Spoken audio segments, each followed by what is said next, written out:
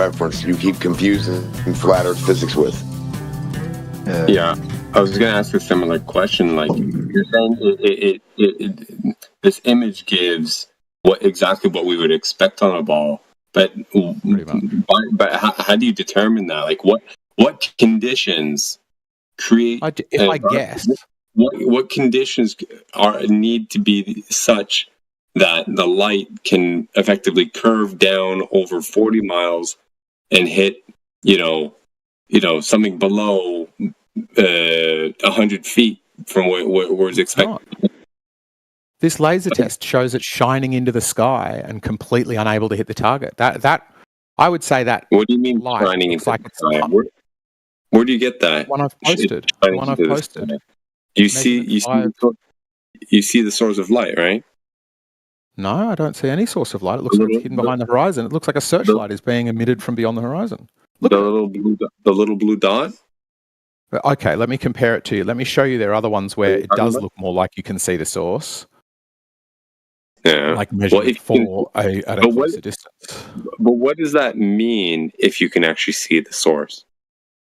What information can one derive from the fact that you actually see the source?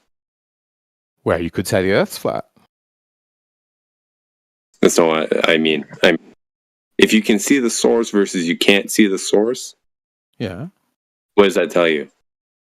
Well, one's like a searchlight shining into the sky. The light is actually shining into your eye.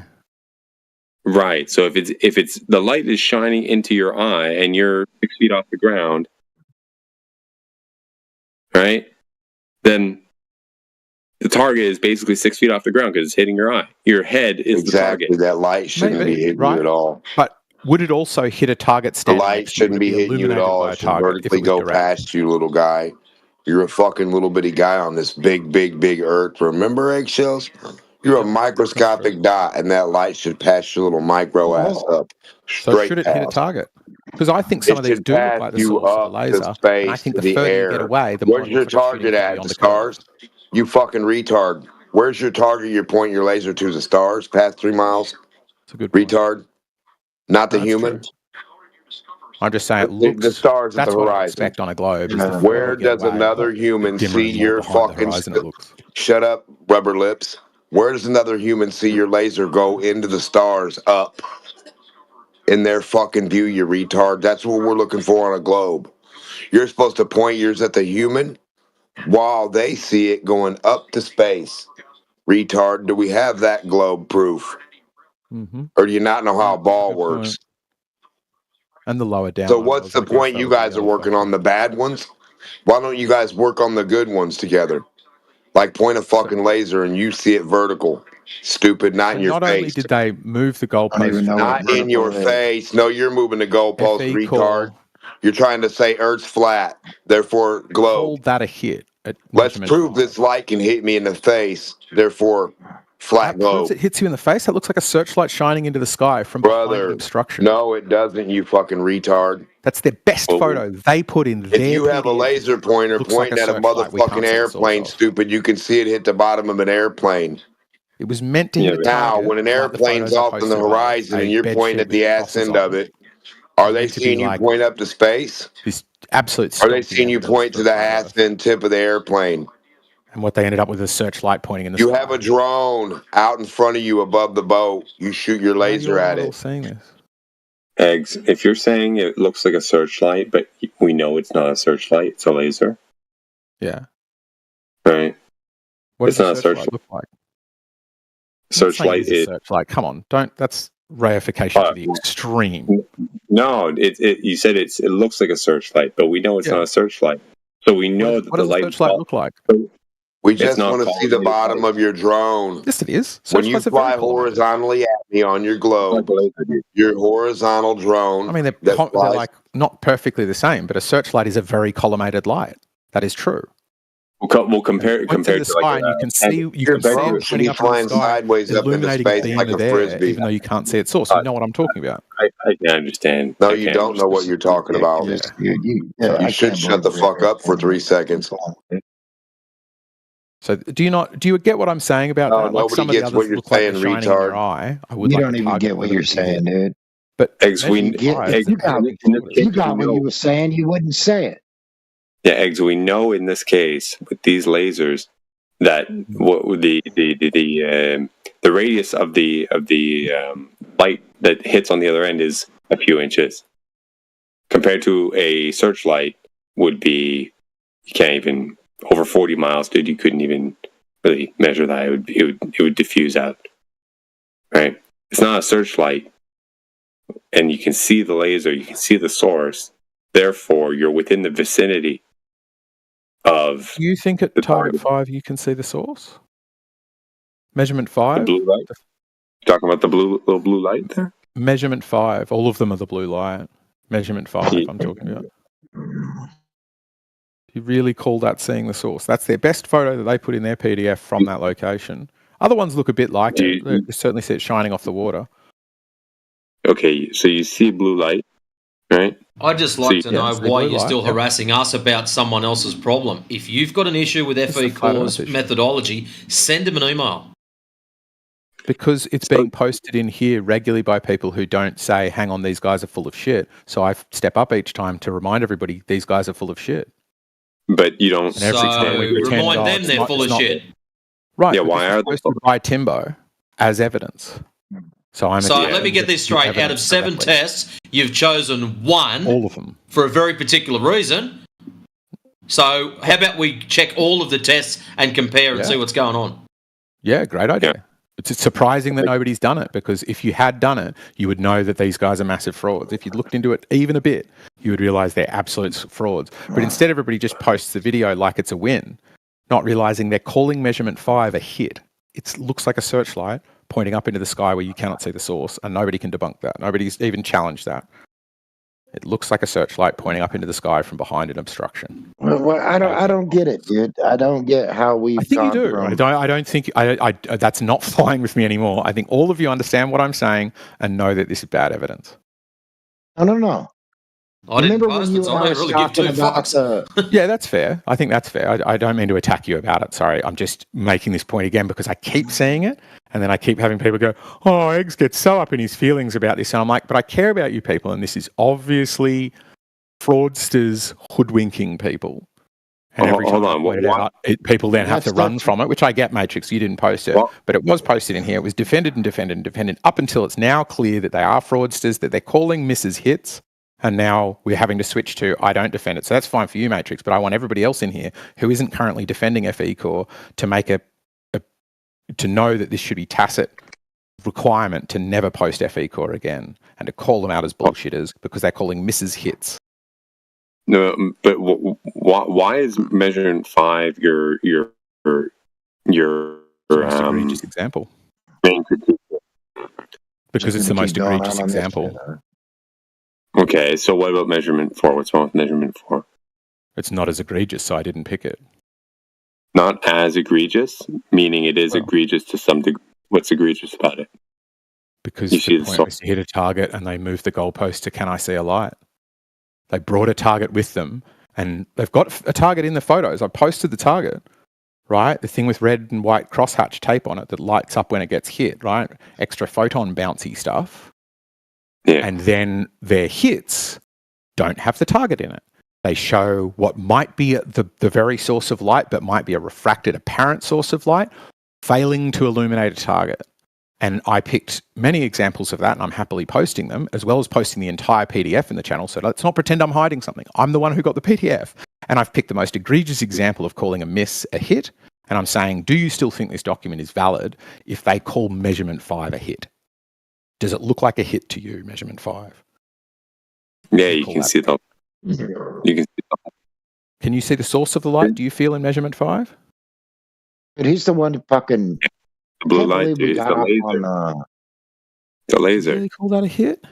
Back to the damn lasers, Do you think that you're seeing the source of that laser? That doesn't look like a light shining from behind an obstruction? Not particularly, no. You can't see the really bright light focal point, whatever thing that you can in the others. Yeah. For sure, centrum, as I've heard it called. Okay, but it is twice as far, dude. Now, if you were over a ball, you wouldn't be able to see that at all. Is the point? Here's the question: if you shoot a cube and you have pictures, the question I've got before you is: are you guys fucking retarded? Can you hear me? If you'd done this, do you? Yeah, let's say we take these photos, everything they did, they were where they said they were, and then you're putting the photos into the PDF and saying whether they're a miss or a hit. Would you call 5 a hit? Yeah, because you can see the blue.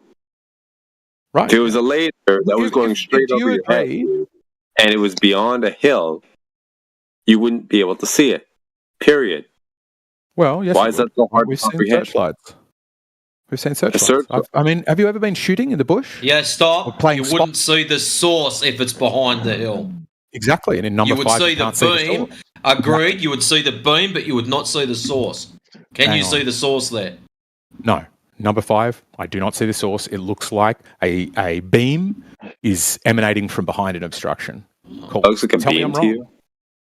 It doesn't look like I see the source, like the one I posted directly under it, which, as you said, has a hotspot or the centrum when you can see that you're in it. Same as you can tell when headlights of a car are hitting you in the eye and when they are illuminating a beam in front of a car. We can tell what something looks like shining from behind an obstruction. And I'm asking you, does that look like you are seeing the source? So measurement 4, we can see the source. Measurement 3, we can see the source. You're up to measurement 5 now, you can't see it. Right. Yeah. Would you call that a hit, is my question. Would you, Banhammer, call that a hit? How far away are they? 40 miles. I'm not asking about the distance. I'm saying, would you say... I am, because it's very important. And the reason I say it's important, they're 40 miles away.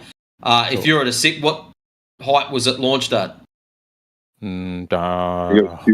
I don't know. 1.6 meters? Elevation. 2 meters. 2 meters, was it? Top floor of something like that.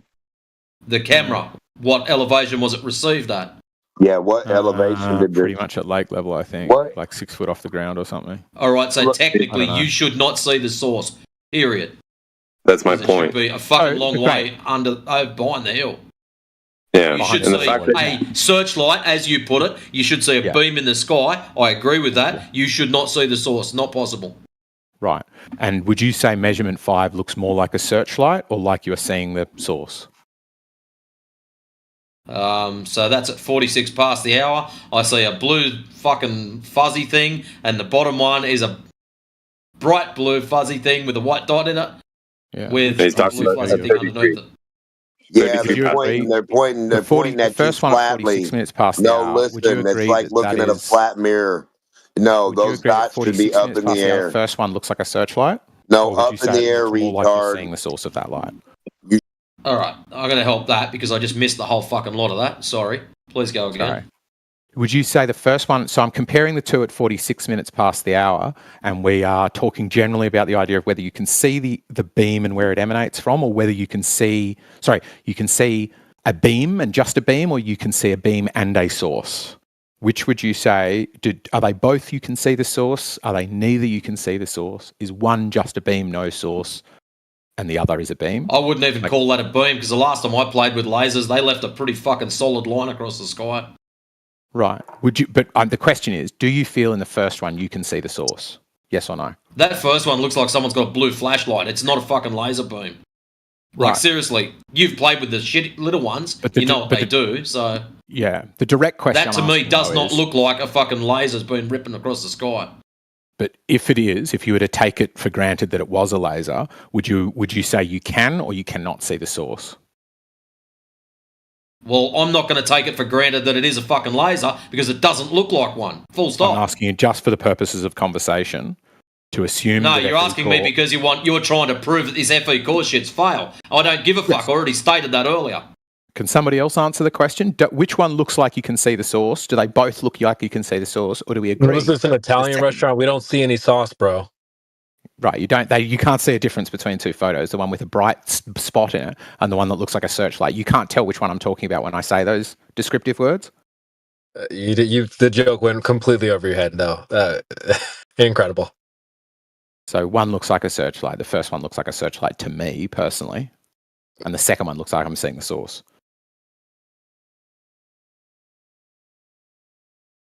No? Yeah, I don't know Don't how disagree? you're getting the searchlight out of that, because if you go back to 42 past the hour, there's searchlights. The 42 minutes past the hour. Yeah, exactly. But you can see the source of those, right? But most of the searchlights What I I've want you ever to do, seen- hold on. All I want you to do is just put your hand across the source, and you can still see a fucking great beam go across the sky. Exactly. Excellent. Yeah. Right. That is not what we see in your image. End of line. You don't see that in either? I can get... What about the video? Just scroll up for the video and look at their own video. What are and you say, even trying to does do measurement right know? now, dude? He's blowing up because he doesn't like their feet core, because he thinks they're all I'm fucking inviting scam artists. you Bro, to this say is a whether it's a hit or a classic miss. case of everything a flat earther says is wrong syndrome. Classic case. No, it's these flat earthers lie and you Yes. sign on to it. You agree with them. No, You defend them when they are clearly calling a miss a hit. You all know what I'm talking about. You're pretending. Not you don't, really. Not which is really. exposing you more. Not really. So you do or The don't thing understand what I'm saying. No, I understand what you're saying. The thing is, eggs. Check it out, dude. Go for it. Even if let's say, okay, just for sake of argument, that number 5 is questionable. Yeah. Okay. Let's say. If we go on to measurement 4, how far is that? Do they tell you? I know the full distances. I've got the PDF up. Let's I've posted it in chat. Let me try and find it. Idjissel Lake 4, isn't it? Yeah. Because number 3 is 21, so measurement 4 might be around that, or let's say 30. Lake 4 Idjissel is refracted. 4 Idjissel is. Bro, and watch this. He's never going to keep the same energy matrix either. And apply these standards to the globe side of things, right? This is that's why I find it funny. It's these weird double standards. Everything a flat earther says is wrong syndrome. It's classic, bro. Classic. No, I'm saying one specific thing from this document is clearly a miss, and you're all pretending you can't see what I'm talking about. That's what I'm saying. Yeah, It's but pretty you're clear. never going to keep that same energy when it comes to the globe things. They're going to present you all kinds of stuff. You're going to turn a blind eye, still say it's a globe. This is the one double standard that you have. Your argument now is that you're accepting this is a massive issue, that flat earthers are co-signing on busted stuff, and you're like, Never said you must that. have broken stuff like Never that. said that. I bet you don't apply the same You're critique. pushing an agenda. You've got some weird rhetoric agenda you're trying to push right now. No one ever said that. I'm just highlighting your double standard, and that's about it. It's not really a double standard, is it? You're just It guessing that is. maybe I don't apply the same critique to the globe. But You I'm definitely guessing you don't apply very, very good critiques at all. If you don't see the problem here, if you're not Don't worry immediately about going, oh me. yeah, they lied Don't worry about about their me. results. I don't know why you're worried about me all of a sudden. I'm just saying you have a weird double standard, dude. That's it. So, That's how you'd like to think. Go for it. So It's clear. They call it a hit, and you're all pretending you can't see that. The longer No you one's pretend, the pretending. worse it gets. No Mick, one's do you pretending. agree that one looks like a searchlight? Worse based on what? Your opinion? Yeah, Mick, eggs. do you agree that I one looks like a searchlight? told you about 5 times. No, if you can see the light, you can see the light. That's why they're counting as a miss, a hit. If it was a miss, you couldn't see the light because it would be over the fucking curve. Okay, so even if one were to grant you that, oh, it's questionable, let's move on. The tunnel. A little bit. If we go to number 4, can you get me the number of how? Are you ready? And we can talk about who's talking. Bro, who's the Yappuccino right now? Just took the yap out of him. Yeah, Please you did continue. ask me for number 4. Let me find that again. Yeah.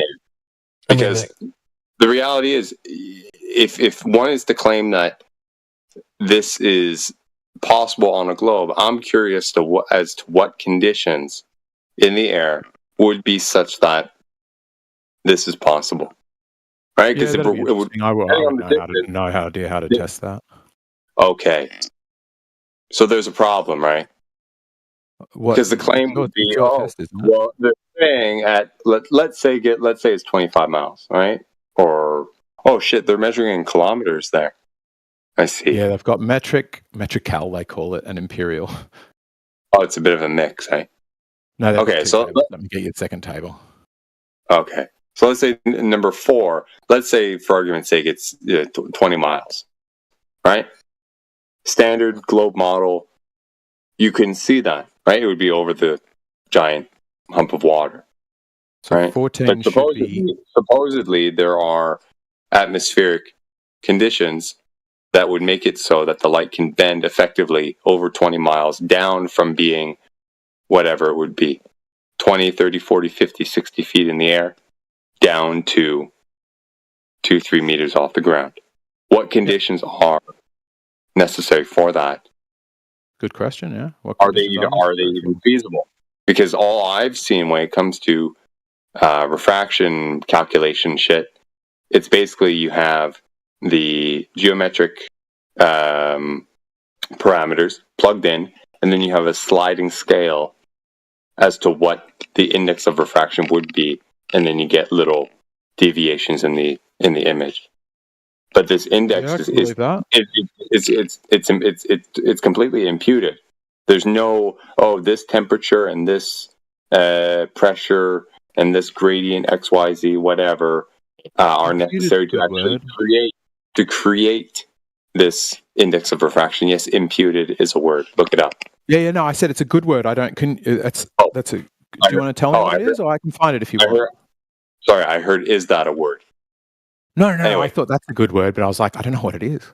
Hey, it's like, it's kind of like working backwards. Let's say I don't have the pure definition off my head. Seems to be something by inference from the value of the products or processes to which it controls. That's a really good one. Right. Thank you. That's a good one. So you have temperature, you have pressure, and humidity, et cetera, and then from that they derive some index. Mm-hmm. But there should be something tangible that one can actually point to and say, oh, well, this and that gives us an index of 1.0001, 1.2, 1.05, whatever, and that would create the effect. Who should do this? And that would create the effect. Are you saying you would have? No. Are you saying you would have liked it if Ecor had done that? I'm not.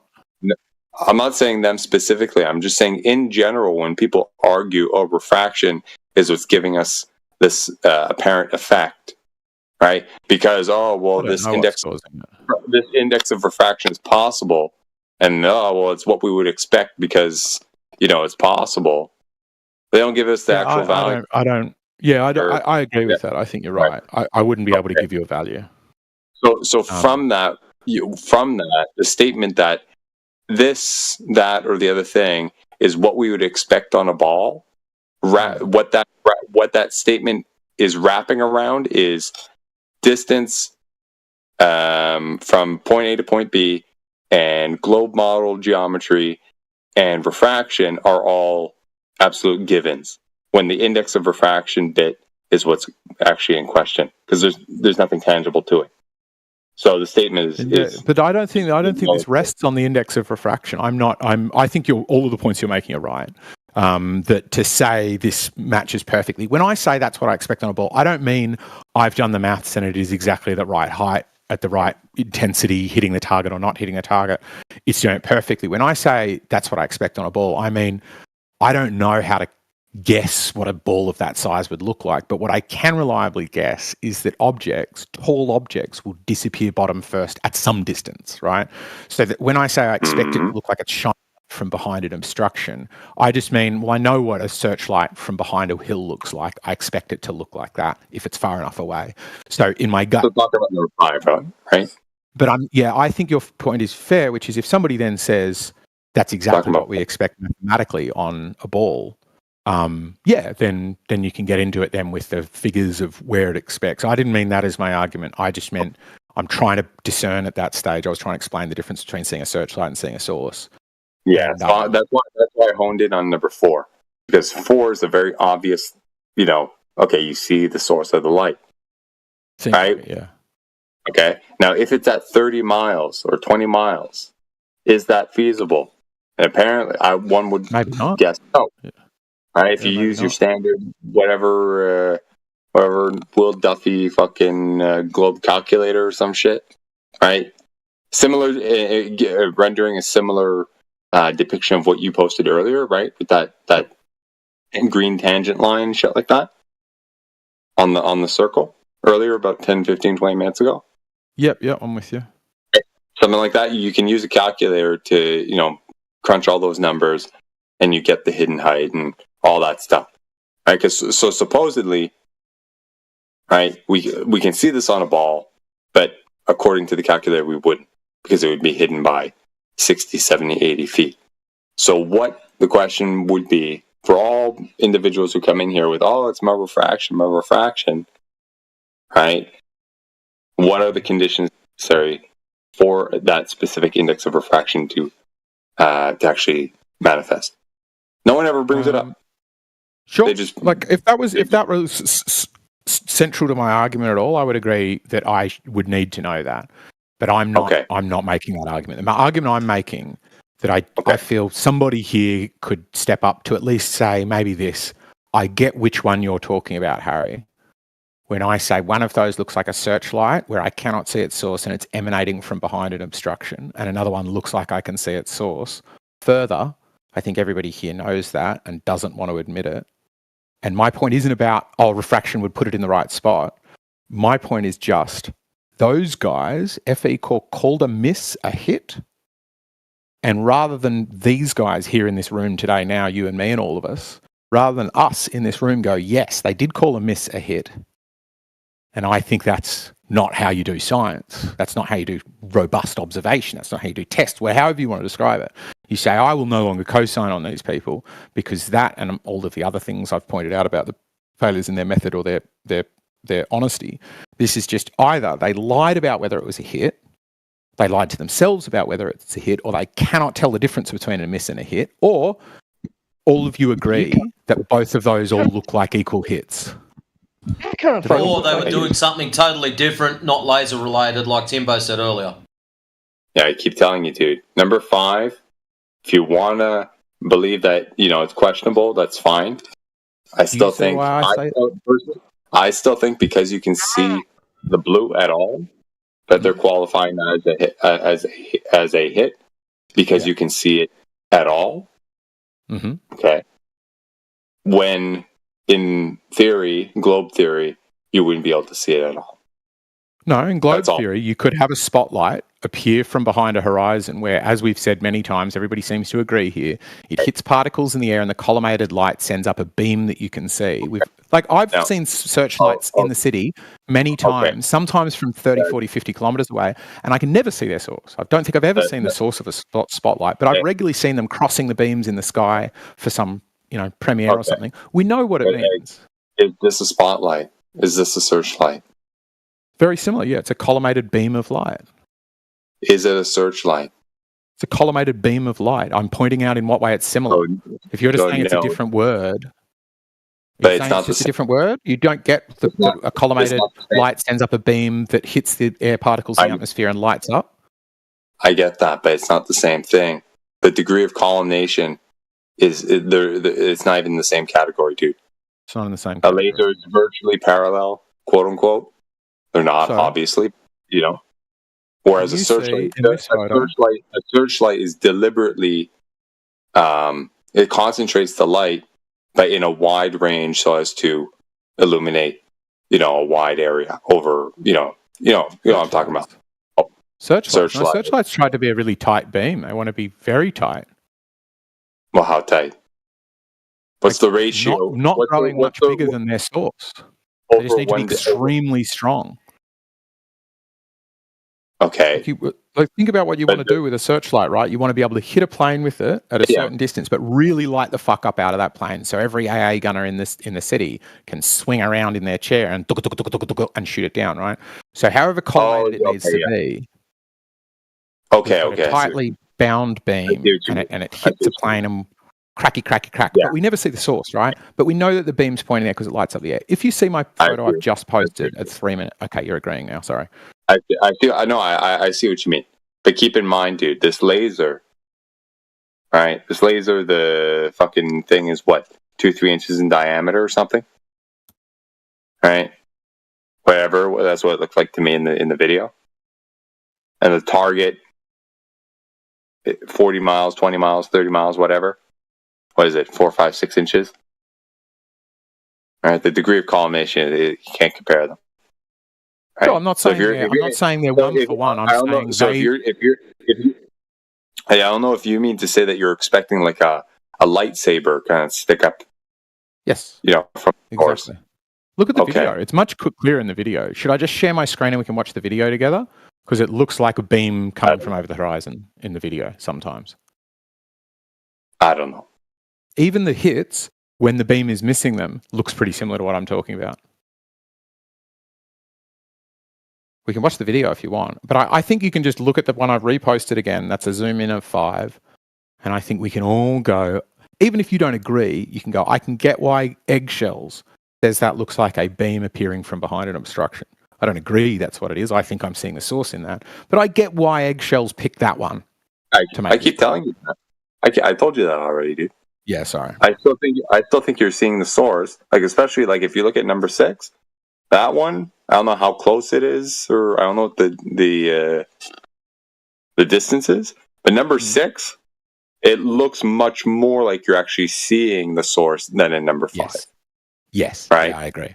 Yeah, very much. Because you got that little bright spot at the bottom. Yeah, exactly. Now, if that's actually further or the same distance as number 5, then it's, I don't know. But number 6 looks certainly a lot more. I can see why they would count that as a hit. Yeah, it's further away. The image is, for all we know, that this is the image is low resolution but blown up so as to accentuate what's actually important in the shot. And in that low resolution, you're losing out critical information. Right. Like actual hotspot. We don't know. So as to antagonize them like this, I don't think it's warranted. Because in the end, dude, at these distances, you shouldn't see anything. Unless, of course, one can actually bring it. Shouldn't you? Why would you not see the beam? They're directly trying to point the beam as close as they can past you. You would see a beam go over your head, maybe. I don't know. I don't know how powerful. Exactly. I don't know how powerful it is, and to actually see that. Yep. But you would see the beam go over your head is exactly what I would expect on a globe, right? Where even if it's bending down a bit, it can't bend down as much as the curvature rate. So if you get enough around the curvature, the bend won't catch you. And you would expect from that spot, yeah, I would say, you expect from that spot to fail to see the source and a beam to go over your head that you cannot get to hit a target at water level. That's what would be necessitated. No, you should hit the target. If you hold the piece of paper or the mirror, shut up, eggs. If you hold the mirror, the piece of paper horizontal to your face, like the bill of your hat, that beam should hit the bill of your hat, the actual light source, like diagonally up. Yep. Yeah, but if the thing is 200, 300, 400, 500 feet in the air at 40 miles, sure. So why don't you? How much does it look like it's missing you by in that pic? We're not looking for source. I think that's missing. That's going over their heads by hundreds of feet. You're choosing the wrong source of proof. Clearly, if you had a square object, one that I'm presented by flat earthers, I finished my fucking sentence. Jabberjaw, a dice, a 6-sided fucking square dice. If you shot it from your position on a globe to your horizon, and I'm 50 foot or 10 miles past that point, your dice, which part of the dice am I going to see? Am I going to see the number 5, the number 1, in accordance to which way you see? You'll see the number 1 as you shoot it away, right? So the number 6 will be on the other end. I'm looking for like the 5, right? So the 5 is facing the ground, right? So we're looking for the 5 to be facing me, but going up in the air. Do you have this handy? Stupid. You got me. You got me. Oh, so pictures cut you out of the fucking thing totally, right? The globe's gone now, right? Since we got a square thing. With totally got me. So I'm sharing my screen of one of the ones. We can see only one side. That one I feel like you're probably seeing the source. I feel like you're only going to see one side of that cube, right? Seeing it 2 very different heights. So I feel like you're only going to see one side of that cube, right? So he's standing, I think. Do they have the target at all of these locations or just at the 40? Why are you so slow? Why are you worried about fucking lights where you can't determine what you're Then we go away to this. Now I'm not sure which I'd call the source of that. Because it should be the highest, but would it be? 28 kilometers. There you go, 28 kilometers. I still feel like I'm seeing the source there. Yeah, because I think what happens is they took a couple snapshots. Look at that. Okay, they took a couple snapshots from the video, and they probably just didn't get the ones with the shots that are the most brightest. Right? What? Does it say measurement? The very best still. Why would you not use the very best still? You're trying to show it at its very best, even scientifically. That's what you. I could grant them as a little sloppy work potentially. I don't think it's sloppy. I think they got the very best picture they had. So now here we are. So we're trying to find it.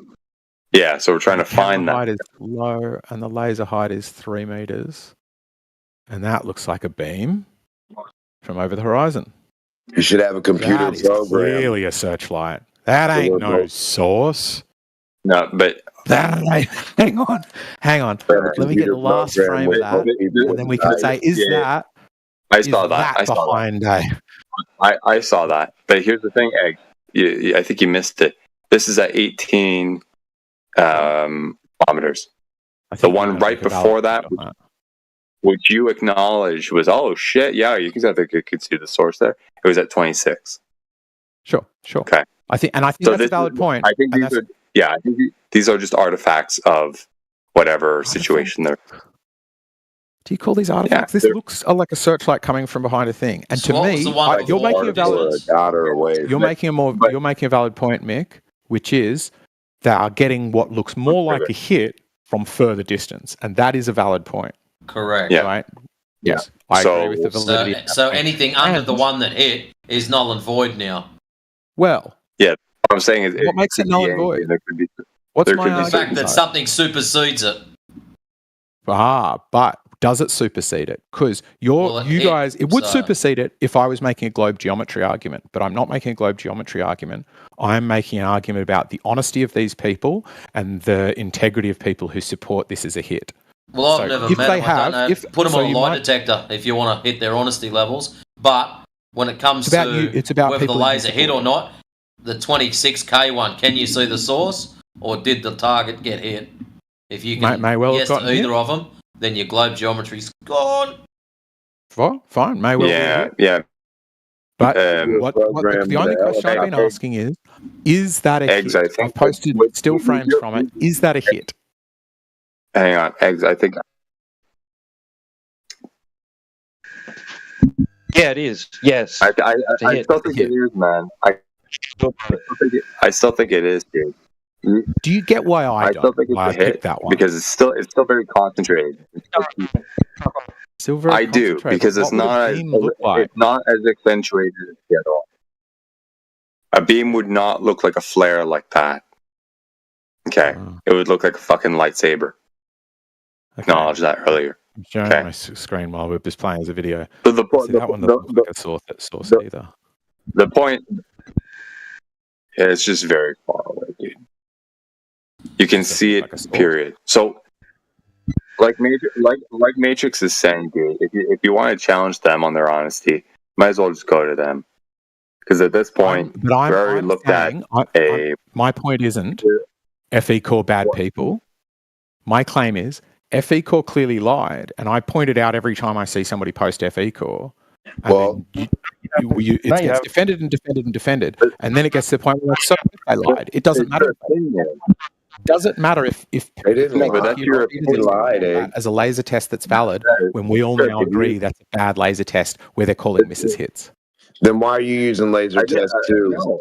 Hold on a second, please. Because it shows that lasers do not care about truth. Why are you using blue blurry lights? Hang on, Demok. 1 second, dude. Eggs, you keep asserting that we all agree. I don't. I still consider that a hit. But and I think calling that a hit. You can see the fucking light. Period. But you've got to understand what the other ones. Sure, but we don't know why that is. You can see the light. I need to know why it is. I can see why you might be inclined to think that. I consider it a hit, and they do too. And whether that one particular one is or is not, they do have obvious hits from further away, right? So if you interpolate from that, you must hit from something from short distance. It's not that fucking hard. Now you're obviously I get that point. I'm agreeing with that point. You have like a hate boner for these guys. So it doesn't matter anymore. It does. Why? The point you're making is valid, and I will happily acknowledge it again. They getting what looks more like hits from a further distance. And so if what I was doing right now was impeaching the size of the globe based upon these tests, assuming they're all valid, you would be right. I would be debunked. Would have been welcome to Flat Earth. The point I'm making isn't I've got a hate boner for them. I feel a bit sorry for them. It is I want to point out when it gets brought into here as good evidence for Flat Earth and people don't go, hey, those guys call misses hits. What it is doing is it creates a tacit agreement in this room. We've got another laser test, another win for us. And this is the best test out of many of them, right? Not the very best, but I would say it's one of the best tests there exist. And when we dig into it's your that you keep asserting your opinion. You keep asserting your opinion. They change No, it's in their documentation. It's not my opinion. If you set up a test and you say, I'm going to hit a target with a level collimated laser, and you don't use a level collimated laser and you fail to hit a target and you still call that a win, even if you're seeing the center of the laser, even the other tests where, what about this distance? Even those, you are clearly a fraud at this stage because you've moved the goalpost out of sight of your original test, which was just meant to be, does a leveled laser stay over leveled water at the same rate and never diverge from it? That's what the original test is meant to do. They've moved it so far that now they are seeing a beam emanating from beyond an obstruction and still calling that a hit from the original test. It could nowhere near a target. It is miles over their heads. Oh, fucking shut up.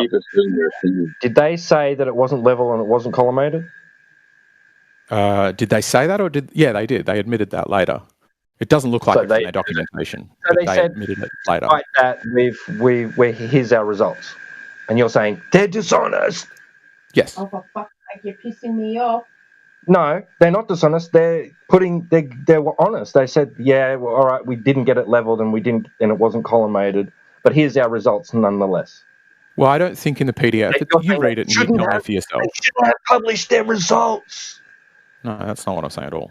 I'm saying you decide for yourself. If you read the PDF, it doesn't look like they admit their salad wasn't working in one of the tests. But it kind of does, I think, actually. You just said they did. You just said they admitted that it wasn't collimated and it wasn't level. What I'm saying is they admitted later that they didn't use the salad. But it's a little bit ambiguous in the test, and they claim to have hit a target, and they do not make it clear. I will tell you this for sure. They do not make it clear that the photos they've got of a target being hit are not. So they outright lied, or they don't make it clear? They lied by omission in that case. Now, the third one I want to bring to you that is evidence of their dishonesty is they got so far from their original test that they got what looks like to me like a searchlight emanating from behind an obstruction. And their original test, which was a salad aimed laser that's collimated, hitting a target and having its height recorded. And they see so far from that it's a searchlight from behind an obstruction, which is exactly what their own prediction was for the globe. And they saw exactly their own globe prediction, and just like Jaron did with his lake test, called that a hit. And everybody in here is pretending like they don't know what I'm talking about. Doesn't look like anything to me. Right. Doesn't look like I don't know which behind the horizon. That is. Well, the same one I've been talking about the whole time. 5 or whichever one it was. Like the one that's the greatest laser experiment in history or whatever. Is that the one? Yeah, I'm just scrubbing through their video and pulling out stills of their hit. Oh, that's even better. Look at this one. Jump over to my stream. I have a quick question though. When they say that they're going to hit a target, do they explicitly say that they actually have like a plastic or paper target that they're actually going to aim at, or are they trying to hit photos of it? Okay. Yeah. But but you can hit a target, like you can aim to a certain area, like where these guys are standing. That's their target that they're trying to hit, where the guys are standing. Yeah, you know what I mean? I'll grant that it can be a very ambiguous term, and that's probably maybe a little bit something on there, and that they ought to brush up if that's what they were implying but didn't make obvious. Okay. What do you mean implying? I lost now.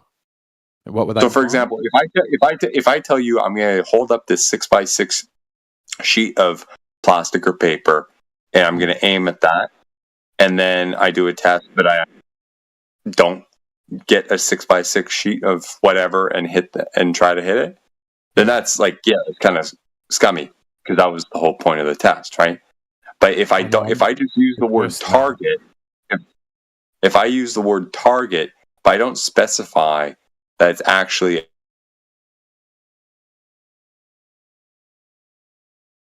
You've cut out for me, Mick. Are you there? You've cut out for me, or have I cut out?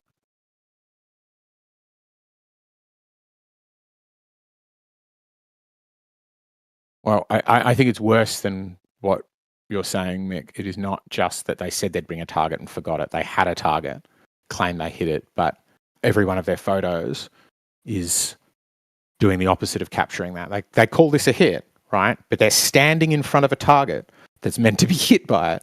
It's like going to the archery range, watching me fire my bow and watching me miss, but because you saw the arrow, you called that a hit. That's what this is like. Right? I've got a target that I'm trying to hit that they brought there to do this, and I fire my arrow, whiff miles over the target's head. Like, I saw the arrow. That's a hit.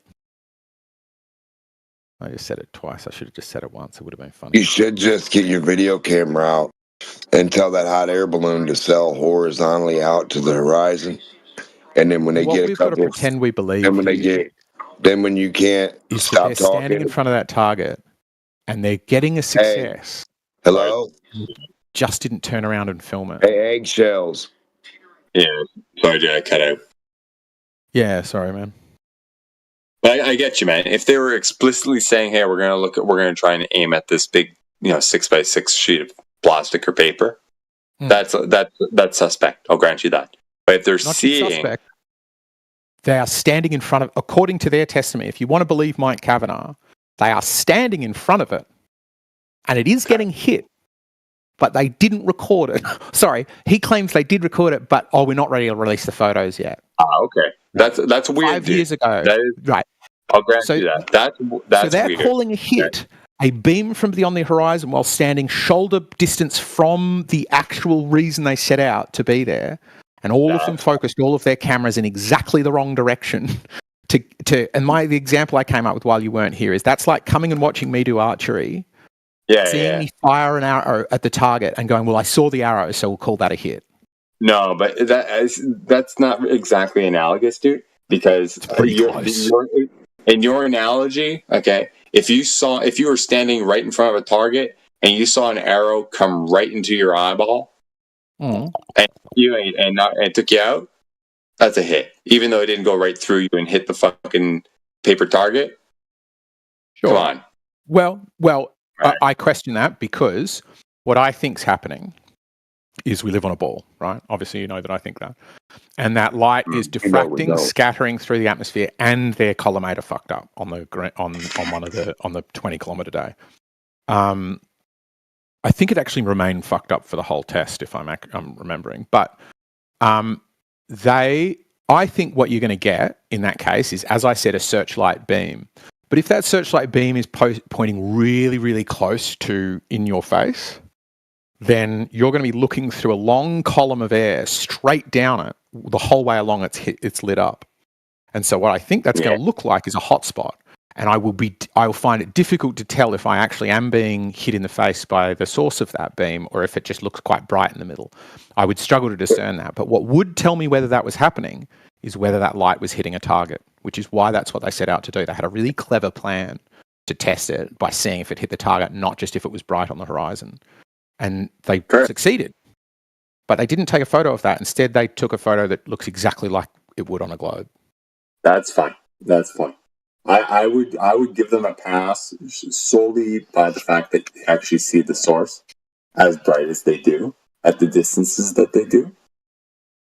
Because technically you shouldn't see that. Unless, of course, one can actually provide, like I was saying before, the necessary conditions for whatever index of refraction, quote unquote, that would have been needed to bend that light down whatever, 60, 80, 100 feet from where it should be shooting over their heads at that distance. Right? So you're saying you would still need a globe or somebody to do the maths to show that would work with refraction? Is that what you mean? Because that's at this point, it does boil down to that, dude. It's very similar to like the theodolite argument. The theodolite argument is, you have this, the waves, whatever it is, reciprocal zenith angles, but they're using these tools that are not made for that that type of sighting at that distance. They never provide the specs. They never go into the details of the atmospheric conditions and shit like that. They don't know, and they just they just throw that at you and just take all these kind of other variables as implicit givens. This is the same thing. The refraction argument is an implicit given. All they have to do, use these globe calculators, is they use the sliding scale as like their magic kind of catch-all. But but that's what I mean. It's not. It's no, because if those conditions don't actually exist, create these environments, then they're just waving a magic wand and saying, whatever the hell they want. Oh, I've got this kind of constant variable, or this, well, not constant in this case, but I've got this variable that we can't really calculate for, but it kind of makes everything fit. That's not science, dude. Yeah, exactly. How about this? How about this, right? At this stage, like the globe doesn't get a free pass, right? It's not getting any leeway, right? It's all just flat Earth proof. How's that? Yeah, that's where I'd go too. It's flat Earth proof. Got him. I've heard that plenty of times. Yeah, that doesn't surprise me. Well, I've heard that from the globe. Sure. Yeah. Do you find it compelling when you hear it from the globe? Are you like, "Well, that was good"? No. How about that though? You like that? I've got the same reaction to it that you do. Yeah. No, you don't. Don't fucking lie. That's cap, bro. Don't fucking lie. Otherwise, you wouldn't be so skeptical about these laser tests. You'd be saying, yeah, the globe does not get a free pass. I feel the same way about what you're saying right now. Globe proof. It's not globe proof. So it's still flat. Well, sure. I mean, it's evidence, though. What I'm presenting is evidence that Flat Earthers massaged their results to call Mrs. Hits, and Flat Earthers in this room. Bro, we don't hit women, bro. Calling it a hit. We don't hit women. So you're doing it right now, yeah. By pretending you can't see the problems with FE core, you're showing again the same thing that is FE core, which is calling Mrs. Hits. It's clearly a miss. That is clearly exactly, I've described quite, I think, evocatively, why it would look like a searchlight behind the horizon and why it does look like a searchlight behind the horizon. So, check this out. Okay. Mm-hmm. Going back to like a previous scenario, how many measurements or observations did they have in that thing? 8? Oh, could well be. I think I've seen up to number 8. Let me get the PDF up again. Or something? Could well be, yeah. Okay. So if one of the 8 is questionable, it looks like a searchlight, and it just so happens to be something that's in the middle of the extremities of their observations, whereby all of those extremities, you would kind of qualify that as, okay, yeah, you can see the source of the light. Let's say that's the case, and one of them is questionable. Why would you count 7 out of 8 for the one? Again, can't be right syndrome, bro. You got a syndrome. Yeah, again, I'm not using this to interrogate the shape of the Earth. I wouldn't use this method to interrogate the shape of the Earth. I'm using this method to interrogate the people in here and encourage their credibility. See, told you guys, he's got the syndrome. Flat Earthers can't be right syndrome. No, that's what I mean. That's what I'm talking about. So I would say, if you're right, what you were accusing me of, right? Is what I'm saying. No, I'm not accusing you of anything. I'm asking a question, right? If you were a teacher and your student kind of gave you, a little test to, finish the test and gave it to you, and they had 7 out of 8 questions correct, would you fail them and send them back a grade or something? Because that's basically what you're doing in this case. No, it's not. No, it's not. Yeah, it kind of is. Dude. You're calling them. You're calling them frauds. You're calling them all sorts of things. You're saying because of one that is questionable and that is subject to opinion. But not one. Right? Not one's questionable. That's obviously false. I've pointed out about 1,000 different things that's wrong with 1,000. That's cap. Maybe bro. 1,000. Maybe 1,000. He's exaggerating now. You can't even count. Yeah, bro. I exaggerated. That's fair. That's fair. Sorry. Yeah, I was just talking about the questionable Did they move the goalpost? spotlight effect type thing versus actually seeing the source. Okay, so let's do this. A kid's gone to do a scientific experiment as part of a science class, right? And he draws up his method, which you got to do beforehand, right? You go a hypothesis, and then you come up with a method to test it. And then they went out and they, as a result of getting the wrong results, rather than going, these are my results. But how do you know they got the wrong results, dude? I was telling you before. They clearly didn't hit the target. I was telling you on the horizon. I was telling you before. Let me finish the example. You asked me about the kids at school. I want to finish the example, please. Go ahead. He then changed the experimental design such that he didn't use apparatus that he said he would, and moved the goalpost of what he called a hit. And dude, let's not act like Globers don't do weird shit, bro. Fine, Globers do weird shit. I'm pointing out an CGI birds, fucking National Geographic. We can go on and on about absolute cap trash that they put out. You don't care. But you want to hone in on one thing, Flat Earthers Day. Oh, look. The Flat Earthers are signing off on this day by day. No one signed off on anything. Name one Flat Earther in this panel right now that signed off on anything. Well, that's how it started. You obviously just got You're cooked. Yeah, CB, this whole discussion started because somebody posted this. You're cooked, bro. What happened? CB, we're talking about the FE core laser tech. Okay, yeah. And a lot of people advocate for that. I would bring that up, on occasion, stuff like that. And he's questioning that because he has Flat Earth copyright syndrome. He's got the syndrome. This particular thing is wrong. No, but Flat Earthers can be right about many things. I can list things Flat Earthers are right about. No, I already explained it to you. The sheer fact that the guys were standing in front of that paper, the fact that they didn't turn around and capture that on video, I granted you that should have been included in the result.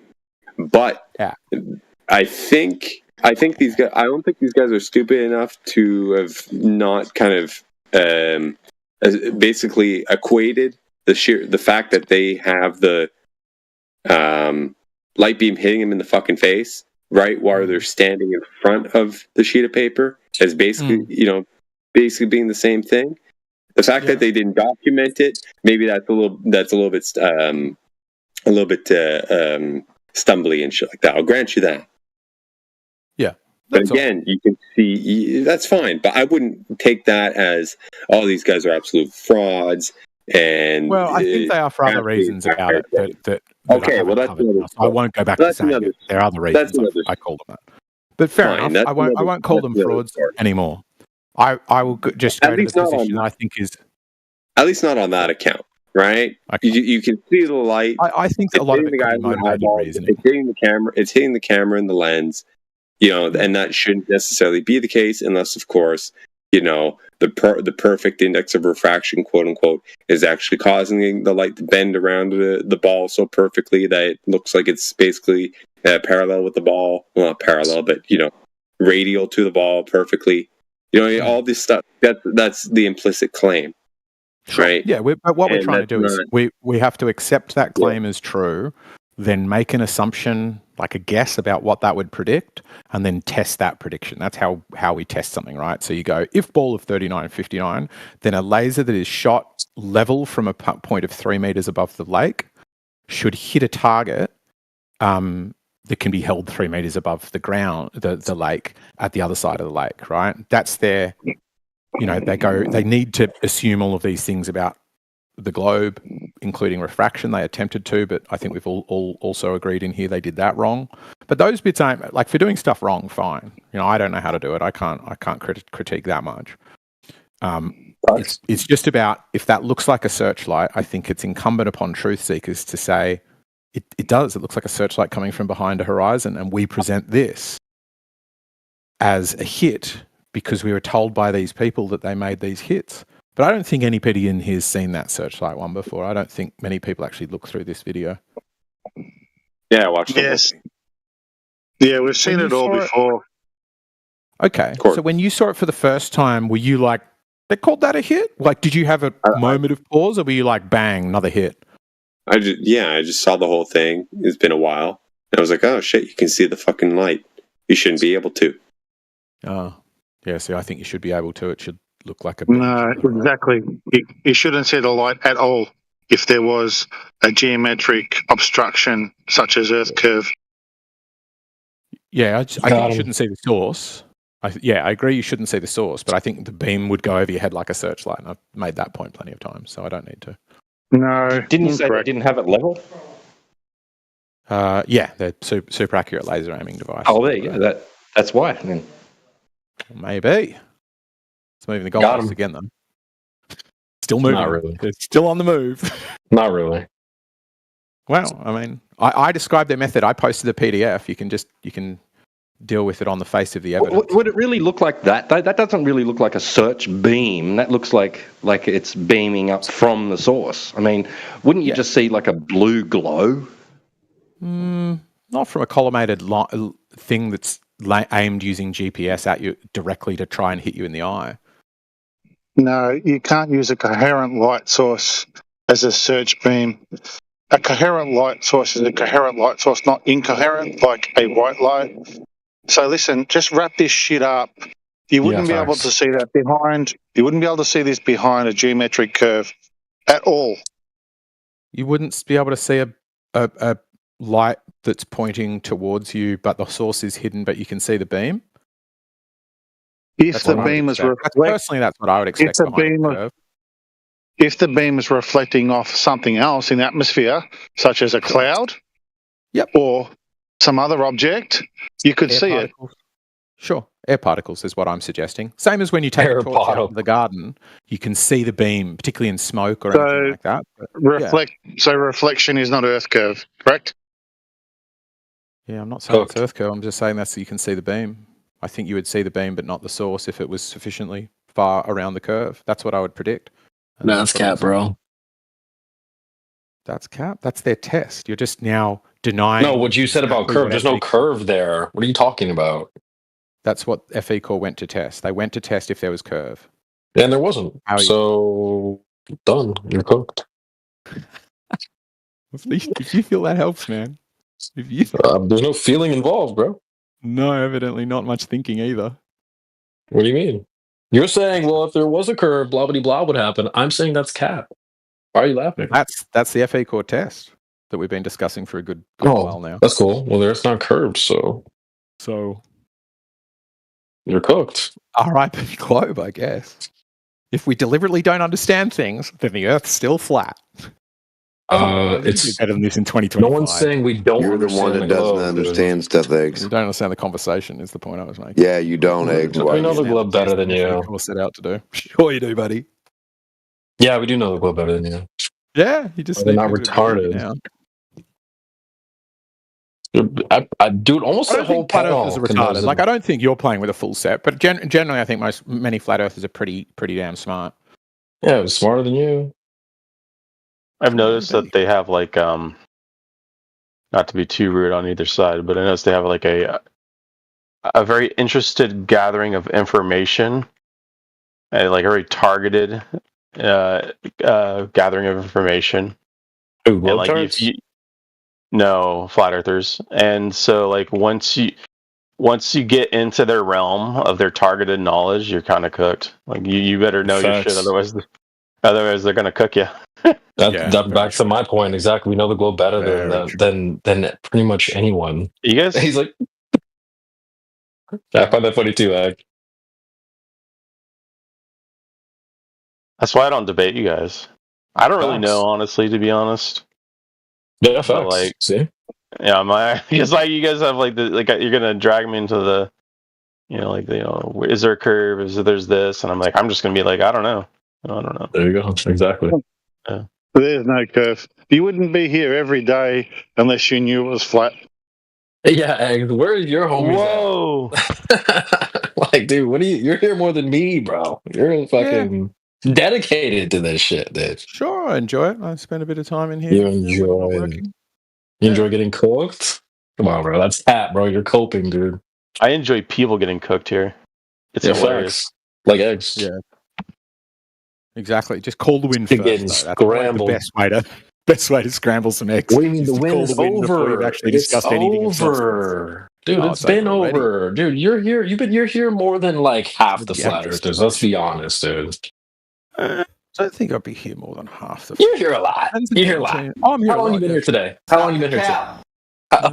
Let's fucking go. That's fucking bullshit. That's fucking bullshit. 45. That's cap, bro. I'm surprised he doesn't have mods that if he's been here too much. FE core? Fuck the search beam. Yeah, exactly. I'd run from it too. Who's running? I wouldn't want to address Who's running? The fact that people calling that search beam in the sky a hit. Bro.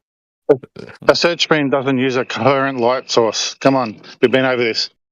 This doesn't have anything to do with the Earth being curved, dude. What does Jado mean? Jado, what does coherent mean? Is that like collimated or is that the color? Oh my god! This fucking and Miggy, cook this guy right now, bro.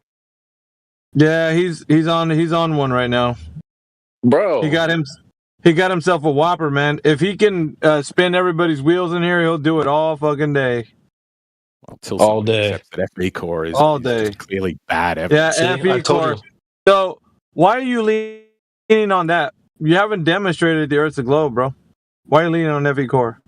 Exactly. That's my point. There's evidence, and I showed that it's evidence of what? What is it evidence of? That evidence. Yeah, evidence of flat earthers. Where's your globe Earth proof, dude? Why you gotta be all up on flat Earth nuts, dude? Where's your globe Earth proof? Rotating Earth proof. I can give. What I said. The globe does not get a free. That'd be interesting. Proof. Yeah. Show us that. Dude. I can give you evidence of rotation. Oh, really? Yep. Where? Oh, this is gonna be good. I would say pretty much any method you could use to tell if Earth was turning will tell you that Earth is turning. That's cap. Yeah. Here we go. That's ambiguous as all. Get out, man. Oh, so you're calling your missus a hit? Everything that can tell you that the Earth is turning, that is what's telling you the Earth is turning. Yeah, how right there. That's what he said, isn't it? What would you use to test it, though, Alpha? These are like everything. You mean like everything that can tell you the Earth is turning? Eggs, everything. Okay, all that. Yeah, anything that you should be able to use to tell if the Earth is turning will confirm. Yeah, like what? Not his claim, Eggs. It's not his claim. Like what? All you, bro. Spotlight's on you. I know. Yeah, I'm just I'm inviting you to. Like, sure, I can pendulum. Gyros. Like what? Pendulum if you want. Gyros, yeah. What do you mean? That would be. Well, what do we look at? No, I'm not going to agree with you. You need to tell me how you're going to construct a method by which a gyroscope is going to tell us that the Earth is spinning. Well, can we first agree that gyro's purpose is to detect rotation? Do we agree with that? Yeah. Earth rotation? What are we going to do with a gyroscope that's going to show that the Earth's rotating, man? Walk me through the method. Ask the question. Do we agree? You're not asking the right question. The problem is we're finding out that you said a gyroscope is proving that the Earth is rotating. Well, I want to know how. How'd you do that? Well, that's what they do. They don't measure Earth rotation. Gyros do. Yeah, the Earth's rotating because the gyroscope told you so. What is it whispering in your ears, man? It's got a readout on it saying 15 degrees eastward. Really? Every time? Like, yeah. Absolutely, yeah. They all show a 15 degree. They all show you've completed. No, that's bullshit. That's cap, bro. That's cap. Okay, that's fucking cap. Do you know that they spin in opposite directions? Fine. Yeah, still get the same result. Yeah. No, that's not the same result, you big doofus. What do you mean? If it spins in the opposite direction. If it spins in the opposite direction, it's not spinning in the direction the Earth's spinning. Duh. Okay. It's not meant to line up anyway, dude. It's like, it's the same result, can you show me a gyro? So you're saying this one that spins the other way? Direction. Yeah. Right. And does it still get 15 degrees an hour? That's my claim. I don't care what you give. No. Show us that. Show us that broken gyro. Well, yeah. So does it exist? If is you're it real or did you make it up? Yeah, no, it's real. It's real. Okay. So, like, when you make this claim, actually, you have to bring the evidence. But I'm telling you that it's not. because you're making a claim that it is. So if you think that it is, then you're gonna have to prove evidence that it is. I've got to prove it's on you. Every single gyro. It's your claim. Yes. Yeah, my claim is that gyros detect rotation. Yes. Sure.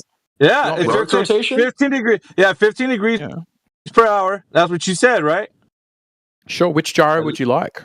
Do you want ring laser or do you want mechanical? Yeah, pull one out. Yeah, pull whatever you like, man. Like there's 31 flavors, man. Ring laser or mechanical? Do whatever you like. Go wherever you want. It's your evidence, bro. And when you say measures rotation, you're talking about Earth rotation? Let's be specific. I'm saying that we're still stuck on the question of, are gyros designed to detect rotation at all? The Earth rotation. Of Earth. The Earth rotation. So the first question is, do you No. Fuck your question. We're talking about Earth rotation because you said you have multiple methods that detect Earth rotation. So let's focus. Yeah, we want to know how the gyroscope measuring the Earth's rotation. The Earth's rotation. The Earth's rotation. The Earth. Fucking hell, man. That's what we want to know. They all detect they're going eastwards at 15 degrees an hour. All of them. Really? Which way they spin. Yeah. So is that like a steady 15 degrees per hour? Like to the tolerance of the device? Absolutely. To the tolerance of the device. What's the tolerance of the device? Depends which gyro. Well, the one that you're talking about. The one that you're talking about, that's the one I'm talking about. Which one are you talking about? Well, we could go ring laser if you want. Well, I don't give a fuck. Go there. Most precise. It's precise. Ring laser gyro. How precise is a ring laser gyro? Yeah, so that bad boy hits at 15 degrees per hour every time? Yeah, absolutely. Okay, cool. Let's see it. Let's see it. Okay. Let's fucking see it. All right, let's fucking see it. Go. Prove it. Hang on. I've got even better. Yeah, gotcha. So excellent. It's going to be so good. You're so going to change your mind when I show you. Yeah, that's cap, bro. That's cool. That's cool. That is cap. That's right. That was because that's what you do. You say fucking bullshit, eggs. That's what you do. You talk shit. Because what you're saying is because what you're saying is when you start this bad boy up, it's going to tell you the Earth's spinning at 15 degrees every time, all the time. Yep. What do? You just put it on your table and watch it? If you want to. Look, I want to see this magical shit going. Go ahead, man. So I posted. Let me get my Beyblades out. Why is it not letting me do that? Fucking because you're a liar, probably. Oh, good one, bro. Why are we pretending this isn't that we don't know the Bob Nodell test? Is that what we're really doing? Yeah, Bob Nodell. Man, don't be talking about no Bob Nodell, man. Get the fuck out of here. We're talking about a ring laser gyro. Is that what you're looking for? Man, it better not be Bob Nodell, bro. No, I was posting a much bigger one. Yeah, go with that one. Because you bring up Bob Nodell, man, that's it for you. But you're I'm pointing out that you're pretending you haven't heard of it. Yeah, it's curtains for you, man. If you bring up Bob Nodell, gyro, what is this thing that we haven't discussed 1,000 different times? That's my point. Yeah, exactly. So you got some kind of magical evidence or something. You're gonna pull out rabbit out of your hat. Go for it. Yeah, I'm just getting a PDF for it. Yeah, okay. Can't pull a rabbit out of me hat, but I can pull a hair out of me ass. You gotta pull it out of your ass, bro. It's gonna be a kick. It's gonna be a kick the can down the road scenario. He's gonna say, "Oh, I got it, man." But it's not like in the other room. But I got it. It's a recent paper that shows that it shows a ring laser gyro, not just measuring diurnal rotate, like the hourly fucking thing, but also, why are you teasing everybody, man? Drop this motherfucking shit in the text, bro. Man. Click on the fucking link. Jesus, you child. Already having a tantrum before checking whether it's already... Bro, you've been here longer than anyone else. Just relax. It's not about how long you've been here. Jesus, you've almost got the point. You're dedicated. You're dedicated, bro. Research. Let us know when you catch up. ResearchGay.net. You're obsessive, bro. Just relax. Yeah. Direct measurement of diurnal polar motion by ring laser gyroscopes. Pretty good, right? What the fuck? Pretty good. Yeah, man. From June to Jan. Showing also. We report the first. That wobble. The first direct. Dude, shut up. We report the first direct measurements of the very small effect of forced diurnal polar motion successfully observed on 3 out of large ring lasers, which now measure the instantaneous direction of the Earth's rotation axis to a precision of 1 part 10 to the 8. Says when averaged over a time interval of several hours. Ring laser gyroscopes provide a new viable technique for directly and continuously measuring the position of instantaneous rotation axis of the Earth and the amplitudes of the these letters are small Opolazar modes. In contrast, the space geodetic techniques. It's got some acronyms in there. Contain no information about the position of the instantaneous axis of rotation of the Earth, but are sensitive to the complete transformation matrix between the Earth fixed and inertial reference frame. Further improvements of gyroscopes will provide a powerful new tool for studying the Earth's interior. Oh, really? So let's see. So I posted. So where's this? Yeah. So hold on, man. Hold on. So where in this is telling us about the setup? How you set one of these things up? Oh, it's not. It's not. Eggs. Go to the bit that says method. I don't know. I posted. He doesn't know. What do you mean you don't fucking know? I told you, doesn't. What do you mean you don't fucking know? I was asked. Oh hell nah. To show. I don't know. What was the request? Get the fuck out of here. I don't know. Point me to where it fucking tells me how the shit's set up, or else you're fucking toast, dude. The paper. It's in the paper. No. Where? That's called an elephant. No, hold up, dude. That's called an elephant hurling fallacy. You want me to go through your bullshit? You asked for an elephant. And you haven't even read the motherfucker, dude. He didn't ask for an elephant. Did you read this bullshit? Very precise. Eggs. He didn't read Eggs, did you read this? Hold on. Eggs, did you read this bullshit? Yeah, more or less. No. Like I skimmed it. Bullshit. Y'all, you lying piece of shit. You ain't read none of this motherfucking PDF. On fire. Fuck off, dude. You ain't read none of this PDF. You don't know what it's talking about. You don't know the setup. You don't know what they did to set it up. RLGs. Nah, some RLGs. Bullshit right here, man. I'm going to guess that this is another feeble attempt. This is another feeble attempt that you're doing to actually try to throw an elephant at us, and you search for the shit in my PDF. Yeah, I asked for some shit that you actually researched, so you can tell us how it's done. No, it's not. No, fuck off, dude.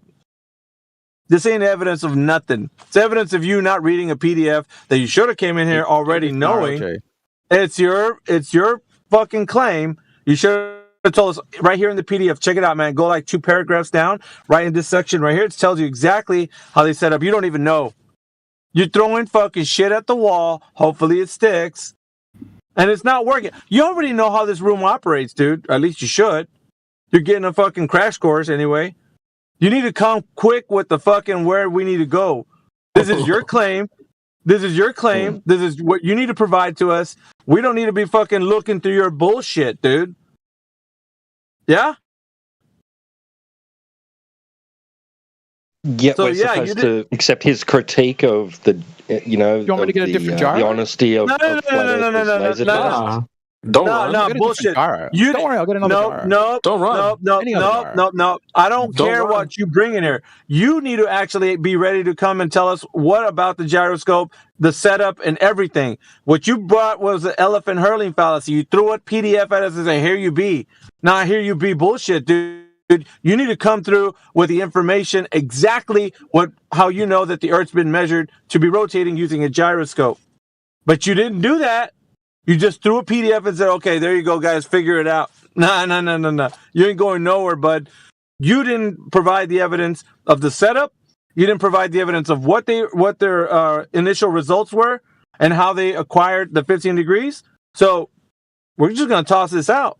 You were ill-prepared to come through with the information to substantiate the claim that the Earth's rotating via your gyroscope method. So now it's out. Simple as that. That's actually at first when someone says, "Hey, that's an elephant hurling fallacy." Well, you asked for an elephant. Yeah. Are you serious?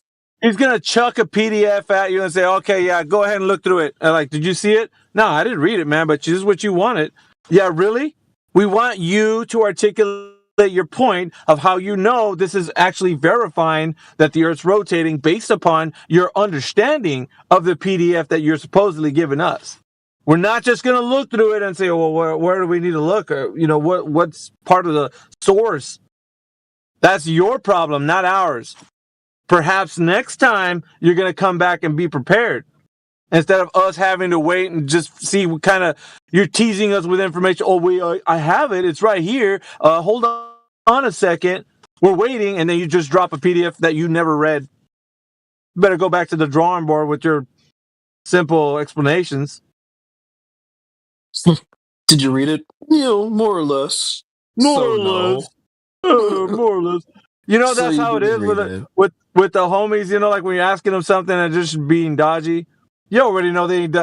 This is some game, dude. He's just running game on everybody right now.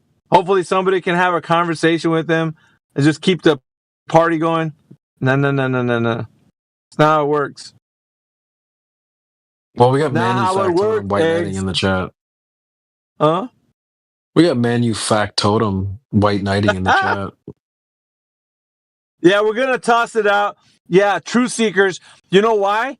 Because he wasn't prepared to tell us exactly how the PDF describes the very thing he thinks that brings the evidence. That's what Truth Seekers want to toss out. If you're coming in here just chucking PDFs at us, oh, here you go. Did you read it? No, sort of, kind of. Really? Then you're not prepared to tell us the truth. Manufactotum. And put that shit in quotations. Yeah, it matters because if I make a claim and I don't know how to substantiate it, then it's my fault. I made a claim, I can't substantiate it, so it's my problem, not yours. So therefore, it's Eggshell's problem, not mine or anybody else in this room's. Well, the paper is substantiation. The fact that he didn't really memory. Did you read it? Did you read it? Did you read it? No, it's not my paper. Okay, then. So you didn't read it either. So then it's not your paper. You didn't bring it up. It wasn't your evidence. Not your problem. You should just be closing your Cheeto hole. Wait, why did you toss it out, Manufactor? Why would you toss it out? I didn't toss it out. I'm gonna read it. I'm gonna read it. Oh, that's what I'm gonna just say that. I'm gonna read it. Are you getting like you need to go? I haven't read it before I ever. Hold up, man. You guys need to go back to the or whatever you guys are. Make a little huddle, with a team. Your little server. Go over there and talk about this, because next time you come in here, your ass better be prepared. Because we're not just going to come in here and you chuck a PDF at us and we're like, okay, where do we need to look? I mean, what's the information at? And it's right there. It's just go ahead. It's it's right there. No. You better come in here strapped. Flat. That's exactly what I would do. I would take the time to look at it. If I was honest about actually seeing it.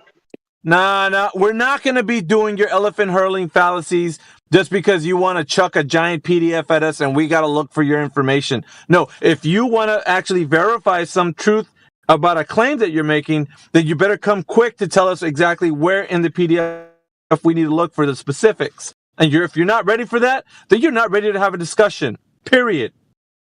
That's what we deal with in here. If I presented you strong specificity, specificity. If you're not hyper specific, we don't care. If I gave you the secret to the meaning of life, or like how to distill gold, come on. You just toss it out because I can't myself repeat it. Yeah, no. If you make a claim and you have a PDF that backs up your claim, and we ask you, hey, did you read the PDF? You're like, well, so kinda. Really? So all of your claim is supposed to be backed up by the PDF, and you didn't read it. So we're just going to toss it out like I just did. It's tossed out. I know. That's the issue. Well, it's not an issue for us. It's one for you. The issue is yours, not ours, right? It's your issue, not ours. Yeah. I look at everything people link me. Yeah. No, it doesn't. You are being slimy right now because you want to make it sound like I'm tossing something out that the truth is right there, but here come the truth seekers tossing it out. No, that's not how it goes. Potentially, right? No. There's potential. No, it's not. I don't care about maybe, almost, potentially, none of it. Yeah, exactly. No, I do. Right. I do care. I do care, but you don't. No, check this out, man. Now, you're not going to play the Uno reverse card on me. You don't care. I care. You don't care. If you cared, you would have came in with the information to substantiate the claim. You would have told us exactly where in the PDF we need to look. Not you, because it wasn't yours. You want to advocate for eggshells. but I don't know why you guys do this. All right, you advocate for one another, and then when I tell you, well, how do you do this? You're like, well, it's not my paper. I didn't commit it. Well, then why don't you sit down and let the person who's muted, when he comes unmuted, then he can stand up and tell us for himself, instead of you being a talking head for him. Yeah? Because I saw a dishonest tactic and I chose to Not dishonest tactic. Man, you are the most dishonest person, dude. If you would actually understand what we're in here about, you would advocate for truth and be like, dude, Eggshell should have actually came prepared, but he wasn't. Well, you should have came prepared, but you also should have engaged with the material. No, it's not. You didn't even engage with it. It's not our claim. It's not our claim. It's his. He needs to come prepared, not me. I don't give a shit. I'm ready to have the conversation. He's not ready to present. If I have a claim, I better be ready to present. Yeah? It's that simple. And I'm guessing that he's taking this time to read these. No. He has how many? Dude, ask CB how long this fool's been in here, and not only hours, bro, today, but how many days prior, and how many days prior. The guy sits in here all day, all night, every single day, almost every day of the week. You telling me right now he's looking through the information? That is some bullshit, dude. Right there. That is some bullshit. And you know it, Manufact Totem. Because he's in here all the time. He could come prepared and he could give it to us at any time. But now he's scrambling to find the information? I don't think so, bro. He can go away, come back tomorrow when he's ready. Yeah? What you guys were asking for was a distilled version of it, right? In his own words, so to speak. All right, I'm going to hand this over. I'm going to hand this over to you guys, so go ahead. It's all you guys. I just want to highlight there's a chat is saying, I had a global friend that was listening to the live stream and heard the whole situation. And even he said that Eggs is on some snaky snake shit, bro. Oh, that's fucking great. I fucking love that. You got Globers cooking you from the YouTube stream, Eggs. Holy, bro. You're like fucking... We scrambled over hard? What's going on, dude? What the hell? I was just going to jump in and say real quick. I'm surprised, Manufact Totem, you're even like trying to white knight, because you know that you yourself as well. You guys know the arguments. You know how fallacious it is to bring up shit like Bob Nodal shit. Everyone knows that shit's been debunked in the sense of the way Globers try to push this false narrative of, and then Bob Nodal even made a video to reply to that to correct all you fucks. And you guys all watched it, and you still say the stupid shit you guys say after seeing the fucking rebuttal. It's snake, bro. It's like that. Whoever was on YouTube, you're 1,000% right. This is snake tactics. Isn't that exactly what both sides on this do? You guys have been presented with our stuff. You've seen the rebuttals. You still deny it because you don't think it's accurate. Hold on. Let's address that. Which one specifically? Which one are you talking about? All of them. Anytime you bring up the Black Swan, we have the rebuttal of refraction. Say, that's still not adequate because it's bullshit. Both sides do that. The reason it's bullshit is your refraction is not enough to account for the distance seen. Even if we give you maximum possible refraction that is theoretically in-fucking possible, it's still not enough. It's a base. Well, let's address that. Because the globe model, at most, requires a couple degrees of refraction, whereas the flat Earth, to make sense of the observations, requires on the order of 30 degrees. So however much refraction we have or need that's impossible, the flat Earth requires orders of magnitude more. No, but those are, hold on though, those are claims though. Hold on. Wait, Opak. Why do you believe, Manufact Totem, have you got some backwards methodology going on there? County in... No. Why is it you believe we need more refraction in order to see? Using the Black Swan? No, not using the Black Swan. for the whole thing. Yeah, that's what we're discussing, is the black swan. You brought it up, we're discussing it. Why is it you believe we need more refraction? So to make sense of angle measurements to Polaris, from the poles to the equators, you need... Okay, I'm going to try again. Obviously, there's something wrong with your hearing, or maybe I broke up or something. We're discussing the black swan. You were talking about us needing more refraction. Why is that? We're discussing refraction, not specifically for the black swan. You say we need too much refraction. That's what we're discussing in swan. due. You said, excuse me. You can be excused all you like. We're discussing the black swan. You're telling me how we need more refraction than the Baltard model, which you still haven't fucking shown anyways, so it doesn't really matter. So, why is it that we, flat earthers, need more refraction for the black swan? I didn't say for the black swan. I said you need more refraction to make sense of observations. Maybe you didn't hear me. We were discussing the black swan. So why would you... My claim was not regarding the black swan. So, typical Globetard tactic, just fucking sidestep to another subject. Awesome. Forgot they do that.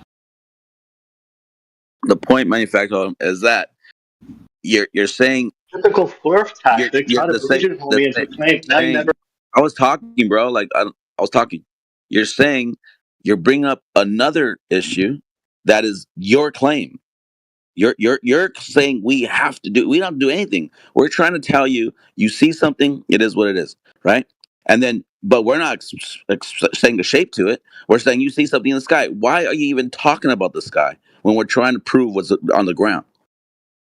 Why do you keep doing that? Why do you keep referring to this bullshit? Now, the bullshit here that we're talking about is we're on the Earth and we're seeing this distance, and you're like, oh, it requires 3. That's all bullshit, dude. Because on a clear day, you can see it, and on a fucking weird day, you don't. It's that easy. Don't toss in your bullshit claims on how you think it's working, and it's looming up into your vision behind the bottom, the curvature of the Earth. That's total bullshit, dude. At the end of the day. So you're stuck. Yeah, go ahead. My claim was to do with refraction. An example is the black swan. That example is evidence to you guys that we need too much refraction. I said another observation is celestial objects. The fact that you guys don't want to deal with celestial object observations is fine. That's your right. But that's also, I would say, deceptive. That's a bit of a tactic. No. It's not a tactic, bro, because you're talking about something in the sky. We're talking about the ground. The ground we're standing on. You're talking about you understand the heavens, and we're saying you're full of shit. Because if it's not understood, because there is some anomalies that fucking don't make sense, even though Globers will fucking hand wave that and be like, no, but we know how it works. Fuck you, you don't, dude. But on the ground, we know how it works. Because that's tangible, that's fucking measurable, that's observable, like to where you can test it out and prove it yourself. You can't test what you're seeing in the fucking sky. The sky is the sky, dude. The way something's fucking weird off by the 30 degrees or whatever, dude, that's because it's the fucking sky, dude.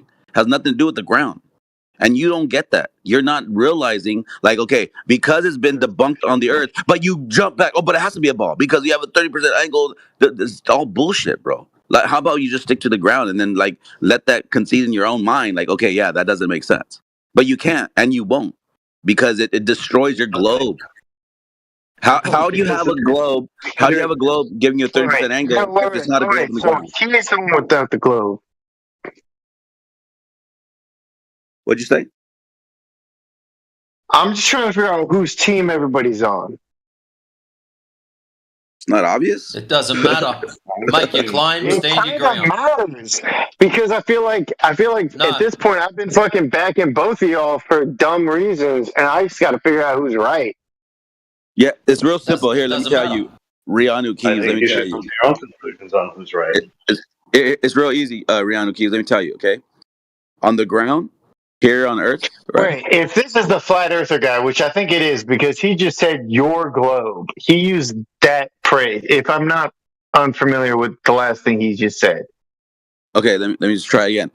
here on Earth, we see things a certain way. Okay, I kind of want to listen, but also I wish I had more beer. I have a little bit more. I have just a tiny bit more beer. You don't have long. All right. On certain days, we can see things that debunk a globe. It can't be a sphere, okay? Because it goes against the model. Yep, I don't have enough beer, but it's still a decent amount of beer. Okay, here we go. So when we look at the sky, and there's all these, differences and all these, obviously that's why it's always being debated. But when you're talking about the sky, though, that has nothing to do. It's easier to drink liquor. God damn! Just mute yourself, then, bro. Go get drunk, then. Just mute yourself, bro. Just enough already. You're not even wanting to engage in the conversation. That's fine. It's total bullshit. At the end of the day, there's no point in someone bringing up something. Oh, but what about the thing in the sky, dude? We're not talking about the sky. We're talking about the ground, bro. And if we could falsify a sphere by the things we can actually do on the ground, then how do you have a sphere to begin with to look at the sky? It can't be a sphere because we're on the ground observing that it's not. It's that simple, dude. That's why there's flat earthers and that's why there's globers. The ones that get it and the ones that don't. It's easy. Yeah, it's a little too easy. I think that's a little simplistic. You have to throw away the entire sky, which, by the way, is a thing we observe. Hold on, stop. Why do we have to throw away the entire sky? Why do we have to throw away the entire sky? Fucking sky! Why do we have to throw away the sky to prove the ground is flat? Because the sky contradicts the ground being flat. The sky has no relevance, reference, or anything to the shape of the fucking ground. I wholly disagree with that. So how is you looking up into the fucking sky prove the shape of the ground? Please enlighten everyone. It gives us a sense of our position relative to it. What don't you grasp, bro? What can't you grasp, bro? I understand what you're saying. I don't not understand what you're telling me. Okay, I don't agree with you. If you are saying that the sky is represented by your claims makes it a sphere, okay? No, let's go see if we're on a sphere. Oh, we're not. So then how the fuck do you conclude that, oh, but I could still count on the sky to make sure it's a globe? When you're on the ground debunking that claim. Like, what don't you understand? Fair question. Yeah, that's a fair question. So the issue with that is when you say, oh, look, it's not. With everything that I've seen that attempts to make that claim, that supports that claim, taken from the ground, at least presented by the people I've spoken here, doesn't do that. What? Oh my God, bro. The globe debunks that have been offered are not actually debunks. That's cat, bro. Dude, are you kidding me right now? See, that's what's stopping you, dude. That's what's got your brain locked. You're not able to all of us. That's what you need to understand. That's what you're up against. That's what you need to understand. Just saying we've measured your stupidity. Yeah, we are against that. Sure, very cute. If you can accept the fact that if it's supposed to be a globe, then okay, well then let's look at it. And then we find out, wait, there's a horizon that's behind the 9-mile target in the observation, and it's still perfectly straight across horizon. If you can't grasp how that debunks the globe, that's what we're dealing with your ignorance of the facts. That's what we're dealing with. That has nothing to do with the claims at this point, because you're just not willing to accept the facts at this point. That's what it comes down to. No, I accept the fact that it looks flat, but that's enough for you? You don't want like an actual measurement? You're just going to eyeball it? So it looks flat, but it must be round. That makes sense, right? Logically? No, it doesn't. That's why people exist in this argument. Nobody said that. Yeah, I know, dude, because nobody says that. Hey, you literally just said it's still a sphere because the sky, even though it looks flat on the ground.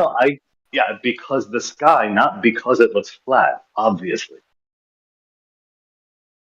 Dude, again, the heavens, bro, the way things are, the way we observe them, that is what it is. Now, the whole story has been built around that. But okay, you're in the sky in La La Land. Okay, great. Now let's go to the ground. No, now we're I'm on the ground. I'm on the ground looking at the sky. No, I but see a moon. For you example, don't that's look tilted up. with reference to the moon you see. But you don't look up to explain what's down. In reality. Absolutely. No. Yeah, well, that's the problem. Here's what I'll do. All right, here's my olive branch. All right, I'm willing to toss all of that out if you give me actual measurement of flat. Oh my God, bro. Okay. So, all right, I'll roll with that. Just a quick one. If I was to hand you a tape measure and say, please measure your lounge room floor, would you spend the whole time staring at your fucking ceiling? He would, yes. No. Why not? Because you're asking me for a measurement of dimension, not curvature. So, curvature is not not how a measurement dimension? works, right? It's not a length. You're asking me for the length of something. So you're now telling us that we don't know how measurements work, but yet you silly fuckers have yet to produce one. I'm definitely telling where's your measurement of drop over distance? Manufactotum, where's your measurement of drop over distance? Where's your measurement of drop over distance? I heard you the first two times. Obviously not. If I provide this, we have to be speaking the same language on what a measurement is, right? If I provide you a measurement, you say it's not a measurement. No, I'm not, because I'm not got. Are you that much of a weasel because you know I've just backed you into a fucking corner? No, I know you don't know what a measurement is. Can you tell me what it means to measure something? So let me get this straight. I just asked you earlier if I hand you a tape measure to measure your fucking floor, but yet I don't know what a measurement is. Are you stoned or stupid? And that's part of the reason I asked that. So what am I measuring? So you're stupid. The width, the square footage? What does a tape measure measure? Distance. You are coming to me with drop over. You know what? I'm going to fucking help that out. Yeah, I'm over you already. Fucking weasel. CB, what did you let it in for? Me? I mean, we're just cleaning house right now, bro. We're cleaning house. Oh, shit, man. Got my band hammer out, too. Pause.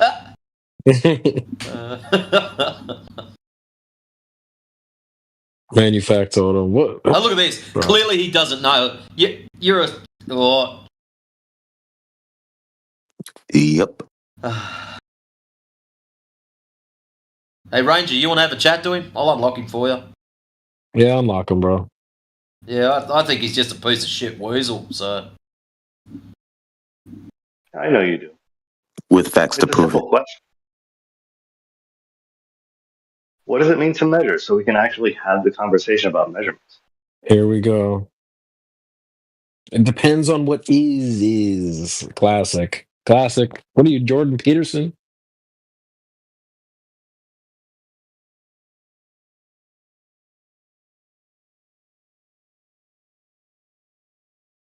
Calculating is not measuring, by the way. It shouldn't be that difficult. Calculations are not measurements, by the way. Okay, good. So we've established. We'll cut that off. What is it? Sure. So what is it then? What is what? What is a measurement? We've established it's not a calculation. It's not a calculation. What is it? I don't even know what you guys are talking about. Matrix.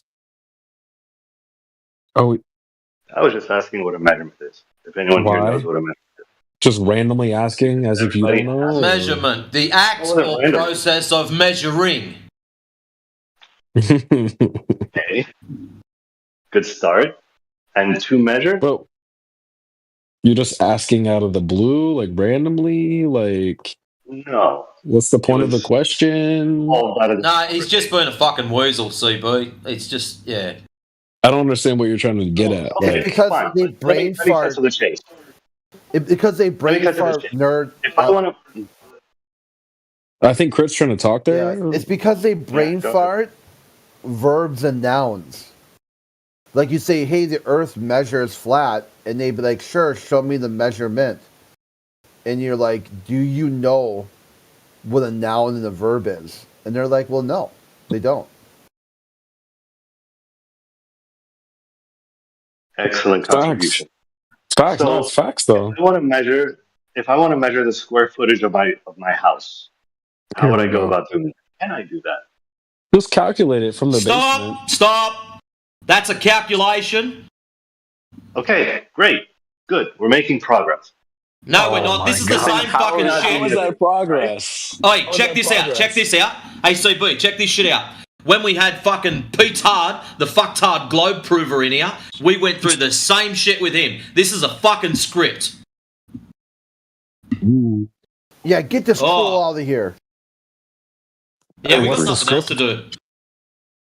I'll let you go through it. I've been through it already. It just goes round and round in fucking circles. Oh, I can definitely get Peter vibes though when it's like, so what is measuring? Oh, and then is this measuring? Oh, okay. So then we measured this. I get it. Well, I don't understand. What's in contention here? You calculate area. You measure your length and width to get that calculation. Got him. Sure. So I would argue that you can't measure flat by that definition. What? So flat is now surface area. That's what you're saying. Dumb as shit. No, that's not what I'm saying. Wow, bricked. If you want to measure flat, you're going to require a calculation. And if the calculation isn't a measurement, you can't measure flat. So let me get this straight. Hold on. If I get a laser and I point the bastard, I set it up horizontal, and I go to the opposite end of the laser, and I drop a tape measure from the laser down to the ground, that's not a measurement. That's a measurement of height. Because that's what I want. Drop over distance. And that's all you've got to show us. And that's how you do that, you think? You stand back to back with somebody else. You're like, hey, who's taller? I measure my height to yours. Take one step away from each other. Okay, is it still the same? Yep. 2 steps, 3 steps, all the steps. There you go. That's how you know the Earth is flat. That's a measurement of 2 heights. And maybe a distance. Measuring one height, the other. Anything in between. This person's height is 1 unit. The other one is either 1 more or less. Being measured to the other side. And then the floor you're standing on is the 0 mark. There you go. Now it's something as simple as that. Like we're 2 kids on the playground. Hey, who's taller? You haven't measured flat though. You haven't got the concept yet. No, I get the concept, but you haven't got a measurement of flat. You've got 2 height measurements. See, he did the word switch. Bro, he's bricked. Yeah, I told you right from the very beginning. They're going to switch. They're going to keep switching the word measure and measurement. They take a noun and a verb. You've measured 2 heights and a distance. Dude, I thought maybe you understood the difference between right from the very beginning. Already, they're going to fuck up nouns and verbs. This is always the same. Same reason how they do with flat. Flat turns from an adjective to a shape, to a noun. They always have problems understanding what simple vernacular is. I think they're doing it on purpose. I mean, someone better pick up that phone because Crit called it. Right from the very beginning. And he knew he was exposed, so he's like, tried to do some gamma beta shit like, oh, thanks for that contribution. Dude, I walk around with, like, your pants down. I'm like, dude, look at that dude.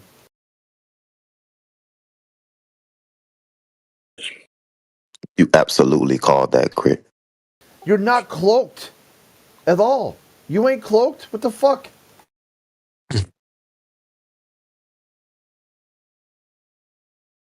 Was he's saying you can't measure flat. That's Cat, bro. Is he still here? Am I still here? Yeah. Oh, okay. We are live. Okay, we're live, chat. Is he still here or Manuel?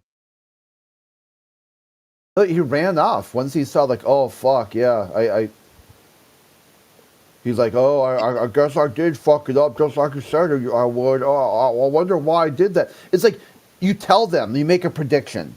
You are going to do this. I already see the line you're walking down. I see the pipeline. I see the pitfalls. This is what you're going to do. You think you can just randomly change the topic to something else instead of exactly proving the point in my prediction. Like, he just should have started breakdancing or doing something completely random. What did I miss? Everything, yes. You didn't miss anything. You're just fucking clueless. What'd you miss? The point. Yeah. You were just fucking clueless. What these words mean. Measure and measurement. You don't even know that one's a verb and one's a noun. You don't even know that part. I know that too. I also know that if you talk about measuring something and then you refer to a measurement, we're still in the same conversation. I think everybody in this room knows that. I mean, why are you asking us? Weasel. Wait, why are you then? If everyone knows what a measurement and what it is to measure, then why are you asking chat? Do you know everyone knows what measure means? Like you just said, everyone knows. That's not what I said. Right. So in the continuing saga of we don't know what words mean, what I said was everyone knows that if you talk about measuring in the continuing saga of you don't know what words mean and you're trying to sell us your bullshit. I didn't say everyone in here knows what a measurement is. Did you not just say that? I did not. No. Bullshit. I mean, it's recorded, bro. But all right, if you want to retroactively, absolutely it is. We could play do like the bet, play it back. Well, what I meant was no, not what I meant. What I said was everyone knows if you talk about measuring something and then refer to a measurement, we're in the same conversation. I'm pretty sure that's verbatim. So everyone knows the difference between measure and measurement. That's not what I said. Okay. All right. This fucking guy, dude. I don't know. Are you even capable on accidentally to repeat what I said? Okay. Well, so if you have a measurement and a measure to like you're measuring something, and that's the context, and everyone knows, how do you know if you don't know what those words mean? Everyone knows that if you talk about measuring something and then refer to a measurement, you're talking about the same thing. Oh, everyone knows. Anyone with a functioning understanding of the English language, yes. Great. And so going back to your question in the chat was, can we talk about what it means to measure or whatever? No, the question was, can you define to measure? Why would we do that when everyone knows? Because that's all you guys ask for is measurements. If you don't know what you're asking for, how are you going to recognize it when it's presented? No, I think we know what we're asking for. I just think we're asking because we know it doesn't exist, and we're sending you on a wild goose chase to look for something that doesn't exist, and you're yapping. Yeah, the point of us asking. Yeah. It sounds like you're asking for a calculation, though. Not really. Sounds like you're the only one who doesn't know the difference. Ooh. True. Shots fired. Shots fired.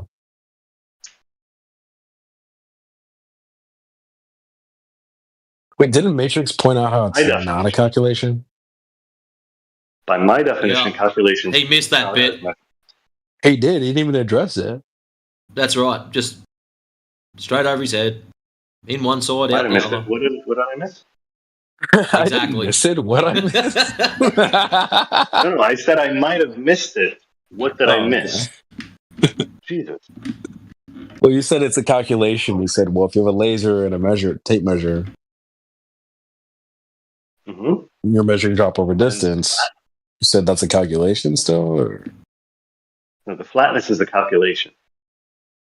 What? You can measure the drop, you can measure the distance, but the flatness is going to be a calculation. No, it's not. What? Give us what's the equation? Several drops.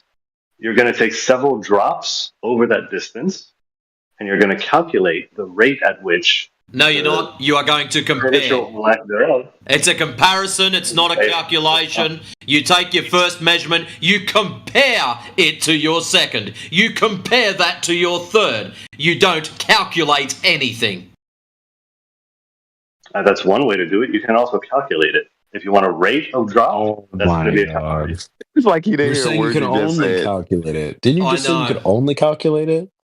Correct. No, I said if you're asking for drop over distance, that's going to be a calculation. If you're asking for several drops, you're saying at intervals of distance, sure. Can't be measured. It can only be calculated. That's your whole point, right? Flat is going to be a calculation, yes.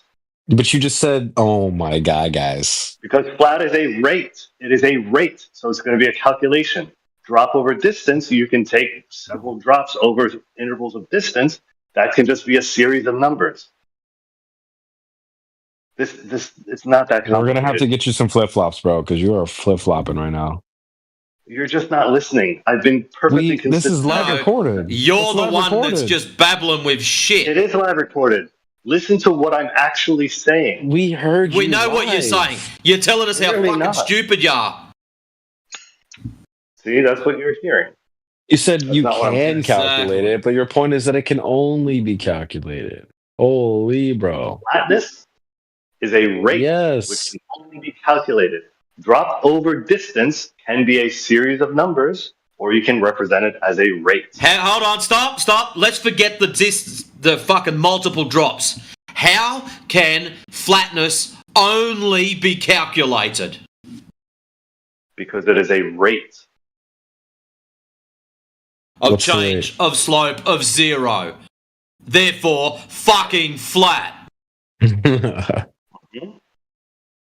that's what that would be. That'll do it for me. Wouldn't that be a measurement? Yeah. If he wants to calculate the rate of change of zero as zero, then yeah, good, happy days. I'm out of here. I'm going to watch a movie. I'm sick of listening to these silly fucking talk about eggs, and now this dumbass drops in.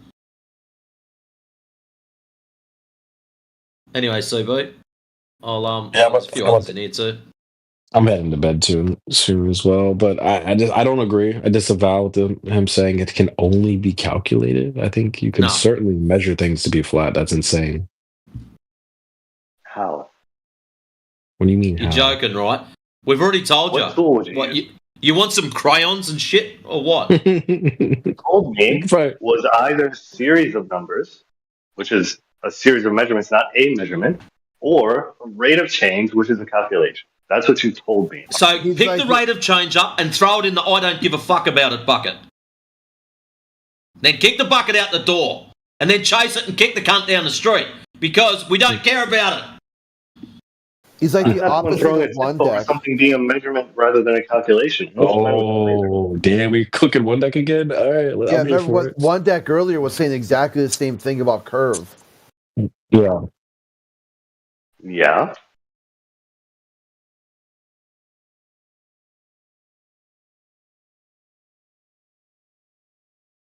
Anyways, I'm going to bail out and go and watch probably something stupid like a dinosaur movie or something that's just so I can laugh at it. It'll be more educating than talking to these clown shoes. Yes. I'm sure. Facts, bro. Facts. Anyways, guys, have yourselves a good one. Peace, lads. All right, guys. Let's put a W in the chat. I need to roll. I need to go to sleep, dude. But let's keep cooking, and let's let those W's fly in the chat as well. Oops. Great. Who's got it? Somebody, Flat Earth Ranger, you're up. Oh, okay. All right, guys. There. Peace out. Good night.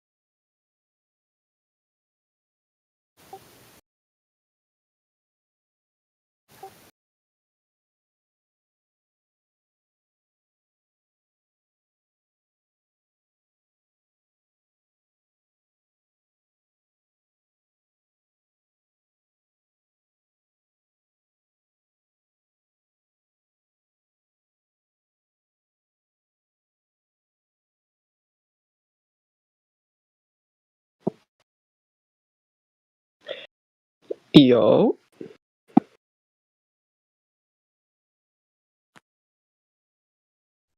Yo, Crit. What's up?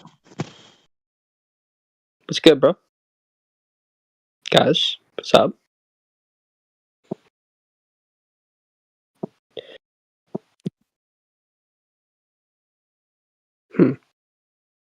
Hello.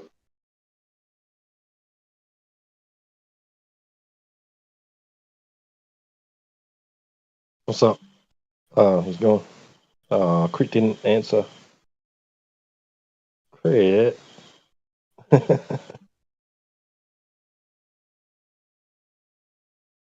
Oh, sorry if my voice offends you. Fucking leaving every fucking time. Fuck off then. Yeah, he ran away.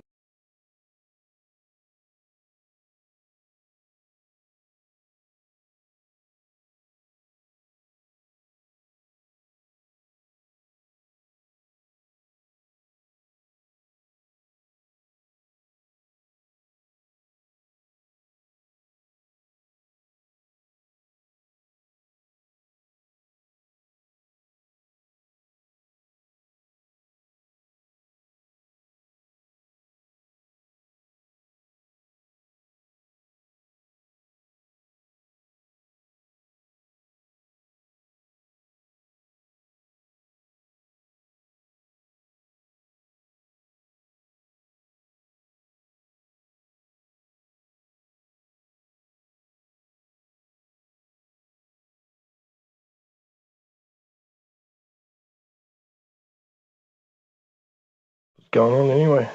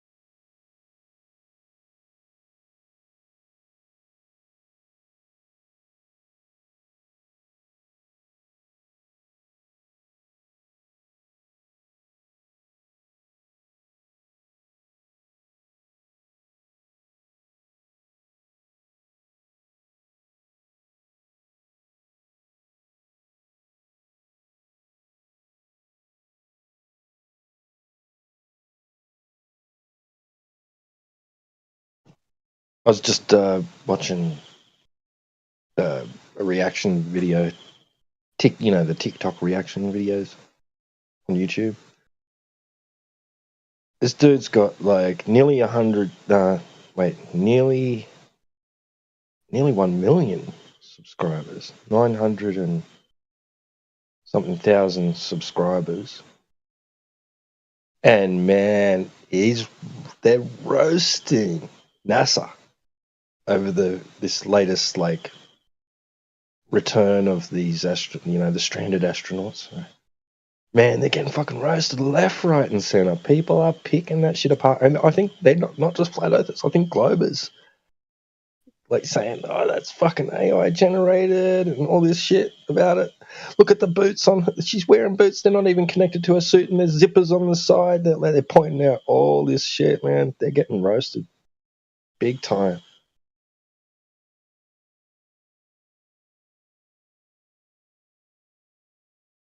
Yeah, I'm seeing that in the comments on all their posts now.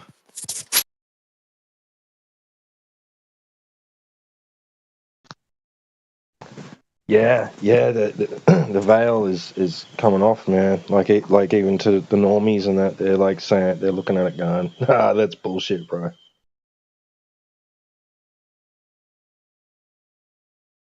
You ever think they're doing that on purpose? Pulling Maybe. the veil back. Could be. I don't know.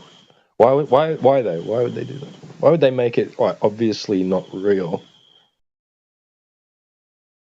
when they're supposed to be holding up, keeping the facade, maintaining the facade? Maybe the facade is done. They want to expose it for something new. Maybe. I mean, I watched. I seen a clip or something. I don't know. Did someone post something? I don't know how I saw it. Right, but I saw the return catch. Of Elon's rockets. Right, how they come back down, and it lands back into its holder. Like the arm just reach everywhere. And for some reason, I must have been holding down on the thing or something, and it was in like 2 times speed, and it looks so fake. And it actually like looks like those the obviously AI generated image, videos. It looks like that. It just looks like it was AI generated. Definitely. Yeah, it doesn't look authentic.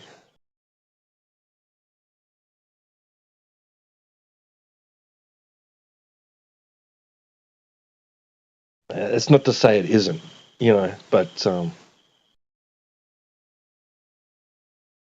yeah, just like looking at it, yeah, I call bullshit.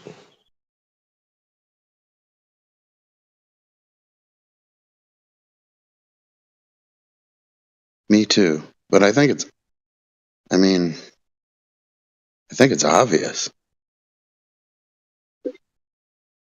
But I don't know. I'm just an observer. Yeah, me too. Like obviously they're not going to space or anything, but man, they're not trying anymore. They're not trying. I mean, like they should at least try harder. I mean, dang, they got enough money. They could do better than this. Yeah. So I guess like you do have a point there. Like, is it on purpose, right? I don't. I just. It's almost like a fucking comedy. Some of the movies and stuff that we see, those are way better. I mean, they're trying to tell us that this is real, and even Globies are pointing out that it, excuse me, that it looks fake and it, CGI and all this stuff. But why? You guys could do better. Do better. If you want to convince us, we see through it, but I don't know. Maybe like your greatest flat earther on earth looks at any of that and automatically knows it's fake. But man, when Globers are saying it, now that you say it, I kind of feel like it is on purpose. Like I know a lot of people say, yeah, they want to laugh at the general public just to see if they can figure it out. But now it seems like that's exactly what it is. Like the people are so dumb, they're not going to even question it. It's like a social experiment. Yeah, exactly. They're just seeing who falls for what. I mean, they've done it before, but this one's a little bit twisted. It's a little bit new. But like flat earthers have been pointing out not NASA's flaws for 10 longer than that, since they've been born. Since NASA's been born. We've been saying, look how fake this looks. And the general public looks around and is like, yeah, but why would they lie? Well, I don't know, but they're putting it right in front of your face. Check it out. They're lying. Usually when I hear people say, why would they lie? That's them struggling but all my friends and everyone else believes the opposite. Why do I have to believe that? That's all I hear. Right.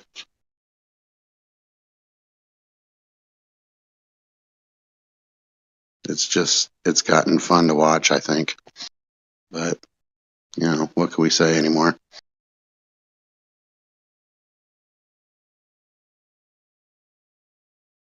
It's almost like everything that needs to be said has been said. It's just some people know it and some people don't. So just sit back and watch.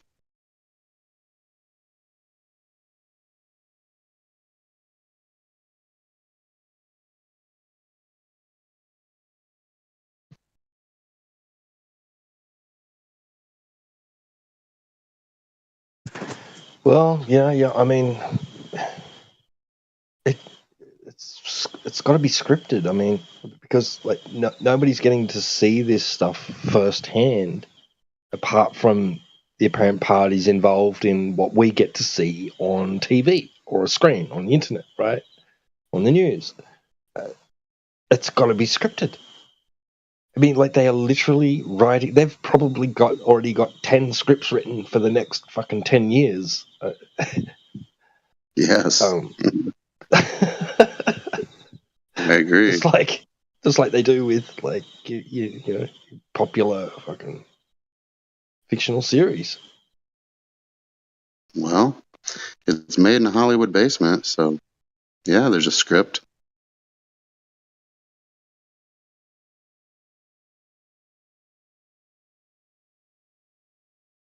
Space may be the final frontier, but it's made in a Hollywood basement.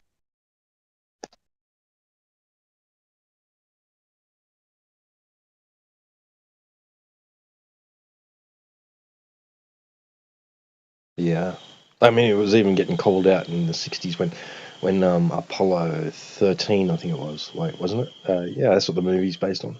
It's Tom Hanks. Yeah. So after the first couple of moon landings, like they noticed the ratings going down. People weren't really interested. It's like, yeah, we landed on the moon. Okay, like, oh, you're doing it again, are you? The same thing? Uh-huh.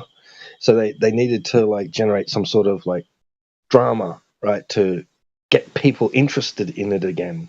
So what better way than to stage a potential tragedy, right? We may not get these heroes back to Earth, like so everybody was tuned in, so everyone tuned in to see if their heroes got back, can Houston save them? Oh, look at these heroic events, it's just that's what they did, and it did, and it generated like some more interest, but that's soon it was gone again. And they just had to say, well, we've done this, we're gonna pull the plug on it. Nobody gives us a shit anymore. They just roll their eyes. Oh yeah, another moon landing, huh? Where's the Mars one? Yeah, but I mean they did it again now with the stranded astronauts in space. They have the president mentioning it and Elon Musk mention it, and then the news starts talking about it. Well, who's going to save those astronauts that have been up there for 8 months? Well, let's get everybody to look at that. You should have done better at the CGI or whatever, because now everybody's looking at it, and everybody's kind of no problem. They can order a pizza from Pizza Hut, and that can get there no problem. But they can't get a replacement shuttle or something to bring 2 astronauts back for 9 months. Exactly. Yeah, bullshit. They had you got gorilla suits and the winning football team's jerseys up there. Yeah, you're making tacos and fucking hell. It's like they sent all 36 or whatever football teams' jerseys up before it left, just in case you're stranded for 8 months. Wasn't it supposed to be like 8 days or something? But yeah, and then they spent Christmas up there. They had banjos and they were playing Christmas music and they had Christmas hats. And I mean, come on, everybody. Let's see. But who am I to say? I mean, maybe the little capsule with all the necessities that they needed had all the football teams' jerseys in there, just in case the Raiders made it or some stupid thing like that. Or, hey, maybe they'll be up there all through Christmas. We better send up some Santa Claus uniforms for them. You gotta be kidding me.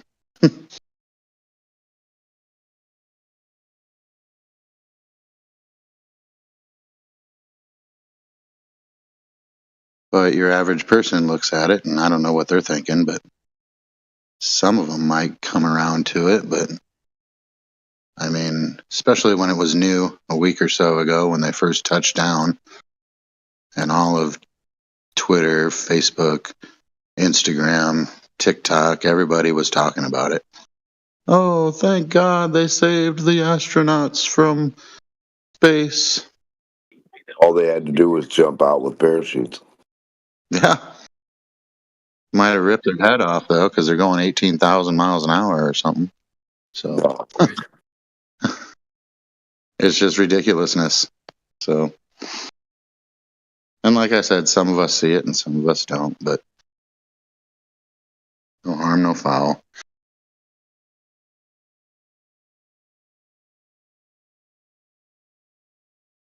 But why would they lie? Well, if Earth's moving 0 and 15,000 is less than 0,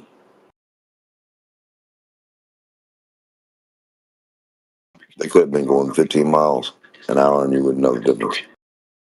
Yeah, I guess that's true. They should have just jumped out. See what happens. Because they're in low Earth orbit, right? I mean, you'll eventually get down here. Or over here, or I don't know. Do they have up and down still on the ball?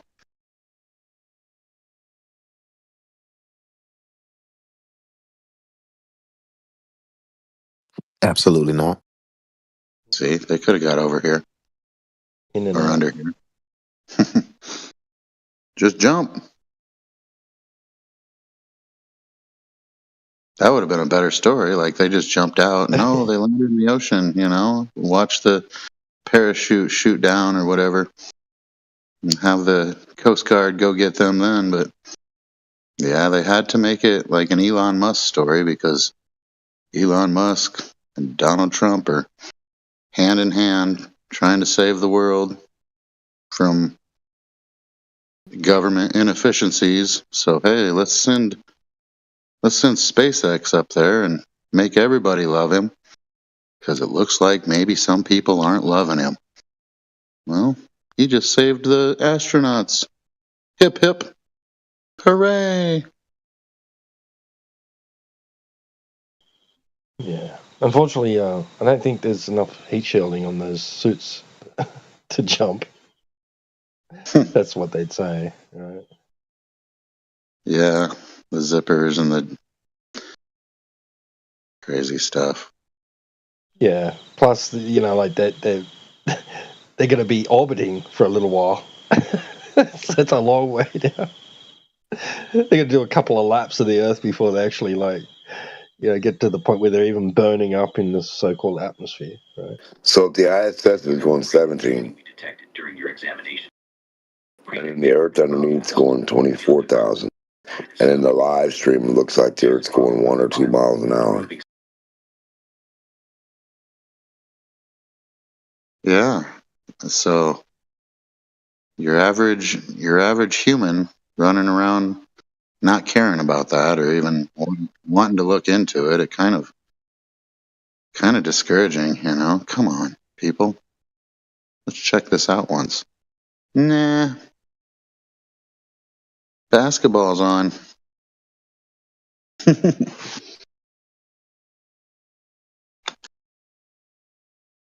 No, it's nah. I trust those guys, and basketball is on.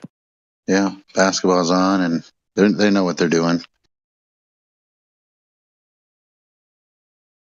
And why should I care about space anyway, right? I mean, sure, somebody does, but I don't really need to. But at least somebody does.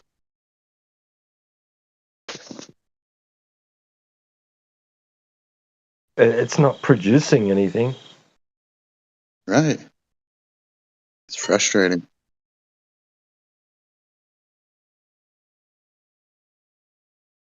So they make it obvious. So they're telling us that they're lying to us through these videos. And then if we accept it, then they're absolved of any wrongdoing of lies or anything because we're accepting it. It's our fault. It's not their fault for lying. It's our fault for accepting it. So it sort of resolves them of any responsibility towards the people they're deceiving because they accept it, technically. Good point. That is probably what they're doing. Because, I mean, we gave them $80 million a day, NASA. But NASA can turn around and say, well, duh, we made it obvious to you. It wasn't real. Well, where's our $80 million bucks? Well, yeah. Oh, but they could say, but no, we did what we said we did with the money. It's just that we didn't show you that. Or like they might for be security just, reasons. They could be just shutting NASA down and like letting SpaceX take over everything. And then when everybody finally gets a hold of it that NASA was lying, well, it's been shut down for 50 years, so nobody really cares. So like the JFK files that supposedly came out the other day, I mean, nobody's even alive that was involved with the JFK assassination. So people kind of look at it and say, oh, the CIA did that. Yeah, but those CIA agents are all dead. Move on. No big deal. But the US has an image to uphold. I mean, they you know, they can't have, you know, a history that's tainted with corruption and lies. I mean, that's not the American way. Yeah, I guess if like the sheep are looking at it that way, I guess. But I mean, I don't know. Their image is tainted in my book.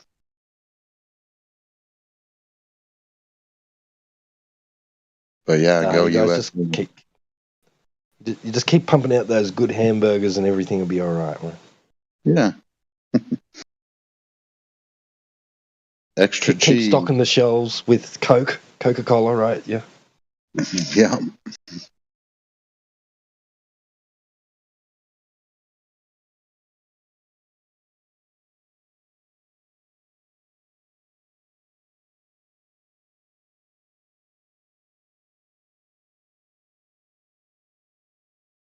I'm waiting for Buzz to come out and just say it outright. Like, I know it's eating at him. It's got to be. You know, these little cryptic things he says and that, you know, these little sort of, you know, half-truths.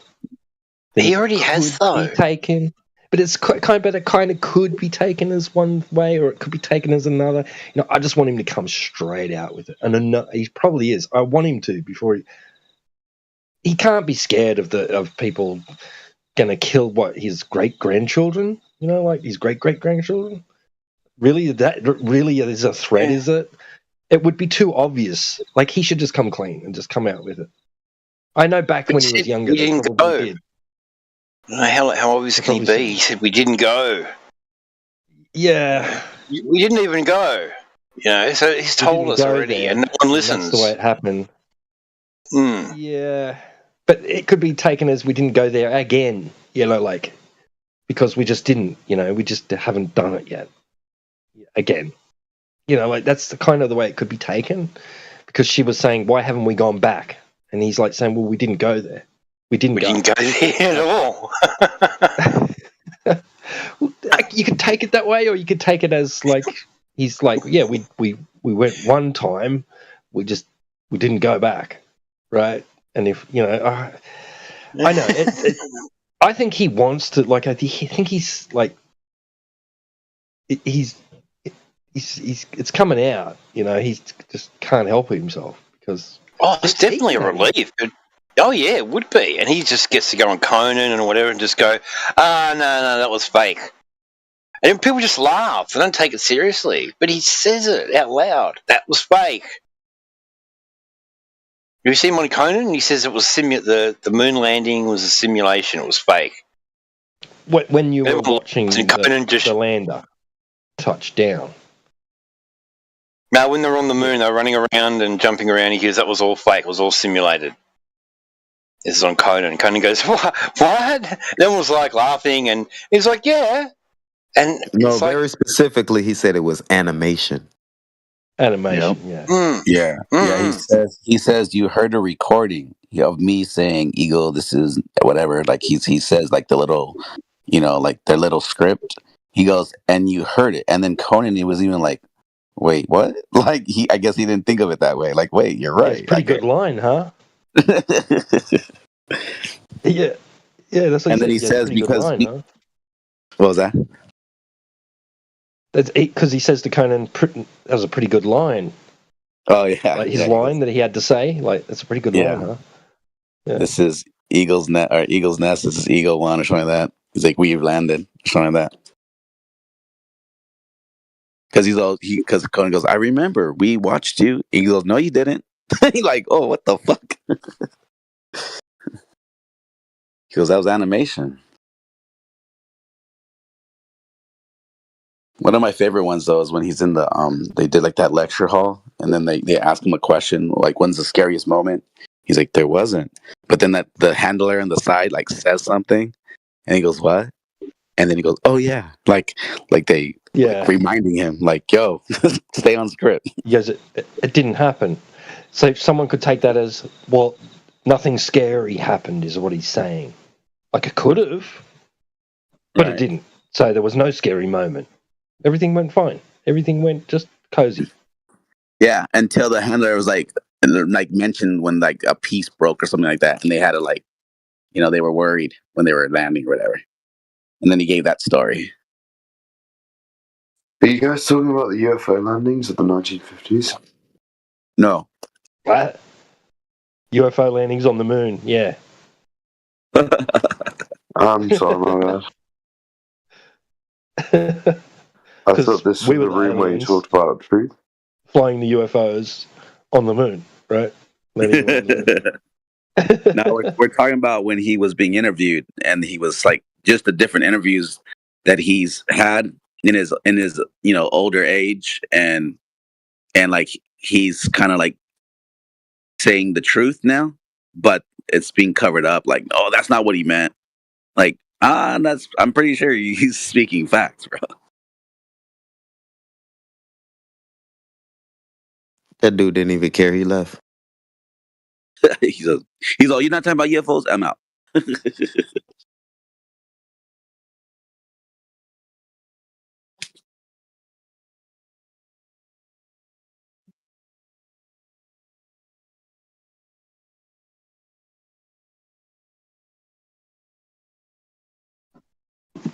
I used to think that these lights that move, across the sky without blinking and without twinkling, I thought that I could, I used to think that they were identified.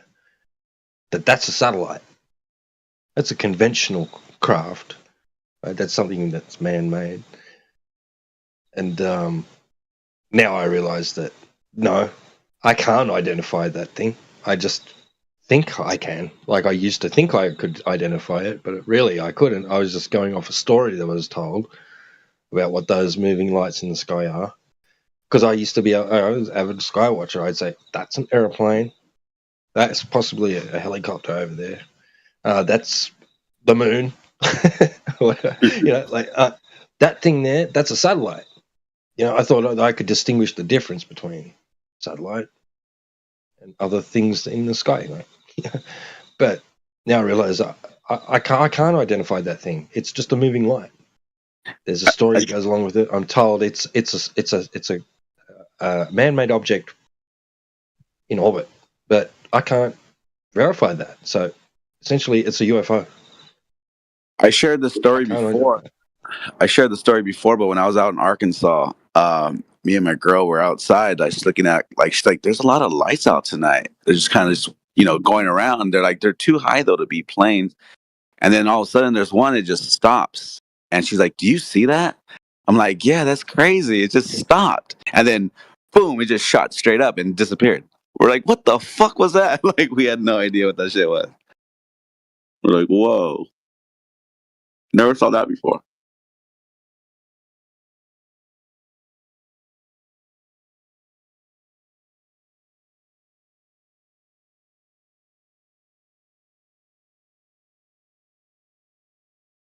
Yeah, I believe in you. believe you. I've seen some weird shit in the sky myself. Yeah. Surely there has to be an explanation. They'll tell you if you ask them. That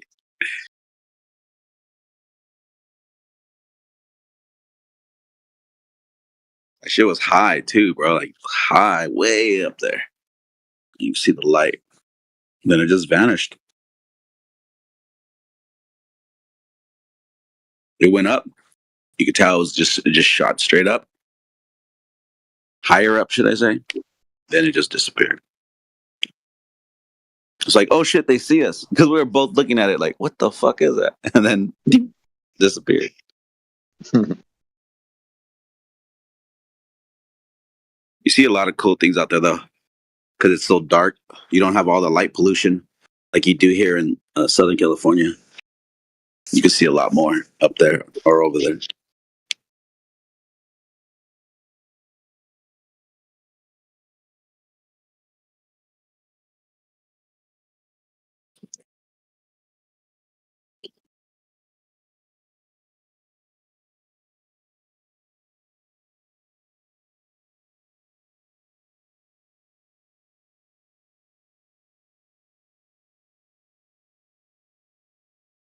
Yeah, I used to see. I still see them sometimes. Like it's like a flash from an '80s fucking Polaroid camera or something, right? You just occasionally you just see these flashes in the sky. I'm like, what the fuck is that? And then this one night I timed it. I had my watch out. I was timing, and it was about every 43 seconds or something that it'd flash in this one spot, right, and not move. Sometimes they move. Sometimes it'll flash again, and it's like in another location, and it'll flash again, and it's like further on. But then it'll flash, and it's back again where it was before. Like it's really weird. But this one particular, it was just staying in the one spot and flashing every like 43 seconds. So I rang Sydney Observatory. And I got to speak to an astronomer, and I was like, "Look, dude, I'm saying to this thing, what the fuck is it, right? This is way before I was in the flat Earth."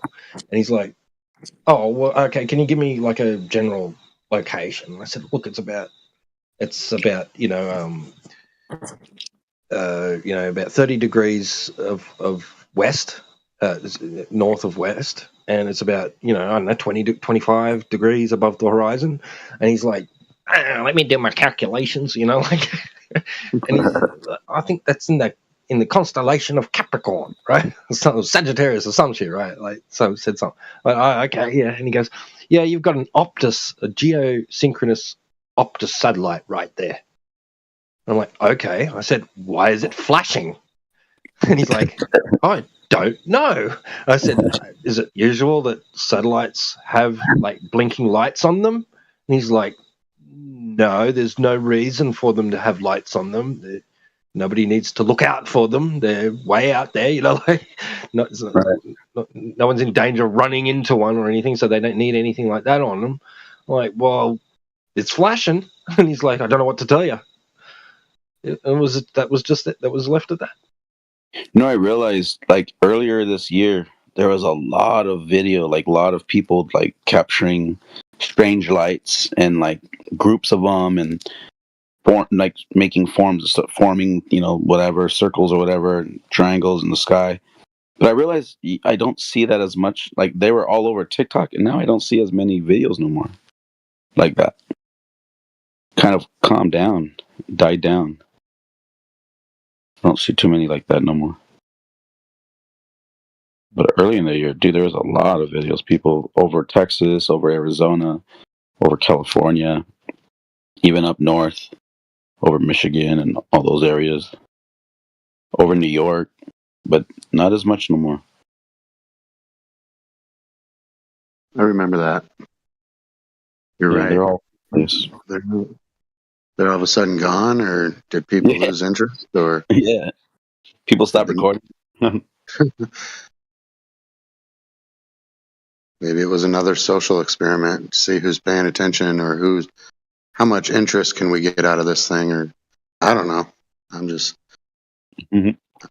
sit and observe. I'm very critical of everything they do, so or anything I see anymore. I used to be fascinated with it, but these days I'm like, whatever.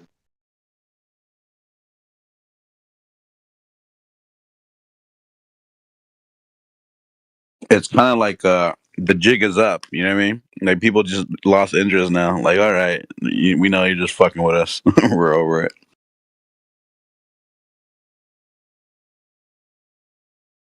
Maybe they're just seeing if the chemtrails or the fluoride or any of the other conspiracy theories about, how they're killing us with the food and the water and whatever. Seeing if that's really taking hold or not. Like, let's show them this and see how many people love it. See how many people hate it. See how many people don't care. See how many people want to go watch basketball.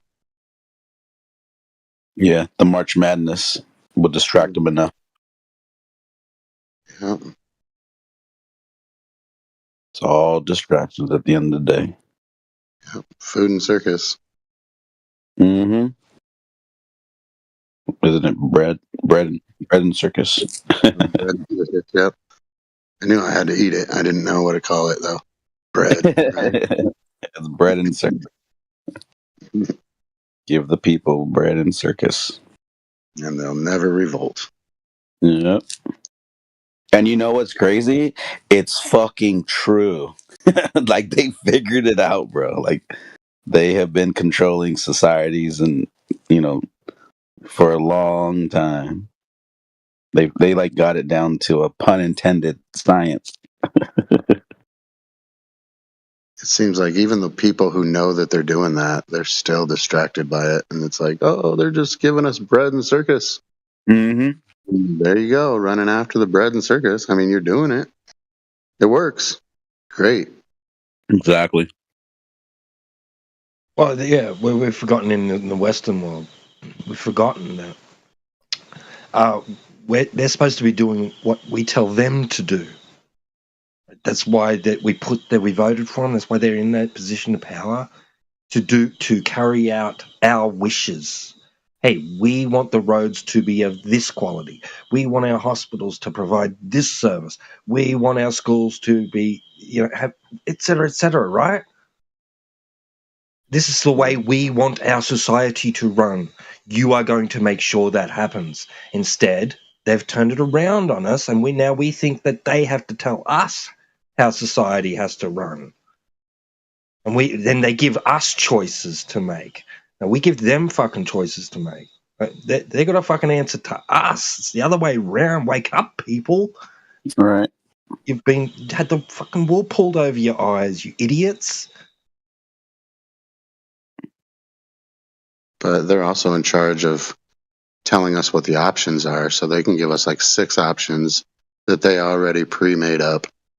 And they're like, hey, do you want it this way, that way? Okay, we can try it this way. But they never give like the truth. All the different, however many presidents or, I don't know, people that are in control, they'll never actually come out and tell you the truth. But they do have these 3 options that we can do these for you. And whatever one you pick, you're still screwed. Bread and circus is what we get. Mm-hmm. Which is fine. I like my bread and I like my circus sometimes, but I mean, just to watch the human develop, through the bread and circus, or try to make sense of it. Why don't they see this? Why can't they understand this or that? It's because the options put before them. It wasn't to say that it was fake. It was to say that it was real. Mm-hmm. So yeah, if you're looking at it like from a perspective of no one's ever told you anything different, we could show people who've never heard of outer space these pictures that NASA gives us, and if they're smart enough or logical enough, they could look at it and say, no, that's fake. But because we've grown up with it, all through our whole entire lives, they told us what to think. They told us how to react to this kind of stuff. And if you don't, you're going to be a conspiracy theorist or an outcast or something like that. And nobody wants to be that. Nobody wants to be called a name, or nobody wants to, so it's a little bit, I mean, these are the options you have. You either believe it. Back their arguments with evidence. That's the problem. What was that? Sorry. Nobody wants to back their arguments with evidence and peer-reviewed criticism. That's the reason. Right. Yeah. So, like when people say the world is flat, and then you can actually have evidence and an argument for why that's true, and then you have people with no education and they have things that they want to believe, as opposed to reasons to believe. Then you why would you need to prove the obvious? and then that's why you wind up with the situation we do with people who are either stupid or they're willfully stupid for a reaction. Yeah. Willfully stupid for a reaction. Yeah. Willfully stupid is when you just believe the thing that you want to believe because it's fun and entertaining, as opposed to boring and what you can't explain because you don't have a college degree. Or obvious, right? Or obvious and self-evident. Well, use whatever fucking word you want to mean the same shit, yeah.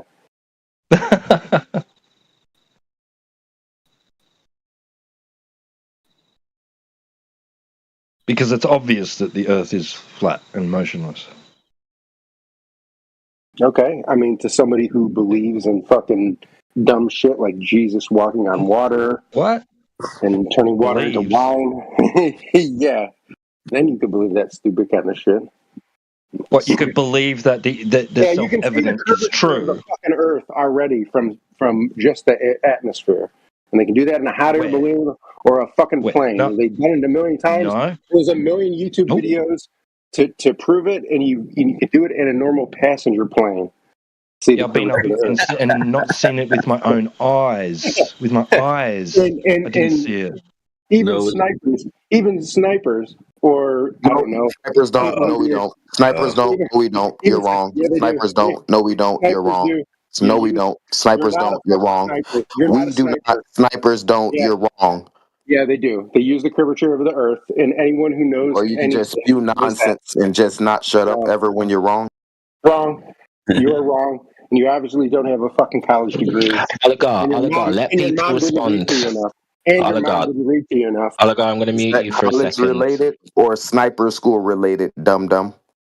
Hold on, Oligar. If you want to engage, you've got to let people respond. If you're going to say 10 or 12 different claims, allow someone the space to reply. Otherwise, it's just chaos. I'll unmute you. So are you a sniper, Oligar? Yeah, snipers do use that, and I don't care what sniper. If you went to any, you obviously went to you went to maybe a marksmanship. You're maybe a marksman, but you're not a sniper. Yes, no question. Yep, yes, I am. Were you a sniper? Yep, yeah, I am. Show proof of that.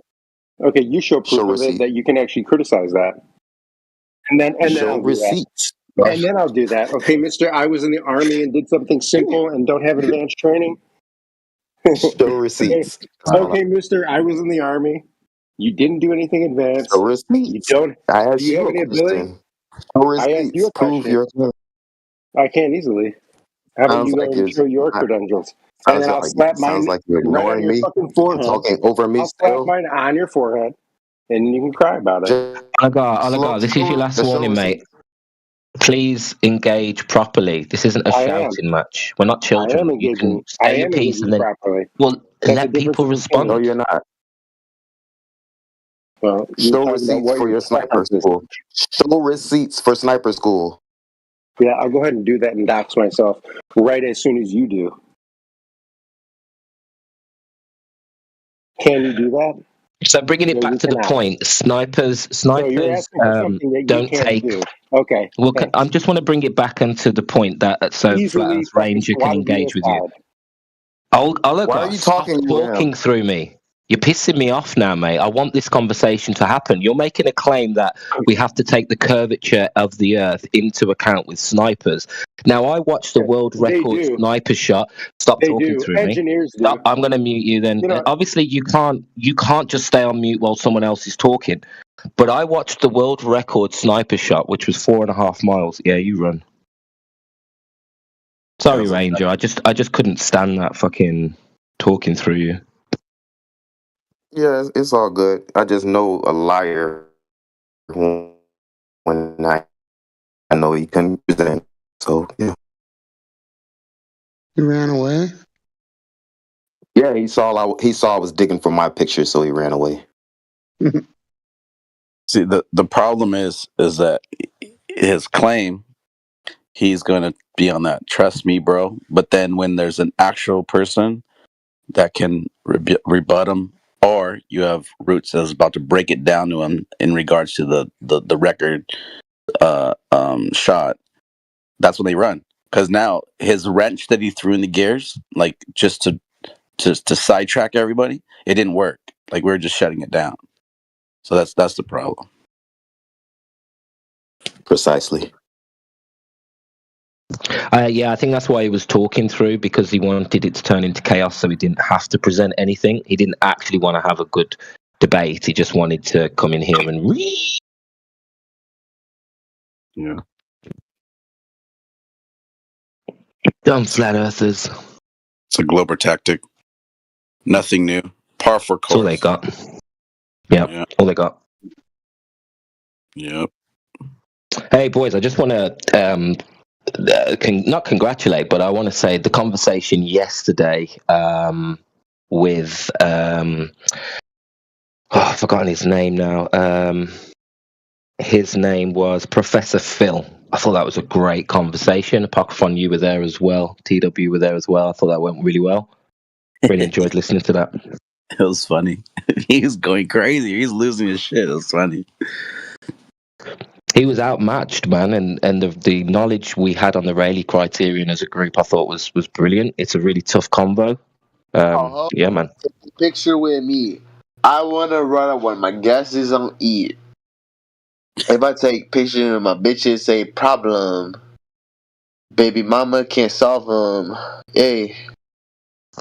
So just how high or drunk are you? I'm pretty fucking drunk, dude. Like, I'm fucking white girl wasted, nigga. Let's talk about gravity, dude. I'm ready to fucking prove gravity to you. If we talk about gravity, do you think you'll be able to hold it down and have a good convo, or do you think you'll just end up abusing us? What do you reckon? Dude, I'm fucking the smartest person on the server, yeah. Why don't you believe that Cavendish is a real experiment? Why don't I believe I never said anything about Cavendish. Why are you strawmanning me? I was strawmanning you because I talked to a lot of flat earthers. All right, so we'll talk about Cavendish. What does Cavendish prove? It proves that the independent variable leads to a change in the dependent variable. What's your independent and dependent variable? Your independent variable is weight, and your independent variable is the observed force of gravity. That's where you're wrong, because gravity is not a force. Gravity is an effect. So you can't manipulate an effect. You'll need the force to be able to manipulate that. So that's why you don't have an experiment. If you're observing the thing you're trying to prove, then there's no. Hey, dude. Hey, bro. Hey, Black Messiah. Shut the fuck up for a moment. I've got something to say to you. If you're observing the thing you're trying to prove, then there's no fucking reason to try and prove it. I don't think you know how science works. I don't think you do. Obviously, don't. Independent and dependent. With a real world and real time example. Please? Oh, sure. Yeah, we don't have cameras in here, if that's all right. Nice one, Black Messiah. Okay. I don't really care. I can turn it off. But yeah, so the independent variable is just the weight, and the dependent variable is just the observed force of attraction. So what's your problem?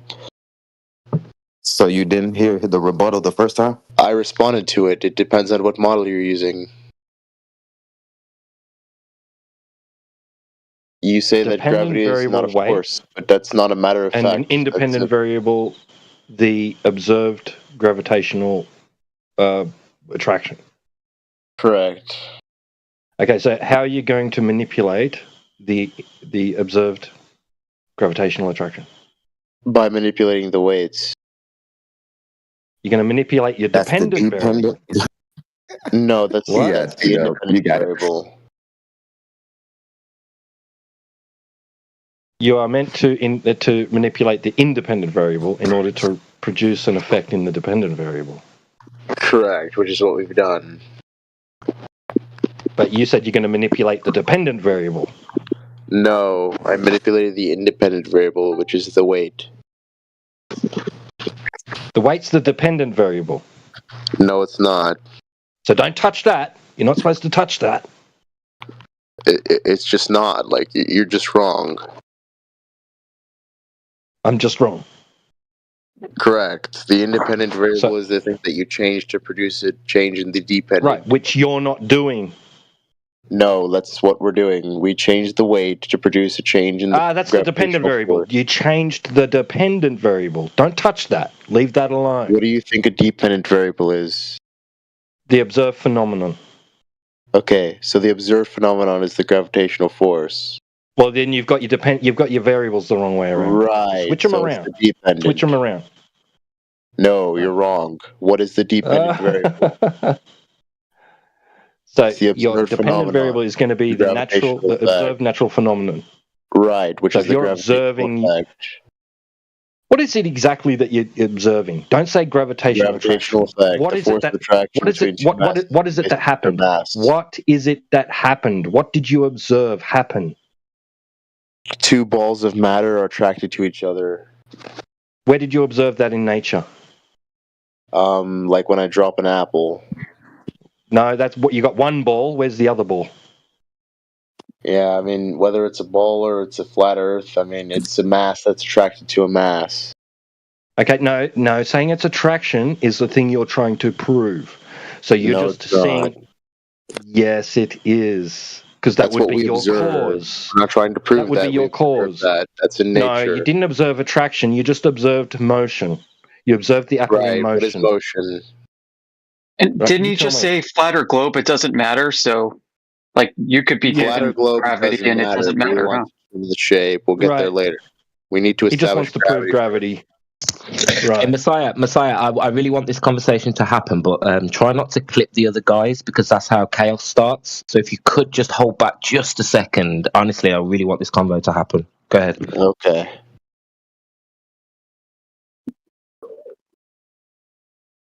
Head boys. So you observe an apple fall. Correct. Right. Don't assume anything about the cause yet. Right. Just accept that. That's all you observe. You didn't observe attraction because that would be insinuating a cause, a reason. Right. No, it's not. What is an attraction? Attraction would be, two things not being propelled away from one another, but being drawn together by something. What happens when you drop an apple? Yeah, it's saying that things themselves are the agent of the cause of the movement instead of something else that's pushing them. Right. I don't know what you mean by cause. It's not necessary that two things are in motion and pulled toward each other. It's not necessary that two objects interact with each other just simply due to attraction. We haven't said due to or any cause. We're just saying we're observing a phenomenon. That's all that's happening right now. Yeah. You don't right. Know that and calling it an attraction is an evaluation of presumed cause, right? So you can't say no, it's not. It's just a phenomenon. Stop clipping. Okay. Let him finish. Okay. So a bird, when it lands in a tree, that was attracted to the tree, right? Something that the tree drew the bird to the tree. I don't know how that's related. Yeah, because it's two objects interacting with one another through motion. I don't know how that's related. So you're assuming that there's an attraction when you see the apple fall to the ground? No, that's just the observed phenomenon. Okay, then I observe a tree attract a bird. Oh, really? Yeah. Or do you observe a bird flap its wings and land on a tree? Yeah, that's because it was attracted to the tree. Well, now you're invoking cause. All I've done is observe. Yeah, like you are. That's your logic, sir. No, all I've done is observe a phenomenon. No, you observed an apple fall. Correct. Yes. That's the observed phenomenon. Right. Now, what was the cause? What's your proposed again, cause? I don't know what you mean by cause, but we can set the independent variable as the mass.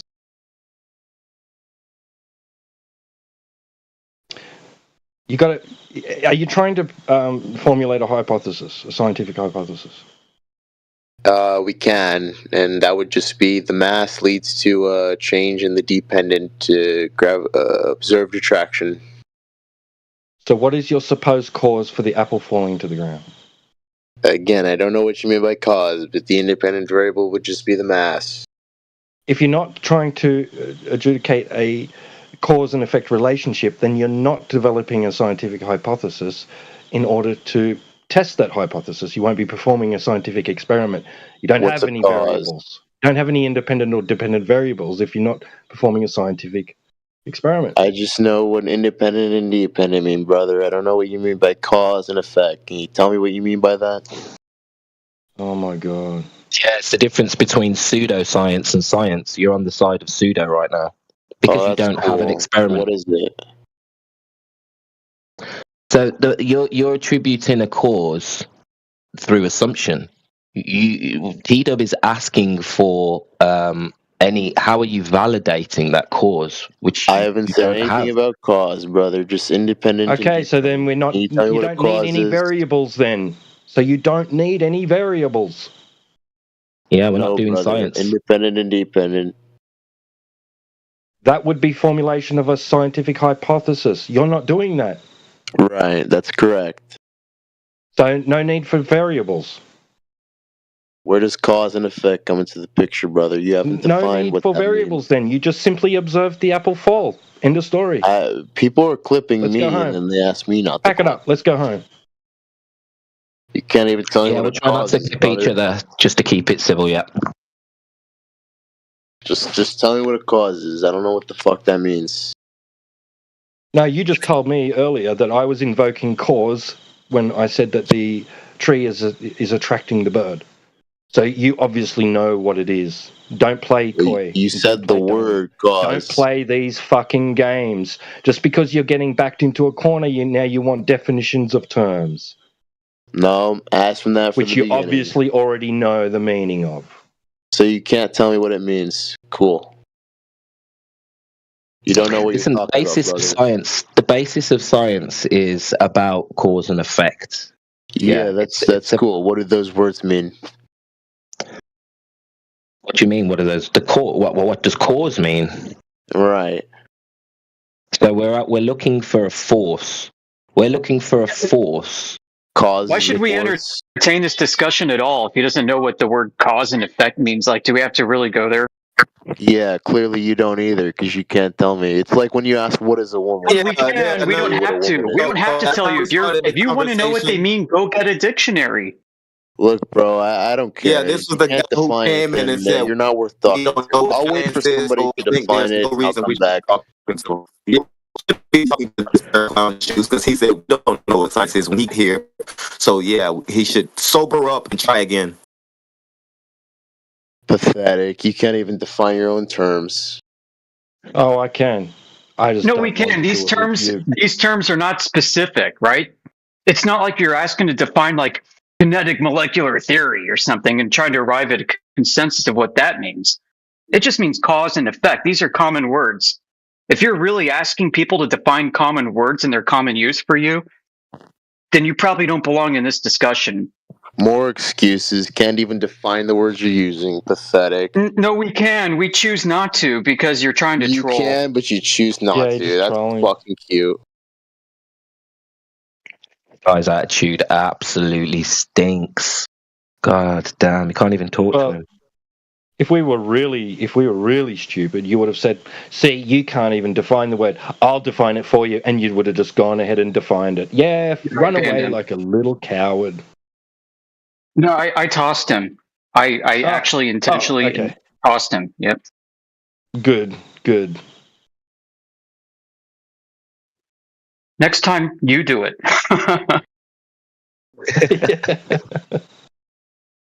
It's probably my fault. I gave him a chance. I wish I never bothered now.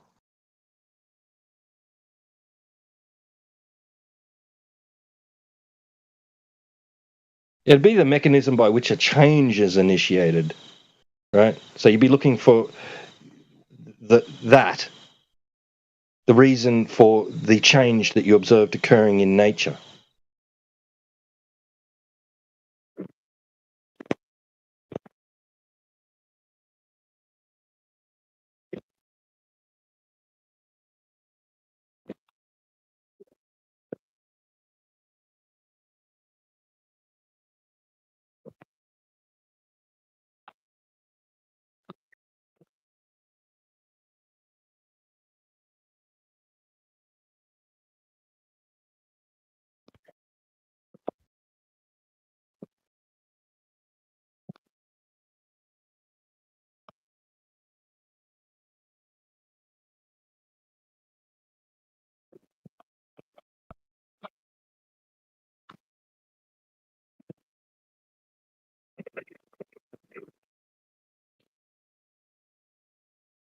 I should have. I was going to fucking open up my mic earlier today, like when someone asked QE to define spectroscopy. What is spectroscopy?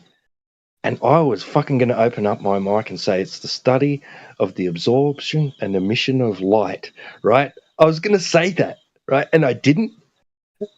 And then eventually QE like coughed up and gave the definition. And he said that verbatim. And I was like, what? Well, I fucking should have just, and I was just going off like my gut, like, and I didn't want to like, just be like, oh, not your definition, like not just off your head. What's the definition? And QE read it out. It was fucking word for word what I was going to say.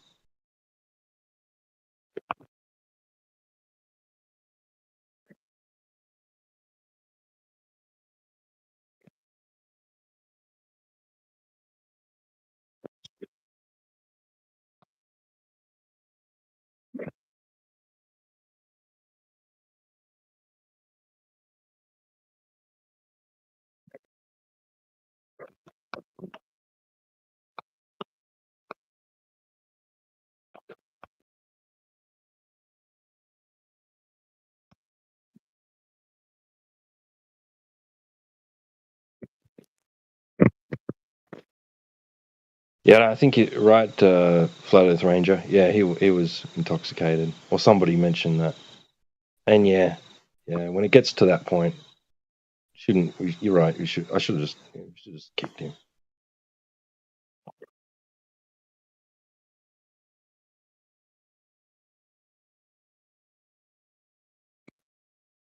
I mean, he's not a newcomer in here either. That's another thing. This guy's been and either way from here repeatedly. But yeah, either way, the audience it needs to hear it sometimes. So yeah, it's all good.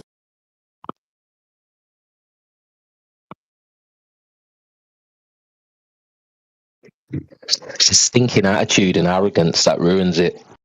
I don't know why they do that. They wouldn't do that in real life.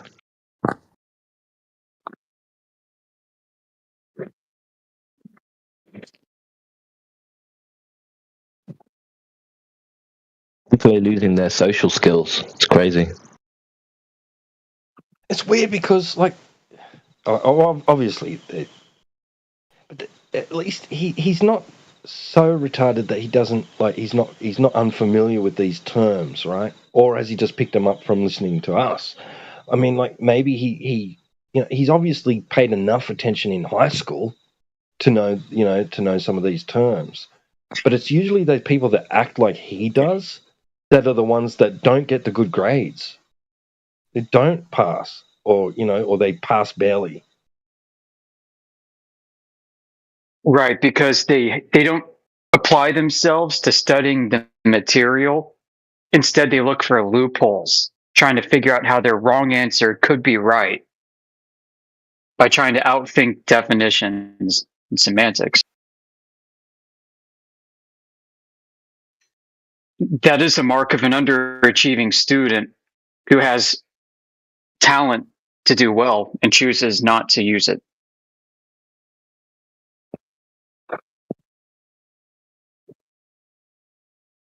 Yeah, exactly. I think attitude can be a block as well. I know a lot of people who think they know, or they think they're more educated than they are, and they have a bunch of assumptions that they've heard, picked it up and ran with it and not checked it. And I just think arrogance can lead to that. And then when it comes to actually being quizzed or tested, they realize, holy shit, I haven't done my research. I've just never been tested before.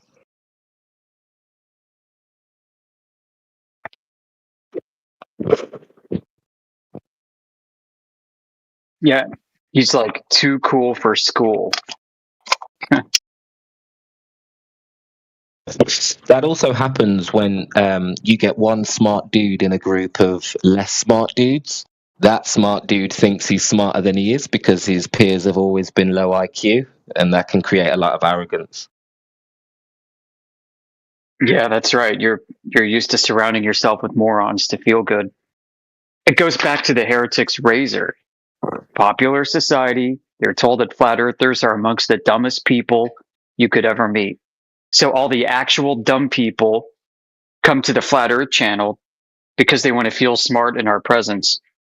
And so that's why we're stuck debating all these dumb people all day. Yeah, bang on. And there's a lot of people as well who have they've been intellectually dismantled by someone, and now they want to do it to other people.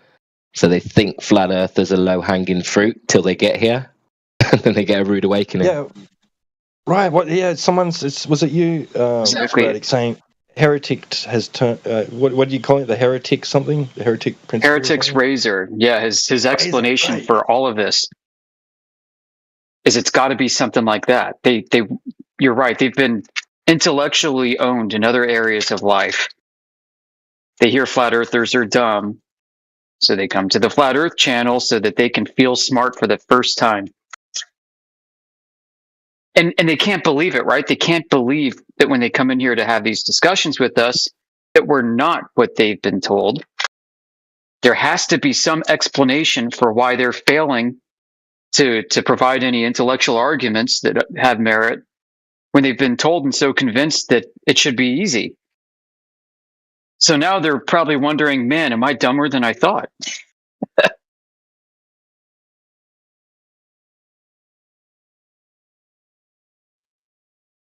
No, at that point, it's sporadic. The self-reflection stops, and then it becomes either, right. Oh, it's just a conspiracy. Why would they lie? Or just that's true. That's true. I gave him too much credit. You're right. That there terminates whatever deep thought process was initiated. Yeah, it's why would they lie? Why would my friends lie to me?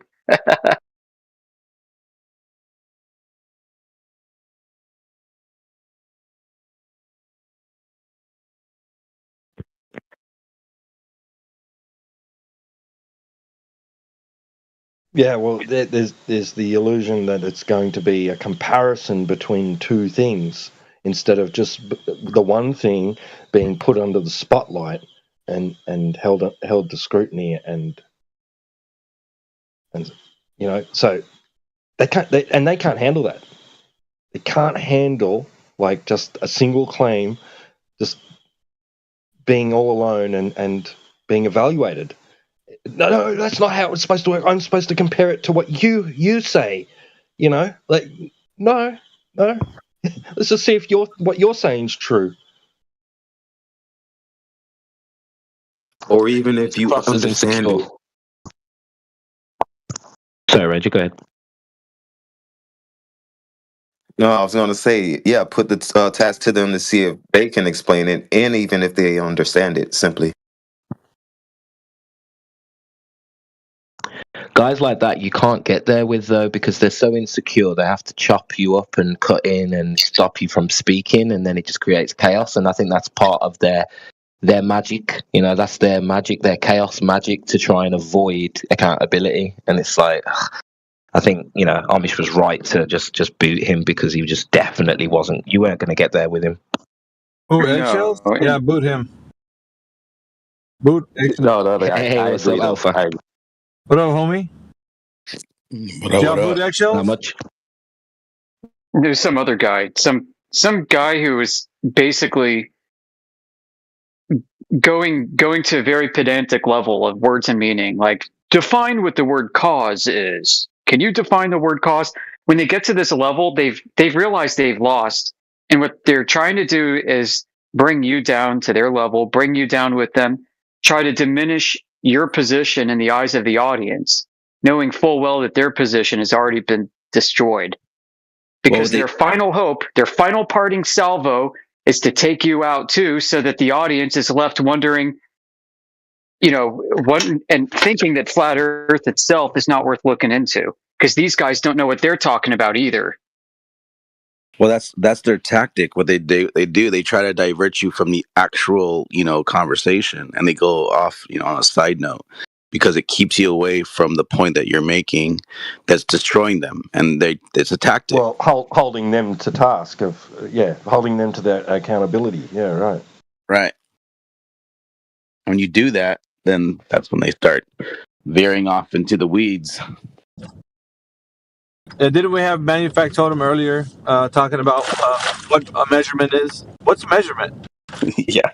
What's calculation? Like, he already knows this argument's been thoroughly flushed out, but he wants to revert back to, like, asking those questions and bog us down with that. Like, he has a superior knowledge of, like, the discernment between the two, and that they're clearly defined, so we don't really have to talk about that. But he's like, nobody measures a flat Earth. Really? What do surveyors do every day? What do planar surveyors like? Hey, Alpha, that's exactly what happened with the last guy. Exactly what happened. Yeah.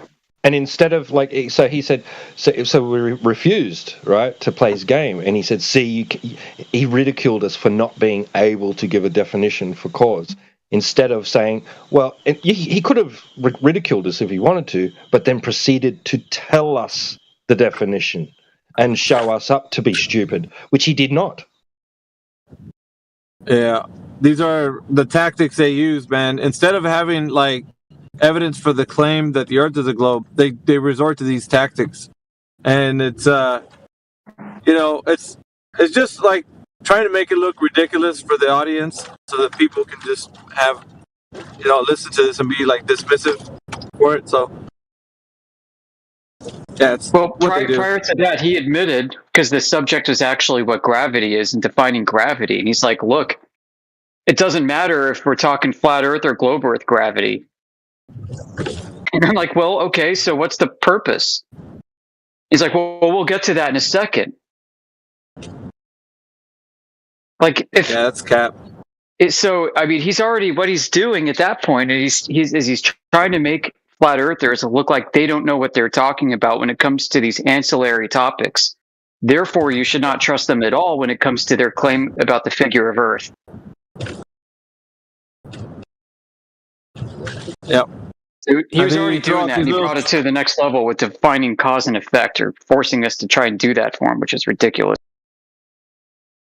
And what they do is they throw out little trigger words, and then on the back end, some flat earther's going to bite one of those trigger words, and then you can't get a word in edgewise because you're like 4 people fighting for the mic. So, yeah, it's a tactic, bro.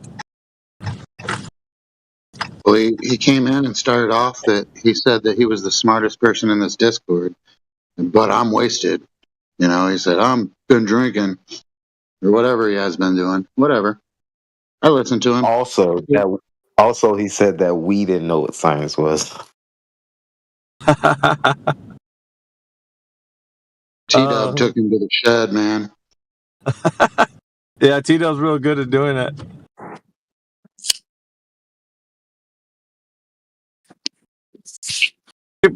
I kind of like that, man. Lately, they've been coming in that way.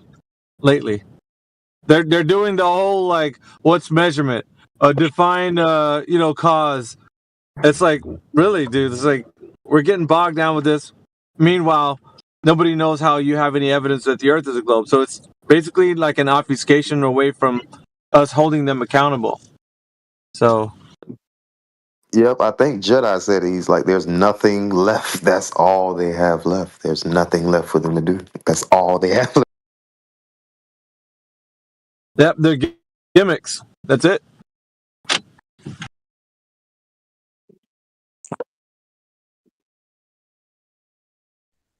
Yeah, I mean, what proceeds forth is no definition you give could ever be sufficient. No, nothing you say will ever be sufficient for them. And they're going to make the audience hear that part. Your definition, I mean, like if you were to engage them in this and be like, all right, here's a definition of cause. Sorry, that's just not accurate enough. Oh, sorry, effect, that's not accurate. See, you guys have a flawed understanding of science. That's where he was going to take it. Right. Not even if you presented it from, like, you know, an academic source.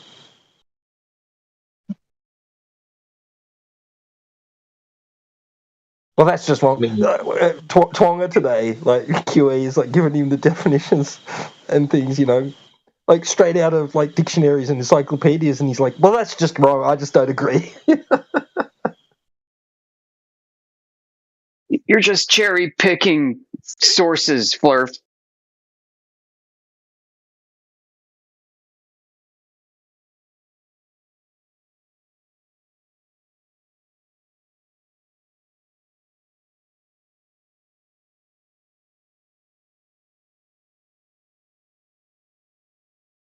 You guys think they know it's over? Some of them might, but I think the vast majority are in denial. Yeah, I agree. They don't want it. They don't want it to be over. Well, they think that as long as they have their YouTube, champions making content with titles like "Flat Earth is Dead," they think that's going to win, even though they've already lost. Like, dude, you're out. You're dead, bro. You're beating a dead horse at this point. It's a wrap. Yeah, they think they win every time a new NASA video comes out after their failed discussion with us. They think propaganda is knowledge. That's their problem. Oh, man, but I was just saying earlier, because I was watching a reaction video, a guy with nearly 1 million subscribers, and he's watching people on TikTok, Globers, roast the shit out of NASA with this whole return of the astronauts that were stuck in space. They're picking it to pieces, man. Oh, really? Yeah, Globers, yeah. The Globers are picking it to pieces.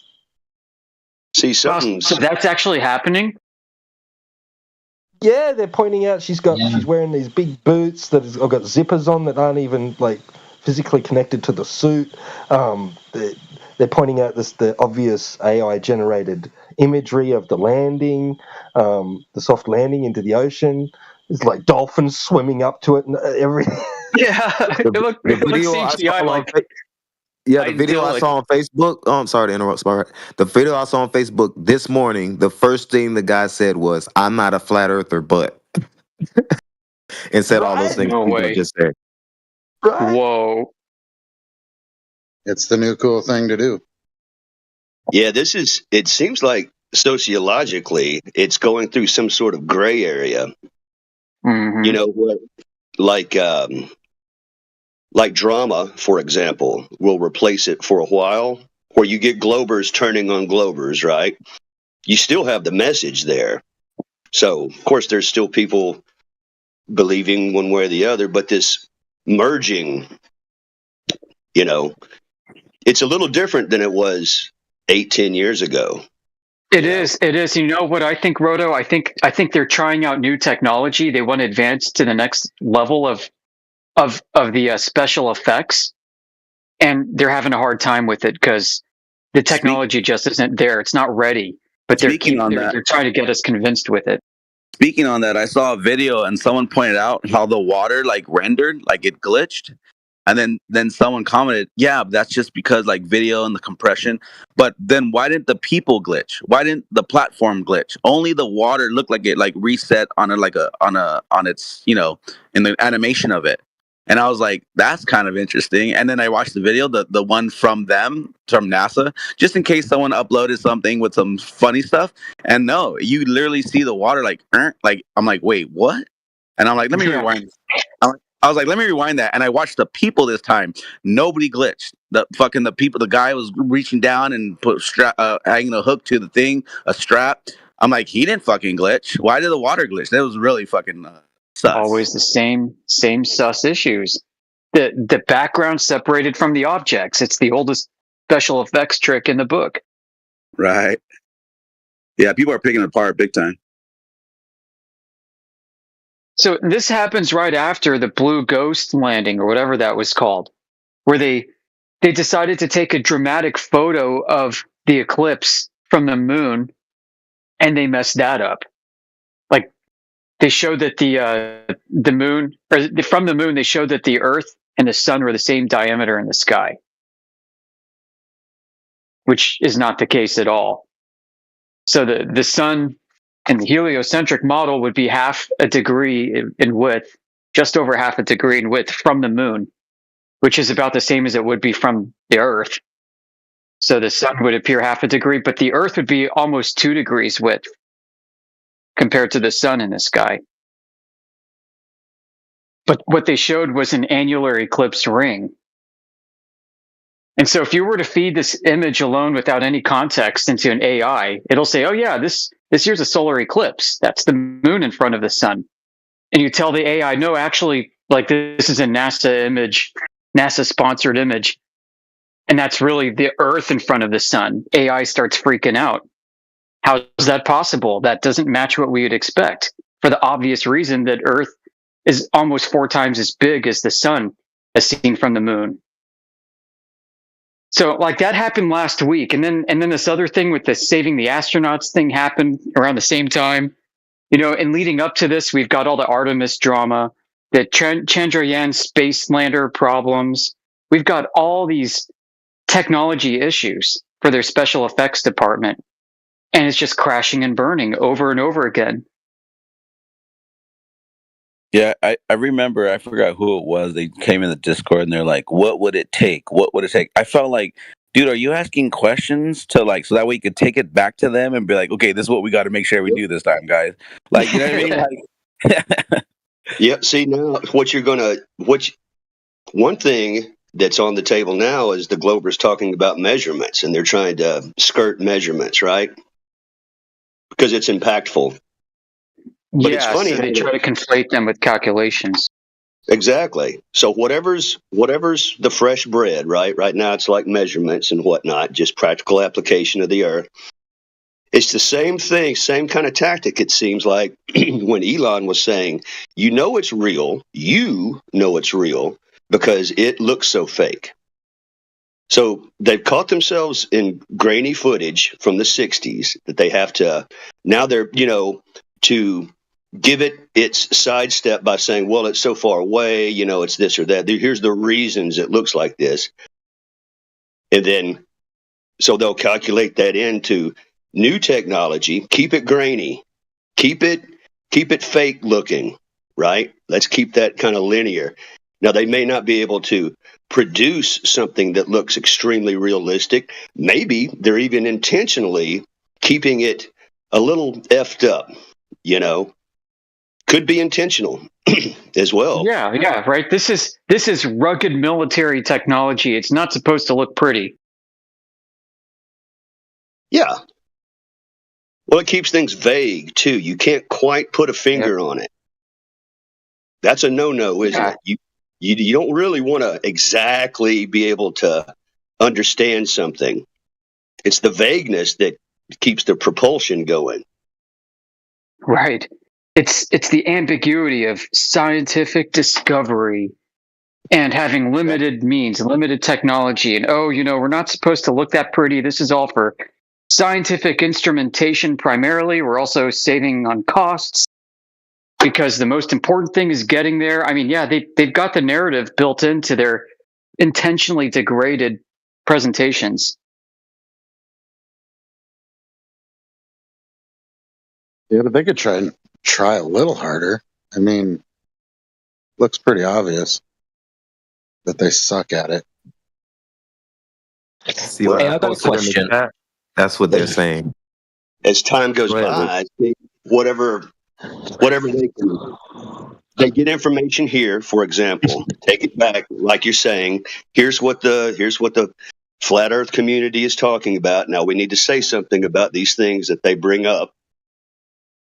You know, I mean, so as time goes on, what's this going to turn into? Is it going to be something like, yeah, all this globe stuff turns out to be flat, but it's still a globe, right? All these, yeah, it measures flat, but it's still a globe. Yeah, you know, there'd be concessions with the caveat, it's still a globe.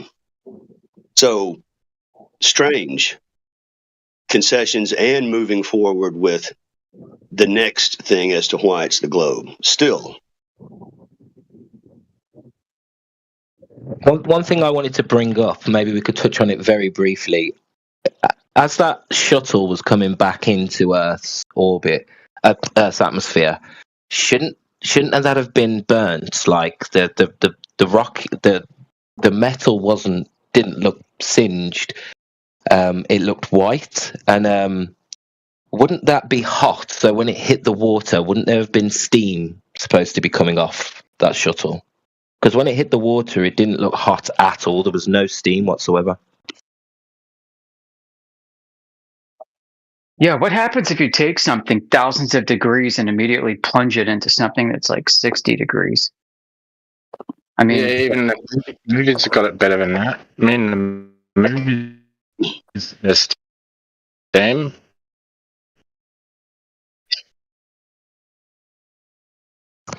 There really should have been steam when that shuttle hit the water, and there should have been burn marks on the actual shuttle if it got to those temperatures. Metal does change color, so like it just doesn't match.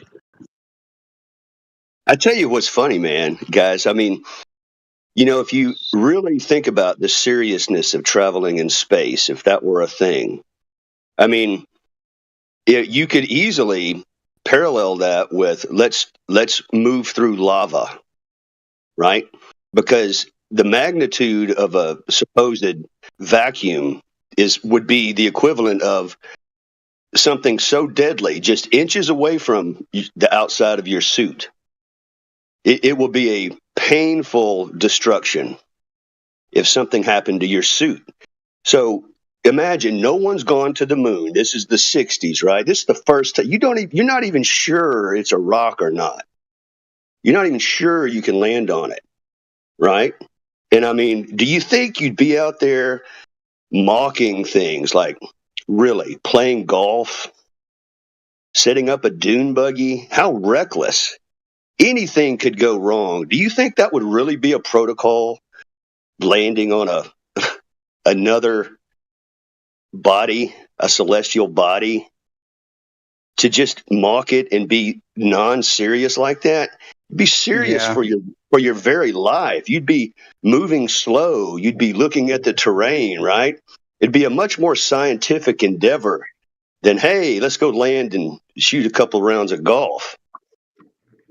Right? Yeah, I mean, and drive around in a deadly environment. Yeah, and driving in a buggy. Like, what is the point of getting further away from, the lunar lander? Oh, that's just dangerous.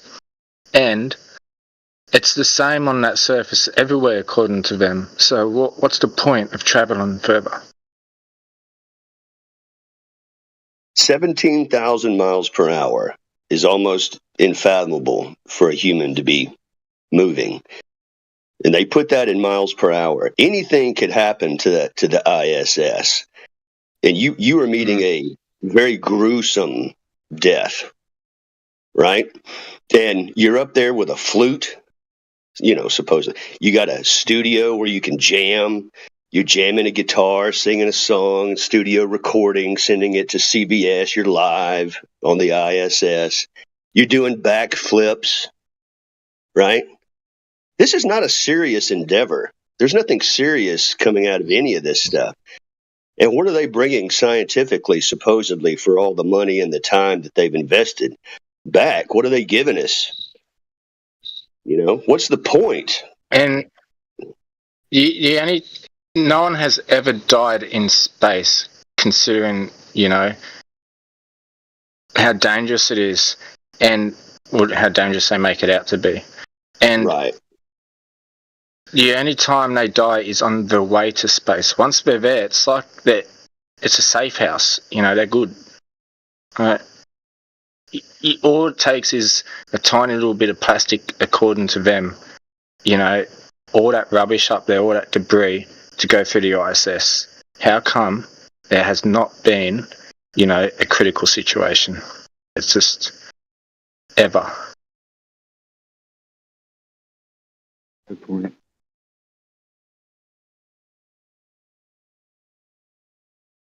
Then, like you guys said too, when it's traveling back, it's so hot, right?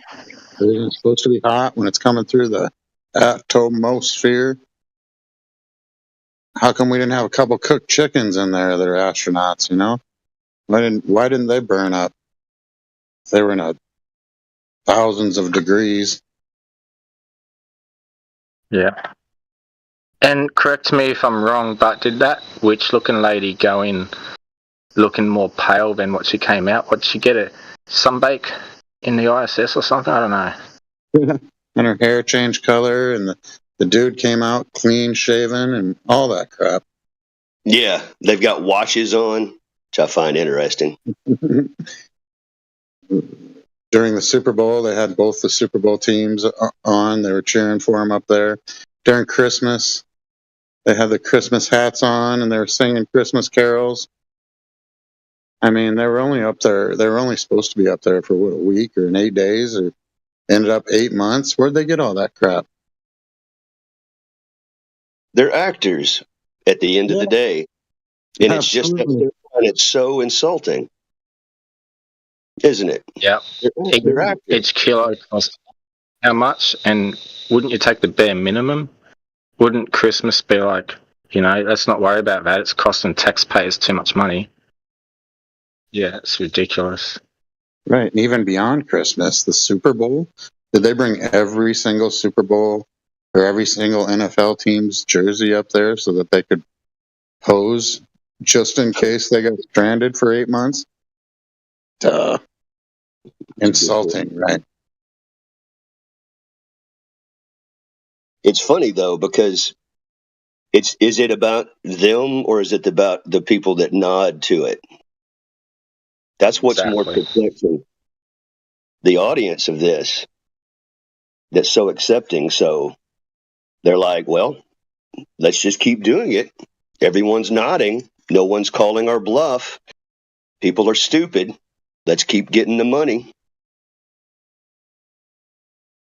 Yeah, let's show them something they can relate to, and that will, you know, deter them from looking around and focus on something they relate to, basically. The jersey. The Santa hat. It's a scam. It is. It's a scam. The globe is a scam.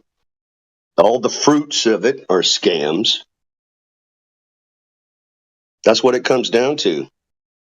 You know, and another thing, I don't like being coined with the word conspiratory, right?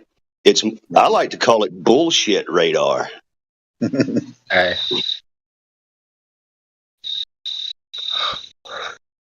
Yeah. You know it's real because it looks so fake.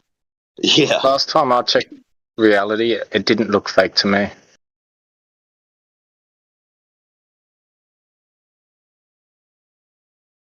Who was talking about the steam? I posted the video showing how there's no steam when it touched down in the side chat. Well, that's the thing. Is there supposed to be? I mean, we know they didn't go nowhere, but didn't they tell us in the The other launches, there should be some steam, or was there steam before? Have they ever crashed into the ocean before? Is this new? Maybe they got some new metal, but don't get hot. On the Apollo 13 movie, there was a lot of steam when it hit the water. No. Maybe I'm just thinking of Hollywood. I must be off. There's something that I'm not exact on either, but that whole capsule in the water with the dolphins swimming around, that's been done before. The dolphins.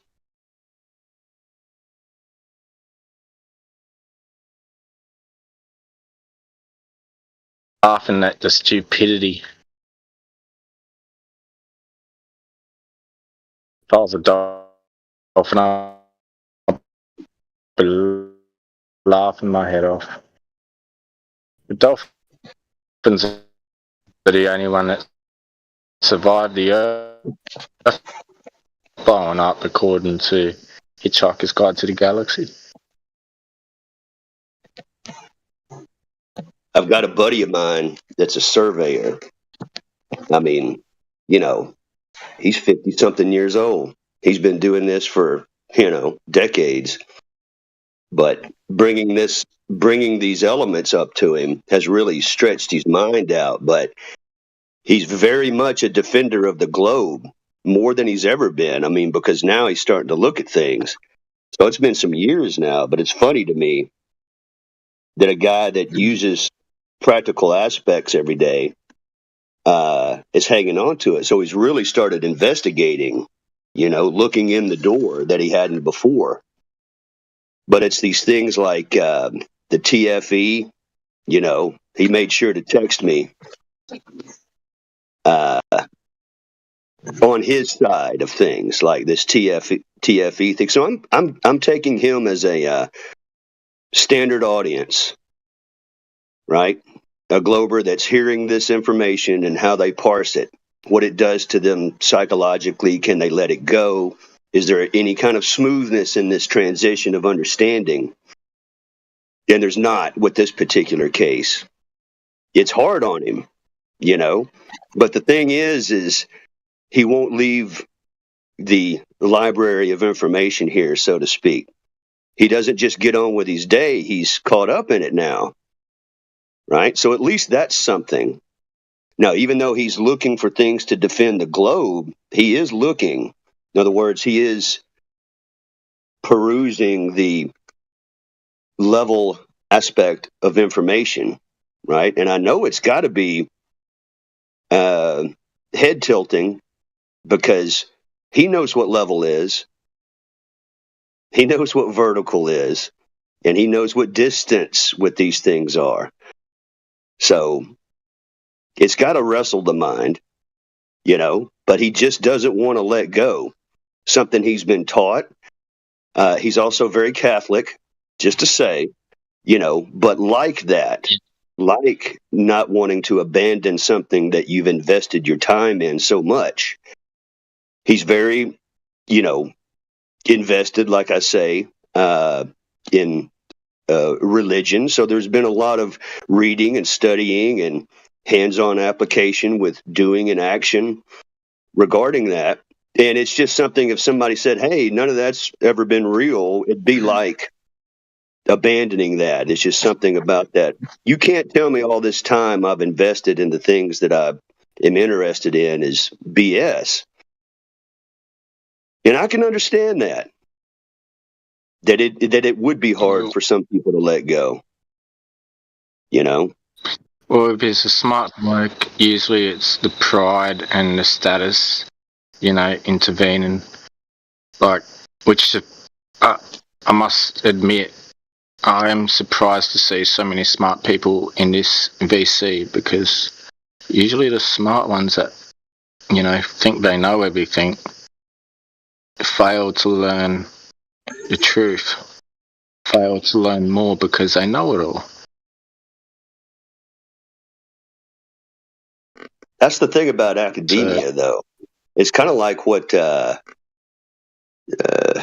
German lady, Sabina, making comments. I'm not even sure if he's real or not, or AI or what.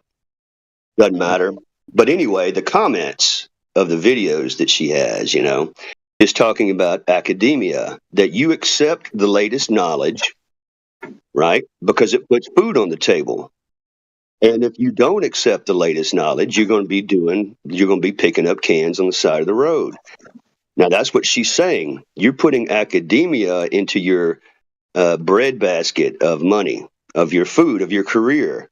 So it doesn't really matter if it's truth or not. It's just the game of bringing things to the table, getting funded and paid for it. And after that, you don't really have to produce anything, quote unquote, scientific.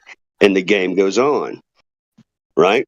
So it's kind of this appeal to the authority of academia as the top tier. Doesn't matter if it's pseudo or not at this level.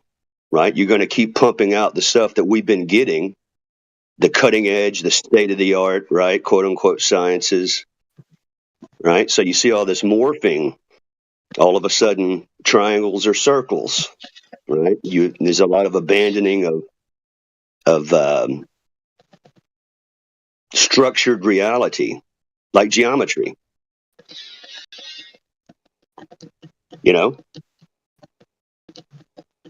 It's just funny. She's kind of saying what the game is and why we're getting this info.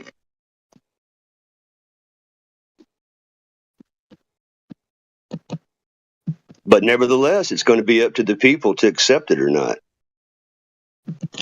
which you guys are not. But it's funny to me. So back to my friend real quick, all right? I mean, I'm going to consider him a genuine person seeking knowledge, and wherever he's at, that's fine. But there's these other characters in this mix that come to this VC, for example, like Eggs and, well, strangely, Bacon and Jesse Path of Light. These guys are smart. They're intelligent in a way where, like Sabina says, academia, right? What academia does is fill in all the corners, right? They paint everything for you so you don't have to do it. So you have no more questions. It's all been done for you by people that are above you and better than you. There's no need to even ask questions. Just be concerned about your burgers, boots. Sorry to cut you off, but how long's Bacon been coming to this VC for? Years. Nathan basically converted him, though, with concessions.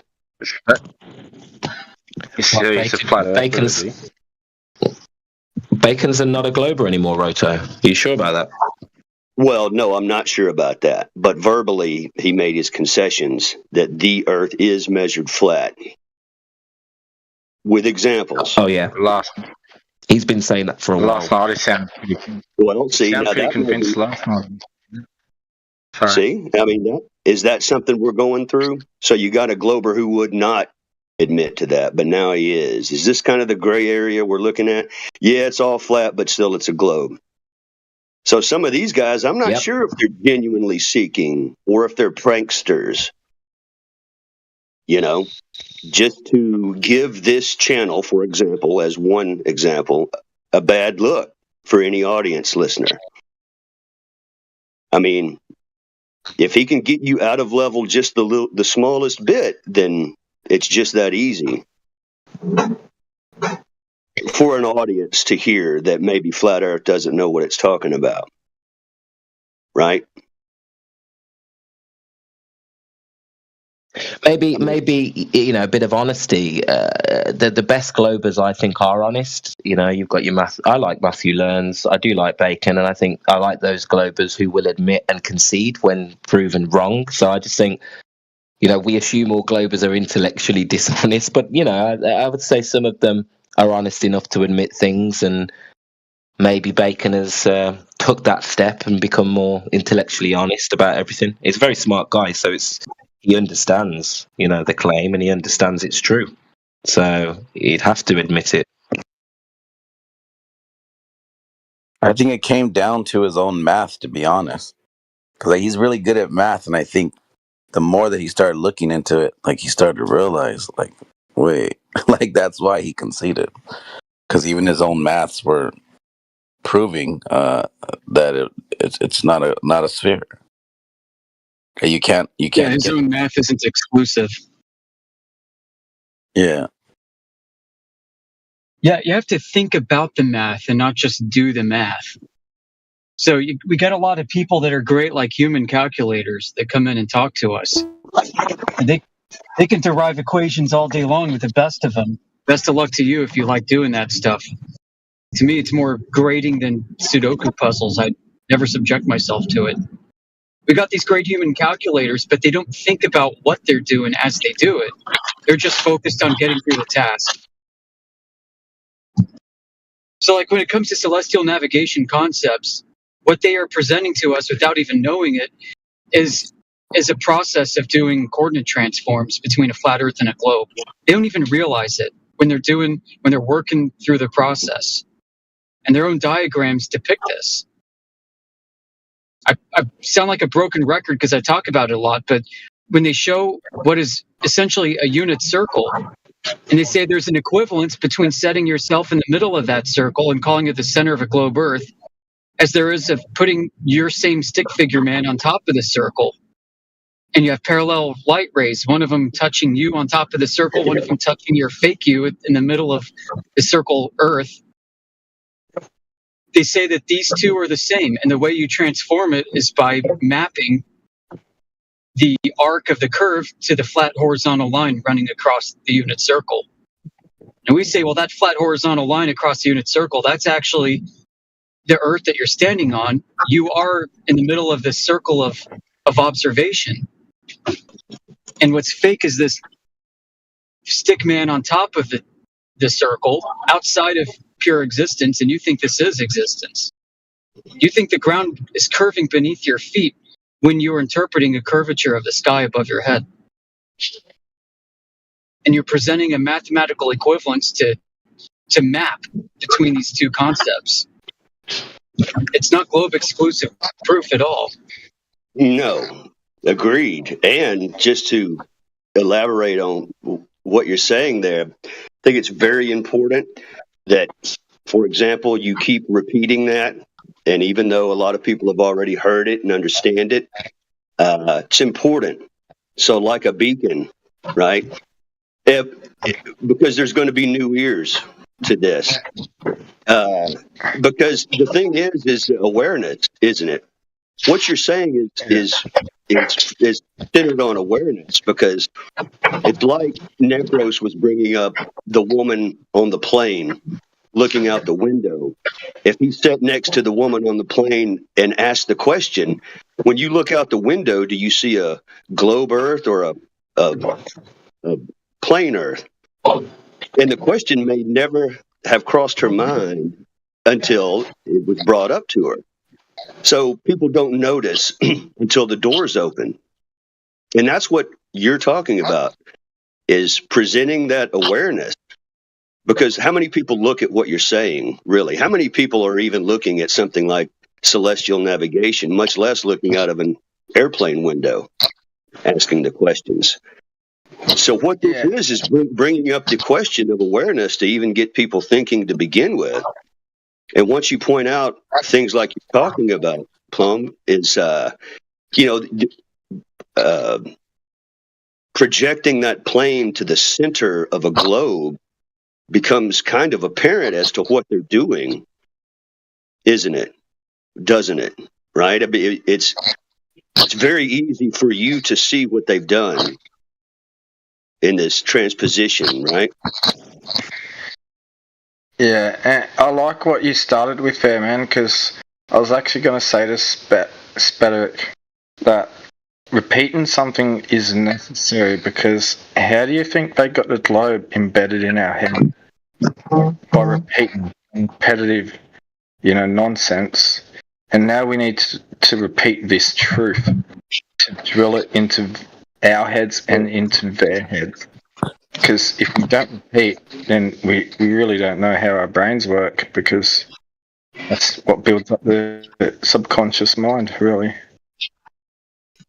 People are going to get tired of me talking about level and pipelines and stuff, but that's okay. I'm going to keep talking about it. You know what I mean? I love.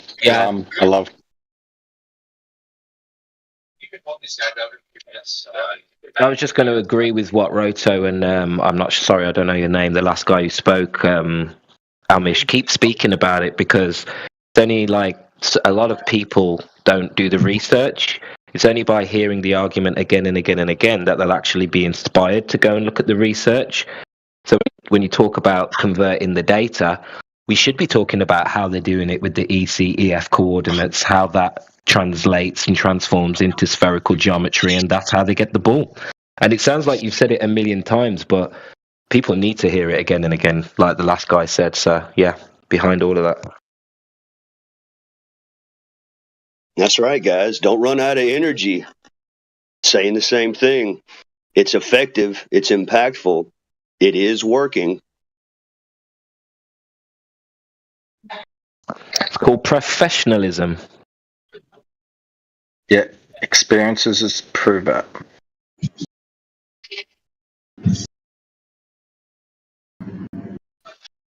Yeah, professionalism, kind of by way of standard. I mean, would you guys say this is a standard? Do you guys, is any information okay, or does it need to meet criteria now, maybe more than ever for you guys even? You know, are you, when you get info, are you skeptical and then you put it through the ringer and see what nets out critically? Yeah, to include the claims of flat earthers. Yeah, we're as much about internal critique as we are external. We have to. First you use your reasoning and logic and see if that adds up. And then you question it furthermore. Otherwise you discard it if it doesn't add up to your logic.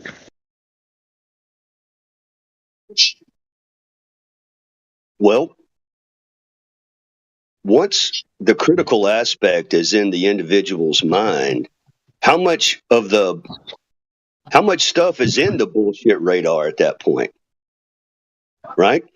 I mean, start seeing it. The dominoes start to fall. It's like, oh, the BS is everywhere. Really. But really, can you blame the BS? Or the way I look at it is, it was me accepting things. The only real difference is me and the way I'm handling my vehicle here, right? What I import. Yeah. And also on this path of this, I mean, about a year ago, coming in here talking to you guys, just talking about approach to other people. This has been a thing. People have ruined relationships talking about this. So is there something for us to learn even more than just the information, but the psychology of the information dealing with other people? You know, I have definitely learned to shut up in particular environments. Yeah. Yeah, well, my ex leaving me with my boy caused me to look into this further. You know, gave me that spare time to really think critically, making sure, you know, my boy grows up in an environment I'm aware of, you know, so I can warn him, so I can inform him, so I can, you know, educate him. Because, you know, the educational system obviously does not do it right. You know, we're forced to make the most critical decision of our lives while going through puberty. You know, what career do you want? Who cares what career I want? I'm checking out that girl over there. It's just ridiculous. Is your wife a Glober? Your ex? Don't think she knows, mate, because I'm drawing that shit in her head And the last time she brought up something, I said, "Don't tell me you think it's a freaking spinning ball still." And she's just shut up. So I was like, "Yeah, you shut up because you got nothing." But I'm not harsh, like, you know. I just that was a bad example. I'm still nice to her.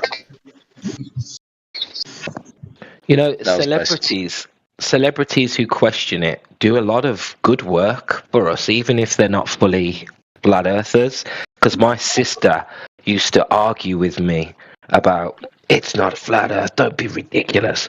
And then 4 years pass, I never have the conversation with her, never brought it up. And she's sending me some Candace Owen stuff. And I says, "Oh yeah, I like Candace Owens. I think she's deep down, I think she could become a flat earther." And my sister was like, "Yeah, I've been looking into flat earth since I heard her speak about it." And it's like, you don't realize how much the normies or your normal people put weight on these celebrities, and they don't have to become flat earthers, but just by them bringing attention to the subject allows them to open up and start looking into it. So I just think it's really interesting. You don't necessarily have to be a flat earther, but if there's influential people who are questioning it, it makes it more appropriate or more acceptable to discuss. And trust me, she's stubborn. So I'm really impressed with Candace Owens, even though she's not a flat earther, to open up someone like my sister. It's always bothered me how many people look to celebrities to find their moral compass, to learn what to think, to learn what to occupy their minds with. It is everywhere. It's always been the case. It's a shame, but it's unfortunately something we have to deal with, right? Yeah, when it comes to family,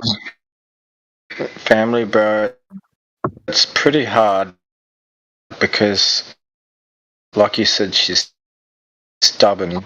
She's gonna be 10 times more stubborn when it comes to her brother, proving her wrong. Because family, you don't hold back. Ain't that the truth? Yeah. Yeah, my oldest sister is a scientist. She's a biologist. So, studies blood, very, very smart, very smart. I wouldn't say intelligent, but smart.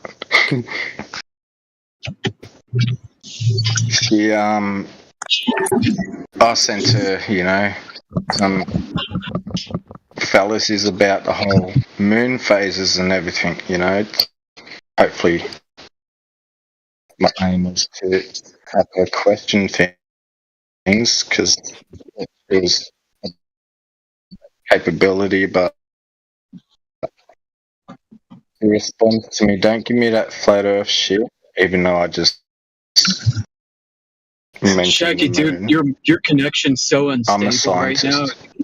Cutting out. You study blood, a geologist, the direction they take. Shaggy, Sorry, bro. Shaggy, is that better? Disconnect and reconnect. You're choppy. Choppy? Yeah, your internet's cutting in and out. It's like cutting out every other word that you say. Either that or you're like hiccuping on booze.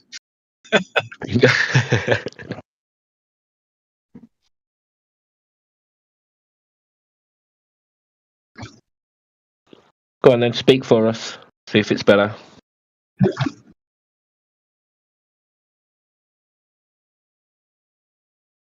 Well,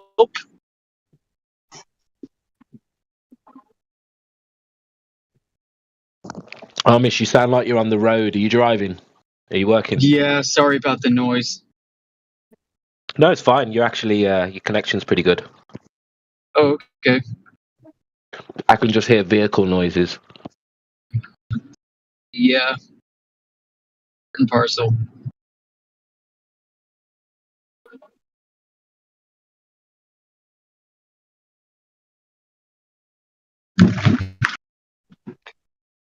this isn't just about the knowledge, though, is it, guys? Because, I mean, what is it? We're dealing with foolery, meaning trickery, meaning people are getting fooled with false knowledge. So what does it take, really? Is it an intellect or is it a wisdom? Because we're not just talking about what knowledge is what. We're talking about, unfortunately, getting fooled, which is really what's happening. People are getting tricked, manipulated into falsity. I think a lot of it has to do with social pressure and not having the courage to stand up for what's true and honest. Because I think it's kind of two-pronged. On one sense, we're dealing with a question over personal integrity and honesty. I like to say flat Earth is one of the most ultimate shit tests you can give to test people's character. Ask them if they've ever seen curvature at the beach, right? People will lie and say they have because they're trying to protect a worldview. And the second prong on the fork is societal pressure, Asch conformity, the desire to be part of the group. And so people are lying in order to protect their position within their in-group status. I think these other questions about delusion and stuff like that is probably secondary to the honesty and sure. Absolutely. There's a absolute herd mentality. And it's a fear, a phobia of being outside of the herd. No one, or I say no one, people, statistically, like Sabina bringing up, look, you accept the academia, get in the circle for the breadbasket, or you are outside of the herd and you'll be picking up cans on the side of the road. This is what she's saying. People don't want to be outliers, fringe. Not all of them, for the most part. There's kind of because people don't like opening the doors of knowledge. They like burgers, boobs, and bucks, go through your daily routine, never open the door, never question, never be critical. If it comes from the high up academia, just accept it, right? That seems to be very comforting to a lot of people, because what happens when you start shaking the system, opening the doors, questioning things, then you bring it to other people, they're going to look at you in that, oh, you've chosen to pick up cans on the side of the road. They're going to look at you as an outlier, right? So that's one thing we're definitely up against. But does it matter? If people are comforted in a herd and they don't ask questions about the herd that they're in, right? They just want to keep moving forward unimpeded with their daily lives, then this isn't really for them anyway, is it? Right. They'll never really be critical. So that's exactly right. And that's why we don't obsess ourselves in this community over how we make people feel about the information we give. I really don't give a damn if I hurt somebody's feelings with the information I have. I don't give a damn if I come off sounding like a kook. Because everybody approaching this topic, especially from the globe angle, is going to have a different set of psychological circumstances in their lives and their brain chemistry and everything. I can't change any of that for them. I should not try to clinically diagnose them or try to meet them at any level that I expect them to be. Because chances are I'm going to misdiagnose. I'm not going to know exactly what their psychology is, and they come in lying. So how are you supposed to get a fair read on any individual person in the first place?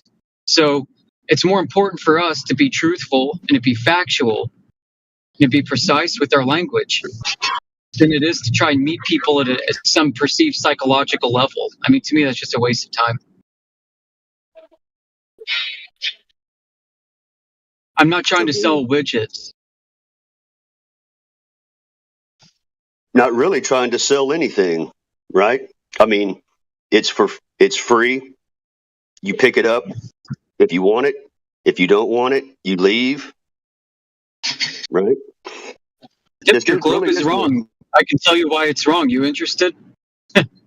Exactly. It's not really a salesman's game here. No.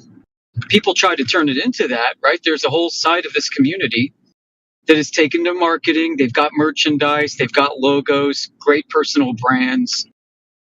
They spend a lot of money, time, and resources on curating content, delivering the information in a way that's going to be most moving emotionally, and use of music, use of audiovisual art. So there are people who do that and can cater to that, but then look at the fruits of what they've borne out of it. For a lot of these folks, I mean, their arguments are crap. Their information is usually wrong in some way.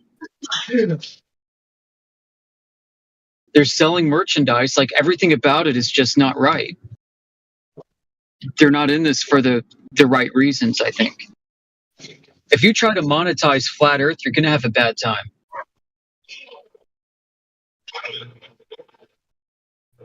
The topic might be too important to monetize. There's not going to really be any money in this. I mean, you're going to make more money selling Who Farted t-shirts. Absolutely right. I mean, I've been around this community a little bit, and when I look around, I look at all the people that have tried to become gurus, tried to become a focus of attention, tried to monetize the crap out of this. They've all failed. They've all been embarrassed. They've all suffered extreme damage to their personal reputations because they've compromised themselves in the process of this pursuit. What about someone like Nathan, though?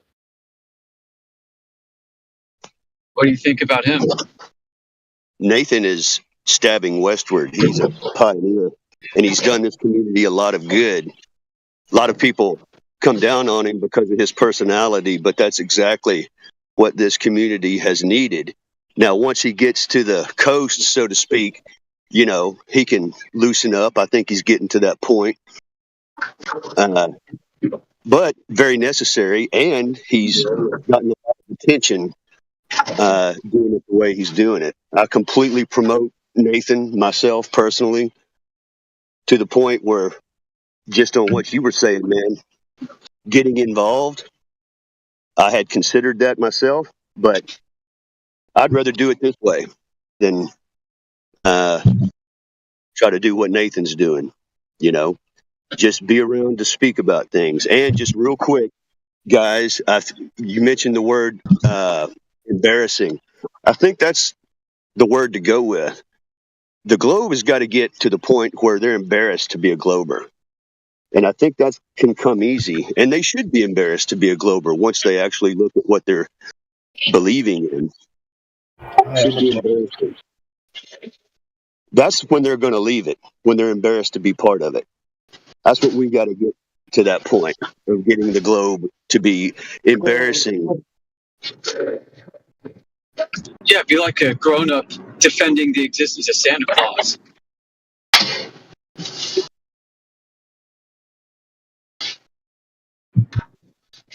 Ooh.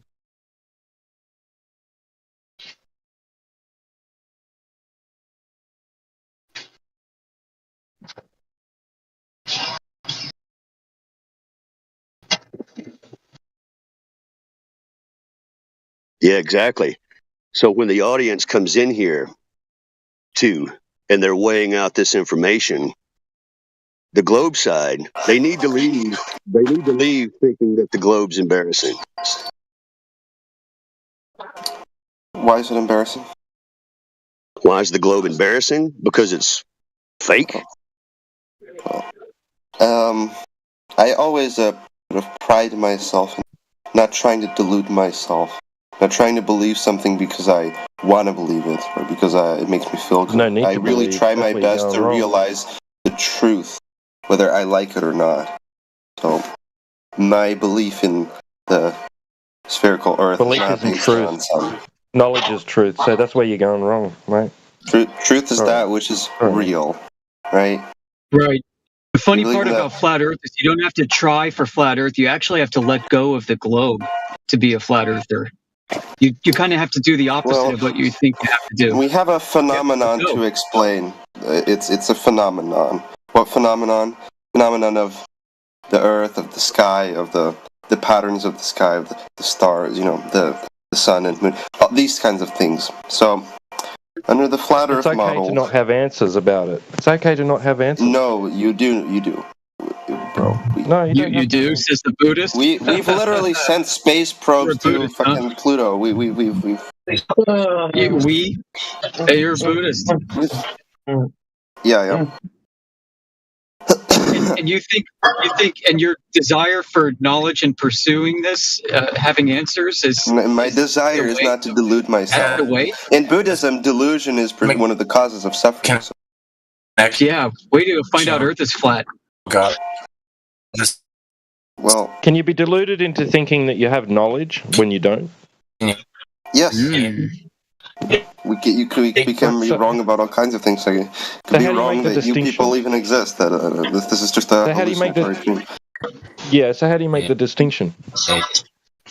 Well, by observation, interacting causally with the phenomena that we see, or just close observation, and then constructing a representative model of what's happening. That's how we understand the world, by just observing. Cool. What's your number one globe phenomenon?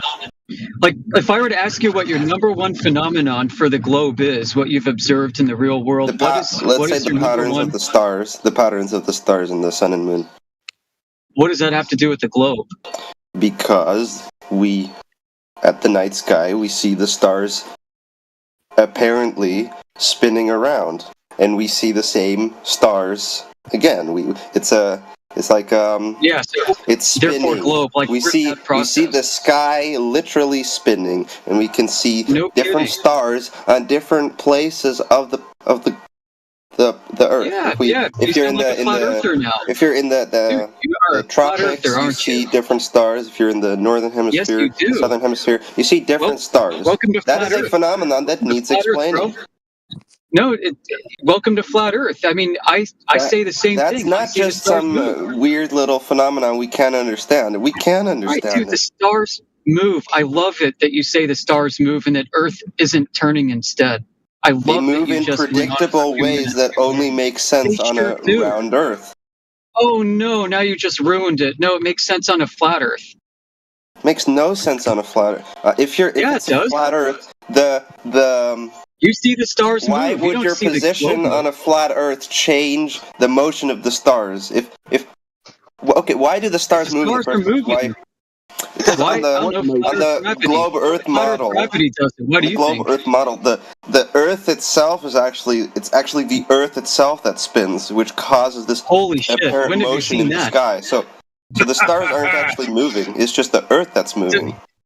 So you're telling me that reality is the opposite of what we experience and know for sure?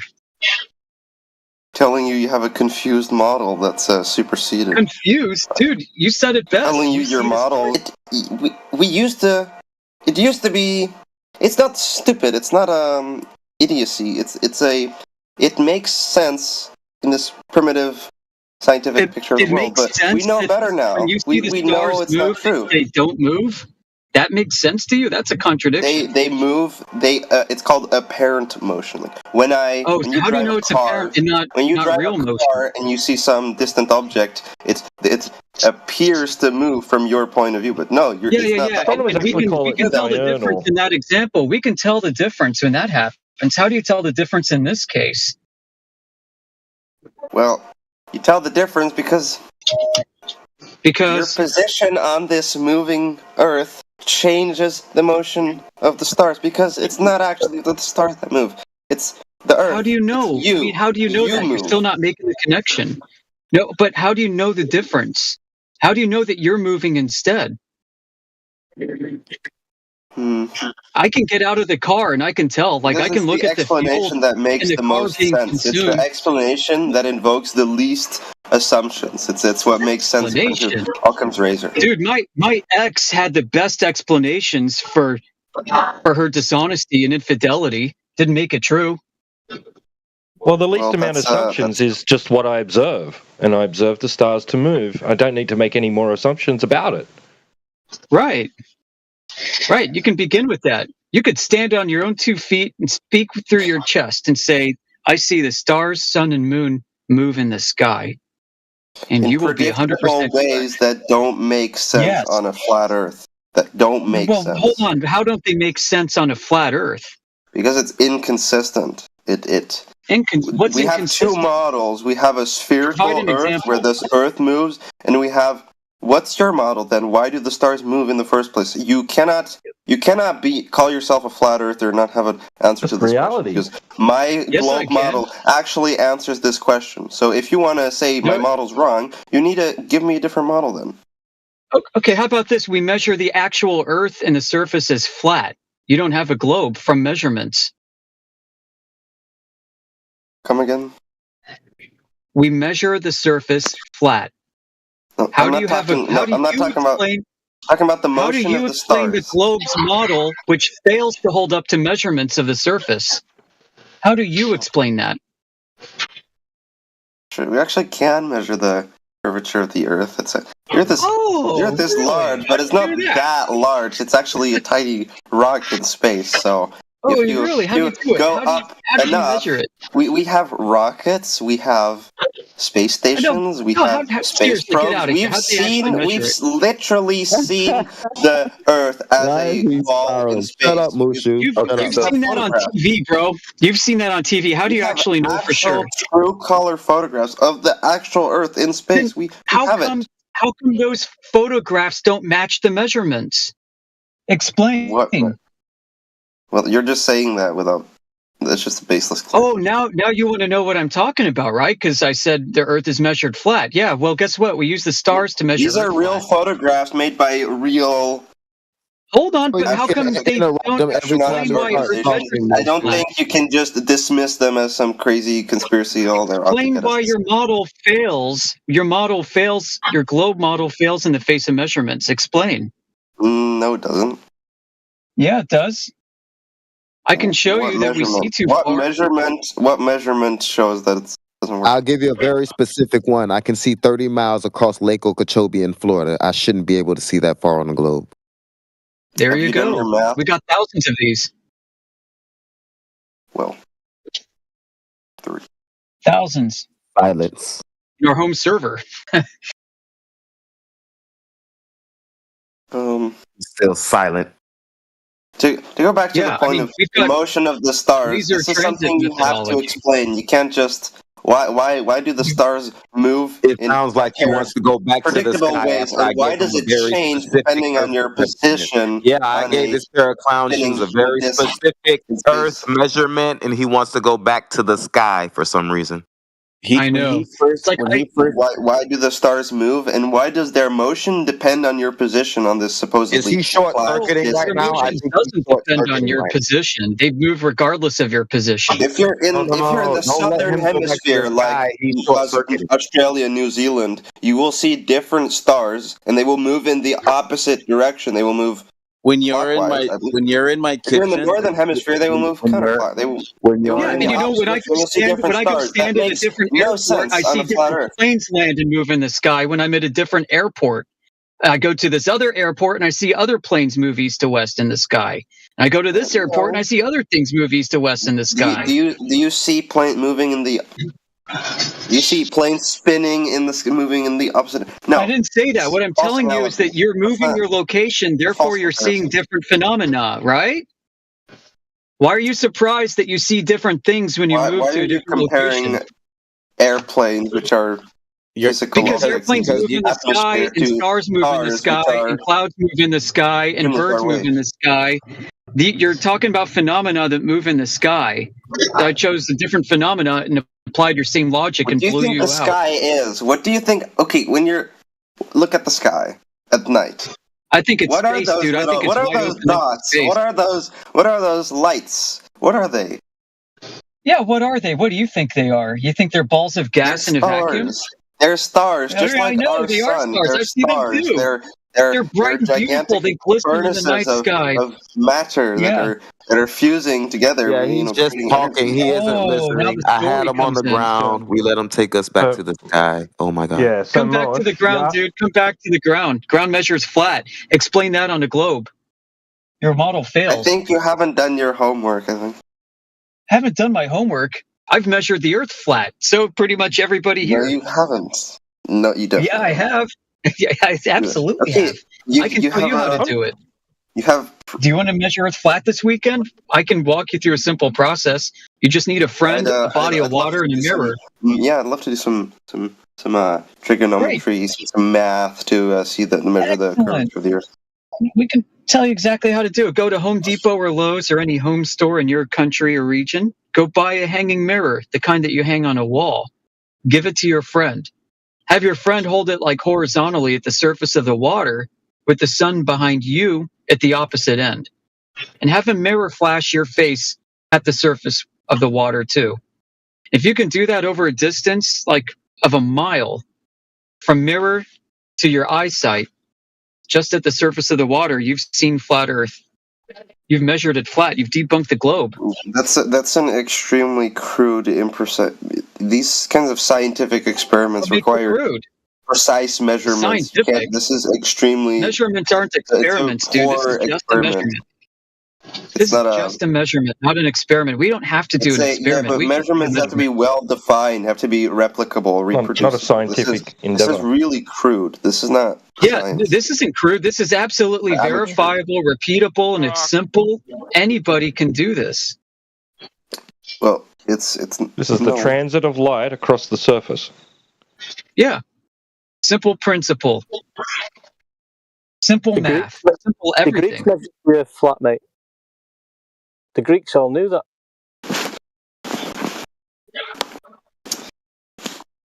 So Yeah, fundamentally. why are you so? Let me ask you. If you're really such a paranoid skeptic, why at least you just say, oh, I don't know. Earth is flat. I don't know. I'll suspend judgment. Can you at least suspend? Just be neutral. Why do you say so positively? The Earth is flat. Why? How do you know so sure? How are you so sure? Go ahead, one deck. You're saying the Greeks measured it, didn't they? They measured it flat. We observe it that way, and then it's measured that way, and then it's practically used that way. Contrary to all other scientific observation. It's No, not man. scientific. Like this is in like airplane data we get from flight data recorders from international flights. How come the scientific community thinks you're full of shit then? Because they're not idiots, scientific. dude. So this is really the problem that we have. You claim to know better than all of the scientists who are actually competent and have studied this for their. So that's all you have, and is an appeal to authority while you know nothing about the subject. Why are you asking it's what an they appeal to the fact that you don't have to ignore reality and measurement, or you Boy, you're a bad Buddhist. You're a terrible Buddhist. Yeah, but even if this is the problem. Your belief in a flat Earth requires appeal to a not a belief, conspiracy it's an theory observation. that the whole scientific community is out to lie Oh my to us, gosh. to delude us. What scientific community? What, pray tell, scientific community are you talking about? The Because we group go of to all the scientists community, and their literature and their papers support us. Their papers tell us that Earth is used flat. No, it doesn't. what's your scientific proof that the Earth is a globe? Hey, Ben. All he's got is The thing I just mentioned, the motion of the stars. That's not scientific. The motion of the stars is scientific actual pictures evidence. of the spherical Earth we have from space. So pictures are scientific as evidence now. Why are you so dumb? Yeah, if you're wrong. Why are you so dumb? You're gonna keep talking, or you're gonna concede? Consensus. It's I can't take much more of this. Right? Yeah, it's so bad. This is we need ridiculous. one person at a time talking. It's getting unbearable. I agree. You want to talk about the stars? Let's talk about celestial navigation. How do you get a triangle from a curve? No. No. Nuh-uh. Is that all you got? Yeah. Give me a triangle with a curved line and call it a triangle. I'm not sure whether that's a triangle. Yeah, how do you use a sextant?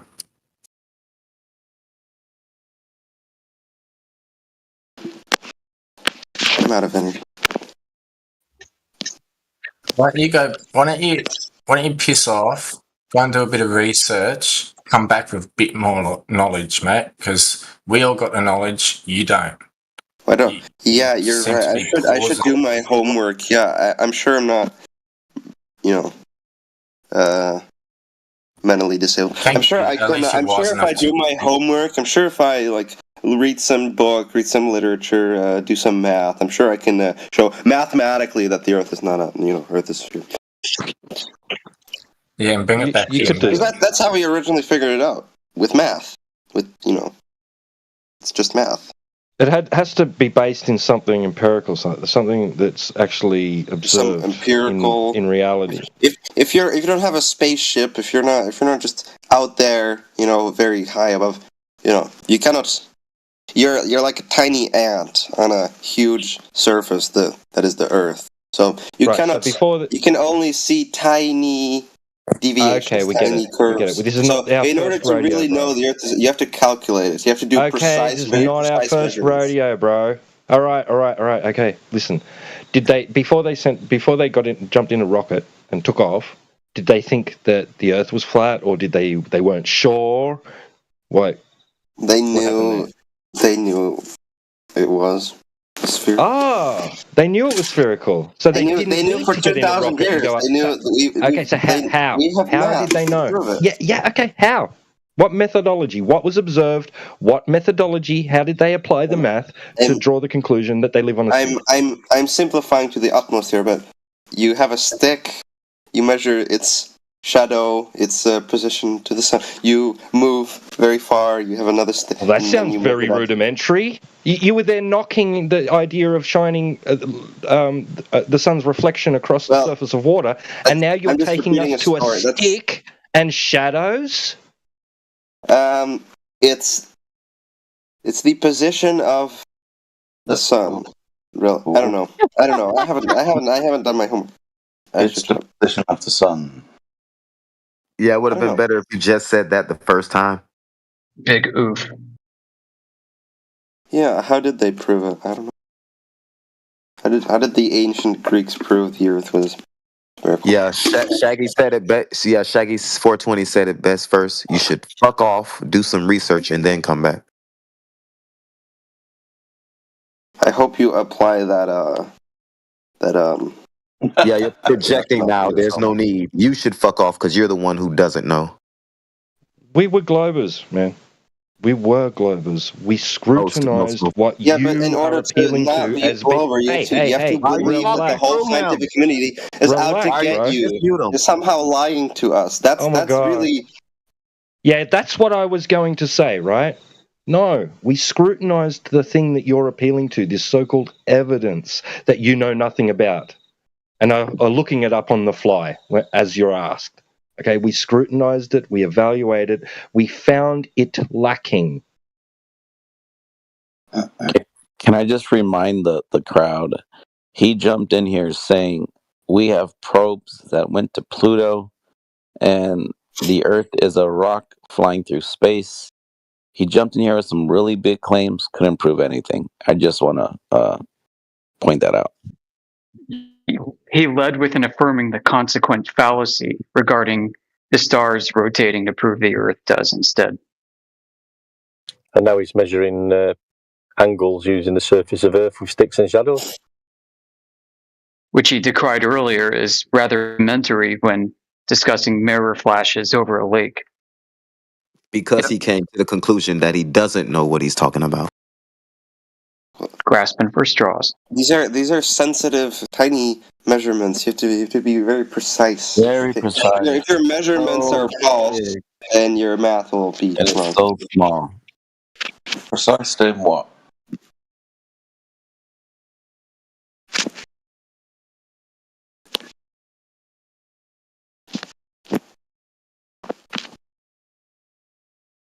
He won't even know what the radius of the supposed globe is.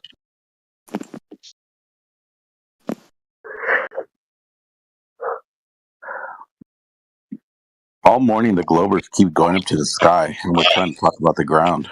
It's just, He asked a question. funny. He asked a question. They have nothing. Answer the question. Got angle measurements and horizontal planes.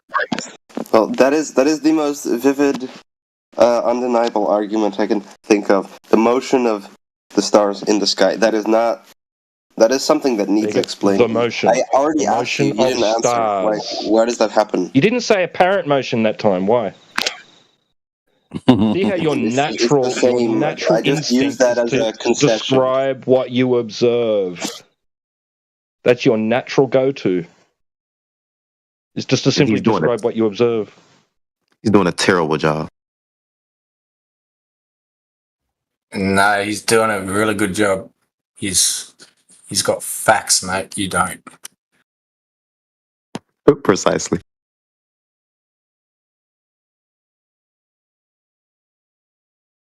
So the stars move. You presume you live on a globe. How are you not going to prove it? How are you going to measure curve? I'd like to sort of deviate. One thing I have found is that flat earthers, they tend to sort of be sort of on the more religious fundamentalist side. So he wants to change the subject now. No, this is conversation. related. You don't want it to be about empiricism. You want it to be. You want our argument to be the underlying. Are you a Christian of our argument to be religious based, and it's not.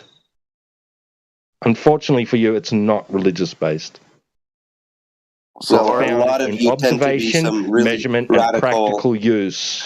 You can cope all you like about it and appeal to other flat earthers that cry out Bible this and Bible that, but that's not why we're here, and that's not what we're talking about at the moment. What religion? What religion was used to make that observation of 30 miles off the coast of Florida, which someone spoke about earlier? What religion was that? Neither one. That was me, and it was neither one. Just simply observation. No religion required. Thank you. Mush, do you understand that? Do you hear that? See, it had nothing to do with religion. It had to do with observations on the ground. Now, for some strange reason, Globers such as yourself... thinking I'm not done. I'm not done. I'm not done. Or you can interrupt. For some reason, you Globers cannot stick to the argument when we're talking about the surface of the Earth without going up to the sky. Why do you guys do this? But what does it matter? They both exist in space. They're just as real as each other. His rebuttal was, "What does it matter?" Well, that's an extremely Earth-centric way of looking at things. You know, the Earth is not the center of the universe, right? Okay, more claims, but here's the question, okay, and that you're not answering. If we are going to be told it's a sphere in space, this paradigm that you believe in, that we all once believed in, but we now know is bullshit. If we're told it's a sphere, now then we go out and we check. Wait, is it a sphere? And then we have observations. Yes, we literally have pictures of the entire sphere. Wait, we're not talking Why about are you pictures. interrupting people, bro? We're not talking about pictures from the sky. We're talking about you on the ground, and you yourself can go debunk this sphere that you're being told you're on. So then, why do you keep championing it?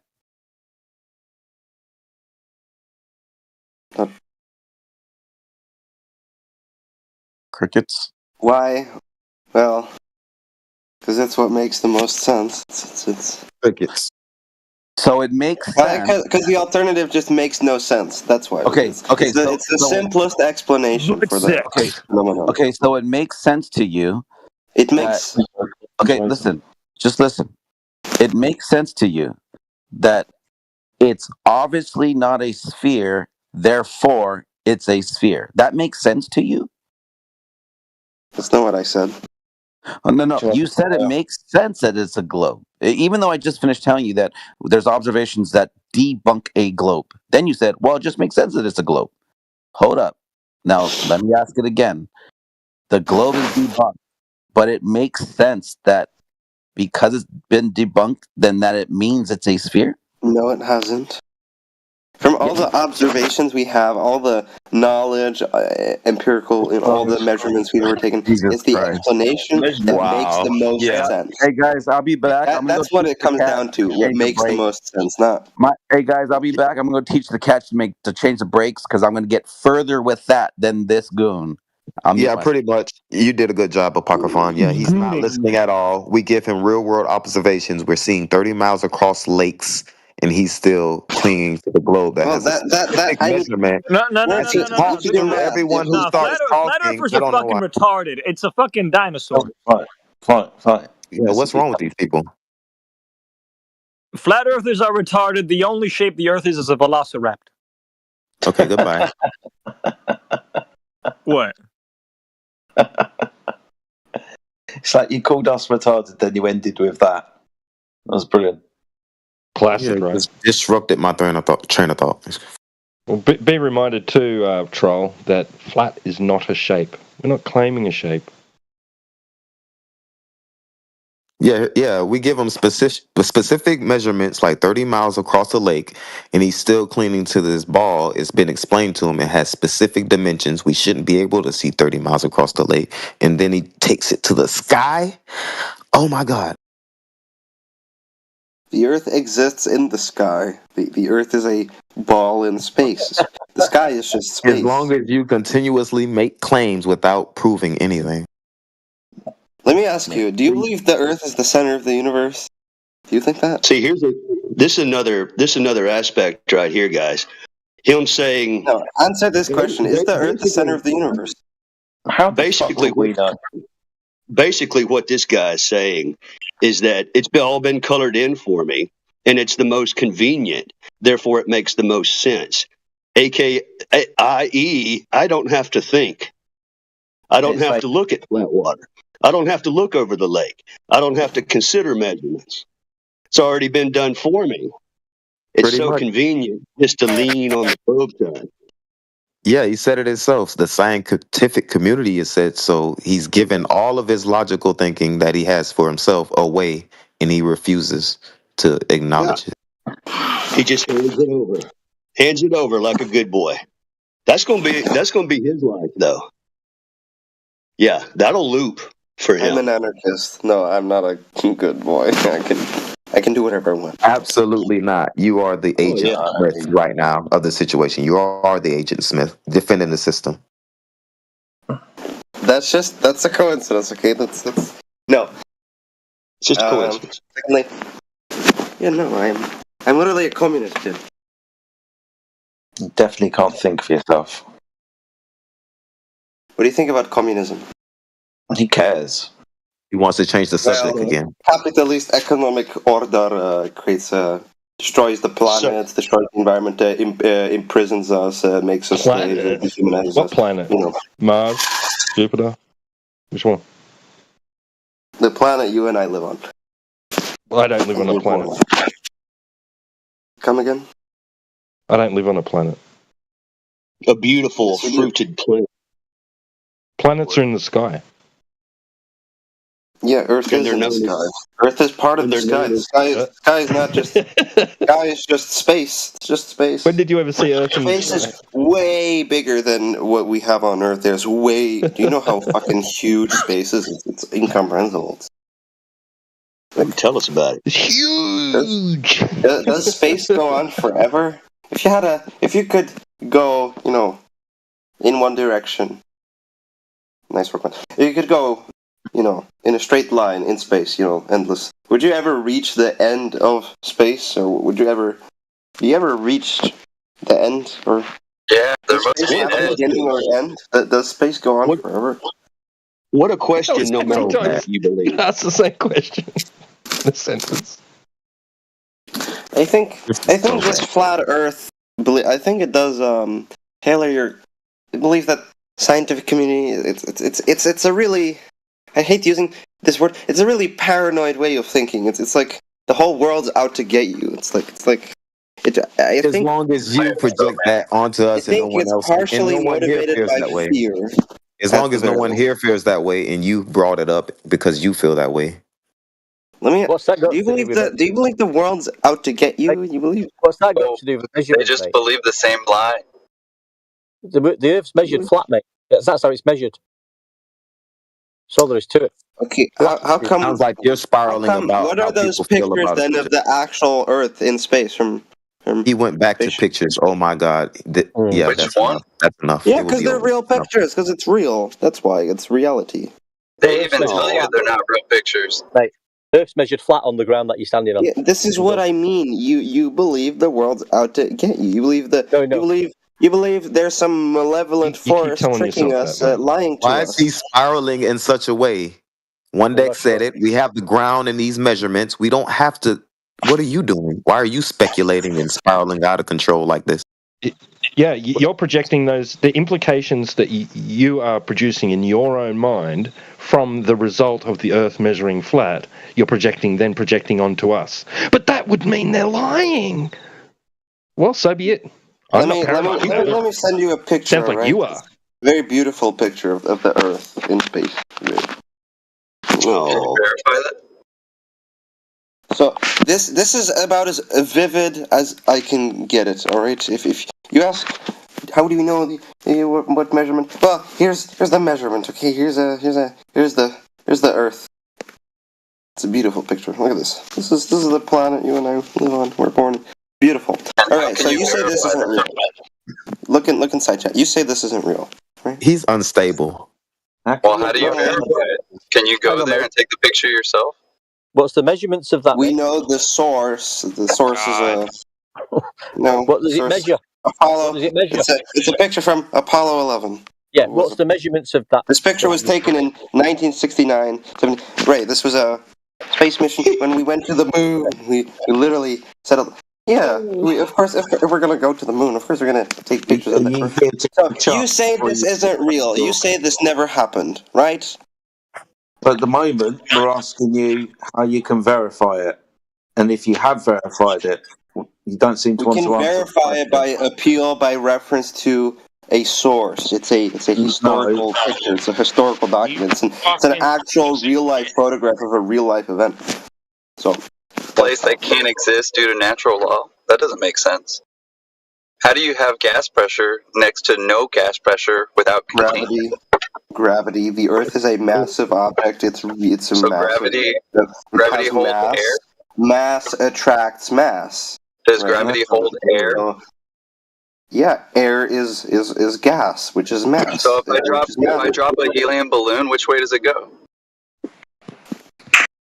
Helium balloon has buoyancy. It has a relative. If you take helium, But you just said it was going to go down and get stuck to the ball. It will stay there. It will just remain as remnants of helium in the atmosphere. And if I pop that balloon, which way does the air solar go? radiation, it will move out into space. It loses. Yeah, he's not listening to a word you're saying. He's just talking. As No, soon as I he know. hears a couple of words, he starts We're just trying to typing get up. through the brain there. Trying to get through that brain barrier, right? You just ask gas pressure without a container. This is a point you guys make a lot. Do you not understand? Buoyancy. Yeah, that's a good point. Buoyancy is a cute little sundress.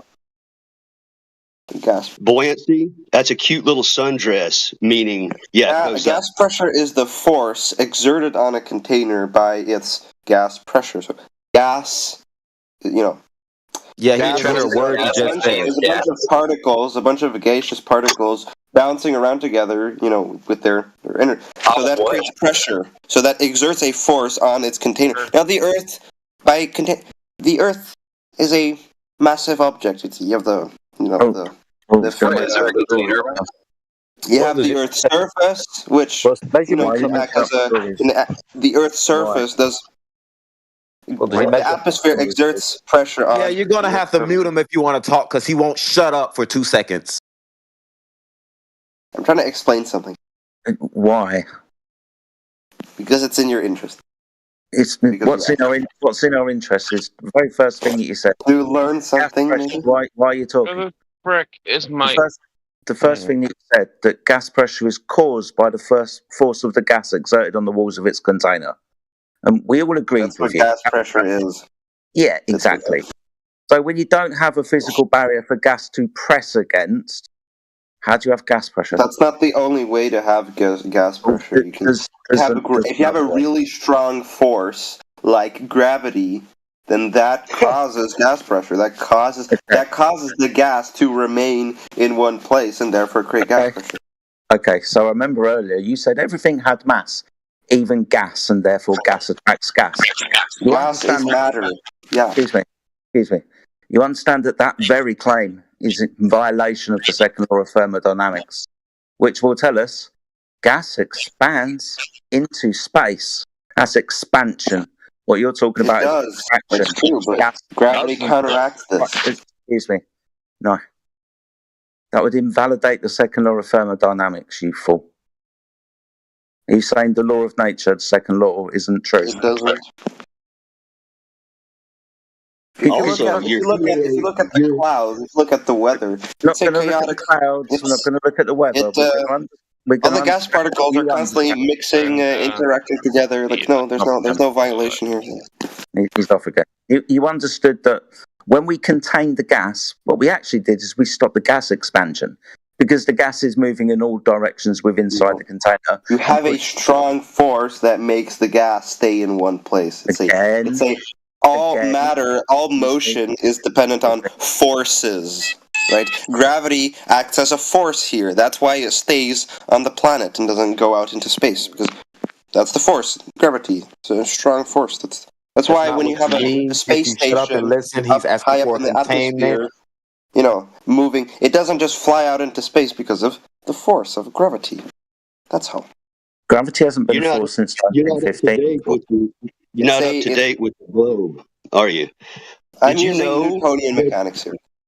Well, did you know that your priest, Mucho Kakai, says that on stage he's lied to you? That gravity is not a pulling force. That gravity now, 2024 was when this was happened, that it's a pushing force. The word, from outer even space. The word force is just a model. Like even all language are just models, representations of phenomena. Yeah, of course. Like the reality may be way more complex than the models we have. Like how? Is it pulling or pushing now? Is it pulling or pushing now? Since Mucho Kakai said that, it's a pulling. Who are you to go against? Gravity is a force of attraction, mutual attraction. No.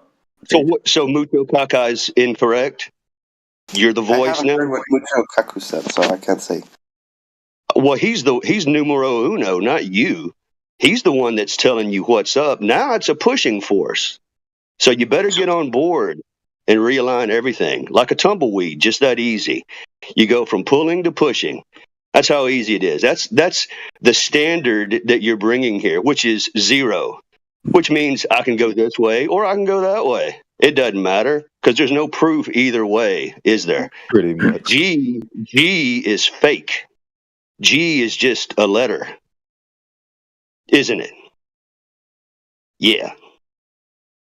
Fake, meaning not real. Fake. Pseudo, a sham, bogus. Because all he has left after that, at that point, Watto, is the fact that other people told him that no. Newton's law of universal gravitation. Do you not hear other people talking, sir? Not in 15. I'm sorry.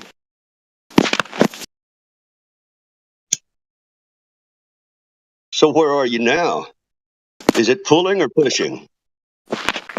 I'm pretty sure it's always been pulling. No, I'm pretty sure you haven't investigated much of your own rhetoric. Sorry, that last statement. Pretty sure it's always been pulling. It was up until 1915, where Einstein superseded it, which is no longer a pulling force.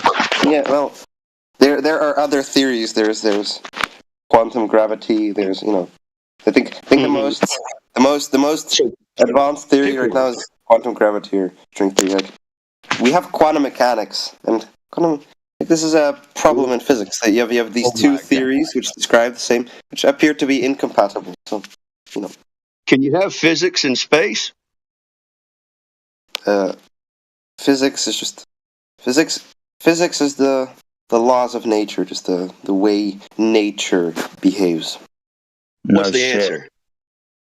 Physics, physics really is the study of nature, the study of So yes or no? World. So is astrophysics a real thing? Absolutely. Yeah. Tell us how. The study of physics in an astronomical context. Astrophysics. That's an ology. Study of astronomical objects like galaxies or stars. These. They also obey the same physical laws as here on Earth. He's just talking bollocks again. Can you do anything? These laws were debunked in 1915. It's like the fifth time I tried to tell you. Einstein special and general relativity. Snap the wand in two and toppled this shit from the throne, I paraphrase. So the shit that you just keep coming out with, it sounds beautiful, but it's fucking wrong. And old. It's archaic like flat Earth. But no, he just not on all of that information and didn't listen to it at all. Relativity. He's looking it up right now. But it is interesting. You get to choose your gravity. I confess I haven't done my homework. But I will. Okay? I'll study this because it's fascinating. It's beautiful. Science is beautiful. Like don't you think? First of all, you have a sort of figuring out the shape of the Earth is scientific. Understanding how the universe works, how things work, it's beautiful. When it's like a eureka moment. This has always fascinated us humans. Us humans are naturally curious. So don't be afraid to learn. Saying good shit, but it'll trip you up in a minute. When you agree with us that yes, the scientific method is empirical and does prove things. And then we're going to ask you for that standard for your claim that gravity causes gas pressure, and you're going to flail and die and apologise for why you can't. Yeah, it would have been better if you just conceded and stopped talking.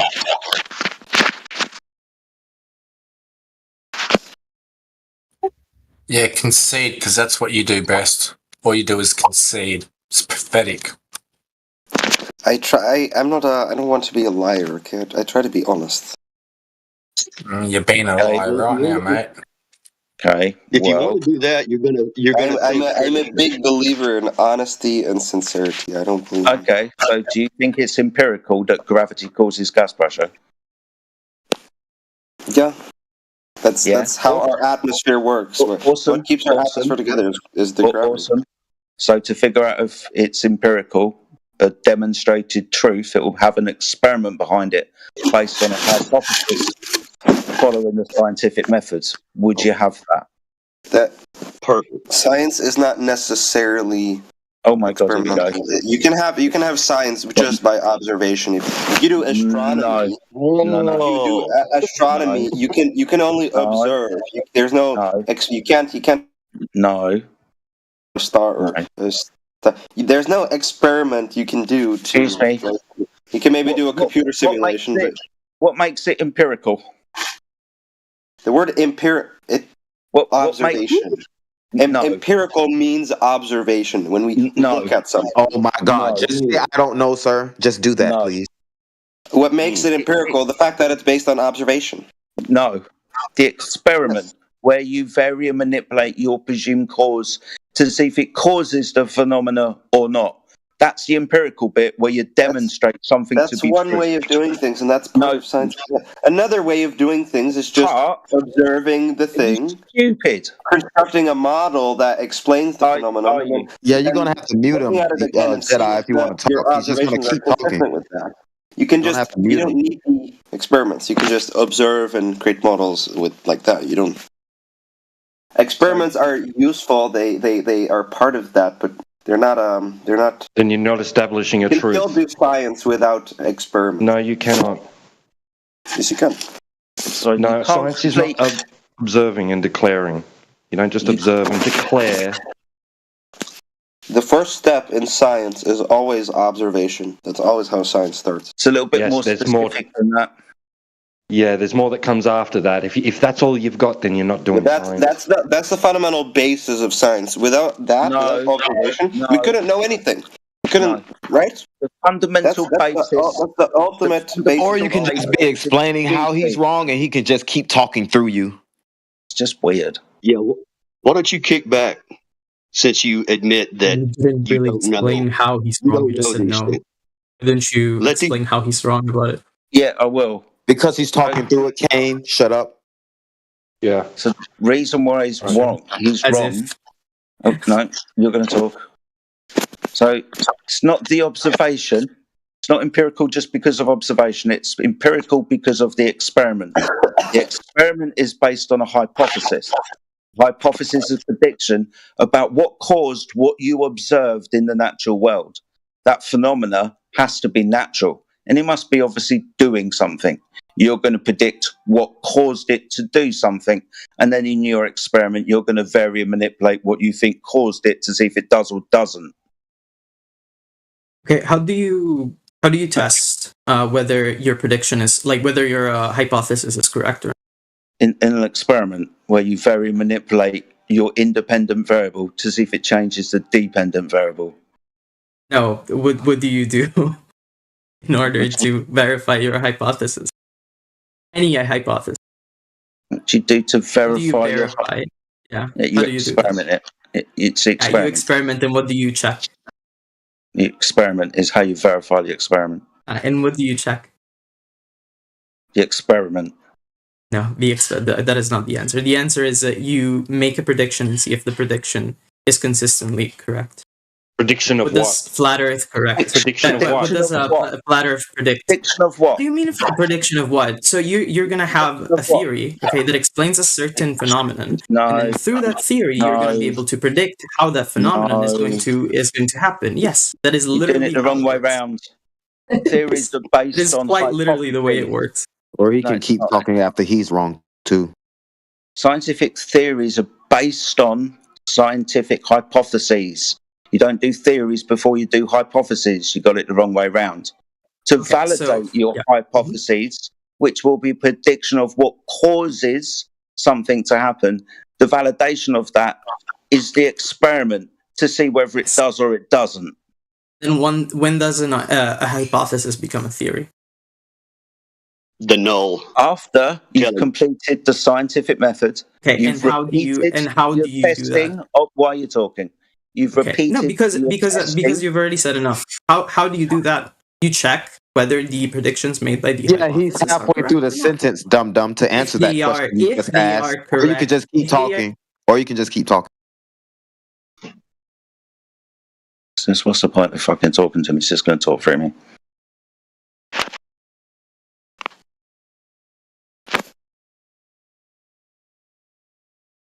You, like in the middle of You aren't here to educate us. You aren't here to educate us. Okay. When you're being corrected, you shut the fuck up and listen. If you can't do that, if you can't control yourself, you will be controlled. Okay. See how you interrupted him, Mushu, just now? You should have been shutting the fuck up while he was talking. You can interrupt people. There's, if you think you have something important, you can. That's okay. You can interrupt people. That's fine. Not if everything you say is incorrect. Your standards of science are very low. That's why the empirical method is the gold standard, because you test against it as well. You try to prove its non-existence, and if you can't, it further proves its existence of how things work. That's why just observing things and then mathematically constructing some sort of theory is a very low standard. It's along the standard of peer review. If I nod that this is the cause of what have you, and you nod, that doesn't make it so. That's just us nodding. That's why the empirical method, like I say, is the gold standard. Is that correct, guys?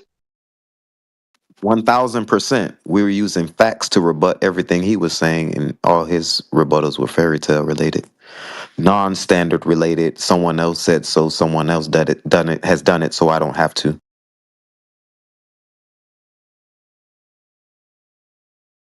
So we've got appeal to consensus, we've got appeal to authority. Do we have any logical arguments coming from the man? Not a one. I just want to read this citation out. It's becoming more and more one of my favourites. So the most fundamental error is to mistake the hypothesis for an explanation of a phenomena without performing the experimental tests. Sometimes common sense and logic tempts us into believing that no test is needed. There are numerous examples of this dating from the Greek philosophers to the present day.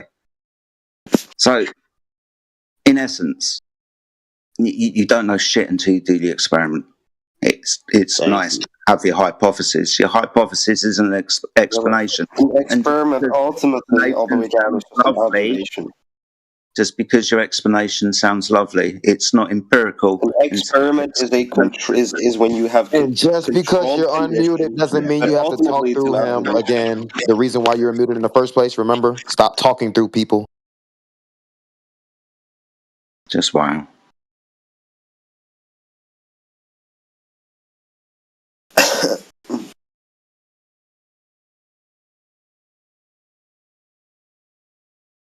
So the cookie cutter standard is that there are scientific methods. This is from the Globe. Very low standard methods that get information passed through the gate as fact when it's absolutely not. It's mathematically colored in for you, which makes it convenient for you not to think. Thinking hurts. No, I like thinking. Thinking is one of my hobbies.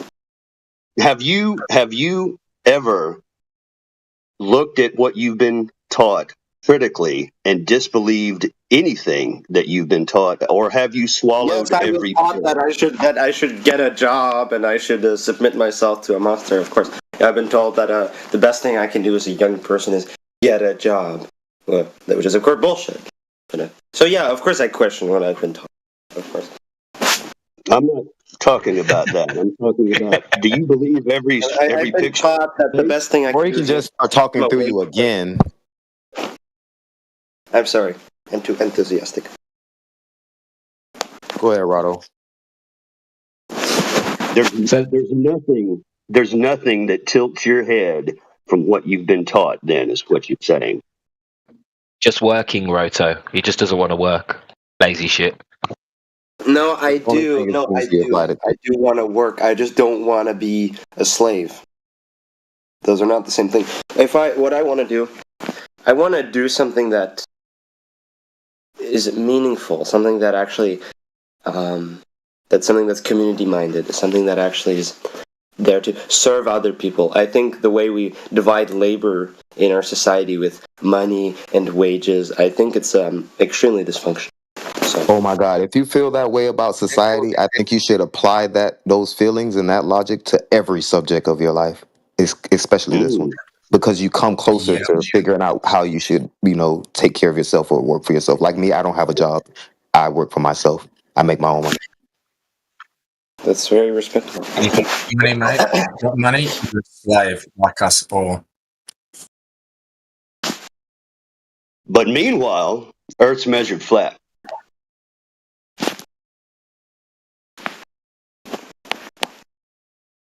So why don't you see the pursuit of truth as a positive sort of thing you can do with the world? Because if you pursue truth in its rawest form, i.e. empirical evidence, then you'll come to the same conclusions that we have. There's another kind of truth, a logical truth, mathematical truth. 1 + 1 = 2 is true, independently of how anyone feels about it. Right? Yeah, and you know what else is true? We measure the Earth to be a topographical plane. We don't detect any motion of the Earth. These are true statements. Except for all the the space missions and the photographs, and we went to the moon. What are you talking about Why does space he- for? Except for I all the just space told probes. you. No, Stop. There's a probe outside of Stop. Stop. I don't want to have to mute you. Don't change the subject to outer space. I just told you there That's is directly no. related to that. No, it's not. That's other No, it's not. observation. Stay you're on asking topic. for. Mushu. You shouldn't be Mushu, talking right now. stay on topic. I said there is no detectable motion of the Earth. There is no curvature of the 8 inch per mile squared that the globe is claiming. This is empirically true. Yet you want to deny that and start talking about photos from a vacuum in the sky that you haven't confirmed. Do you not see the religious zealotry and that you are not pursuing truth in these comments you're making? How is me appealing to a photograph, which is by all accounts a real photograph? Why how's that religious? He explicitly just laid it out for you. It's been laid out for you multiple times before now. Maybe if you hear it one more time, actually listening. Forget space photos. There is a claim that the Earth is curving and spinning. Beneath your feet, the Earth is spinning at 1,000 miles an hour at the equator. We have no evidence of this in reality. There's also a claim that the Earth is curving at a rate of 8 inch per mile squared. We have no evidence to detect that curvature. No, that formula is bullshit. That's bullshit. What do you mean 8 that's inches per mile bullshit? squared. That's bullshit. The curvature. It's a Locally, curve. locally, Curves like this. This is trigonometry. This is not the 8 inch per mile squared formula is bullshit. Okay, bullshit. if you deny that, then you're denying all of the heliocentric model, which is built. That math is just wrong. Okay, that's just It is wrong. built. Just The started his whole sentence. model's You built said on that that already. bullshit. Shut up. He's talking. Yeah, I mean, dude, I'm just trying to get you to see that the claims you're making don't comport with reality. So when we talk about truth, you can't say a true statement that we measure curvature or that we can measure any of the claims of the heliocentric model. But you want to obfuscate away from that, which is making me question whether you actually do pursue the truth. We don't have any evidence for this curving, spinning ball. Apart from NASA photos, you seem to be a fan of NASA, but I'm sorry, but that is not what the discussion is. The discussion is the claims of the actual Earth we're standing on. None of them are confirmable. At least admit that. And 8 inch per mile square is locally, that is the correct math. And if you deny that, then you deny the whole heliocentric model, the distances to stars and planets. Square. You deny That's a everything. parabola. That formula is literally I a said parabola. The Earth is locally. not a parabola. The Earth is I a said circle. locally. You should be able to detect that at a It's local wrong math. scale. It's just wrong. What's So the then your correct math point is then? wrong. The real. What's the correct math then? Post the correct math. I don't know. You need trigonomic. Post the correct math. You need Yeah, he trigonometric. likes to I don't say know the things. math. He heard you. He was just rather I know it's not that. It's trigonometry. You need. You know it's not that, but you don't know what it is. You need the But you know it's not that. You need a trigonometric function. Which Are is, you going to keep repeating it, or are you going to do what he said and post it? You ain't gonna do shit. You can do it. You can do it yourself. I'm not your teacher. You don't know what Yeah, you're as long talking as he about. makes claims and doesn't present any evidence to support them, then okay. Yeah. First, it's not trig. Second, the glob is locked into a number. You can't escape the number, the radius. You can't escape that. So curve must necessarily be noticed at a particular distance because of the size of the supposed glob. Did you just create a new fallacy? I'm not your teacher fallacy? I don't know. Any excuse, to get away from the truth.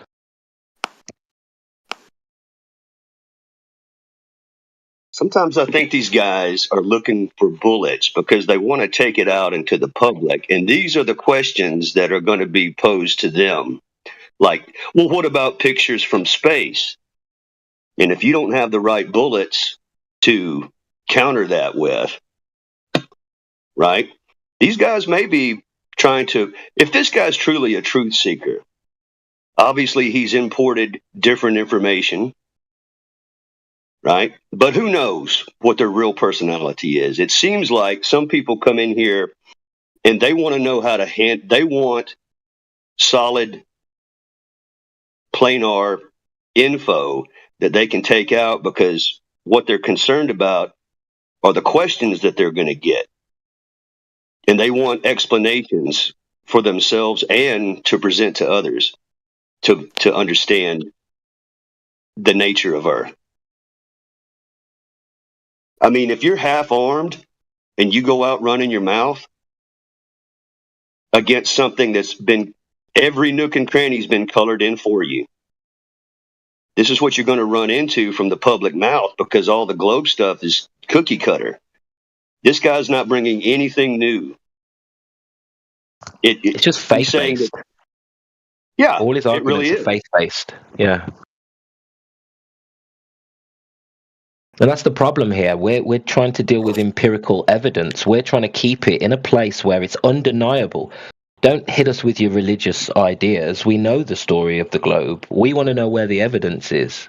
And that's something you guys can't, you just can't provide any of that. So you're in somebody. Pictures from somebody. Just look up, bro.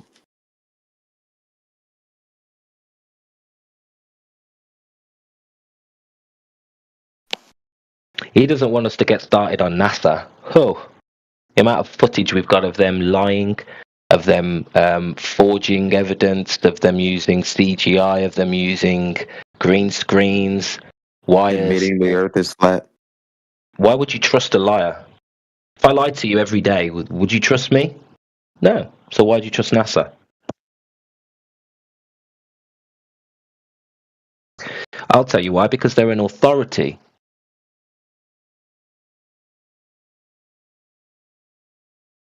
So you appeal to an authority.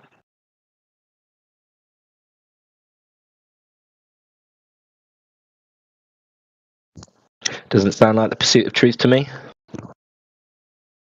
Precisely. Or you can do what the other guy was doing earlier, or what Kane's doing in the chat. We have to redefine words so it makes more sense for them.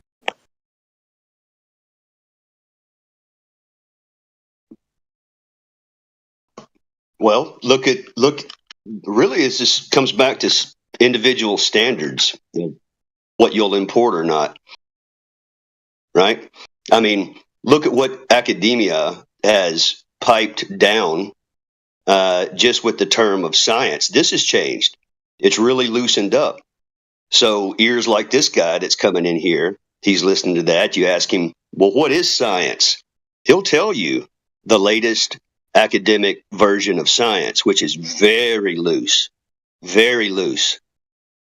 It has a lot to do with the imagination and consensus as far as the nodding, right? And then there's your authority, whether it's true or not. But we've abandoned the empirical aspect of things. Not we, I'm saying. I mean, this particular channel is shining a light on the empirical science of things, bringing it back, as it were. It doesn't get any better than that for humans to understand the physics of the Earth. That's why it's so high standard. I mean, if people accept lower standards, that's what we're dealing with.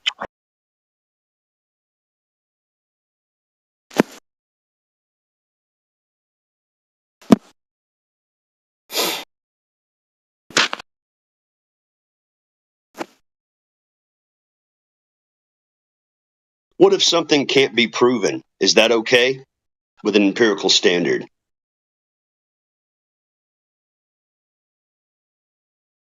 Now, let's say it can't be proven, but here I come and I mathematically color this in for you. Here's how it could work and function, right? Is that good enough for the listener? If I just bring an equation,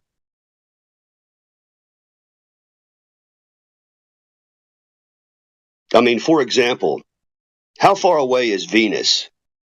Has that scaled in differences over time? Is it something that we can even establish? Can that be an absolute truth? the distance to Venus, for example, or does it change subjectively? It has. But to say that science is not really a science, you can't, it's not tangible. So now we're putting physics into space as far as what we can't touch, the intangible. Moving it from an ology, meaning like all you can do when you look up is observe. You can't vary and manipulate anything. So that's a low standard to make claims on what is out there. But on the ground, it's a completely different story, isn't it? We can do these tests. We can run variables. And we have, and we do know certain things. Doesn't mean we know everything about space. That's human arrogance. It's a little insulting.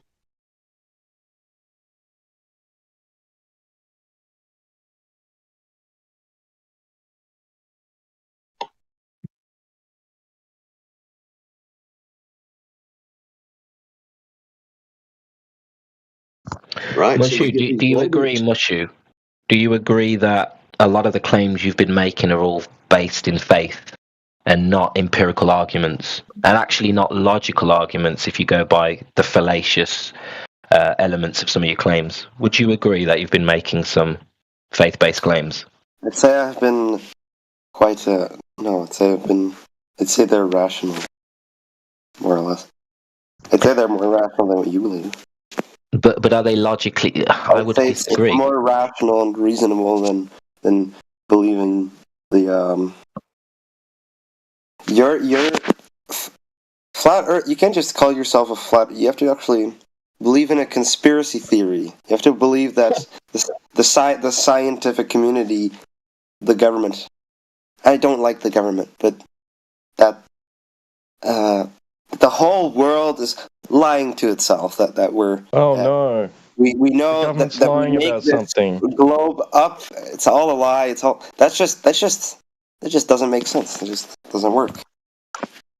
Just sounds like that's too much of an idea for you to handle. When in reality, well, okay, maybe it doesn't matter. Listen, You're right. it doesn't matter whether.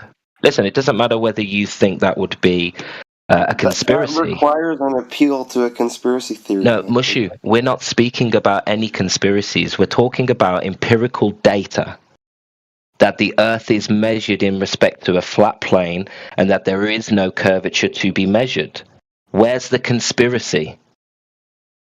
There is no motion of the whole Earth world to be lying detected. to itself for seemingly no reason at all. No, if you did your research, What would the motive be? How does this make any sense? What does anybody gain out of lying? Mushu, stop moving on. Stop making claims and moving on. You just made a claim. No, Mushu, you just made a claim here, right? That if you did your research, you would learn that the mainstream will tell you that you cannot detect motion of the Earth. The mainstream will tell you that you cannot detect the drop over distance in observational tests and that the Earth will appear to be flat. Aeroplanes fly treating the Earth as non-curving and the atmosphere as non-rotating. This is in every field of engineering they tell you. You just haven't looked deeply enough to find their excuses as to why the Earth appears to be flat and motionless, but that's the mainstream argument. You have to admit that. And if you're not, then you haven't looked into these arguments deeply enough. Because you would then understand the context and you would be able to say, that's because XYZ. That's because XYZ. But we haven't even got there with you yet. You're denying what the mainstream says. Yeah, because of pictures in space. Pictures from space. Yeah. Oh, no. My pictures from space aren't real now. No, that can't be true. I need my pictures from space. Why would people lie or cheat or kill or steal? Why? They don't do that. Well, whatever people, there has to be some kind of motivation, some rationale. People don't just trick the whole Let me tell world you. into convincing the Earth is a different shape than it is. For They nothing. didn't. That's They what- didn't. Really good point. Let me tell My you something, young God, man. dude. The government is a business. Make no mistake about it. It's business, and they use advertising. Well, Okay? They have ideally, they're lobbyists. here to regulate society, bring order, blah blah blah. They're not. That's real sweet. And you're an anarchist, communist, atheist, you say, that doesn't I'm not- like government, I'm not- and you're unemployed. No, I'm a Yet, pantheist. yet you're swallowing this jagged pill that they give you. Just as a side note, a small note about government, it's the same. What is NASA? It's no different than climate change. You lobby on this thing. It's a money-making endeavor. You don't believe Is it in a climate really? change? You don't. Well, that's right for you. You know how much money has been exchanged on that topic? A lot. Right? It's about You don't believe. You don't believe where the cars we're driving, the fossil fuels we're burning, etc. The way we do economics now is causing a huge spike in CO2 in the atmosphere, which is causing greenhouse gas warming the planet. You don't believe. You don't believe that. That's not happening. No. It's another faith-based claim that you believe. Why do you push your beliefs on people so badly? Don't you? Do you believe in greed? Of course, yeah. I hate greed. Greed is evil. Do you believe that there's current slavery? Yeah, most people, even in the West, are slaves. They're just wage slaves. So if you believe in slavery in 2025, you're looking at one person or a group of people looking at another person or group of people as objects to be monetized as objects, right? Slavery is going on more now than ever. Just because there's no chains, right? And all that kind of thing. It's going on more than ever. It's a bit like serfdom in the Middle Ages. Like, yeah, we're free, but we still have to submit. Right. So it's slavery is a structure. It's not as bad as chattel slavery. We're not chattels, but we are. You have we're the wage worst slaves. cognitive dissonance I've ever heard in my life, dude. You're contradicting yourself all over the place. Well, this slavery, no one has first-hand experience of observing the slavery, correct? It's just There's more people in slavery now than there ever was in the 18th century. Right, but I'm saying you haven't personally observed this slavery. You've read about it online and then have child trafficking. Child trafficking. You have your faith to assume You're a slave. Right, but you haven't observed this firsthand. Am I correct with that? How do you know? How do you know? Well, you tell me. Have you observed slavery? Have you observed child trafficking firsthand? Have you seen it for yourself? Yeah, I saw. Yeah, I sure have. Okay? And so now I have to take your word for that? You can take any word you want to. It doesn't matter. You obviously don't believe that anything nefarious is happening. That humanity's a big kumbaya. Right? I there is no agree that slavery. child trafficking happens. I agree all this happens.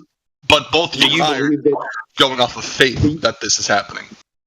You don't believe that people look at other people as objects? Women that were trafficked. You're talking out your ass, dude. This is faith-based assumptions. It's about supply and demand.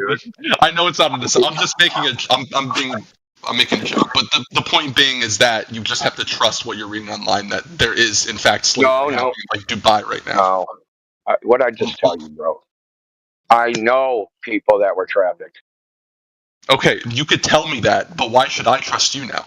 Just like why should we trust anyone telling us about the Earth being round? No one asked you that. So this is typical red herring nonsense where you just keep moving the goalposts. No one said trust anybody. Tried to imply that we don't know anything about it from first-hand information. I do. Okay? Now you're moving the goalposts. Why you should trust me? So what's wrong with you saying that I don't believe that?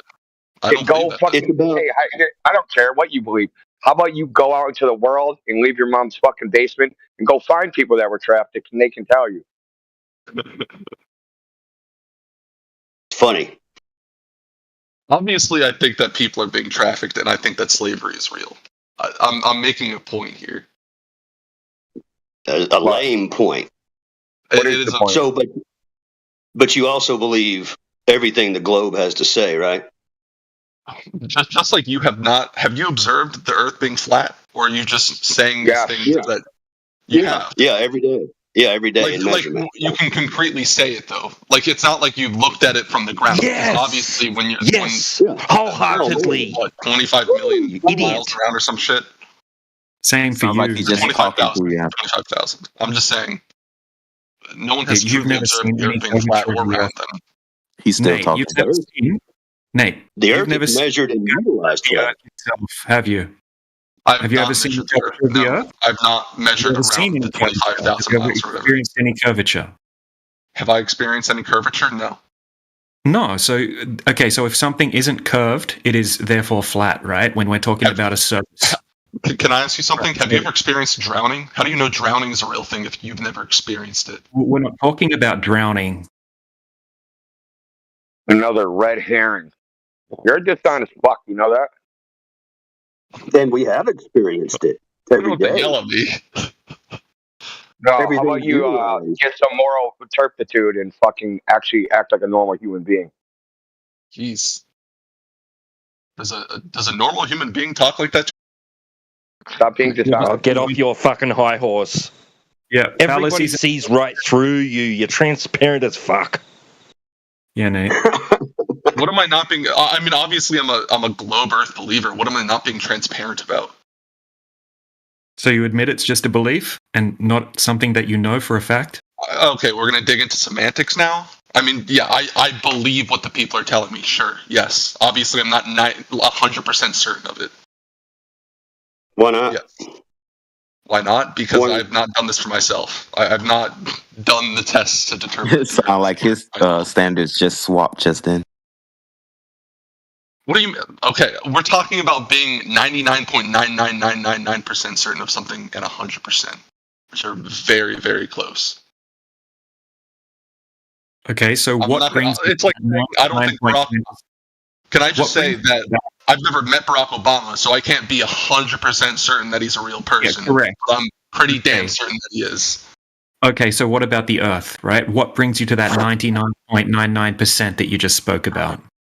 All the scientists that tell me that it's round and all the people who've taken pictures. I believe most of the pictures, I know a lot of them are edited to look nice or whatever. But I believe them. I think it would be insane for all these countries to be colluding with each other to cover up that the Earth is in fact flat. And then there's also just a lot of like, they're not. No, stop. They're not all covering it up. They believe it too, and I'll tell you why. Because there is a myth that somebody called Aristophanes, using sticks and shadows, proved that we lived on a ball. What? And when you look at what he did, this was no experiment. This was an assumption, and it also could create the same shadow length if we had a local sun. So this is a faith-based assumption that everybody is taken on face value. The real question you should be asking is, who has measured the Earth to be a ball directly? Hold on, that's a bold claim that every scientist who says the Earth is round believes in this guy's guess from like thousands of years ago. They do. I don't think there's evidence that you can bring to prove that. And B, what about the people who claim to have gone out into space and observed it for themselves? So you're saying they're lying? All 27 How do you know that they're lying then? All 27 of them? I'm just, well, sure, all 20, whatever. I don't know what the number is, person. I'm just saying now we have to prove that these people are also lying. We use logic to disprove the place they say they went to. We can prove that what they depict in their imagery can't possibly be true. So what do you prove it then? Okay, so I'll give you an example. Prove it. We go measure the Earth, right? So their pictures show curving oceans, and we can measure the ocean and show it's not curving. That means their picture's bullshit. So you think because of the science that we already understand now, it disproves any pictures that go against that? Would you say that? Okay, so whenever it says so, you're saying a straw man inevitably follows. And there it is again. What is your? I want to make sure it's very clear. Okay, so I'll give you an analogy. Say someone says, "Hey, here's a picture of a house down by this beach," and then I go down to the beach and there's no house there. I know that picture's fake. I don't have to know how he faked it. I don't have to know why he lied. I don't have to know anything. There's no fucking house there. That was a perfect analogy because maybe that house was there years ago and you just didn't See on the back, No, the date dude. was 2017 instead of 2025. So what are you saying? The Earth used to be a ball, but now it's flat? Come on, dude. Well, that's different now. We have to use a different analogy. Yeah, so this is the analogy. They take pictures of curving oceans, right? That's what it shows, a big ball ocean ball. And then we go to the ocean and the ocean's not curving. So we Let me know ask you that this. image can't possibly be real. Do you know everything in every single scientific field? Like you understand? No, what relevancy I don't does that either. have to anything? I don't What think there's relevancy anything does wrong that have with to do with anything? What's the relevancy? The point I'm bringing up that is because everyone has holes in their knowledge. You may not understand a lot of things about why the Earth should curve and it doesn't. The only one with holes in their knowledge is you. Okay? Your argument was literally a sociological argument. The Earth is a globe because fucking people. All right, I guess you know everything and I know nothing. Hey, when it comes to this topic, yes. Don't collapse. Don't cave in just because Sociology is not an argument. If we go and we measure that you're freaking 6 feet tall, we don't take a poll and ask, do all the scientists believe this dude's 6 feet tall? Or why would they lie about him being 6 feet tall? Or any of that shit. We go get the measurements. I'm sure you don't understand the intricacies of electricity and how that works and the math behind Yeah, it. I actually do. You're assuming too much. Okay, we could go to another any fucking field in science. I'm just saying you don't understand. Probably not with me. You might want to pick another person. Okay. Yeah, I'm sure you're the smartest person ever. No, but I know a lot of fucking. I know a lot of physics bullshit. So I mean, you're picking the wrong person. You're a 6 Sigma on the IQ bell curve. We got it. Oh, dude, stop being Or so 9 Sigma, bitchy. I hate to tell you. I think it's funny that you call me bitchy whenever I say stuff like that, but never call out your own. I'm trying to have an honest conversation, and people are calling me too, but you don't seem to have. He does a lot of projecting. So let's strip away this. Oh, now they're piling on. We have all the white knights in here. Let's strip away your horseshit. I'm a black Is the knight. globe Earth claim falsifiable? Yes or no? Say that again. Is the globe Earth claim, is it falsifiable? Can the average person go out and test it and the falsify average person, personally, I don't think the average person can falsify it. No, How did they figure it out in the first place? What? How did they figure it out in the first place then? I'm not the scientist who determines this. Okay, so Greeks 2,000 years ago, caveman knuckle draggers, and the clock wasn't even invented. Okay, they didn't have the number zero. They figured it out, but modern men can't figure it out. Let me ask you this: modern men cannot figure this out. And why do you keep going back to this thing from 2,000 years ago when people have done other experiments since 2,000 years ago to determine that? Like what? That's very unfair, I think. Like what, brother? Listen, here's a question for 2025 for you. Is the Earth measured and utilized flat? I think in a practical sense, yes. I've heard this before, though. This is a disingenuous line of thinking. By practical, you mean with our hands in action, we use this Earth as a flat plane. Like when we're building, when we navigate. I can't. I'm not a navigational expert, so I don't know. I'm not. Well, the answer is yes. Radar, sonar, flight path, rails, piping, road, drainage, all based on level, horizontal, and vertical.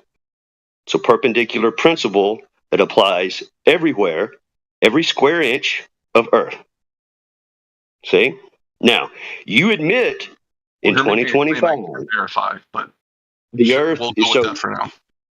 Is the Earth measured and utilized flat? I think in a practical sense, yes. I mean, when you're building a building that's, let's say, like 50 by 50 meters, you're not going to be worrying about the curvature of something that's 25,000 miles round or whatever. That would be ridiculous. So for everyone, everywhere, at all times, the Earth is flat, correct? Yes. It feels flat, yes. For everyone, everywhere, at all times, the Earth is flat, correct? Like physically flat or feels flat? I mean, yes, like the feeling is flat. The desk in front of me is flat, The feeling. but I'm sure I there's mean, come bumps on, on it. dude. No, not It's made of feel. Put wood. down on the No, oxygen, dude. Just settle down with practically the octane, employed. dude. Practically Flat employed. isn't a feeling. I'm standing here. I'm standing here. You're 50 feet away from me. There's another person 50 feet away from you and 50 feet away from him. To us all, is the earth practically, meaning used? Absolutely. Not just. I would say Okay. it is flat between the three of us that are, what, 100 feet total apart from each other? Or 100 meters, whatever measurement you use. Okay. So how many people side by side that it's measuring flat for everyone? And if A is parallel to B and B is parallel to C, then A most definitely is parallel to C. So if Well, every 50, well, here we go. We're going parallel. I don't think they're parallel, though. Like, perfectly parallel? No. Oh, so vertical varies. Sure, yes. Okay. How do we know it varies? It's the Earth is a globe and not flat. So obviously How do someone we who's... know it? How do we know? Once again, you're asking a question. I cannot prove this for you. But you agree in practicality for everyone, everywhere, at all times, the Earth measures and is utilized as a flat plane. We're talking about a ball that's, I think it's like 25,000 miles around or something like that. So when you're 6 feet tall on something that's 25 miles around, 25,000, my bad. That's pretty hard to tell that that's perfect. Do you not understand what's being said to you? Let me ask you a question. It's science. We measure. He's saying the Earth is measured flat. We do all these things flat. We see it as flat, so therefore it's flat. Yeah, great. Is science empirical? It's flat. What is science empirical? You appeal to scientists. Is science empirical? It depends on what they're doing. I think, No. Science is not created in the mind. Science is empirical. It's based upon experience and observation. I think in many instances it can be. Yes. That's the only way. There is no other way. Okay, so you can do experiments in your head, and that determines what nature's doing.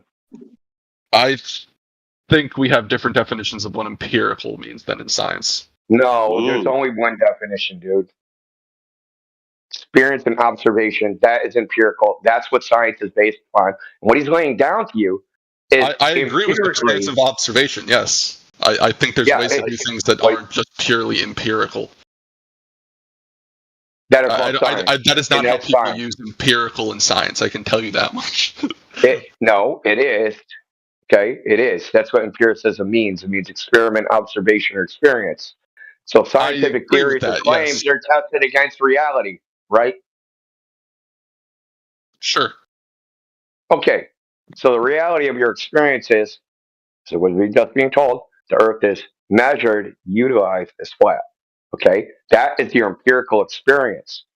But someone put the idea in your head and showed you some pretty pictures. No, that's not. Your empirical experience is actually wrong. It's a ball. Can I ask you something?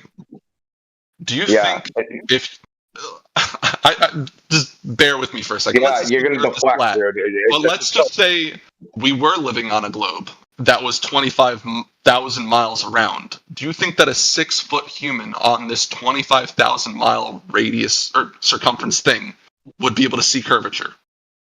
Yeah. Do you think it? So you do think we should see curvature? The horizon is supposed to be 3 miles away, so yeah. Okay. The horizon is supposed to be the edge of your ball. That's supposed to be 3 miles away. I think we'll just respectfully disagree here then with... So the horizon's not the edge of the ball. So sunsets don't set behind the horizon and go under it?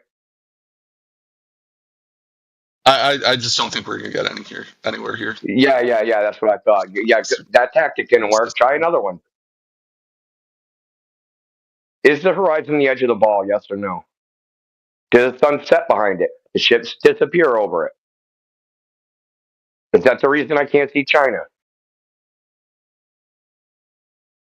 I mean, you're not going to see China from most places because of other reasons than just curves. Yeah, because you're not in China. That's the main reason. But what does the sun set behind?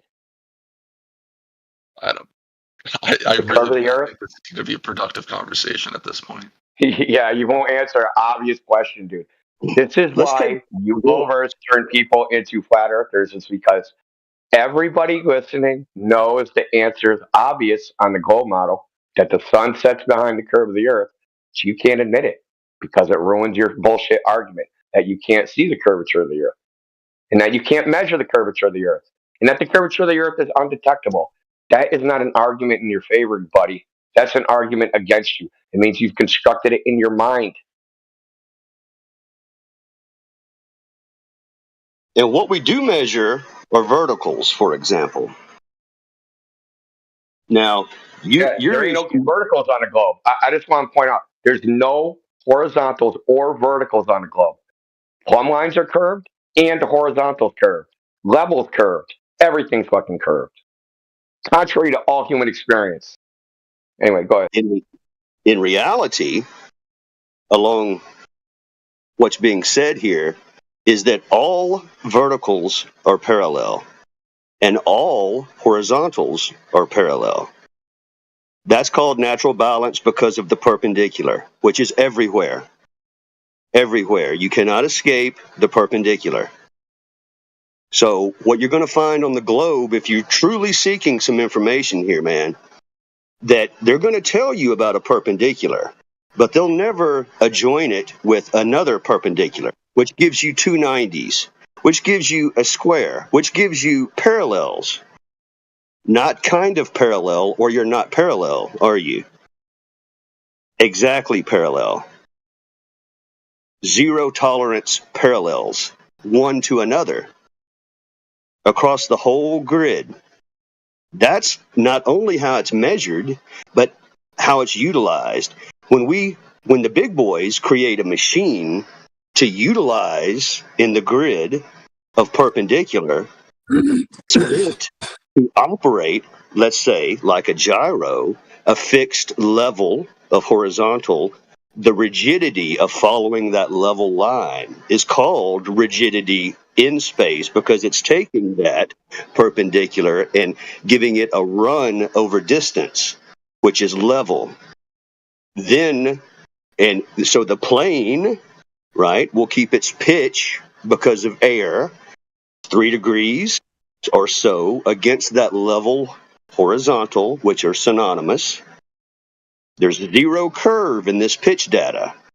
So showing that this perpendicular runs over distance with no curve. These are the boots on the ground. These are not just measurements. They're not feelings. They're not guesses. They're not nods. The big boys have spent money creating the machines and the understanding of level, which is why I keep circling back to the practicality of laying pipe, straight pipe, running a level down the whole thing, where level would curve on a globe, because level on a globe is equidistant to a center point, which is absolutely incorrect. Level is a straight line, a horizontal, that'll match every single time a water level. If it doesn't match a water level, it's not level. It's not horizontal. Verticals will always match a plumb, a weighted line, straight up and down, and one to another, they will absolutely be parallel. There's no way that you're going to use any tool to show you something out of vertical. In other words, this plumb line is crooked. Well, how would you know that?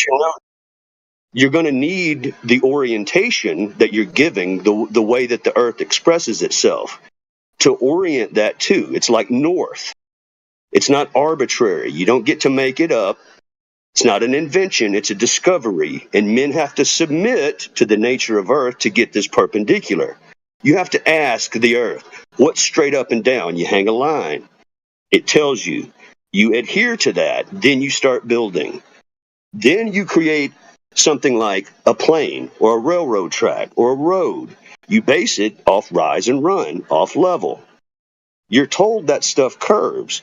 But when you put something physical like hard steel pipe for hundreds or 1,000 miles of straight and it reads level the whole way, What you're going to have to, your mental comportment of this type of thing, you're going to have to believe that straight pipe will curve over 1,000 miles. Because if I run a level over it, the level's going to curve because water curves on the globe, doesn't it? The surface of water, which is called true level, curves on a globe, right? So this steel pipe would have to curve if I run a level down the whole thing, but it doesn't. It's straight steel pipe for as many miles as you want to take it. Okay? Precisely. And if you put water in it, if you put water in that steel pipe and let it rest, it will be level. It'll be parallel to any other water level. Parallel, all the way down. Zero curve. That's how we not only measure, but utilize the plane, the levels of the plane. Precisely, Rado. Exactly like you said, we're able to measure linear distances, like from London to New York. Like the picture I posted 38 minutes after the hour, you can see New York from London using a telescope that's horizontal. It's facing the horizon. That you, like. Yes, sir. Sounds like we're saying. Sounds like you're saying, Rotto, that level and horizontal have got nothing to do with curvature. Exactly. Yes, sir. Yes, sir. It's like a plane. Like, you reckon a plane can fly around a curve?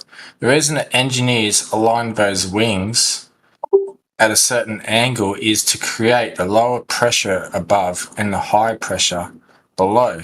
As soon as that's disrupted by the elevator, then the plane's going to drop. Therefore, if it's flying around a curve, it's not going to stop dropping, mate. Levels in the word elevation, isn't it? When we create floors, levels on a building, they're parallel, and that vector will run out as far as you want it to go. So when we elevate, right, we're just at different levels. The horizontal, which is very strict and narrow. Don't let them change triangles into circles. It's impossible. It's a mockery to geometry. Yeah, it's shocking how easily they'll throw out all their experience for a picture. It's crazy to me. And then you present them something real using a linear distance, almost 3,500 miles, pointing straight. You shouldn't be able to see New York from London at all. Yeah. I'd like to bring up a little side note. Just this is absolutely stupid, right? I'm going to tell you this at the front door. This is stupid, but it's funny though because so this is recent, right? So let's talk about rockets and missiles just for a sec. Have rockets and missiles ever been designed, engineered to land and be reused? So in other words, what we're shown here is vertical landing, a rocket. So Elon has showed us this rocket landing vertical. So that right there in physics and in aerodynamics is called a zero thrust landing, where you land on your thrusters, right? Straight up and down.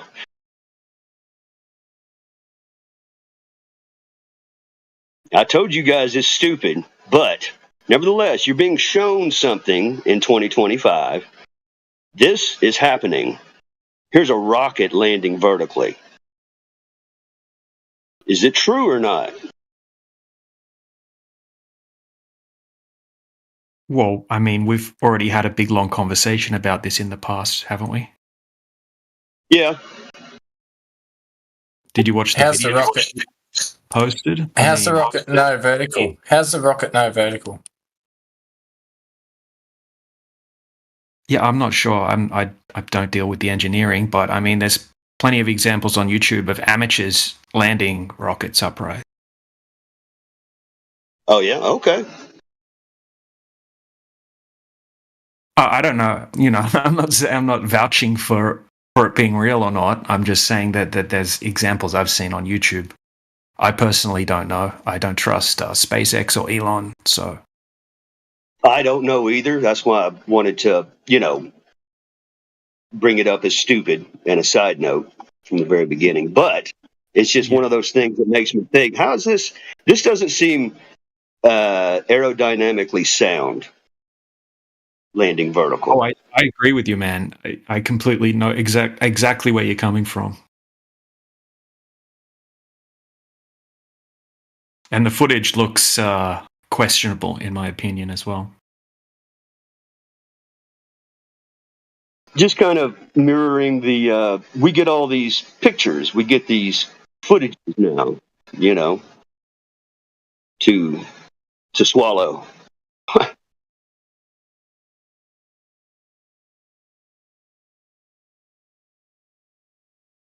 At this point, truly, I'm skeptical first. Something has to net out for me to accept it. Yeah, every time that rocket deviates from its position, its vertical changes. That's a lot of calculations to consider.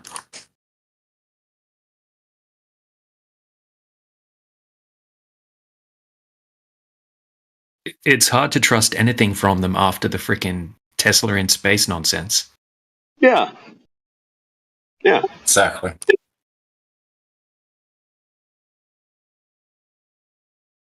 Not if you blindly believe everything they tell you and use it as evidence in these discussions.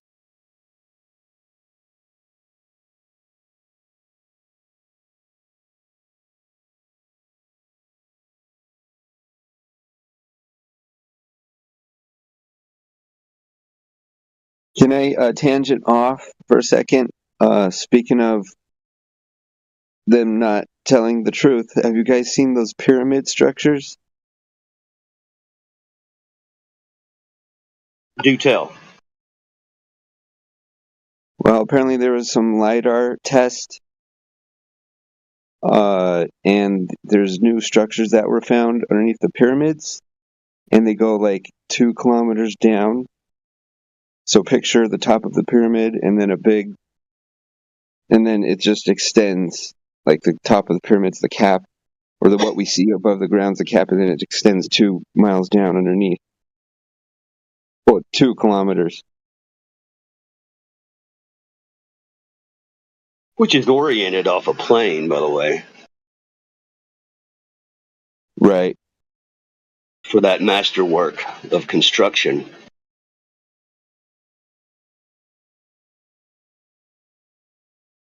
Anyway, I wasn't even sure if it was real, but I've heard some buzz about it, so I was wondering if you guys saw anything. I had heard a little bit recently, but then again, it's not new news.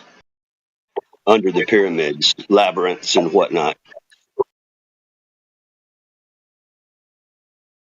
True, but now apparently there's supposedly evidence with it, with the LiDAR.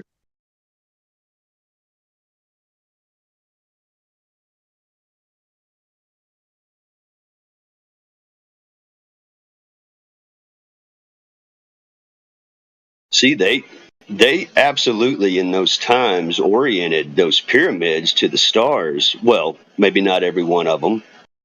Hard to say, but definitely like the Great Pyramid.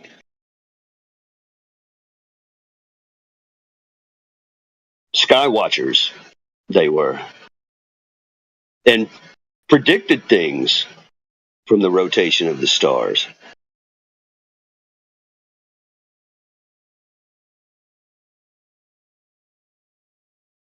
But you can't predict anything with a globe model, or without a globe model, I should say. That's the most accurate, right?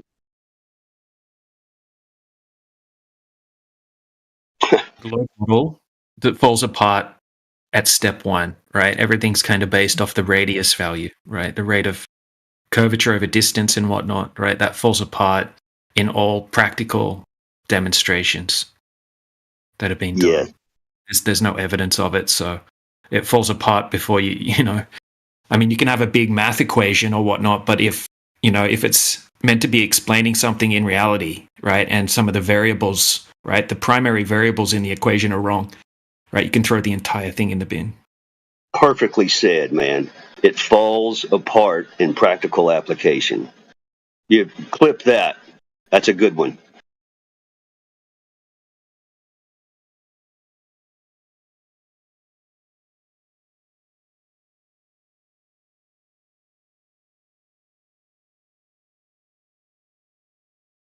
And they don't use a globe to predict the stars.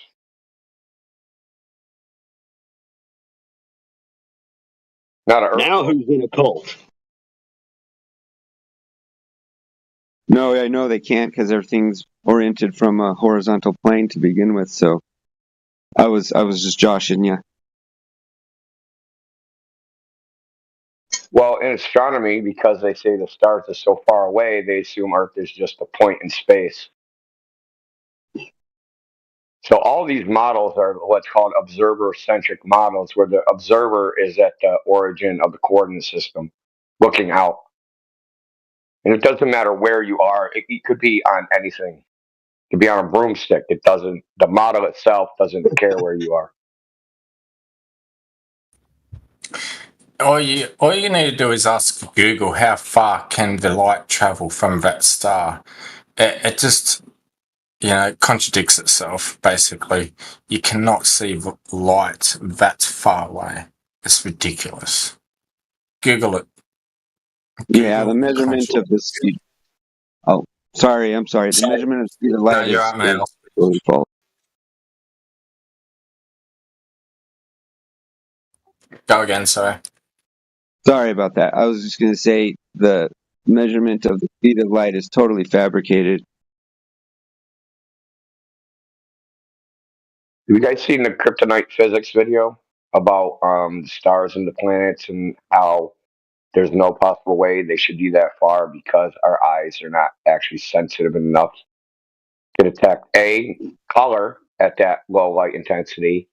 Because they say the sun's this bright and the light has to travel to that planet and then bounce off it and then arrive at us.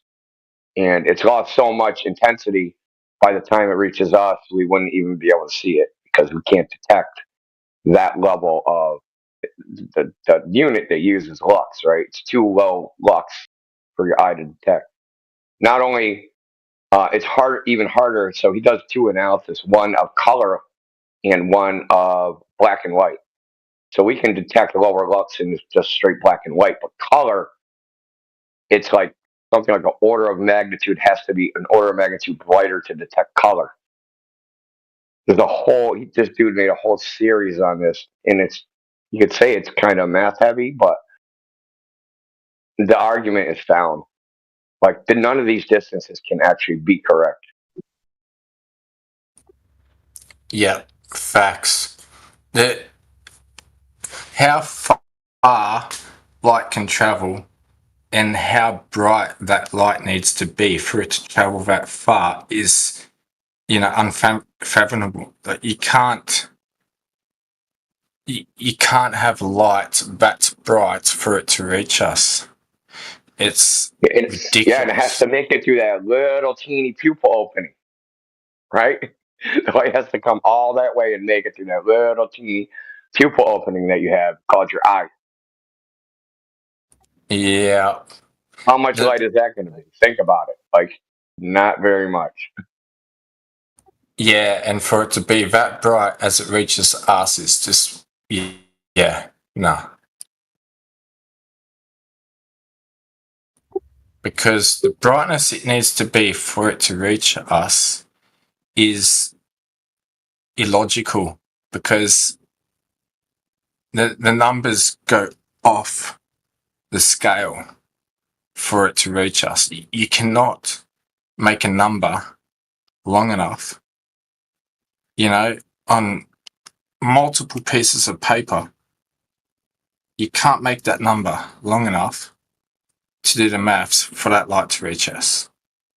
You got to use all these E's and stuff, and all these letters that I don't understand. Only the smart blokes in this VC understand. I don't.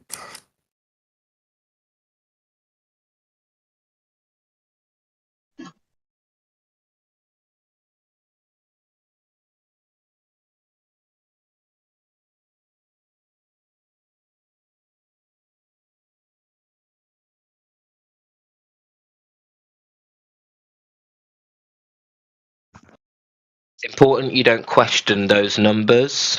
Just believe them to be true, right? Yeah, as soon as you see an E, run.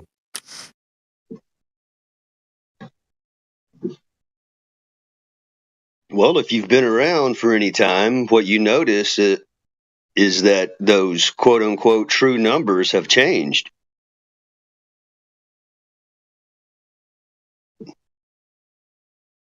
It's becoming a regular occurrence, isn't it? Changing the numbers. I'm sure they extended the atmosphere of the Earth quite recently. That's huge. Really kind of.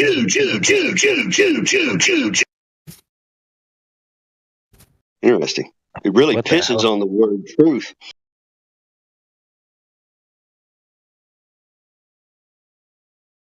That kid really likes juice.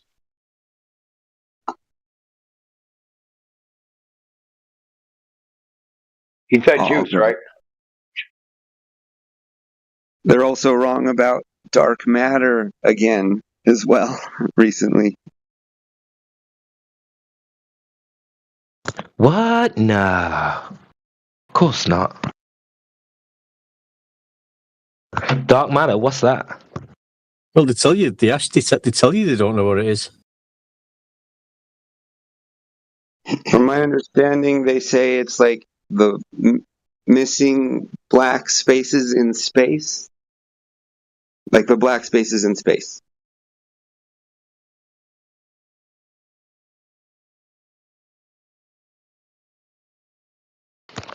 Yeah, so basically, if we find a gap in the knowledge, then we can just call that dark matter. Love it. I love how they say things like non-matter.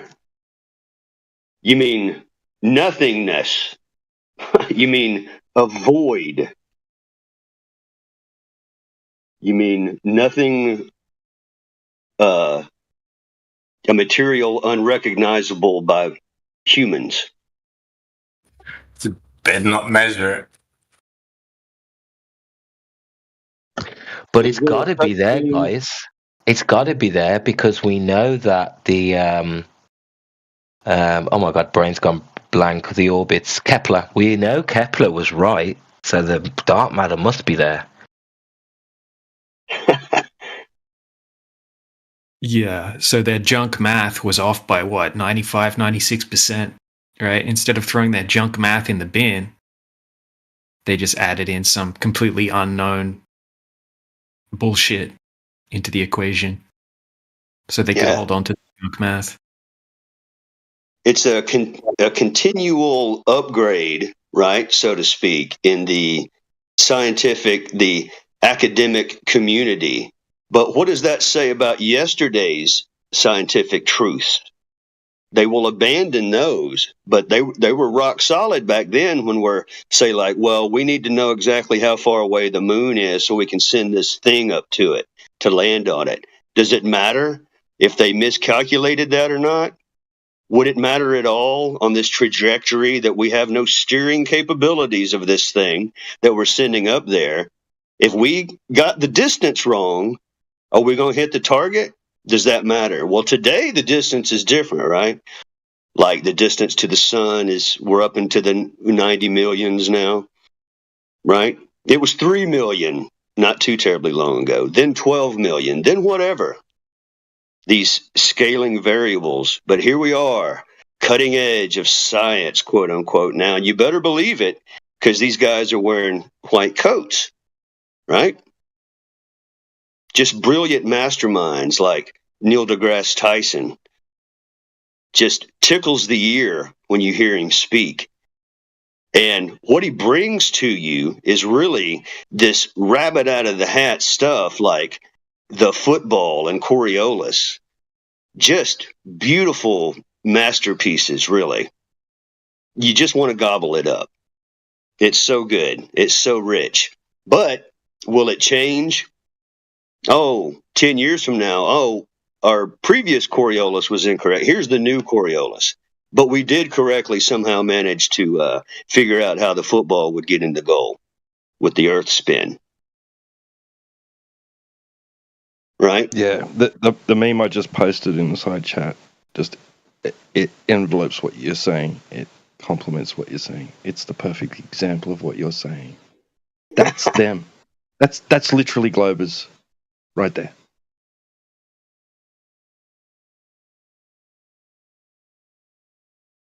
I'm embarrassed a bit to not have opened the door earlier in life. You know, that I too globed it up. You know, Luke Skywalker and the whole nine. I can't tell you how many times I drew the land speeder on some onion skin paper as a kid, right? I loved it. Was it a letdown though? No. It was a letdown to me that why didn't I see this earlier? Because literally it's right in front of you. It's strange how it cloaks like it does. But really, who do I have to blame but me? It's a matter of truly this kind of awakening. I keep circling back to what the example that Necros gave is the woman on the plane. I mean, you don't know until you start thinking about it. There's got someone, you know, clicks the bulb and then you start thinking about it. You know, but until then, it's like sleepwalking. And you're lulled into this information, you know, until you go ahead. Sorry, dude. I thought you were done. No, I was going to say I feel like it's context that is a lot of the Globers' challenge. Like they're not able to put flat Earth into its proper context. I think that's why we get so much disinformation, because what they're trying to do is change the context of the actual points that we make, what we're actually about. And I think that's the biggest challenge, getting someone to undo the context that they've been given what flat Earth is and actually understand it in its true context, which is truly an empirical argument.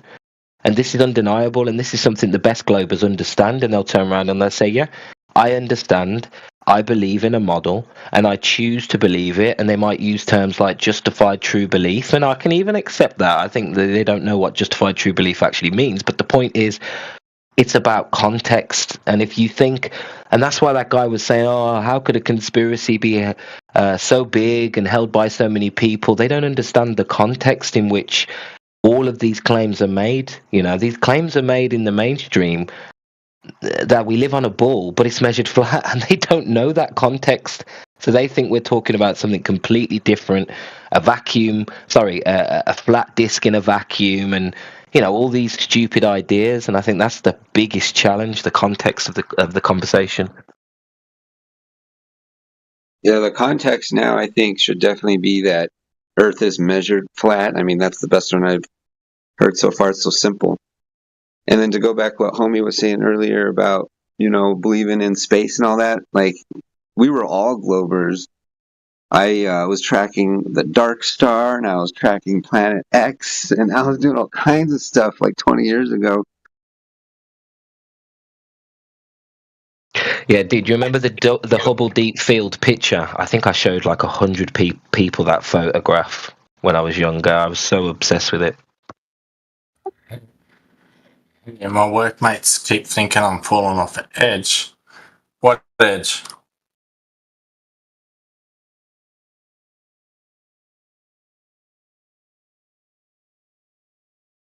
Exactly. Context needs to be set. It's not a flat Earth is not a disk in space. Flat Earth is not a replacement cosmology either. It's a purely empirical position. Exactly. Well, one thing that the globe has colored in for the mental image of its viewers is the God's eye view of the whole thing. Right? Now, when it comes to the plane, I'm hoping that none of you will forfeit what we don't know about this. There is no God's eye view. And any man that claims this, I see the creation in its entirety. And here it is. I'm going to give you a picture of it. Right? It's a bold statement. I hope anyone would be skeptical of another man saying, I've seen it all. I know all of this. Right? Oh, I think that's a great point, man. Like, it needs to be reiterated more often, right? Because you're highlighting the fact that they think they know everything in its entirety about what we're standing on. And to be able to say, no, we don't, they don't want to do that. And in essence, that's what we're up against. Because to the population, they're given this colored in God's eye view. And in a certain way, we're kind of offering less than that. We can't give you that. But you are believing that another man can give you that.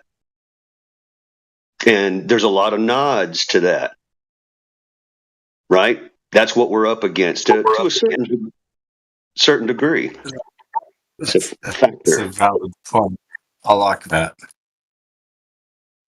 How dare you take my imagination away from me? My space thoughts.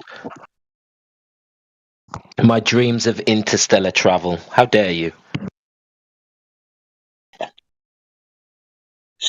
On those lines, man, there's a word that these female celebrities are going up in space very soon.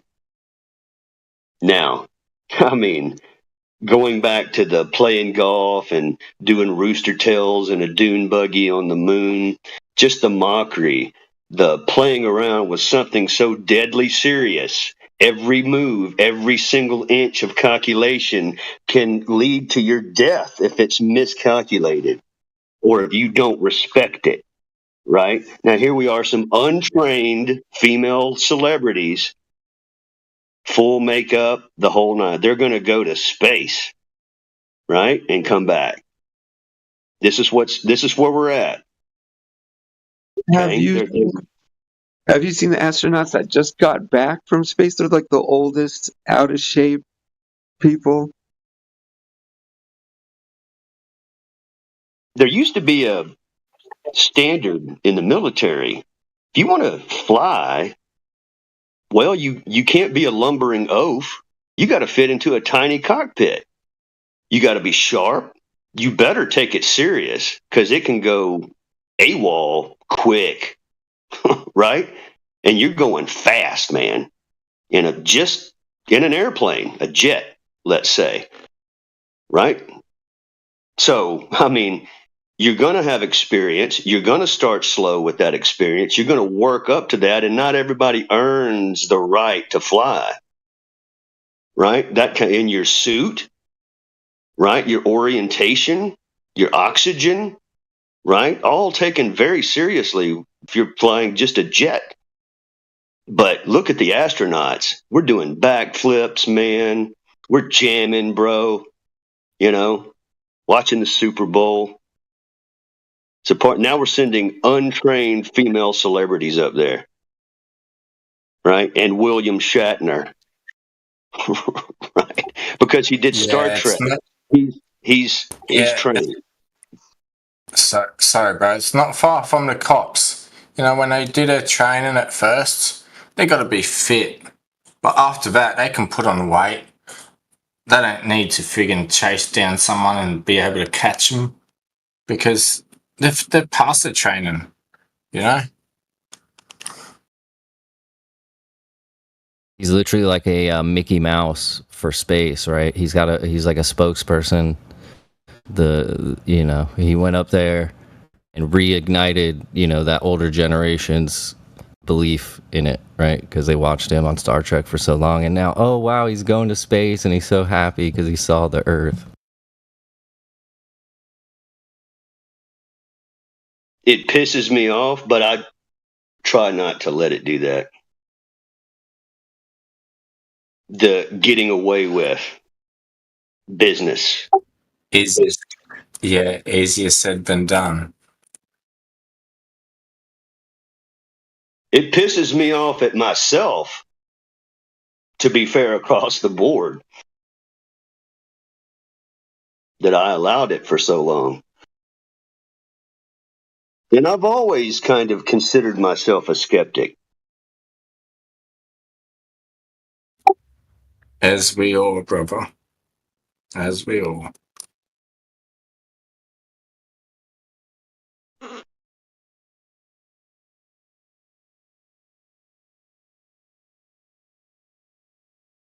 I think maybe just to provide. Oh, go ahead. Go ahead. Just saying, on a social aspect, the Fauci quote that I'm going to paraphrase basically, but that the pandemic aspect was a social experiment to see who would agree with science. Now, interesting. Let's get some stats. Let's do this thing and get some stats at the nodders. Let's see who nods. We're going to give them a drug they have no idea what it is, and let's just see if they'll do it. And they found out who did, but they also found out who didn't, because who didn't were the ones that's like, wait a minute, you're doing what? I don't accept that easily. I need more information. You're going to have to show me something, or, absolutely straight to home base with the fuck you, right? I'm not doing any of that. I'm not taking any of that. There were those out there, probably more like us here. But just saying, the nodders, how easy is it? It's getting very easy. And what they're finding out is all you need is that coat. I think it's almost like they're testing limits of ridiculousness. It's like, let's feed the public something even more ridiculous and see if they keep nodding. And then like they do. And then it's like, wow, they nodded to that. Okay. Let's see how low we can go. Yeah.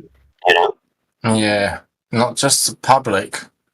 Like my brother, I was, throwing over facts, to him. And all of a sudden, one day, he's got the shits with me. I wonder why. Yes, because I think he's stupid. Yeah. No, I don't think he's stupid. I think he's, misled. Oh, it's a huge difference. Huge.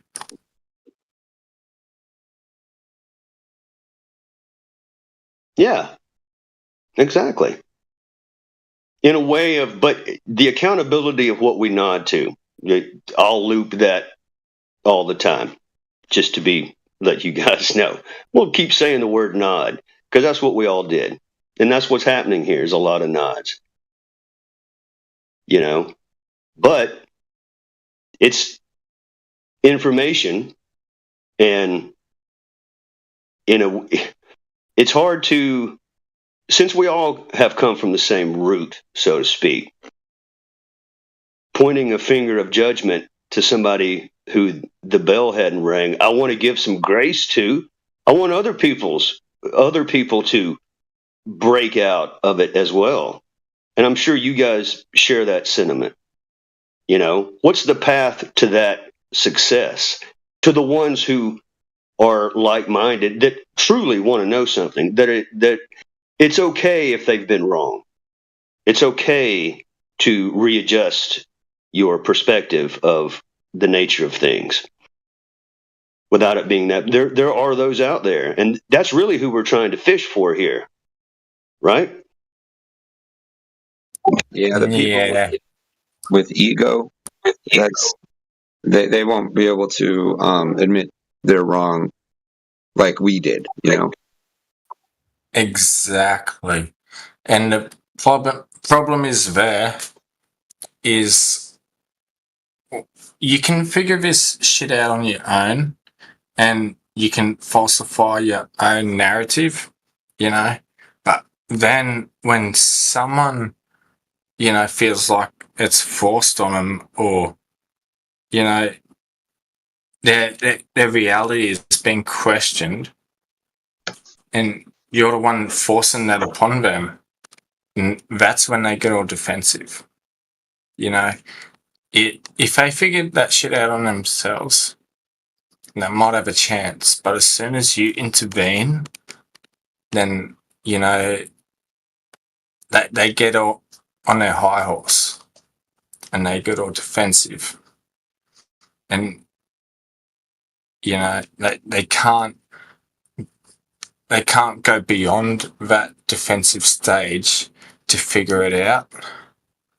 They're stuck on their high horse. They're stuck, you know, they're stuck in that mind frame that you can't have your sibling or your younger brother prove you wrong. Therefore, you are correct, no matter the circumstances. It's sad, but it's reality. Sorry, I've had a few drinks. I'm a bit slow on a bit. I don't feel that bad about it, though. I mean, really, it's no different than any other division of knowledge. Every day, let's say, is something more common like politics. You're going to have private viewpoints, and they may differ person to person. Even within your own group, you'll have subtleties. That finding individuals that zip up 100% is, you know, far-fetched probably in the statistical relevance of things. However, a general aspect like round or planar, I think that's attainable. That's a push of a choice. One of two. Yeah, and it's a sum.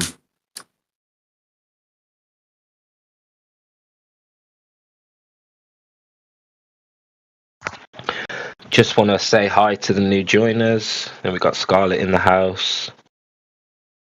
Myth, I think I know who that is. I've forgotten though. Majin, hi. How you doing, everybody? Dank. Pritash. Welcome to the channel. Yeah, hola. You might be fast, you might be good in the dark, but our teeth and our jaws are twice the size of yours. And when we get them into your flesh, we don't let go.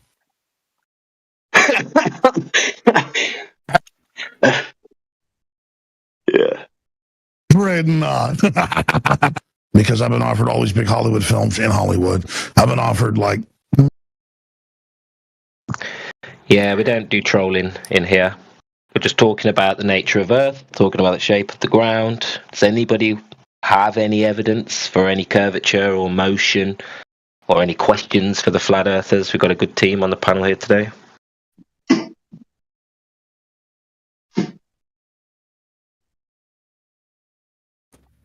He's gone. Yeah, once you allow one to start that shit, they all turn up. True. Duncan McLeod, Dank, good to see you. Hello, everyone. Hello, welcome to the channel, Duncan. Is this your first time here, or have you been here before? Oh, I've been here several times before. Not often. I have to work a lot. Yeah, I thought I recognised your name. I couldn't put my finger on it.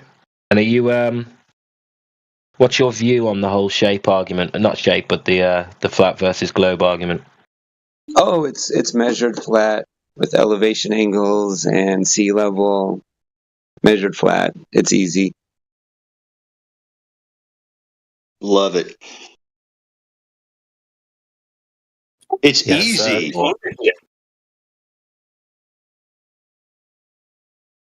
Oh yeah, I can usually diffuse a globe argument in about 2 or 3 posts on when I, internet fight.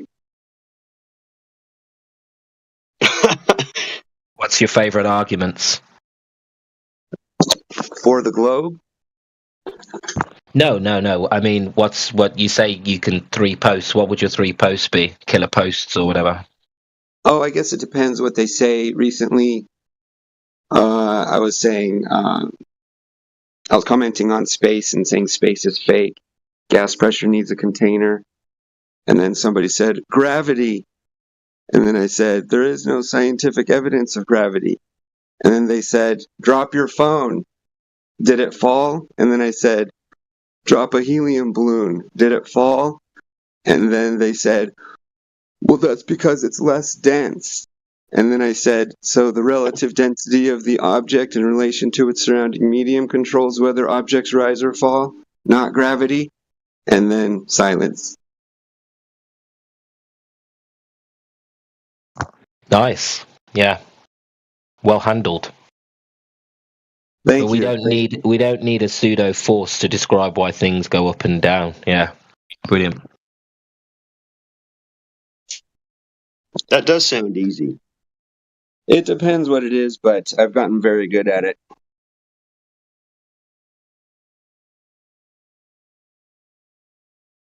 Are you surprised or let down or bewildered or enamored with its simplicity in general? When I figured out how easy everything was, when I understood it all, I guess you could say, yeah, I was pretty amazed or bewildered.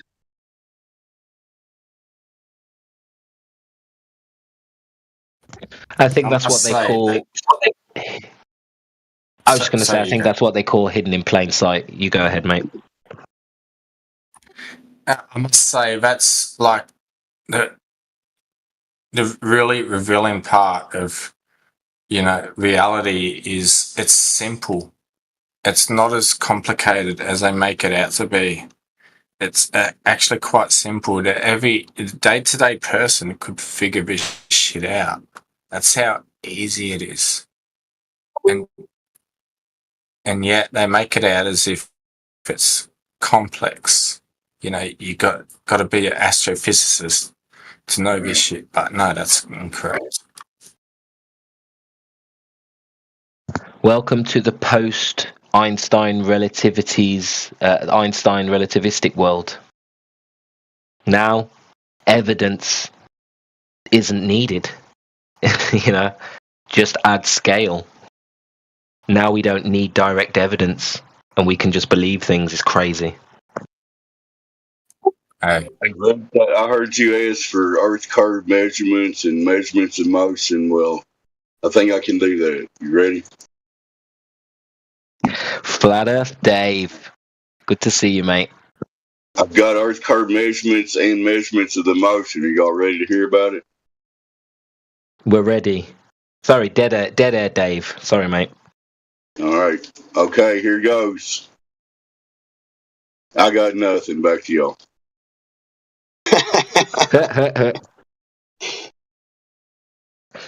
Sounds like a typical Glober. Sounds like Texas. If it was a typical Glover, I would have went with gravitational refraction and NASA picture. You forgot why would they lie?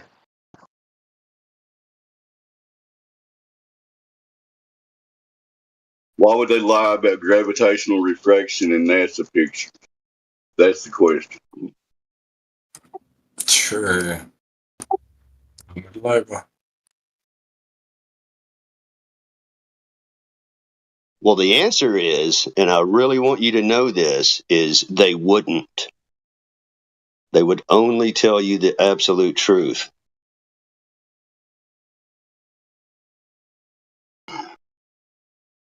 They love you. In Marvel Rivals, most players think winning comes down to who has the better aim or the flashier combos. They're wrong. Necros, you're hot micing, mate. Controlling the battlefield, like a game Necros? of 3D superpowered chess. Think about it. Every time you load into a match, Okay. I like that game. That's a good game. You guys should play it. What game was it? Marvel Rivals. I like Captain America. I've been playing that with my son. Yeah, it's good fun. We're playing the game of life. Captain America video game set on a globe. Is there curvature in it? Probably not.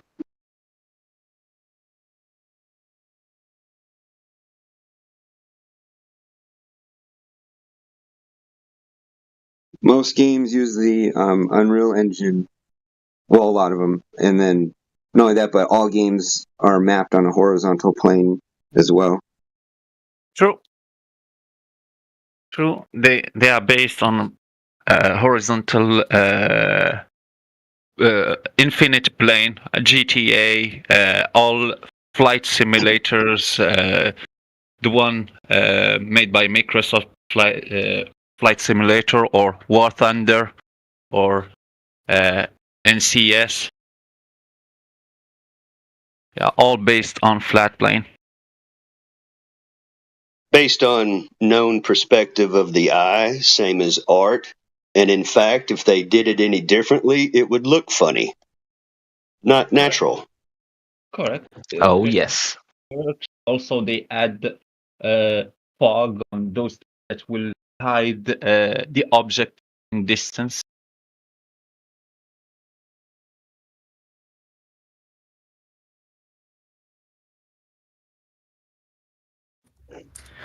I'm gonna hit the sack. See you, lads. Yep. See you later, bro. Good one, mate. Yep. Be good. Strips on the Barbie. We don't put shrimp on the fucking Barbie.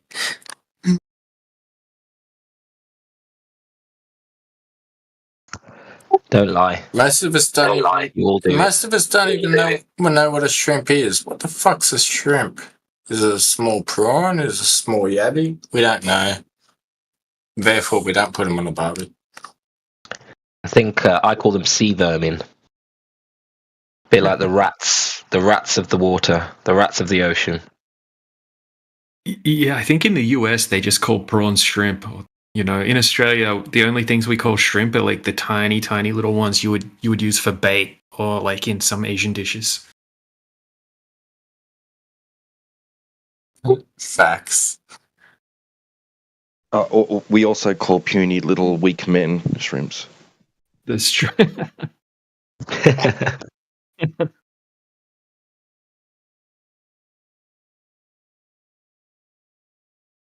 I thought that was simps.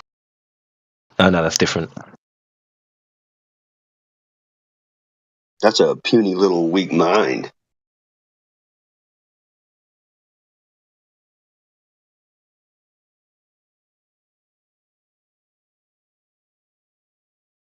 Roto, what was that term you used earlier? Beer, booze, and what? Burgers, boobs, and bucks. Burgers, boobs, and beer. Oh, burgers, boobs, and bucks. Yeah. I like that.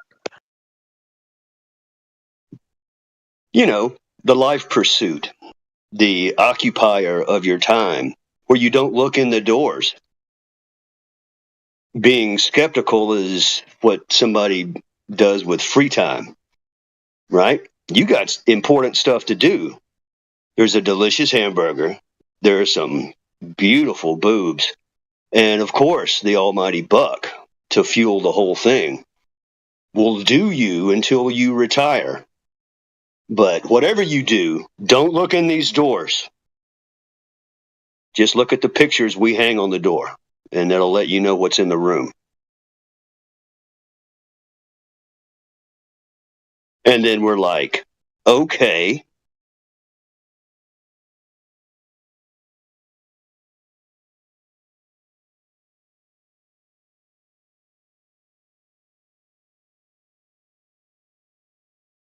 The downfall of mankind. Burgers, boobs, and bucks.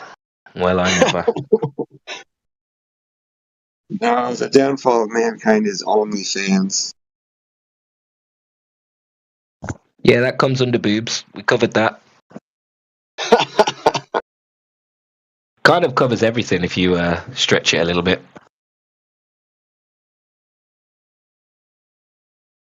the pursuit of money, the unhealthy lifestyle, and the constant pursuit of the opposite sex.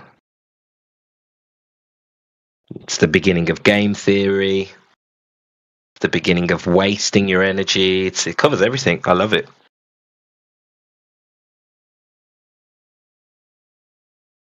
Oh man, I love game theory. I use it every day. Don't we all? In fact, tell me someone who doesn't.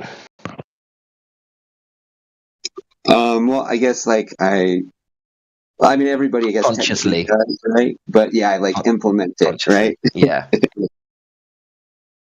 What is game lot of theory? power. Game theory is depleting enemy resources while managing and keeping your own, in short. That sounds vicious. Why would men do that to other men?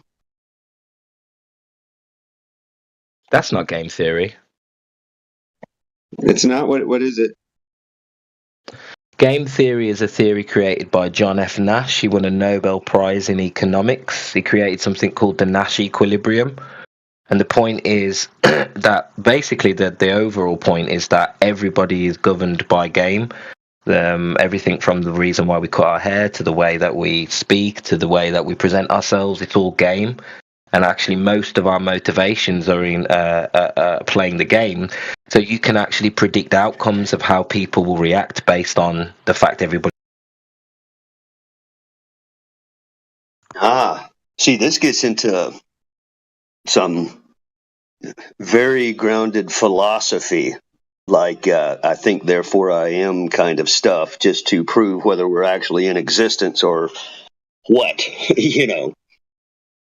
right? But the things that you speak of are external, chasing, no different, burgers, boobs, and bucks, same as drugs, alcohol, gambling, right? Anything we can abuse in the world, we see that we can, men's free will to think about the use of these things can go unto abuse of these things in extremes, but nevertheless, so men started thinking, well, wait a minute, this all involves movement, engagement, and interaction. What if I'm completely still? Can you be completely still? Even speaking is part of game, right? So yeah, I see this kind of game theory myself. And thanks for giving me an actual definition to that. I didn't know it actually existed, but yeah, isn't that interesting? Internally, you can't stay still. Your heart keeps beating, though. Yes, but I'm talking about the compulsion, the temptation to reach for something for satisfaction. What is satisfaction? So it turns out it is kind of gamey, and whether we justify it in something. What right? do you mean it's kind of gay? I'm not sure I quite understand that. He said gamey. Can you hear? Gamey? Gamey? Gaming. Yeah. Gamey. Game theory, such I as never what we- heard that word, gamey. Well, I hadn't used it till just now either. Till it was just pointed out. Right. I feel like you guys are just just something. Merch. Yeah, I figured that out immediately.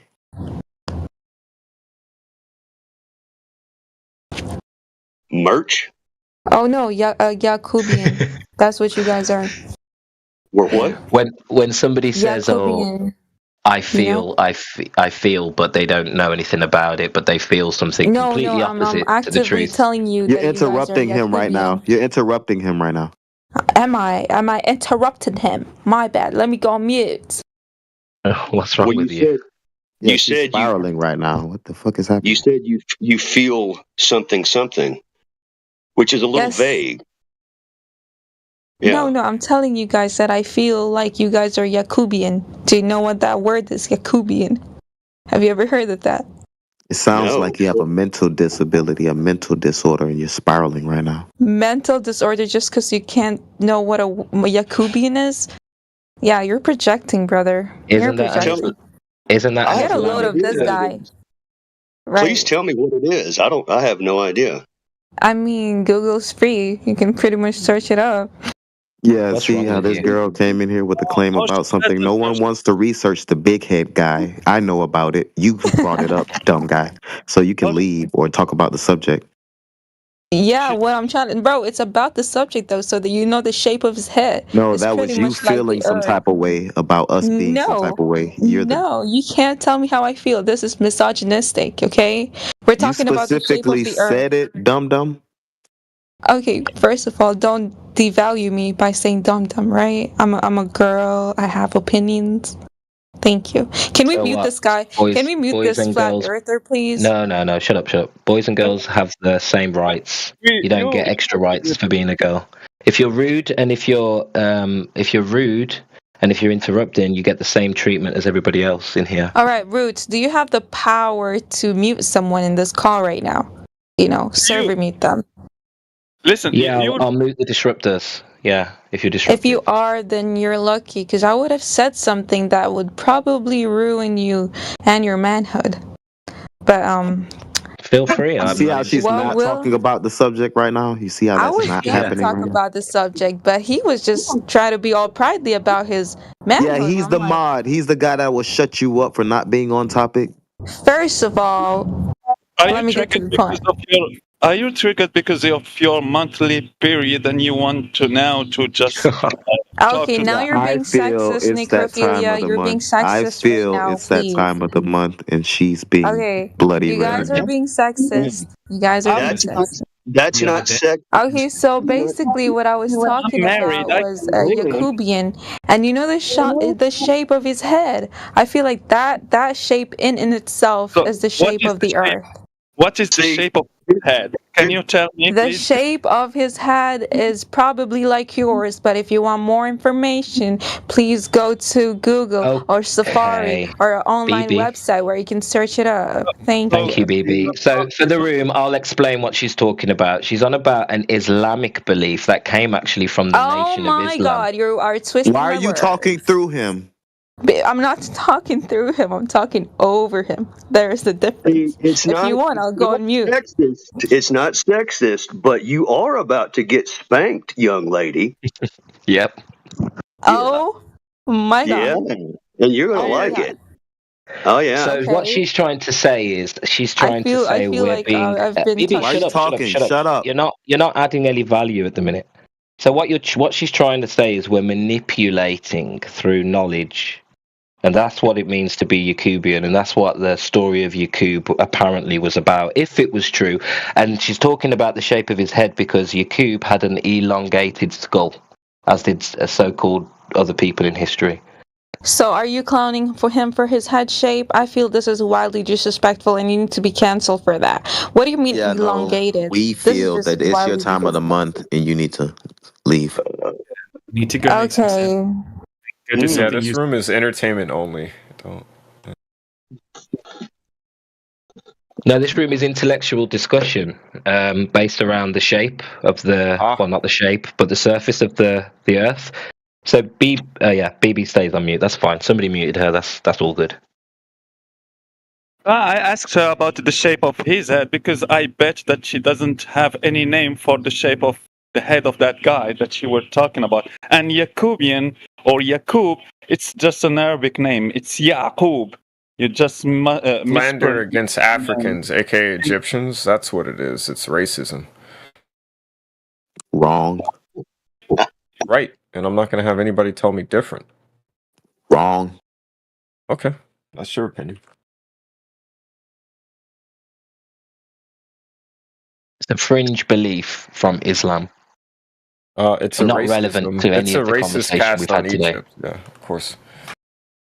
Racist? Who is racist? Me? The Arab guy? When you claim that black people have to have like 3 bulging nodes on their head to be able to be at the capacity of other humans, the Egyptians, namely, historically, it's racism. It started on. So you misunderstand the story then. No one said that. The only one who said that is just you. Are you racist? Why are you racist? No, Because I'm sorry. I'm well read and I understand where the stupid meme comes from. No. You were thinking about. I was speaking about something I know, which is why I said you're not going to change my mind while you babble in my ear.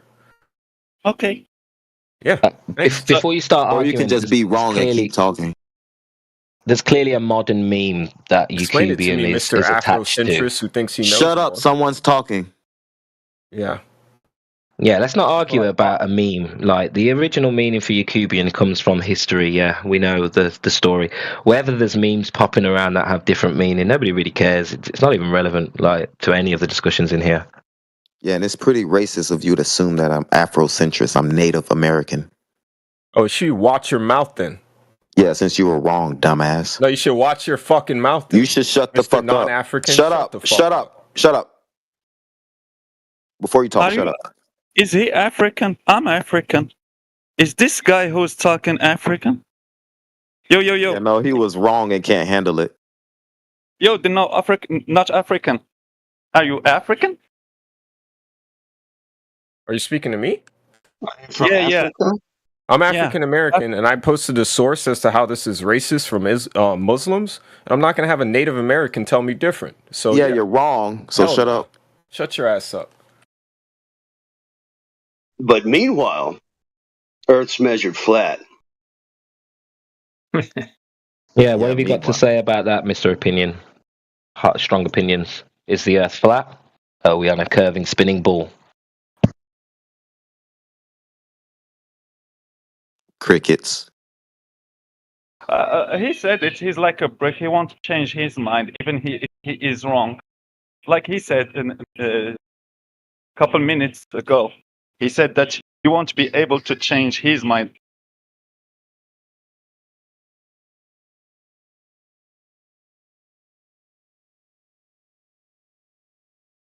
He failed. So many people struggling with just the ability to socialize. It's really strange. It's getting worse. What are you noticing? I noticed personally that this doesn't happen in person. Shut up. No one's asked you. I noticed that this doesn't happen in person. This never happens in person. They're respectful in person. This only happens over the internet. That's what I observe. They know better in person. They know better in person. Yep. Kind of cowardly. I agree.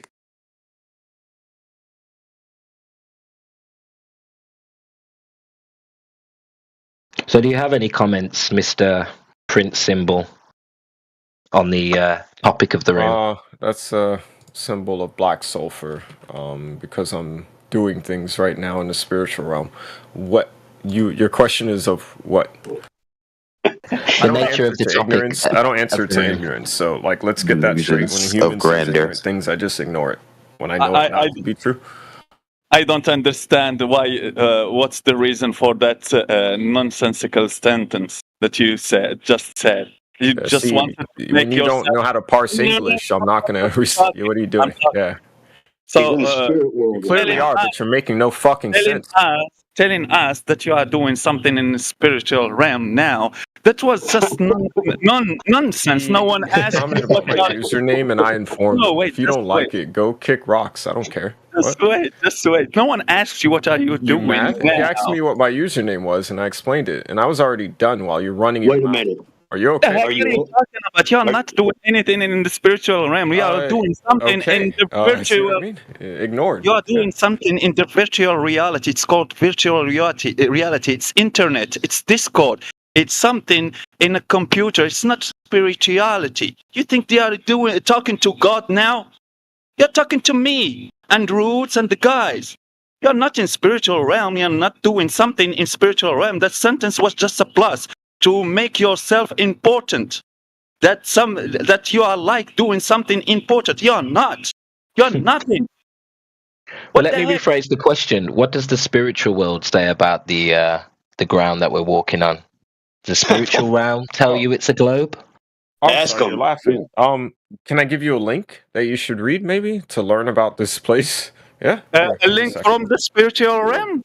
Someone who made the link there has a computer in the And I spiritual. know you won't understand, believe, or respect it because it's African, Egyptian, or is it? whatever. Just tell me, is it Is it a link from someone dreaming about the spiritual realm like you, just imagining something? Yeah, side chat. You never visited No, he's just Very assuming well everyone's here is documented. I racist, think even the Jewish black people guy. stole their ideas from here, Mesopotamians, Muslims, everything. So there you go.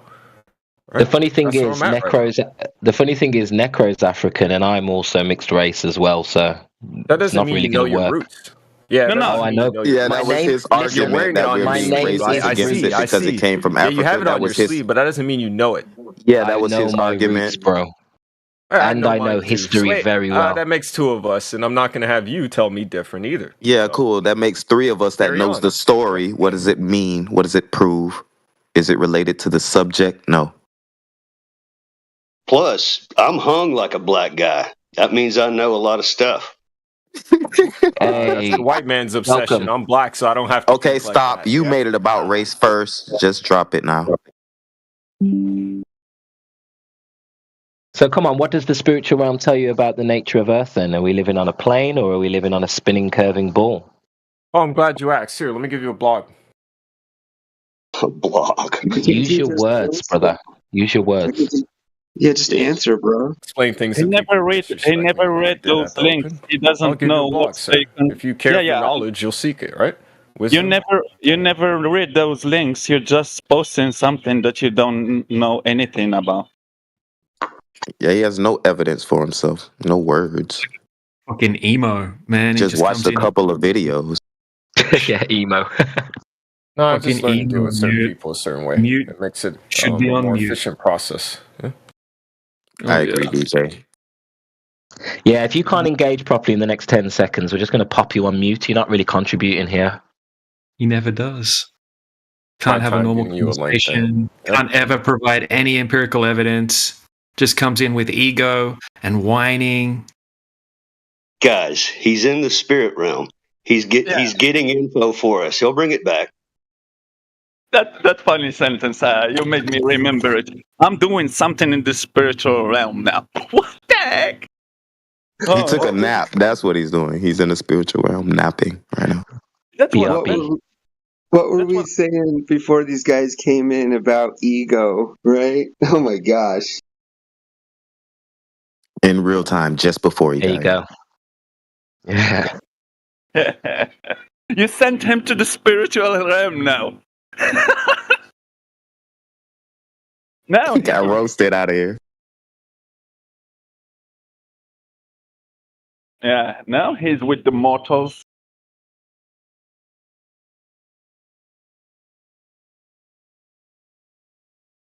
Yeah, it's funny. I actually do have experience in the spiritual realm. Like, this guy is a joke.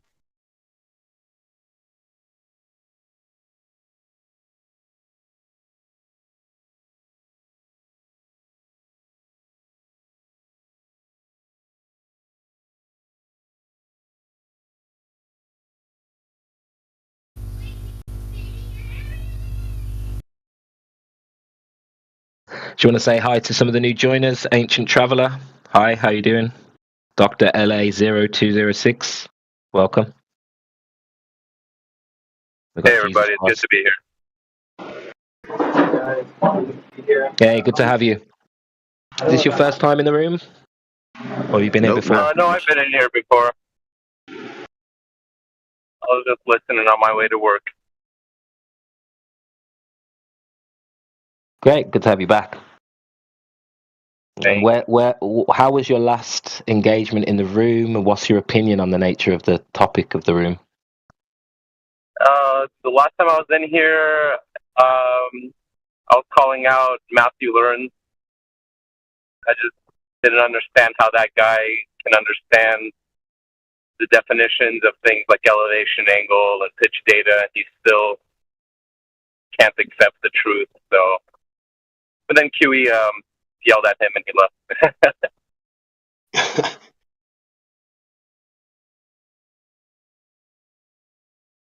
Right, okay. So I guess you're not a glober then, I will assume. No, I'm not. I'm a flat earther. Great. Good to have you. Good to see you. Great to be here. Thank you. So what was you chastising Matthew Learns about then? he was saying that Matthew Learns was saying that he doesn't need a flat baseline on Earth to get a elevation angle, and I told him you're using the horizon to get that 90 with the GP, and didn't get really much further after that. Matthew Learns kind of a masochist. I don't know. He comes in all the time just to get destroyed. Doesn't really make any sense to me, like what's going on in his head. You know, he's not too bad. A lot of this. He's not one of the worst Globers, put it that way. Yeah, you can talk to him at least.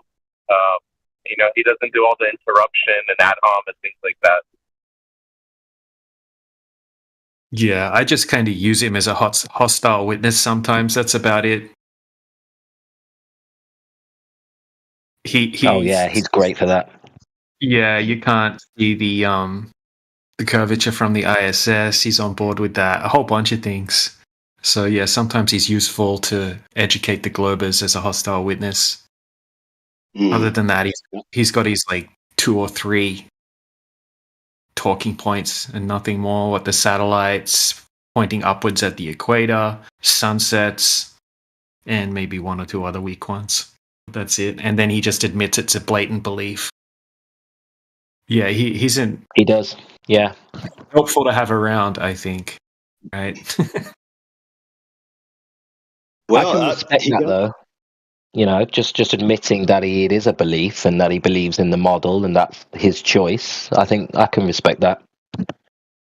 Yeah, I don't mind the guy.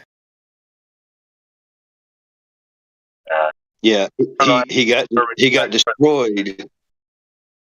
He got destroyed on the ground with slope intercept, and he conceded to that. Well, that's welcome to flat Earth, and I just don't respect that kind of cognitive dissonance that you can't accept it because it's uncomfortable or undermines your authority based off of what you've been educated on. So, I mean, he's just in denial, delusional with that belief. If you understand slope intercept form, you understand pitch data and elevation angles, you have a bizarre delusion. You're believing in something that is bizarre. So, something going on in his head. Are you talking about Matthew Learn? Yeah. Yeah. No. I respect him more than any Glober. Yeah, it's completely understandable. He was born with that idea, raised in that idea. So for him, that belief that he got toward the globe is just too much stronger than what he could see in reality. So the pitch data, everything. So even if he know those things, even if he got excuses. So pitch data, it's a weight attached to the gyroscope on the plane. So that gyroscope will follow the curvature of the Earth. It's not rigid in space. So he got many excuses to just make his belief work. And I respect him. He just admitted it. You say he has many excuses. I'm pretty sure 99% of us were also all raised on the globe and taught the globe and then have had enough ability to critically think and question and see reality and make a decision on what reality is around us. But he's not able to. He continues to believe a bizarre delusion regardless of the data that he's been given. So he doesn't have excuses. We all have been there. We've all had that moment when we had to accept the truth that's different from what we've been taught. So I'm not giving him any excuses. He should know better. No, he's admitted the only reason he's here, his intention, his motive for being in these forums is to save people from flat Earth. T-Dub, you're really quiet, mate. Praise about it. Probably prays about it every day. Please, Lord, please help me save these flat earthers from their delusion, lead them to the truth, just like William Duffy's fucking prayer. Brother, your mic is really faint like the globe. Yeah, I want to know what you said. Can you fix your mic up and say it again? T-Dub.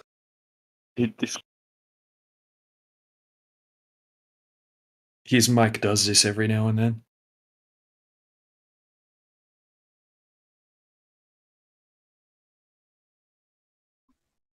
Is that any better? There you go. Much better. Yeah. I was saying Matthew Lyons, right, has admitted he's here, but for nothing than to save people from flat Earth, save them from becoming a flat earther, and to save them when they're no longer a flat earther, when they realise that they were wrong. He's there for an open arm comfort. Don't turn away from Jesus because of this. He probably prays about it every day, like William Duffy on what's his name? F.E. Swan's program. Muffin? No, That's Will Duffy's dancing name. yeah, Will Duffy, yeah, on Yeah, he's also known as Muffin. F.E. Swan. What's he? I can't remember his other name. So William Duffy, the guy that said it's okay to deceive people. No, the guy that hosted the program on which Will Duffy made his prayer about saving flat earthers from their delusion and lead them to the truth, please, Lord. Flatsoid. Flatsoid, on Flatsoid show. Duffy Thank you. William Duffy That's also what Matthew came out Lyons and is said, like.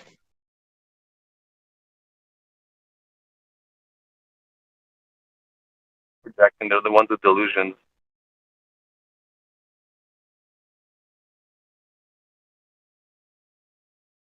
And William Duffy also came out and said it's okay to deceive people.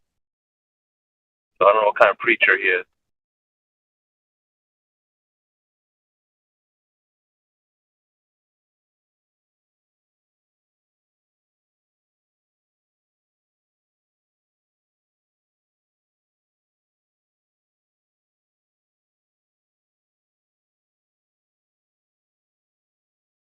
All right, I gotta go, guys. Thank you. Have a great day, everybody. Be good, brother. See you later, bro.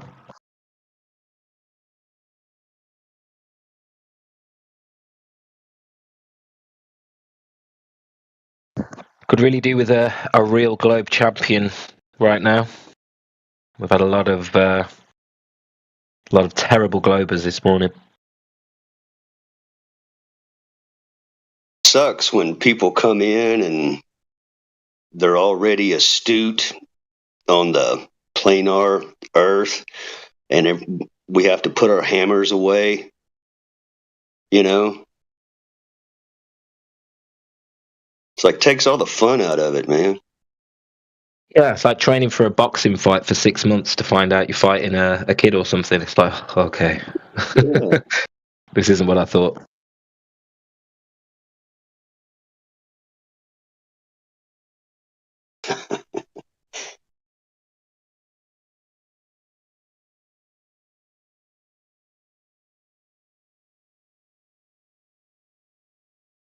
We got Rayleigh Criterion just joined.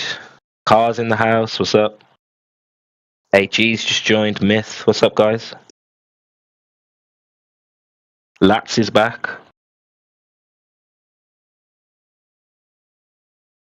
Yeah, hola. Welcome back.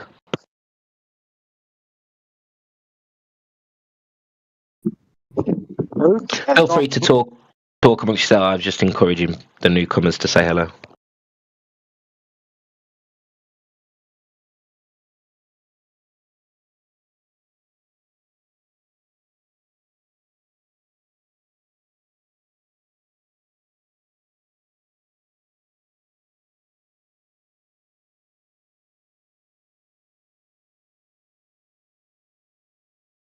Got Daz and FE Batman.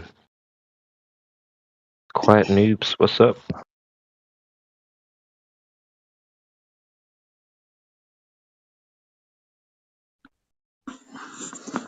Hey, Roots, what's up, bro? All good, mate. Quiet day for me today, but all good. How are you?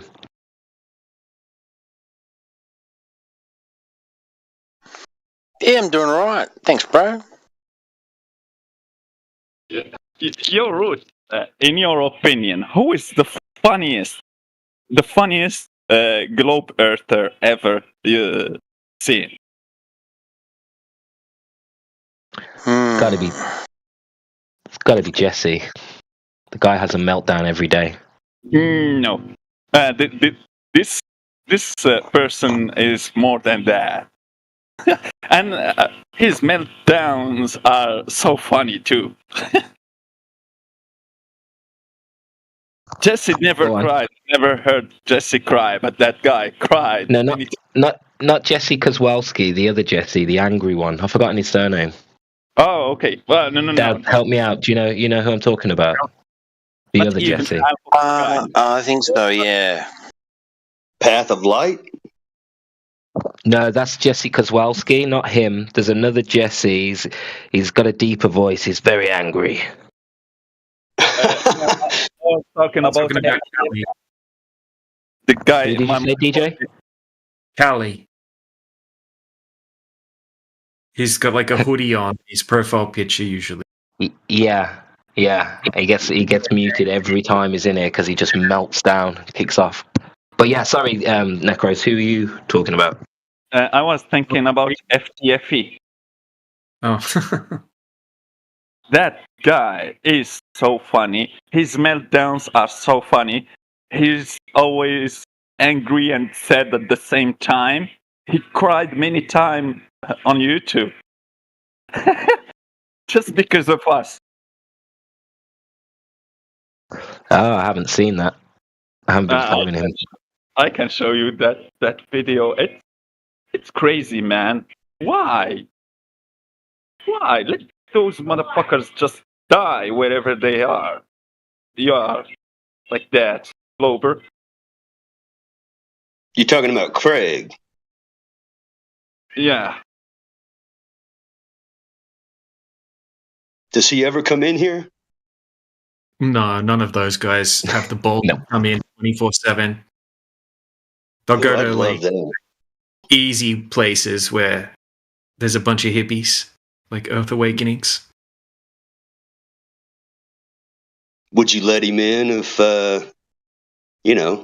Anyone can come in here as long as as long as they're in good faith, right? Bring it on. Yeah.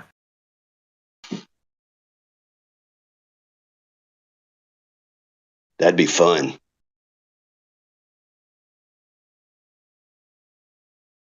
We had Phil Bell in here yesterday. Oh, he's hilarious. Yeah. He was spiraling like crazy at first, and we managed to calm him down. And then I had a decent conversation. He didn't do too well. And no, then you destroyed him on the Rayleigh criterion. It's a great combo. And then Amish got him with the satellite thing as well. Did he bring tactics? Not really. I mean, yeah, rage. He was treating us as if we still had those same like 2017 style talking points, and that's not what he got from us. But he ended up leaving like saying thank you for letting him come and that sort of thing. It ended up not being too bad. He was all right. Does he concede to anything? Oh yeah, several things. Yeah. Sorry, DJ. I'm stepping all over you. No, bro, you're right. We got some delay too. Here's the video in the side chat if someone wants to watch FTFE crying.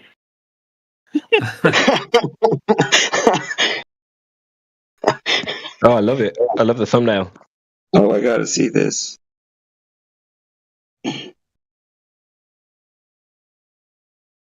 Oh yeah, I've seen him. I've seen a few of these breakdowns. Yeah, he's not very well either. He made himself sick, I think.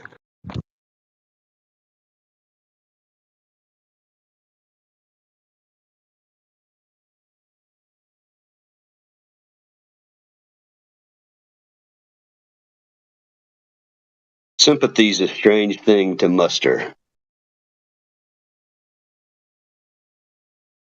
That's something beyond the cognitive dissonance. I don't think that's just cognitive dissonance. Never seen that shit. Somebody hurt him in his past, clearly.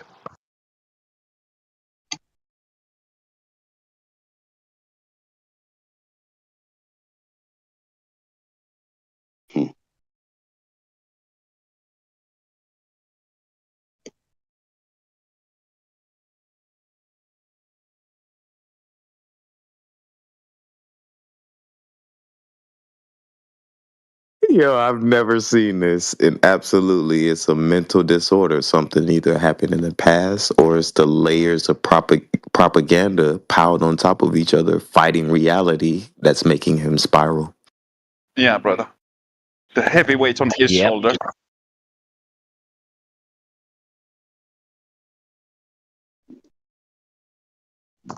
Heavy is the globe. There's something about it of the life choice that a man would make to spend your time toward a career in fighting something that you claim doesn't exist.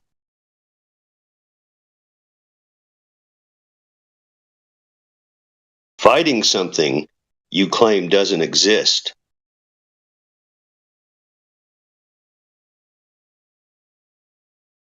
It's an odd choice.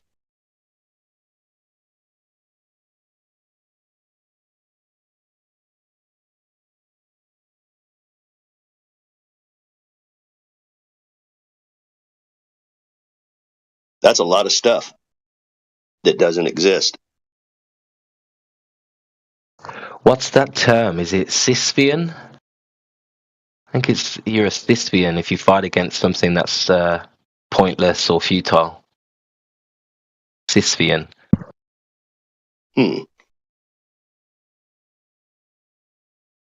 Yeah, Sisyphean. Yeah.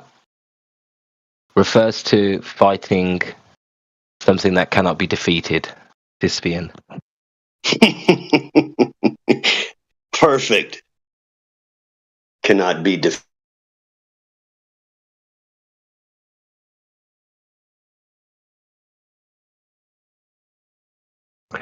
It's the meaning means to struggle with no chance of success. Oh man, perfect.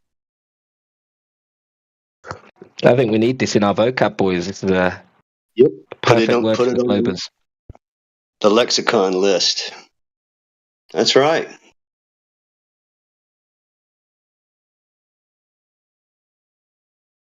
Has The there threat. been? Oh, sorry. No, go ahead, man. I was just, I was curious if there's been like excursions to the wall, if anyone's made an attempt, or if there's any like rumors or myths of anyone trying and then dying. You know. Yes, but let me say something before and I'm going to let you guys answer that question. But just to say, if the globe were splayed out flat, right? And your north pole on the globe, the top of the globe, right? Not from the equator view, is the center of your map. Then you've got a polar ice cap in the south on your globe.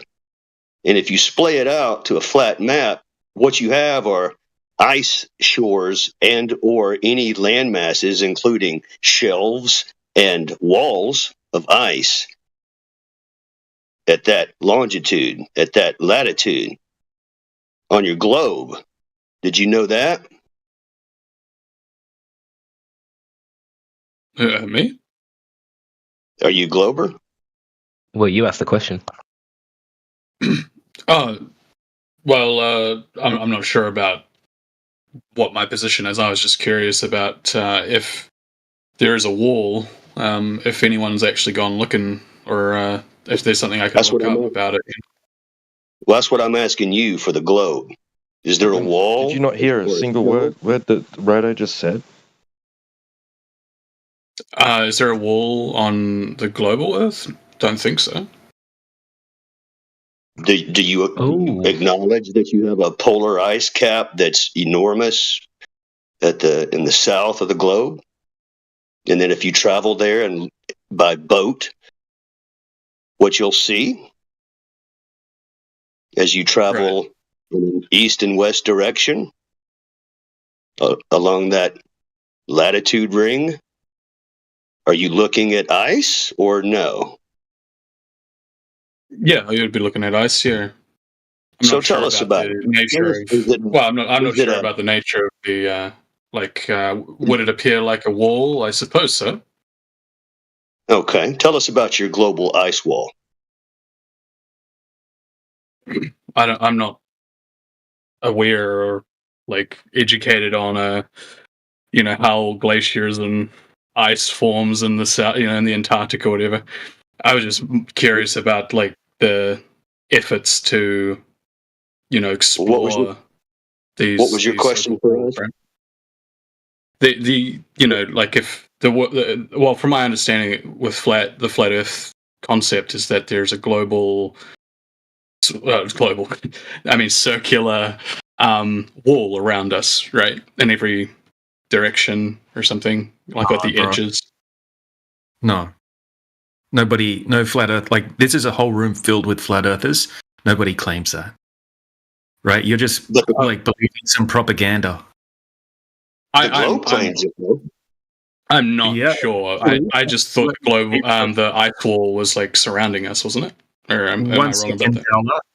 The mention of the ice wall, right? That term comes from the government, right? So I just put a document in usgs.gov, right? And they continuously refer to the coastline of Antarctica as an ice wall, right? That's where that term comes from. It's like a globe Earth claim. Yep. Right.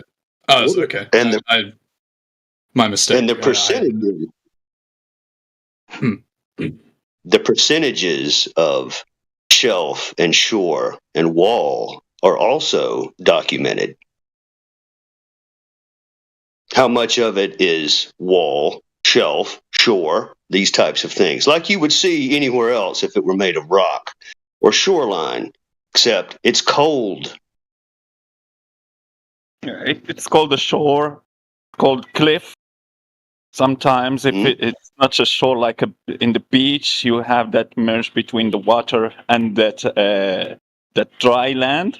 In that inclination, you will find like a wall, like a cliff. And they call those high elevation lands or ice or plain of ice there in Antarctica ice wall because they are just cliffs. So why people are talking about cliffs and considering them walls? Have you ever heard a rock wall, like a giant cliff, like the one sheer cliff? Yeah, exactly. If Antarctica is an ice wall, so the image that I sent is a rock wall. That's a rock. And like glacier? Rock, yeah.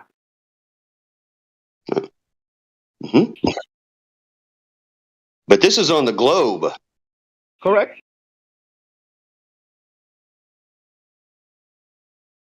Isn't there like lands beyond on the flat Earth, or is that not like that would just be like some people may speculate about that, but it's not something that would be like a flat earther claims this particular thing, right? It would just be pure speculation by specific people that you might have heard on a YouTube video or something.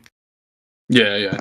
Flat Earth is, let me explain something just a sec. Flat Earth isn't a claim to know the entirety of the layout of all reality. It's not an attempt to explain what things in the sky are doing, and go into the intricacies and mysteries of the universe.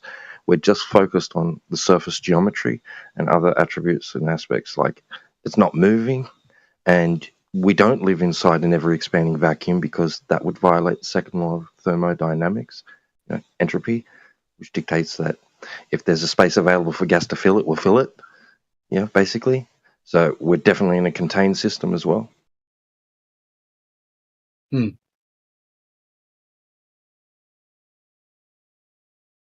but we would. I guess I'm. Consider that I don't know anything about this. If I was imagining that we are on a flat surface, then of some kind, or just if I was to just take that for hypothetical and just believe it,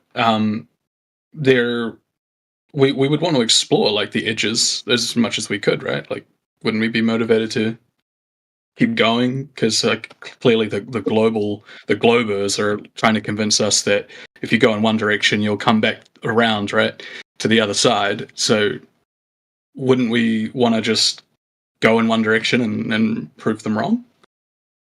Let me ask you something, please. Do you think that these questions have already been filled in, colored in for you with the globe? Yeah, with the globe, yeah, it's like a self-encapsulating, it's like all the corners of the earth have been discovered, sort of thing. Okay. Is that comforting? It's an interesting question. I don't know if it's necessarily comforting. I actually think it's kind of disappointing. I think there's like an element of I think it's more exciting if I had the notion that there was things to explore, Bit like the Truman Show, isn't it? Yeah, let me add a perspective. Definitely. Exactly, yeah. But let me add a perspective for you. Allow me to divide the Earth into the north of the equator. And we're not going to worry about south of the equator whatsoever at this point. We're just going to look from the equator to where we view Polaris the whole time. Okay? In all of that range of Earth. Okay? It's a good chunk of land. All right? And show that this portion of the Earth is measured and utilized flat as a level plane. So levels and verticals. This grid in the air, perpendiculars, all parallel to each other, the verticals and the horizontals. And men track, use this aspect in the north this way every day, and it's always been this way. It's measurably this way and practically this way. So not only measured, but used this way as level planes and vertical parallels, right? It's just in the north. And I'll say this about part 2. South of this equator, right? First of all, let's call it the equatorial plane, which is what it's called. Meaning from that circle all the way to the North Point pole is a plane. Okay? That's why they call it that. But there's layers to this to go on to very much show how it's utilized as a plane. Not just what I'm saying here. But the part 2 of this, the south of the equator, I will guarantee you this, and I'll plant this as a seed for your consideration. It's going to get very strange and weird, no matter how you slice it. Whether you're on a globe or you're on a flat plane, it's going to get very strange.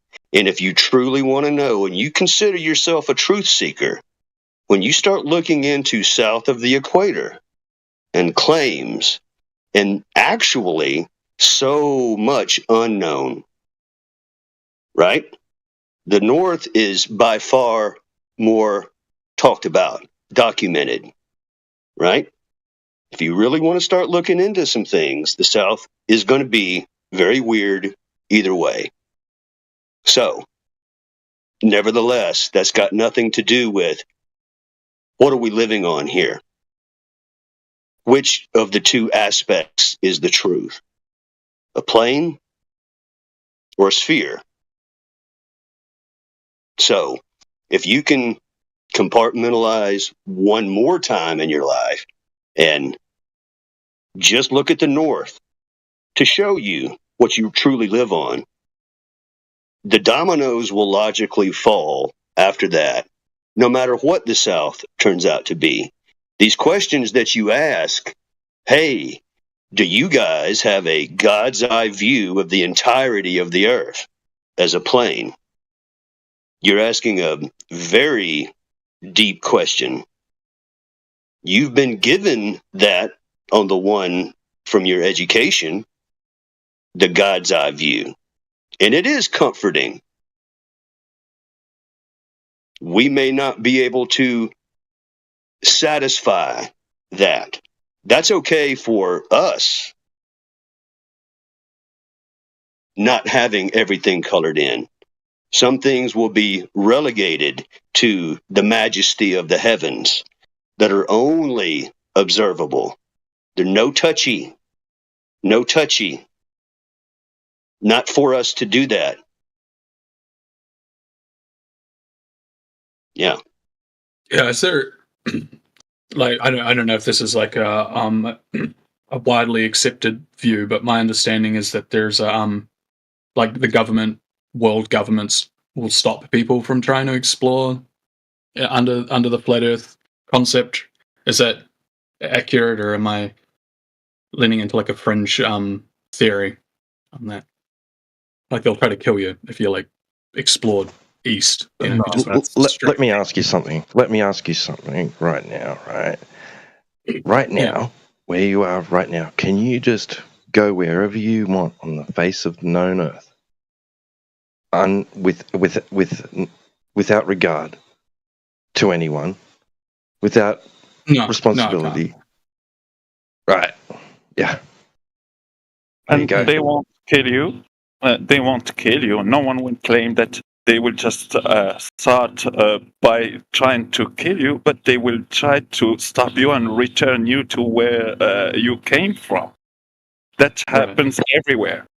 They put you in Let me prison. just clarify that as well. That's if you can go there with permission, with a very specific permit that's very difficult to get and has a lot of conditions, right, that are related to the permit in regards to what you can do when you get there, right? Very expensive, right?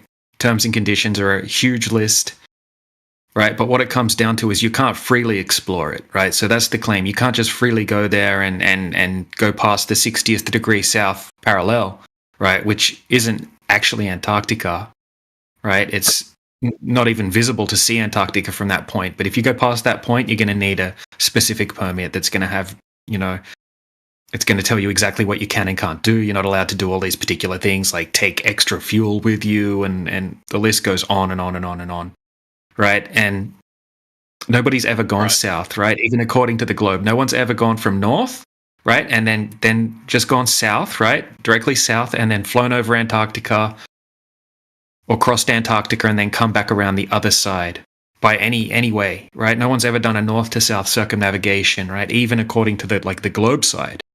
But countless amounts of people have done it east to west, which would work just fine on a flat Earth as well.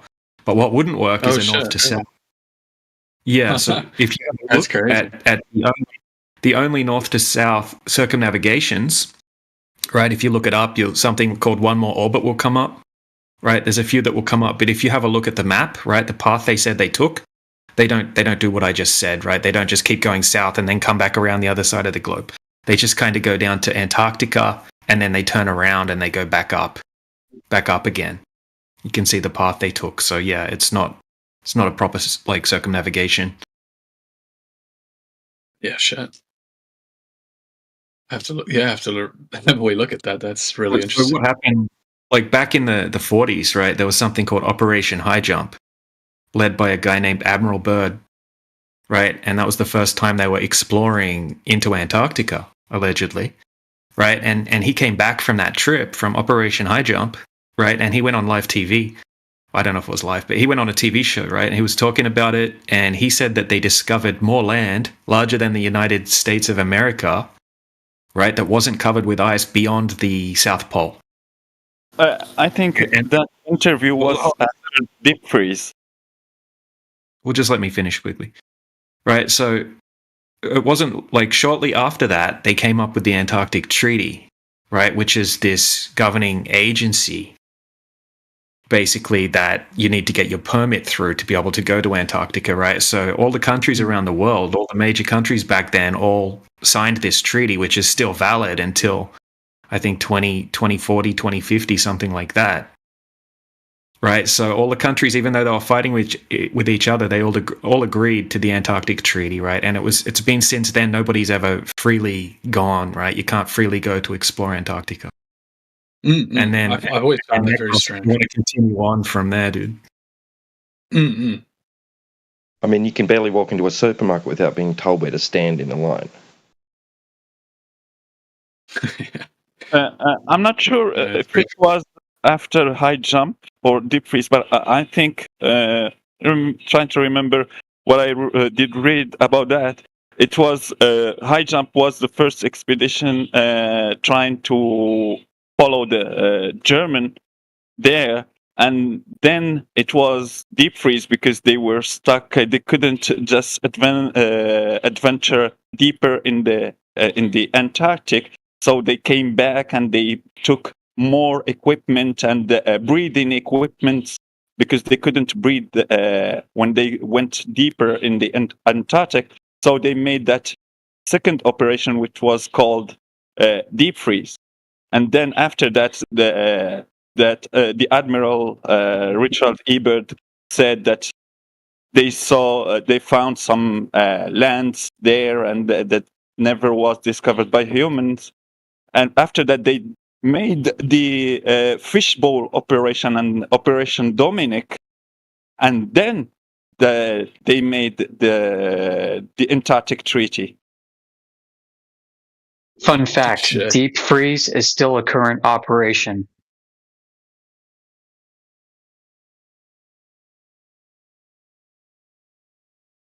What do you mean? What are they doing? Their deep freeze never ended. It's still a operation for the National Science Foundation. I understand. They tried to go deeper in the Arctic. Till this moment, I understand. I can understand that because it's completely difficult in those environments. Yeah, you're approaching an environment where the temperature is just the temperature where the gases that we breathe start to turn liquid and turn solid. So do you understand that those people are going in an environment that have never been tested till this moment? So it will be difficult. It will take them more than those years since the moment they started that operation. So yeah, I maybe still operational today. What's your best theory on what would compel the governments to try to prevent or at least suppress like discovery of new lands and things? Why would they be doing that?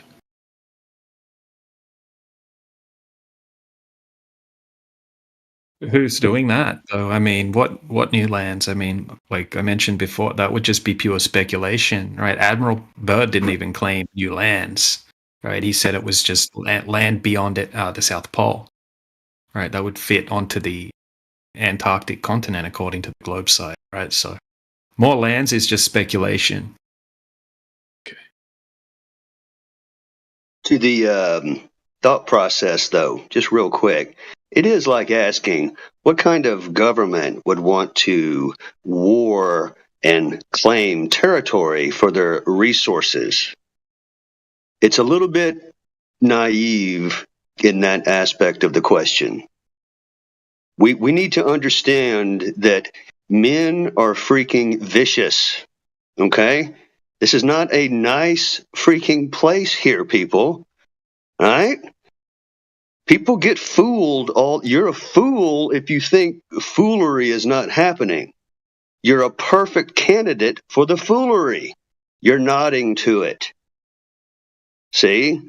You're playing your part in its propagation. And it's just laughing. Truly. Men are not nice. Government's job is to control people. It's easier to control people when they don't know what the truth is. And it's easier to control people when you limit the space for them. So you go discover and you leave the cows on the range. So you don't go with the cows to discover. You leave the cows, you discover.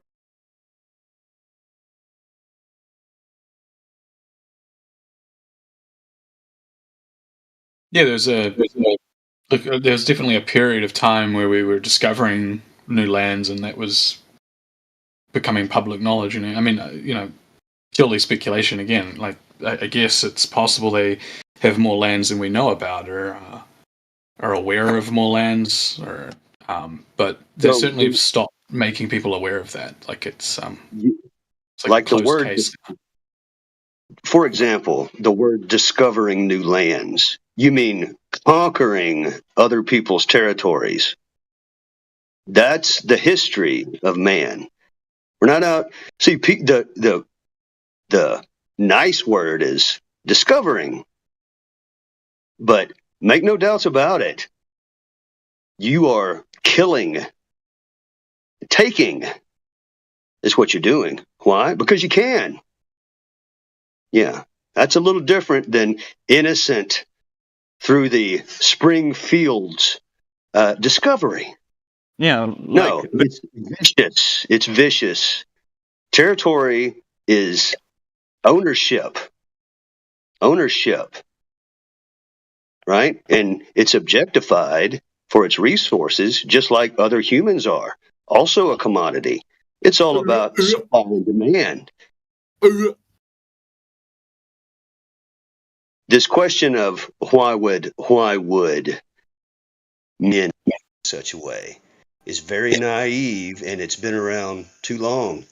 You guys agree with that? Yeah, like the claim of discovering America. So who discovered America? Those people who went to America with the boat, or the natives, or the Mayan, or who in reality? Because they claim that they discovered America. You cannot say you discovered America. No, stop interrupting the conversation with the crazy noises and your nonsense. You can wait till we're done having the conversation and then ask your question.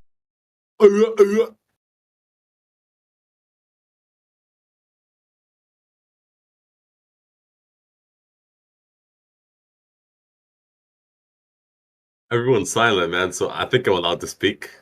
You know. Yeah, you can now, as long as you stop making them crazy noises.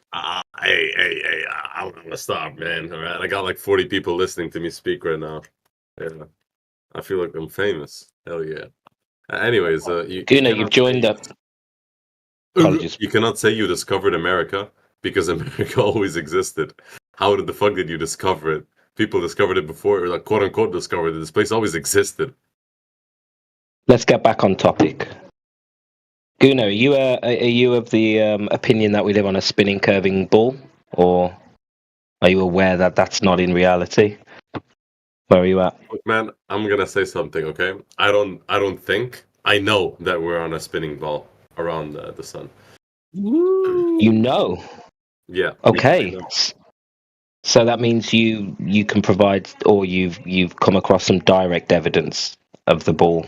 Bro, you can, like, I don't know why you have to ask for specific evidence for this when you can find a shit ton on the internet by one Google search. You can find no, you can't. 1,000 empirical evidences. Do you know what direct evidence means? You want me to get you a first-hand experience, like a primary source somehow? No, focus. He asked you a very specific question just now. Hey, calm down, buddy. All right? Calm down. Hold your So Guna, there's no need to laugh. Listen. When you say there's lots of sources, okay, but when you say there's lots of sources on Google, if you go and read those sources, you will find that there is not one shred of direct evidence for motion or curvature. So when I ask for direct evidence, I don't want an article that spits rhetoric out at us. We're actually looking for evidence, direct evidence, undeniable evidence, and if there is any, you could squash the whole flat Earth debate now. Like entirely. Yeah. So what direct evidence have you come across? Because you said you don't believe in the globe. You said you know it. Knowledge means you have direct experience. So where is this direct experience that you're talking about? I'll get it. You give me like a couple minutes. I'll search something up. I mean, you can just keep it in a conversation and tell us with your words, or are you doing this research from scratch? Because we're going to be here for a while if you are. I mean, it's not from scratch, but like I'll get like a study that's like I guess good enough and like easy to read. You know, like not so long. How about Can I try? So a quick Google search that's sufficient enough for you? For like basic stuff, probably, yeah. So you don't know what you're going to present, but you're going to go find something. Like, do you have any idea of what you're going to look for? Like, what's your plan? Yeah, like my plan is like to find some shit that like proves the Earth is like round. Is there anything you are aware of right now? Nah, not really. It's literally the definition of unprepared, bro. This is hilarious. I mean, it's. Oh, guys, give them a minute. Go ahead, Goonie. Yeah. Or Gooner. Like, and go ahead and get it. Yeah. Thanks for being honest that you don't have. I mean, if you want to ask me something like without up. searching, right? If you expect me to say something without searching, I'm probably gonna be like, just Gunnar. like the moon, Gunnar, I want to say one single thing, and I will let you just research the thing that you want to bring to us, because I'm really intrigued. I hope that the thing that you will drop to us won't necessitate belief only. It will just be something that is considered to be knowledge. I hope. You said that you know. It's not a belief, but you said that you know. I mean, it's now knowledge, not a belief. I hope it's not a belief. Just throw that. Hit me with it. Can I try? Yeah, he didn't hear a word you said. He was too busy making noises through you speaking, so I doubt he heard everything. I heard everything. I heard every single thing. I understand English perfectly. I got like. Gunnar, I have a question for you, Gunnar. What's up? Where do we see Earth curve? We can't see it. Okay, so we can't see it. Can you measure Earth curve? You have a measurement? I mean, I don't have like a 10-kilometer long ruler, so probably not directly. So no measurements and no observations? No observation. Yes. Well, I asked where you can see. You said you can't see it. No, but you can observe it. Like if we observe means to see. There's this experiment that they did. Like they got a bunch of cameras, and then one person went very far to like get the curvature of the Earth, and then he like if the Earth would be flat, it would stay the same if he was holding the light, and then he raised. So let's back up just a second. Sorry, let's back up. So they went and saw cameras. What did the cameras see? What does Earth curve look like? Now, like they put one camera, and then a couple kilometers later, another camera, and then another camera, and then another camera to try and record each other, and then the person stays at the very end to see it. And another see person what? observes. What are we looking at? What does it look like? What is it? So if we're staying still at the same, like I guess, level of ground, and there's a bunch of cameras, like every couple kilometers, one Wait, person's. did you just say the level of ground? You said the ground is level? Huh? You said the ground is level. I mean, when it's level, Daddy, you won't be on top of a hill like with the second or third camera. You're gonna be like relatively at the same, So are hills Earth curve then? No, of course not. Hills are like very, very concentrated curvatures. They just go up and then down, and you can see them. Concentrated curvatures. So hills are Earth curve or hills are not Earth curve? I'm confused. No, wait. Can you just let me speak, okay? Just let me speak for 1 minute, then I'll let you speak for 20, okay? So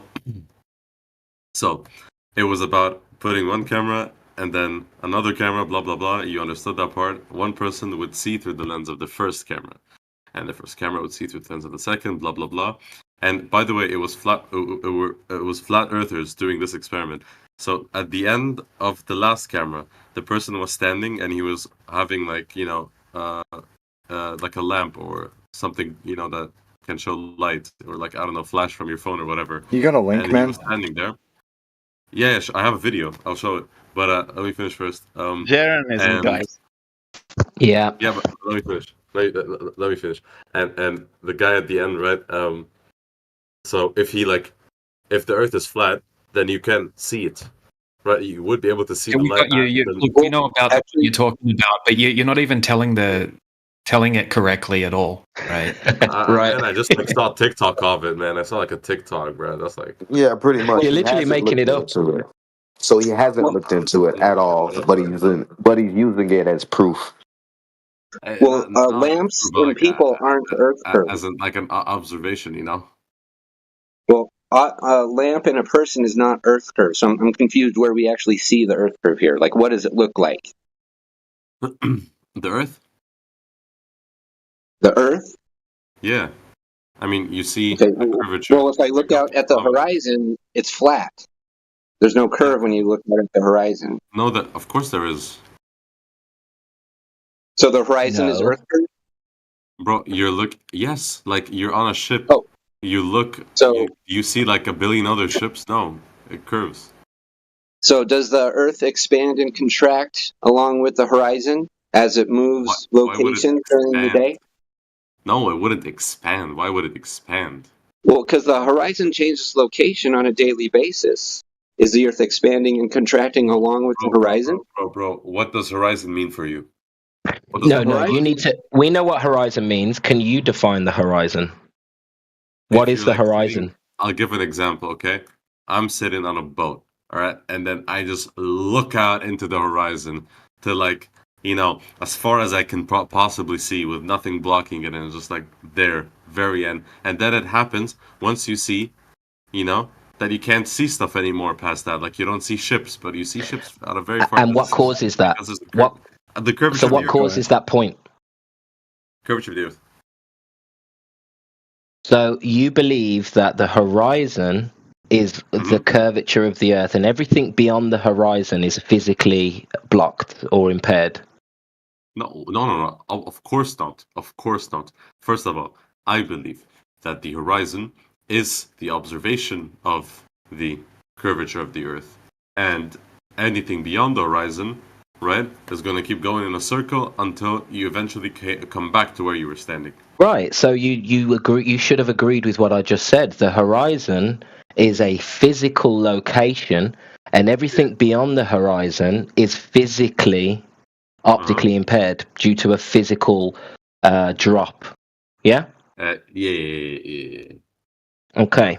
Now I'm going to put something in the chat for you. I'm going to show you that a horizon is not a physical location. A horizon is literally the limitation of how far you can see. And if you get an optical lens or a zoom or a telescope, you will actually extend the horizon. Now, if the horizon is a no, what do you mean? Obviously, you just said it was a physical location, No, and everything obviously, behind it is blocked physically. Obviously, if you get a lens or a telescope, obviously you're gonna see like a bit further. Yeah, so you didn't need that. So you didn't need to talk at all. So it's not the curvature of the Earth. It is. You just debunked yourself. Are you telling me that lenses are going around curvatures and corners? And look, are you guys living in an alternate universe, guys? What planet are you guys living in? No. Stop with the meta. Hold on, Necros. Hold on. Stop with the Now meta. he's spiraling. You need to understand you've just debunked yourself. You just told us in one hand that the horizon is a physical location and everything beyond it is physically blocked by the Earth's curve. Then you've just said, obviously you can zoom past the horizon to extend your horizon. How is that possible if that's a physical location with a physical block? Because with the telescope, right? Why did we invent the telescope? To extend human vision. And once you extend it, it's going to extend to the part, obviously, where you can't see past it. The Earth of the curvature is going to go. But you see way before that with your naked eye because you cannot see so far into the horizon with your naked eye.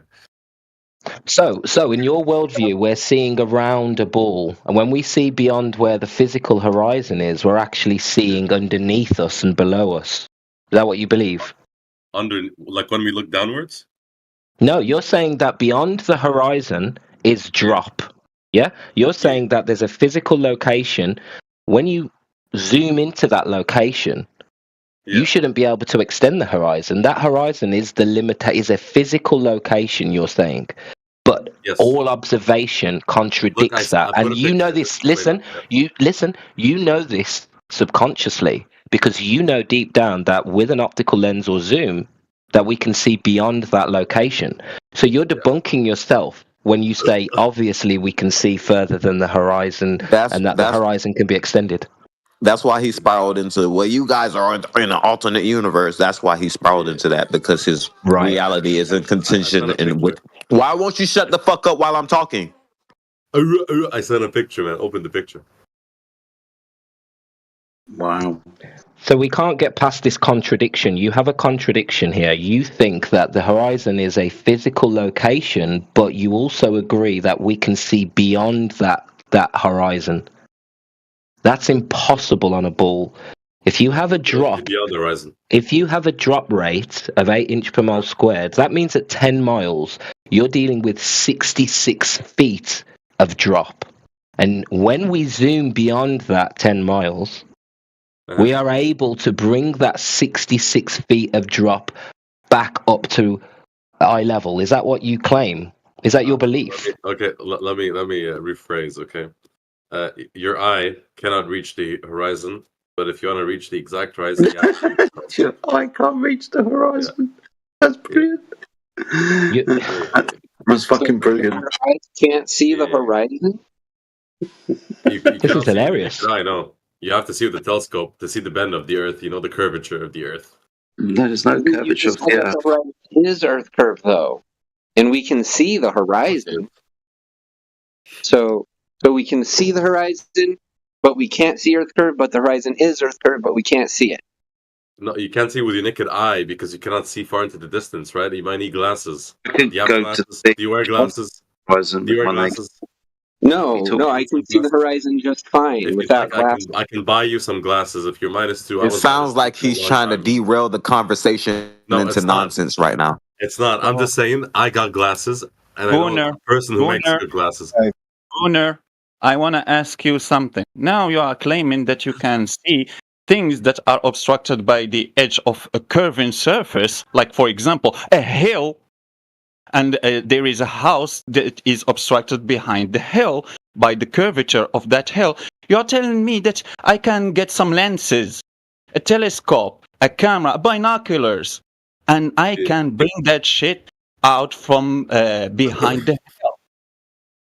Can I ask a better question to you? Yeah, just mute him. There's no need to talk to him. He's burping through people's sentences and such. Yeah, he's a child. Just fucking mute him. Gunnar, it's a serious question. I have a simple question. Gunnar, don't just dance around it. It's a simple question. What type of lens or binoculars or telescope that can help you see over a curving surface, like a hill? Oh, sorry. Yeah, I wouldn't waste my time talking to this child. Go ask a photographer, bro. Am I a photographer? You want me to take You pictures? are the one who is making the claim. You are the one who is playing the smart one. You are the one making fun of us. Oh, you don't know lenses. So you are the one claiming that you know about lenses. I'm asking you, what type of lens can make me see something behind the hill obstructed by the curvature of the hill? Just zoom at it and break it up again. Gotcha. So, Necros, did you ever see New York from, like, I don't know, Paris or London? Oh my god. Yeah, he's a fucking child. He's referencing the picture I posted in the chat. There's no reason to talk to this pair of clown shoes anymore. I'm gonna believe it if you prove it. I swear I will, but you can't. Do you understand that perspective absolutely exists? To see, like, New York from London? Hold on. You understand that things, that's objects, reduce in angular size with distance. You understand this? Like the fisheye lens? I heard about that. No, not like a fisheye lens. Yeah, he didn't hear a word you said. He was burping through your sentence, Jedi. I wasn't burping. Guna, try and listen to Jedi here. You might learn something, mate. Go ahead, Jedi. Do things get smaller the further they get away from somebody observing them. Yeah. Yes, the perspective absolutely exists because of this. What happens when we observe stuff getting smaller as it gets further away? Now, you're asking the question, why can't I see something that's over 5,000 miles away? First thing, it's too small for you to see. You understand that, right? That's why we had to invent the things that you were talking about earlier. The lenses, the telescopes, the binoculars. To increase the aperture, to increase the angle, so we can see things that are further away that we couldn't resolve earlier because they've gone past the angular resolution limit of the human eye. 0.02.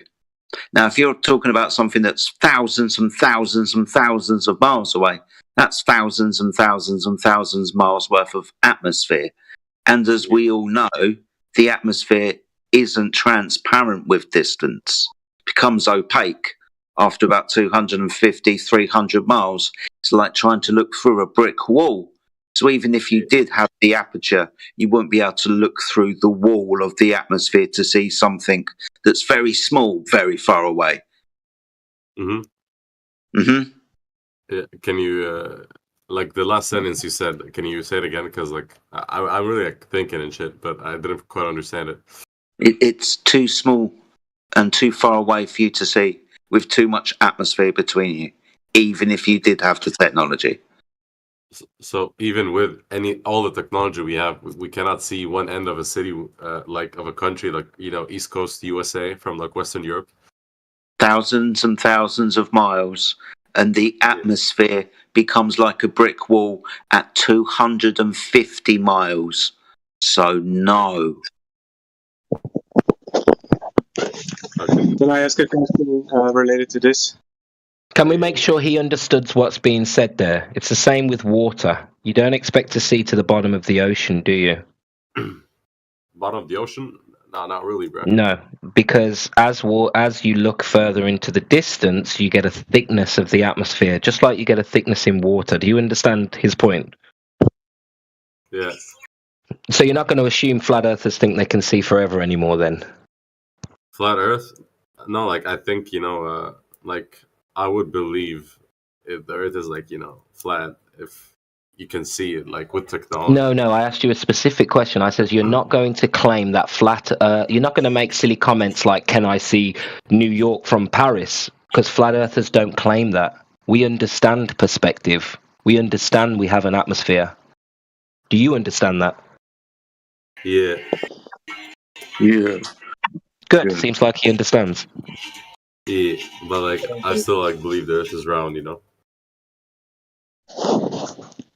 What if I told you the Earth is measured flat? Huh? What if I told you the Earth is measured flat? Like he Measured said. flat. But Sorry? what if? Wait, I have a question. Okay, have you watched the movie Interstellar? Yeah.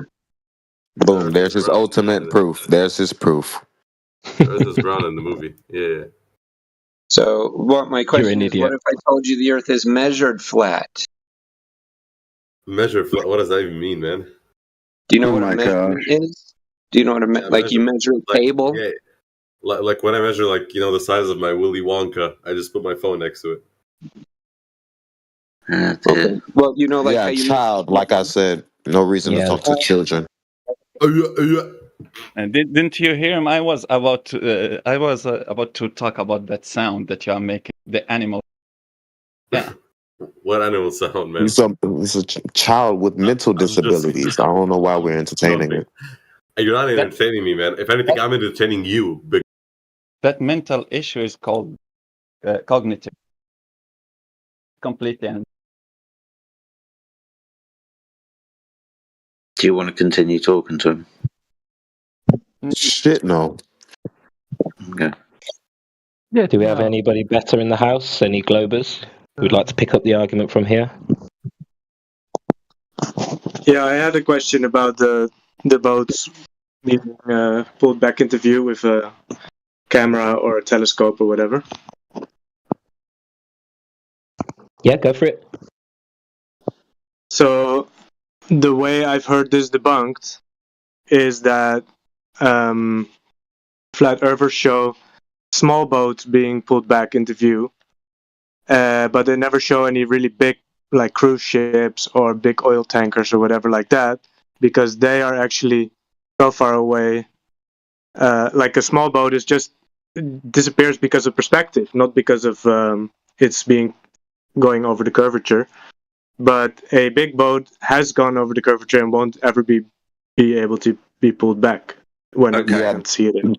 So there are bigger dynamics for the bigger boat, like the perspective Jedi just explained to the other clown.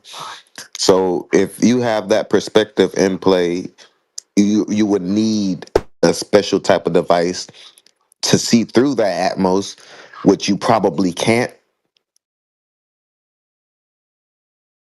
Yeah, there's an example of what you said in the side chat there. Giant boat, right? Disappearing due to angular size, right? It's a very clear day, very clear conditions on that particular day, you can see.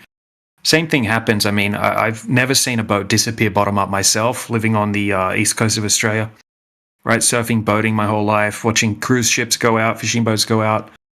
It can happen under rare conditions, right? That it can appear to disappear bottom up, but most of the time, right, they just get too small, right? Or they fade into the opacity of the, the atmo, right? The weather. Mm-hmm.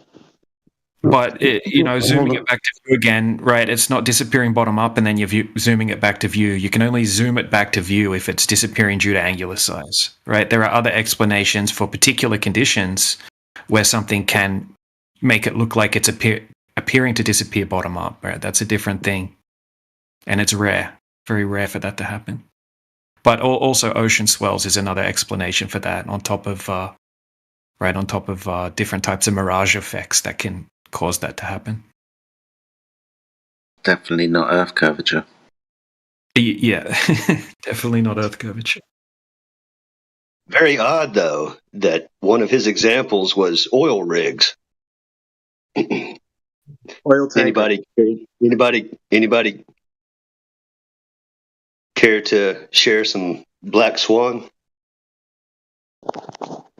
No, I've seen the Black Swan. And yeah, it sounded like all of his evidence was simply from a couple of videos he watched. Wait a minute, I gotta ask. Go. What's harder to see, a big boat or a small boat? A small boat. Yeah. With all those factors like the distance and the size, yeah. Yeah, so why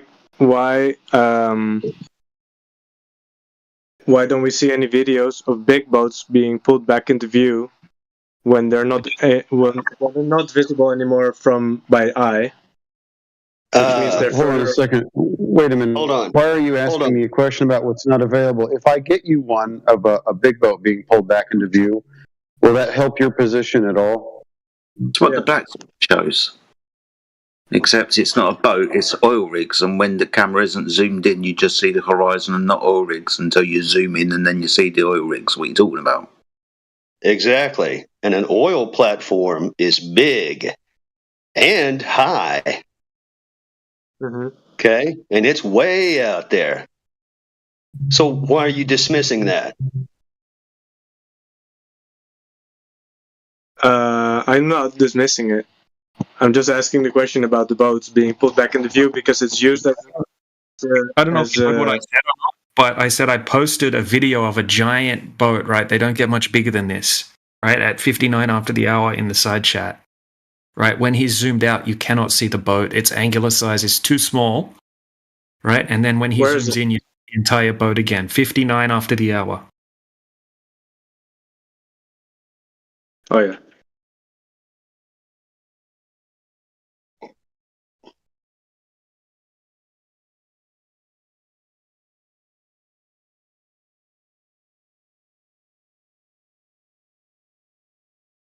All right. I really would like to know the point of the question, right? Like, do you think because there's no video, now there is, of a large boat being zoomed in on, but in the absence of that, is that evidence for you of something because no big boat videos are in existence? I don't understand where you're going with this.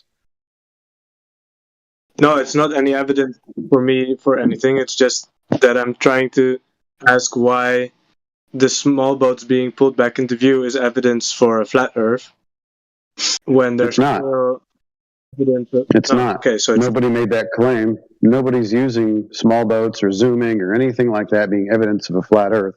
The evidence for the flat Earth is that it's measured that way, it's used that way. I mean, everyday experience for you yourself, you treat the Earth as if it's flat and stationary. So the evidence for the flat Earth has to do with the fact that it's measured that way and used that way in all practical purposes. measured by who? Everybody. Anybody who makes a map, everybody basically. All the maps that you use, those are made by measuring the Earth to be flat.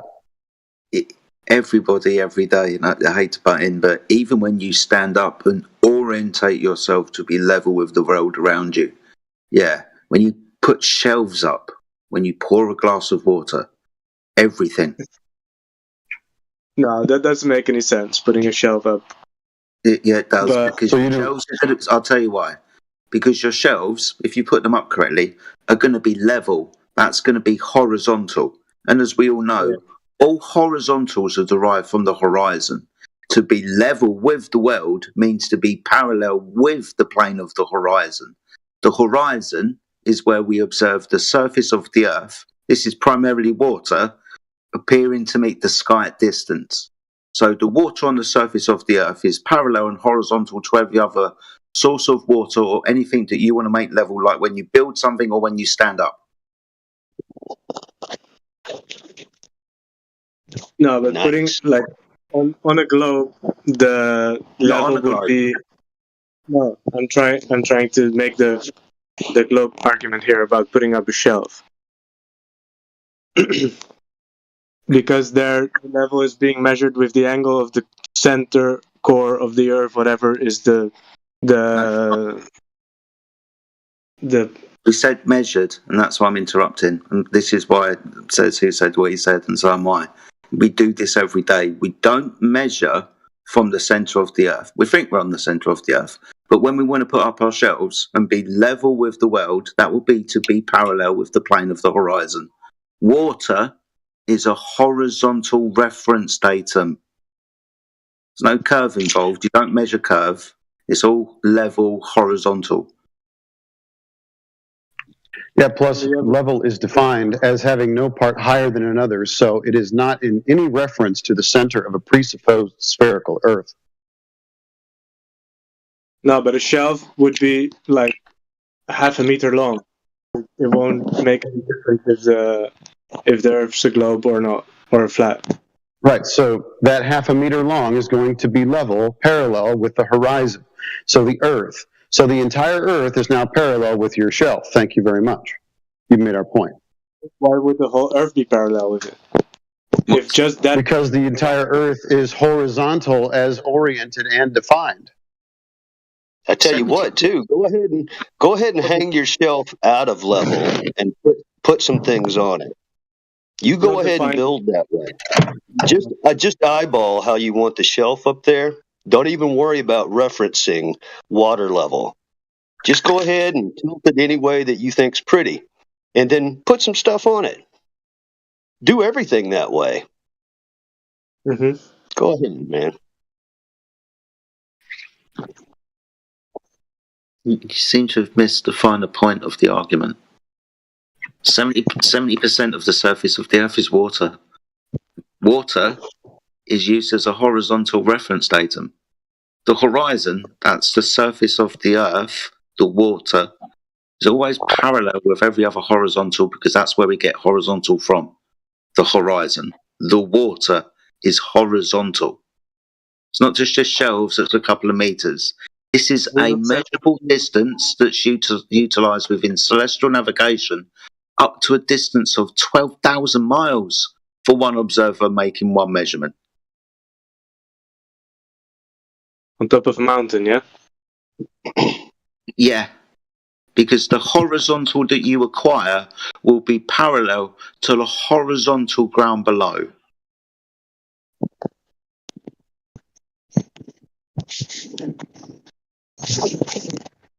But who looks at the sea to put up a shelf?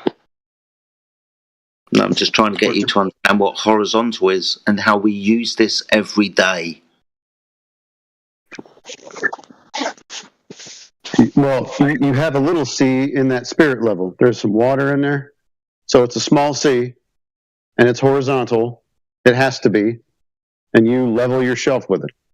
Okay, but... Exactly said too. Also, the ocean, that horizontal, the horizon, that's a big spirit level. It's all obeying the same thing because it's all water-based to find true level. Human the position for a spirit level with a little bubble in it that's 1 centimeter wide and therefore be level on even on a curved surface. Please, You seem to think that telling us that a small amount of level is different than a large amount of level. I don't know why you think this is an argument. Steelman the position on for a glober. Come on, you can do it. It's super easy. Yeah, no, I'll still man the position. Here you go. You are going to assume, first of all, you're going to pre-assume a spherical Earth, which there is no measurement for. Then you're going to reference in your mind the center of presupposed ball.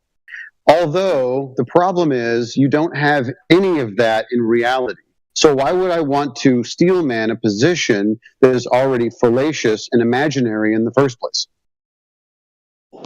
Well, only to make your argument about that being evidence for a flat Earth a fallacy. Why would it be a fallacy? Can you give me the fallacy in the form, please? The Black Swan fallacy, basically. The Black Swan fallacy? Reference that, please, and give me your argument as to why the Black Swan fallacy, whatever the hell that is, pertains to what we're talking about here. Just because you haven't seen that it's a globe doesn't mean it isn't one. No, I'm just because you haven't seen it. Oh, no, sir. I'm sorry. He would be sort of referencing like an argument from ignorance or something to that effect. But the problem is if the Earth isn't measured to be a sphere, in fact, the Earth is measured to be flat, I don't have to make any arguments whatsoever. The measurements stand for themselves. Now, if you would like to provide for us some measurements of curvature, you're more than welcome to do so. But in this conversation, I'm not going to allow you to presuppose a sphere that isn't measured in reality and then tell us stories about it. But what you're saying is that it can only work on a flat Earth, and I'm saying it can work on both. Well, what you're saying... No, it can't work on both. No. Hold on, Roto. Roto, hold on. Don't take that bait. You don't get to argue for something that doesn't exist in reality. You understand? Why not? Like theoretically. Well, okay, fine. No. We're not in here to debate theoretical things. If you want to go talk about Santa Claus and the Tooth Fairy, there are other forums for that. But today we're talking about reality. If you don't want to talk about reality, I think you should just find your way out.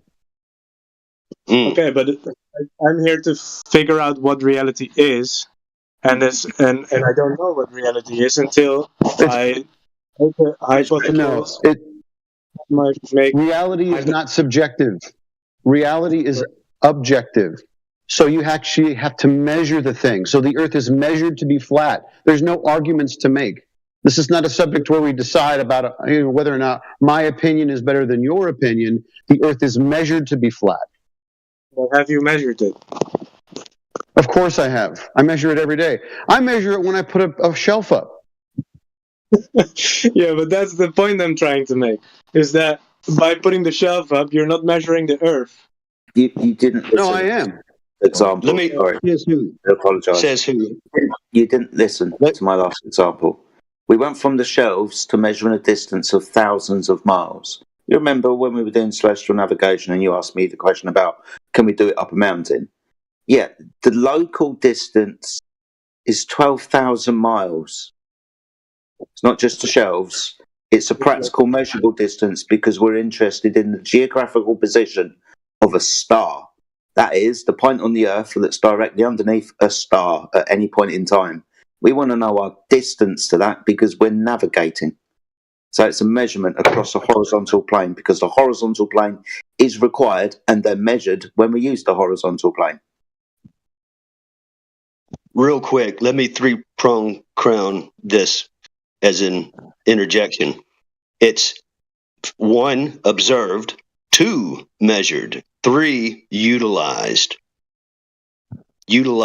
in practical application. Says who? You're right on it, man. Good stuff. Cheers, mate. So I want to add a bit. So you see, to level your shelf, right? You want it to be like equal length or height at both ends, right, to the floor. Right? That floor was built so that it was all parts of it equal height above a leveled foundation, right? That was all leveled before construction with respect to level. The same sort of level that you're going to use for your shelf.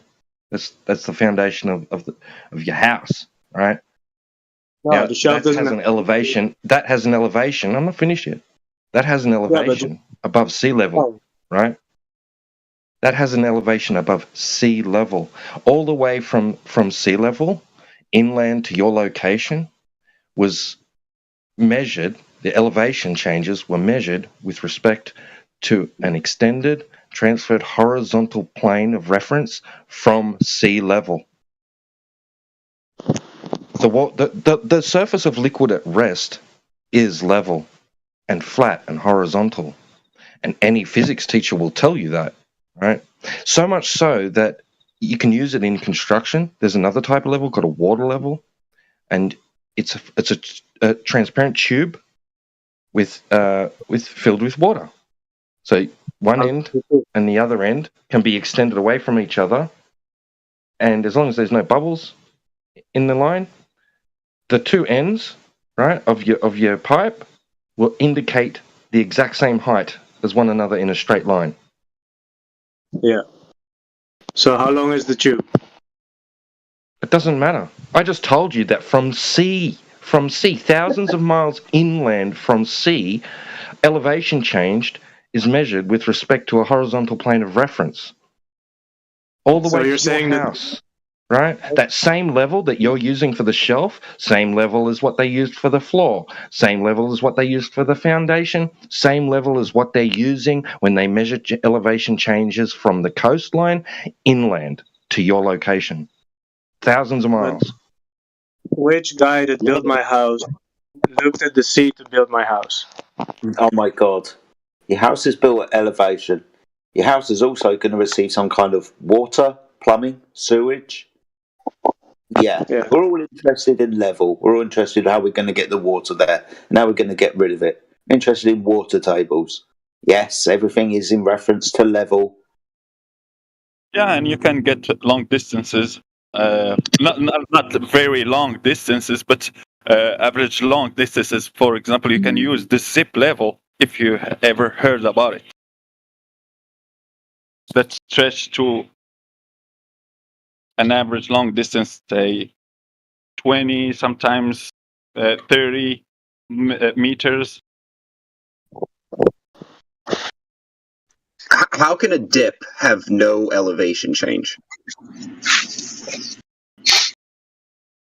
Right, because that's what you're saying. Does. You're saying the dip of the Earth has no elevation change. It makes a complete dip circle. There's a finer point. There's a finer point here. You need more than one reference point of locally level to make a claim about non-local levelness, right? You need to conjoin two local levels and show that they're both level to each other to make a broader claim about the non-local level nature of Earth. Right. Yes. So, how long does it need to be able to visually see the curvature of the supposed globe with the size that it supposedly has? Well, you need your point of observation and a far point of observation. You need to measure level between the two as well as level at each other's points. And you don't need a lot of distance. You do need a lot of distance. Yeah, Not really. Miles squared. Rate of change. Tell him about a vector. You need a distance that's longer than your house, and probably 10 times longer than. So, what the length of a city, the length of a dam, the length of a viaduct? What? Infrastructure all over the place. Curvature is never referenced in any construction or navigation. One of the flattest countries in the world, right? The Netherlands, part of it, Holland, reclaimed by the sea. What is it? One of the flattest places on earth because it was reclaimed from the water that was flat. The dikes and the dams that kept it out, 35 miles long, 17 miles long, huge things. Those dikes are just earth.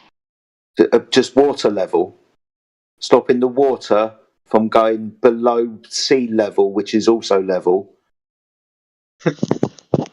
Yeah, like is the water in a viaduct curving? Nope, nobody has any measurement of that.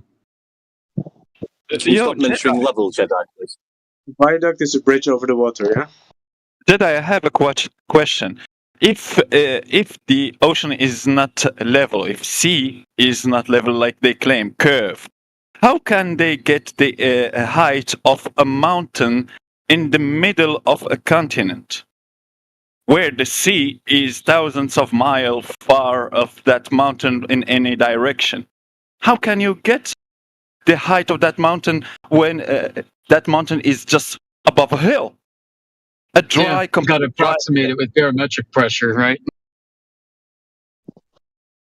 Well, they know what height the city is at, right? You walk from sea level to the city, and you're like, oh, this city is 500 feet above where I just were. Then you go to the top of the mountain there, and it's another 1,000 feet. You're like, oh, now I'm at 1,500. That's how it would work, pretty easy. Actually, you wouldn't even have to reference sea level because you'd just be taking a point from the center of the sphere.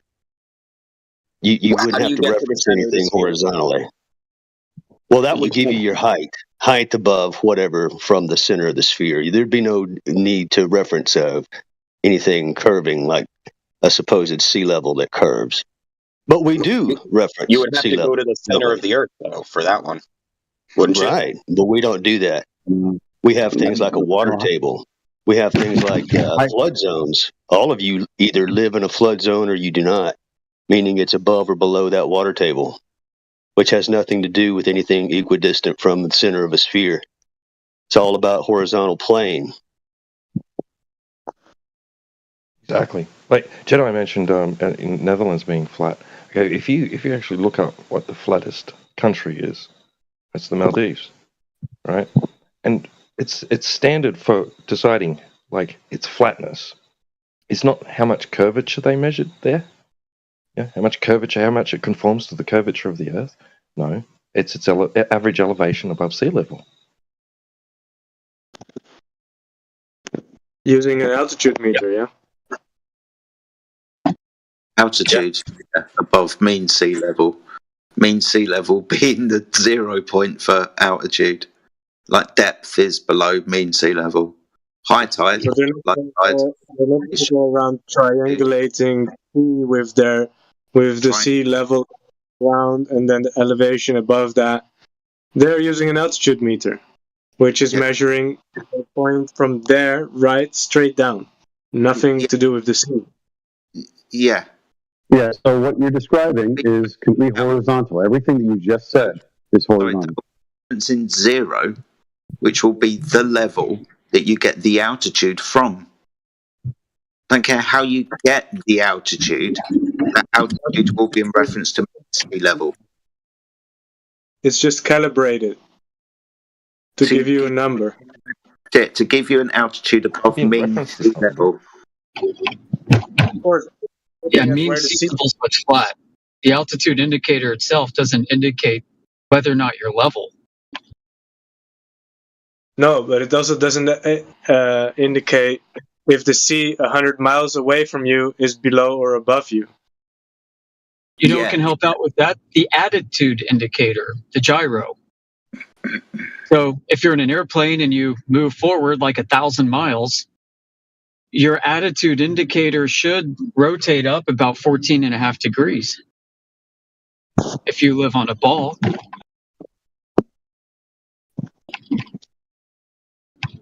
How that thing?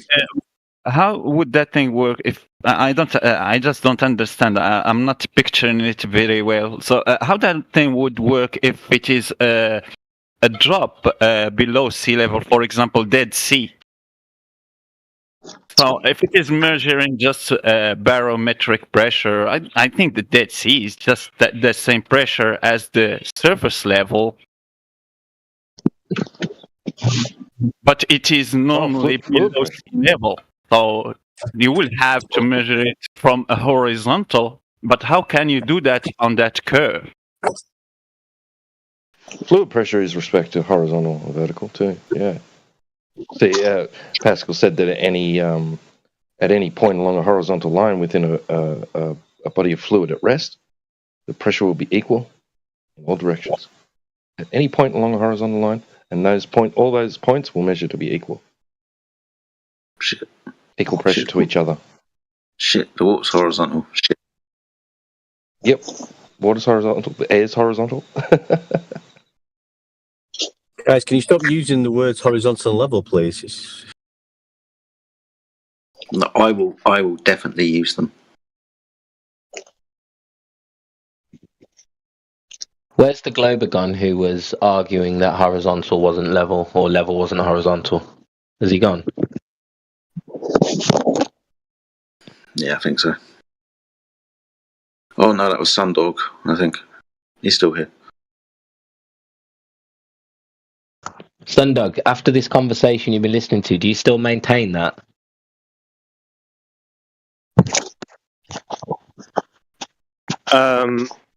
No, I haven't maintained that actually from the beginning. So what's your position then with the in respect to the horizon? I'm just saying that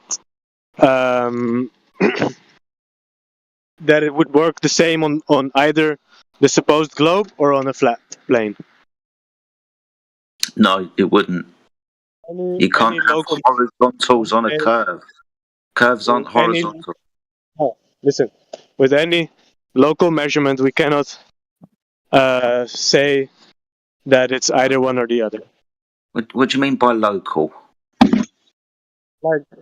Like what we were talking about. Like measuring the entirety of the Maldives. Yeah. So your claim is you don't know Earth is a globe by measurement. Okay. Yeah, that it's not okay, a globe. I agree. Yeah, but you guys are saying that it's measured flat, like it's a positive. Yeah. It gave you the measurements earlier. Admittedly. Remember when we were talking about celestial navigation and we were very interested in the geographical position because we wanted to know our distance to it. Now, that has a working parameter of 12,000 nautical miles for one observer, making any measurement to a star above the horizon. I'm not sure if I was present in that conversation. I'm sure if some dog tried to explain how Earth curves measured, he will actually be mentioning angles and horizontals and levels. If he wants to have a go, just give him the mic, he will be explaining the flat Earth measurement, no doubt. Which one? Hey, Sundog, just an honest question real quick. If you could just be honest with us. Did you hear that, what you just said earlier about you can't tell if there's curvature or not by the measurement of the globe or a flat plane because they're the same? Just be honest. Did you hear that from McToon and now you're just parroting it? No. McToon is a McLoon. He's a what? He's a Looney Tune.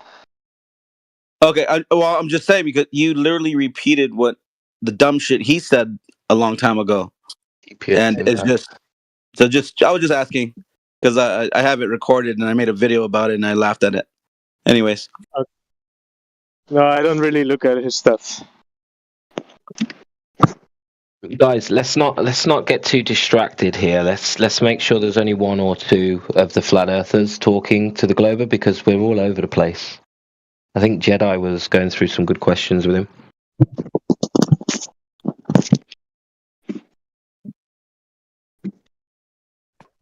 I just wanted to tackle that word locally. Yeah, we can all make measurements, and those local distances are thousands of miles.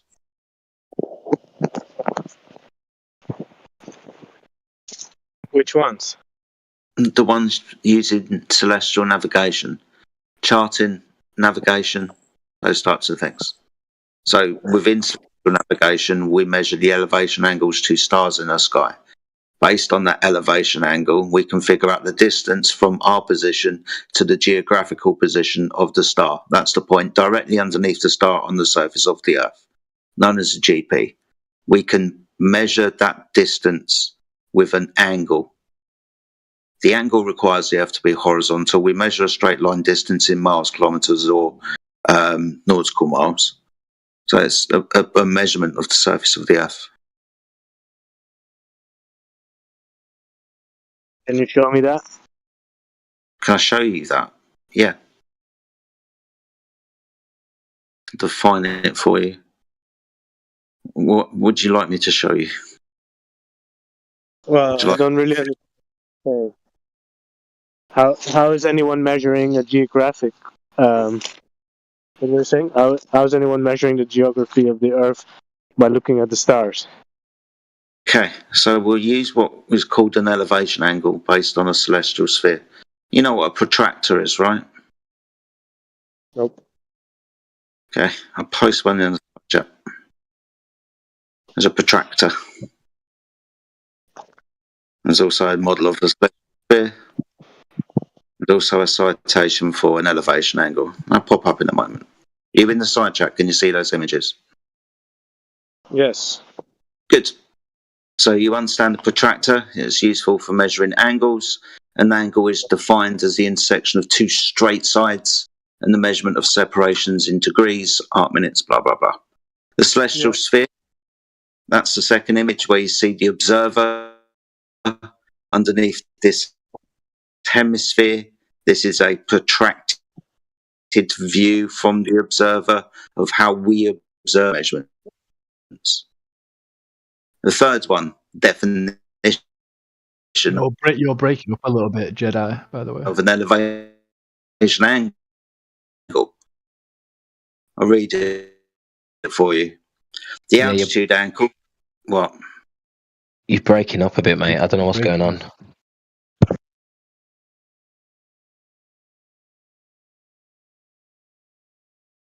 Usually just dips and then comes back, I think. And with that, we'll go to commercial break. How long is that Do you feel horizontal? delusional? Do you have a blind belief in a globe? Like I just Call this number now.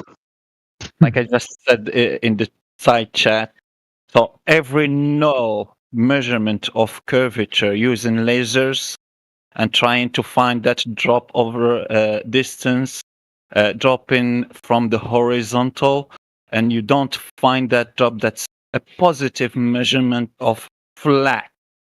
Flat, which means no curvature. So when you say a surface that is not curving, what it is just a flat surface. So when you have null result curvature, it's a measurement for flatness. What wasn't somebody in here from the flat Earth community saying the lack of evidence isn't evidence? Like you can, I don't. Does that? Hold on a second. No, that's not what was said. Don't make a false equivalence, Pads. Excuse me, Necros. You got to listen to what people say. Sundog asked a very pertinent question to what Jedi was talking about, and you went on to something else. How long are these baselines and these elevation angles? Thousands of miles. That's how long they are. So these horizontal areas, these baselines to the elevation angles, they're thousands of miles long.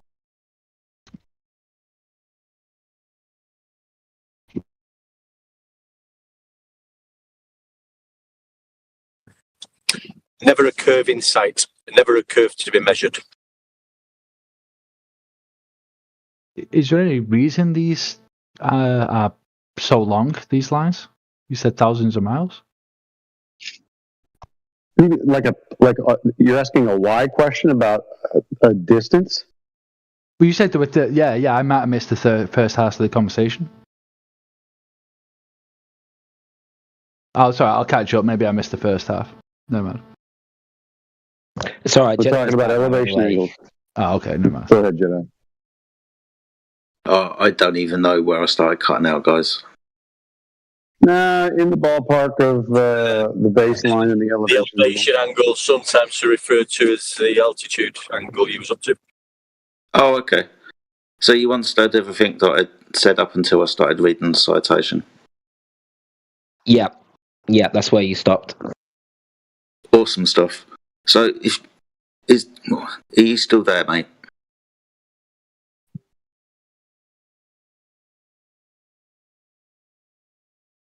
Sundog, are you still there? Oh, he's dropped. Oh, well.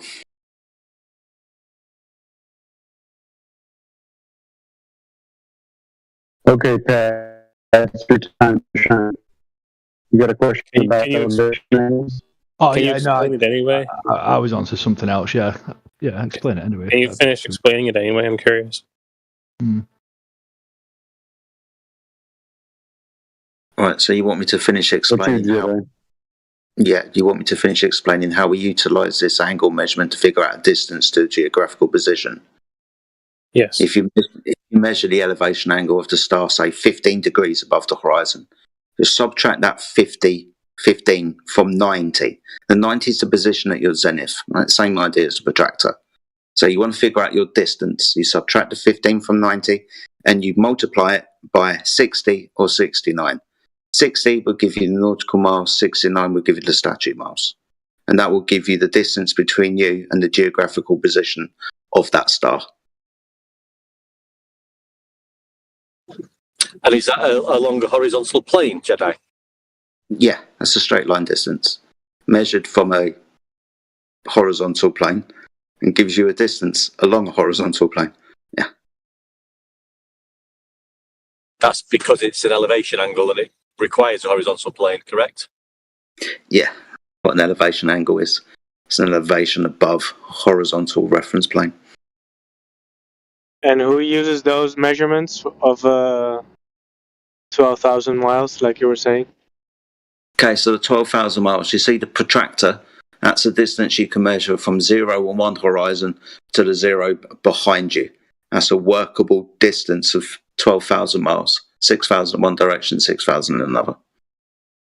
But whoever uses that for any practical purposes. So this is NASA. So this is celestial navigation. We use it to navigate at sea and have done for hundreds of years. We still use this type of navigation for aircrafts and so on. So we take 3 measurements of 3 stars. When we measure the elevation angles, we get a distance to the ground position. Now that we know the radius value, that's the distance between us and the ground position, we can draw circles. These will be called circles of equal altitude. Where these circles start intersecting, that's where your location is. You don't have to use the circles, you can use straight lines of bearing. Where the straight lines of bearing intersect, that's your location.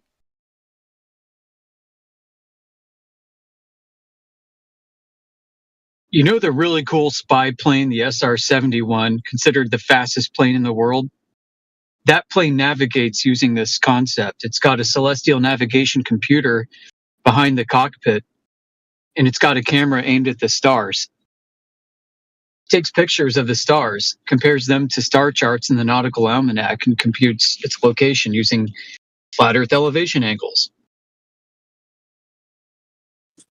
So why does it? All Earth-based navigation will be utilising a flat horizontal plane. Every single method.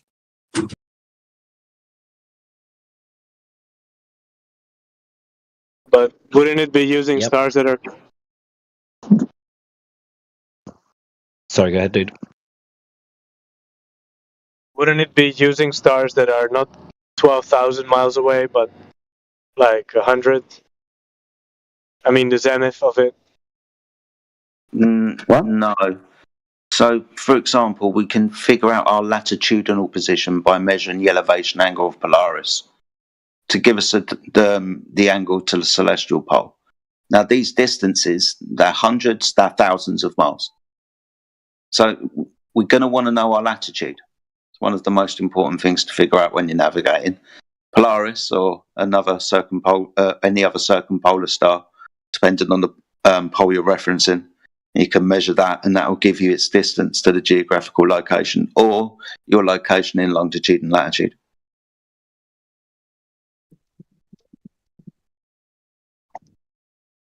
Right.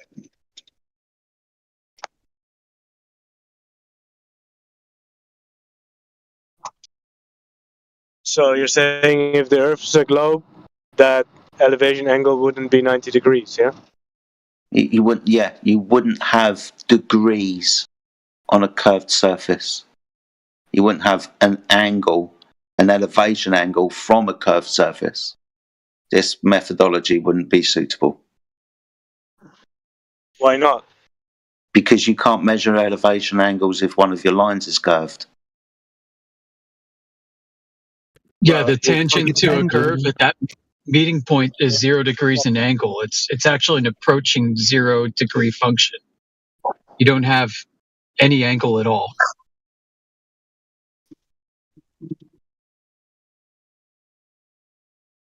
But what if you just make the horizontal one imaginary, and you assume it's horizontal?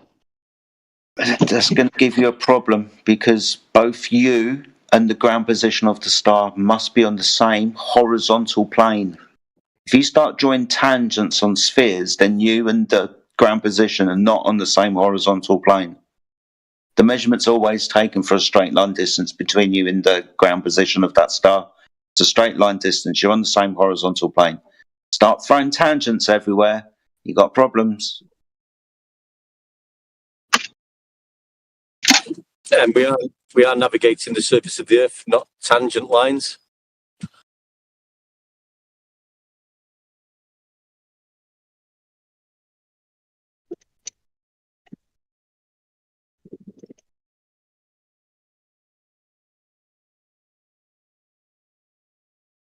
Engine works though.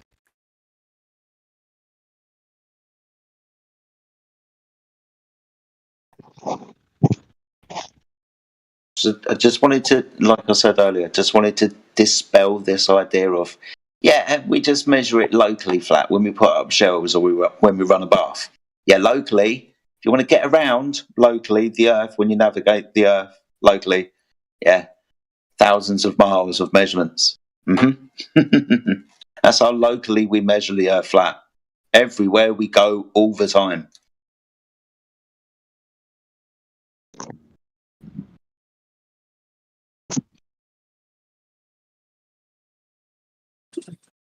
It's correct. I mean, curvature's never been mentioned in navigating the surface of Earth at any time whatsoever.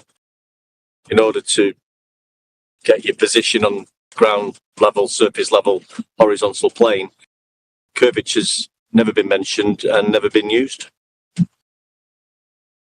The globals will tell you that.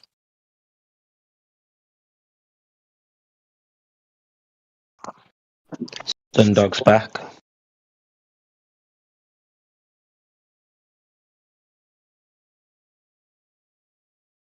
No, he's left.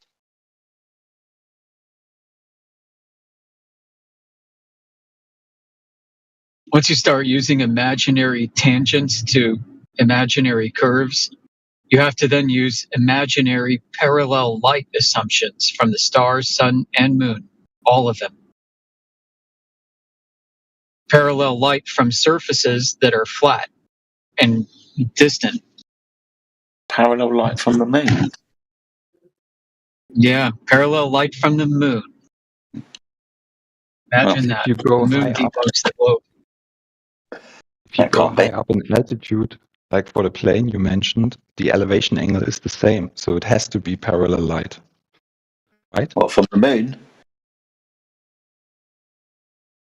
the curved sun, from surface of stars. reflecting light.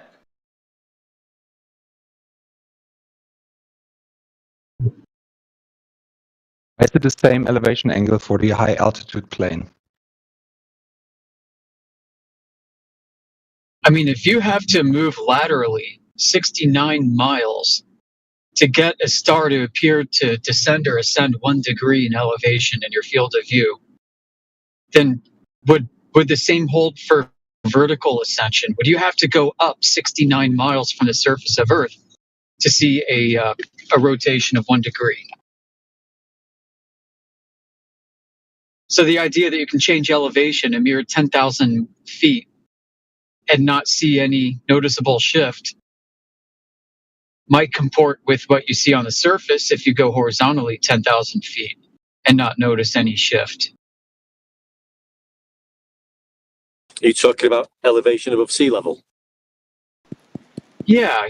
I'm just saying, like, you know, we hear all the time that the stars don't appear to change in elevation with your change in elevation. And I'm just suggesting that perhaps the threshold that's being tested isn't high enough. Because it takes 69 miles to shift a star 1 degree going horizontally. Maybe you have to go vertically 69 miles to see any noticeable, meaningful shift of 1 degree.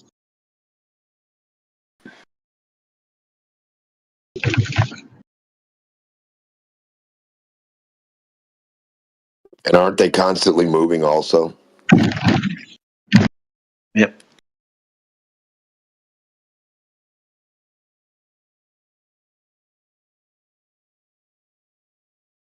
While they appear to sit still, isn't that weird?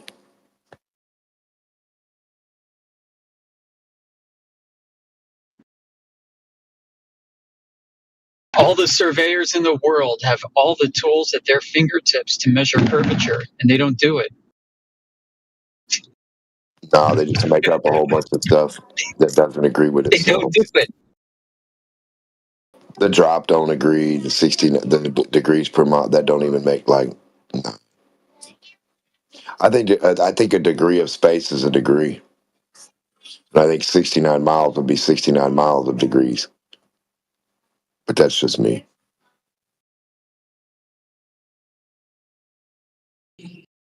Oh, so a mile's a linear distance, isn't it? It's a straight line, horizontal distance, a mile. What's it look like? What's 69 miles look like left to right? Yo, Amish, do the navigators consider that those objects in the sky, or those things in the sky, the moon, the sun, or the stars, can be refracted at any moment? I'm not talking about the horizon, but the luminary, because they claim that those things are affected by the refraction, so sometimes they appear higher in the sky than they are in reality. And it depends. Yeah, they've got pretty much a standard correction for that, because they say when you're looking horizontally, you're looking through more of a gradient index medium. So you have more opportunities for the light to take different paths. Whereas if you look straight up, you're looking through the most direct part of the atmosphere that leads to the thinnest part of the gradient index median the quickest. So you have less of an opportunity for the light to make any bendy moves looking straight up as you do horizontally. That's the claim. So that's why they introduce all these refraction corrections that increase with correction as you get lower in elevation.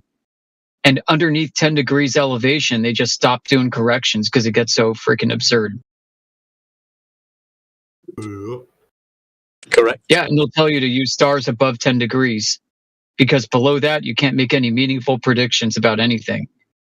So this is why I say, like that guy, Dr. Michael Efron with the celestial theodolite, and that whole thing, he's taken a 2 degrees sighting of a star above a mountain off to the west or something. Like you're well under the 10-degree threshold where things are so unpredictable. You probably shouldn't be taking such observation. So he's measuring an angle, has he? I need to ask a question right now. He's claiming to. Can I ask a question? Yeah, when you unblock your knowledge, yeah.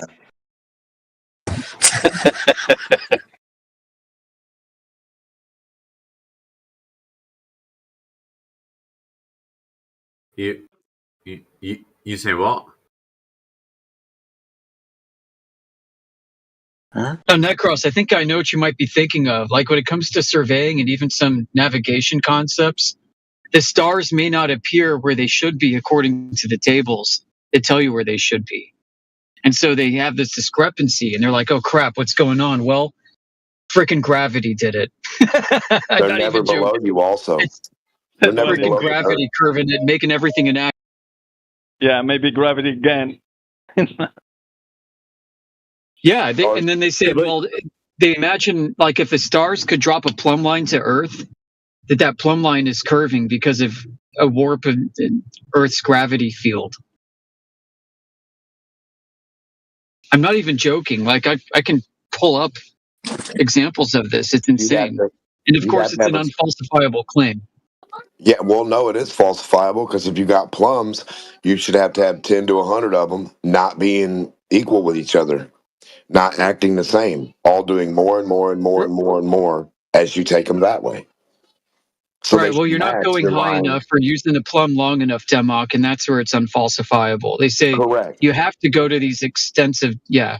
No, I'm saying if you imaginatively add their line coming down to a real plumb and say, here's the real plumb that lines it, and you put 1,000 of them that way, if they don't start curving down here on the ground, then their plumb's not curving if yours ain't.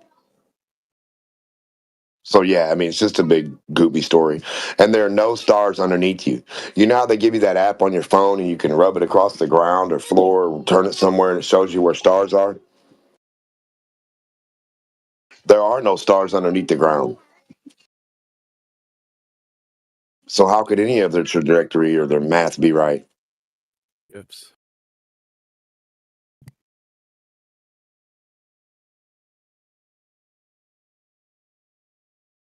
The phone will literally show you like there's stars going under the ground or going, down around the ball. Like, Yeah, that's an extrapolation of a concept. It's that bad. Like the celestial sphere itself is just an interpretation of the stars, interpreting it to be a sphere, whether or not it is. And if you can create a consistent application of this concept out of the stars and use it for obtaining position fixes, then you actually might have a workable spherical coordinate reference system for flat Earth. Surprise, surprise. Well, that's how they hijack perspective. my thing is that they have an app and they can point it to the sun every second. How do they not know the landmass that it's above? That's weird.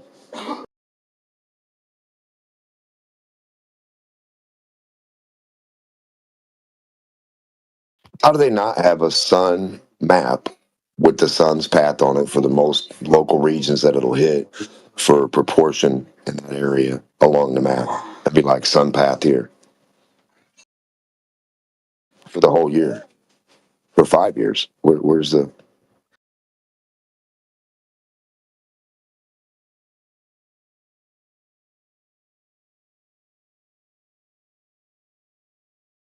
I'm just saying, how'd Pythagoras know where the sun was going to be over the ground, but the government doesn't? That's weird.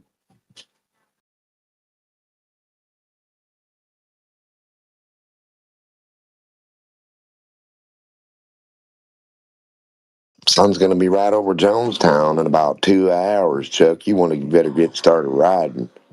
Better get a head start on that sun. How'd they know?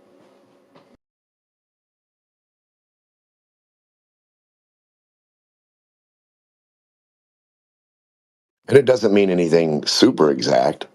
But it would help with the reference of the globe's idea, what they think is going on in Antarctica or whatever, and would it help give them a fix on that? Like, isn't the equator that thing? I thought the equator was the sun's path. What do you mean they do know where the sun is? What do you mean? They do. Show me a map that has the little circle sun dots the whole way for everywhere it goes for the year. Where's that at? North Pole and Antarctica included.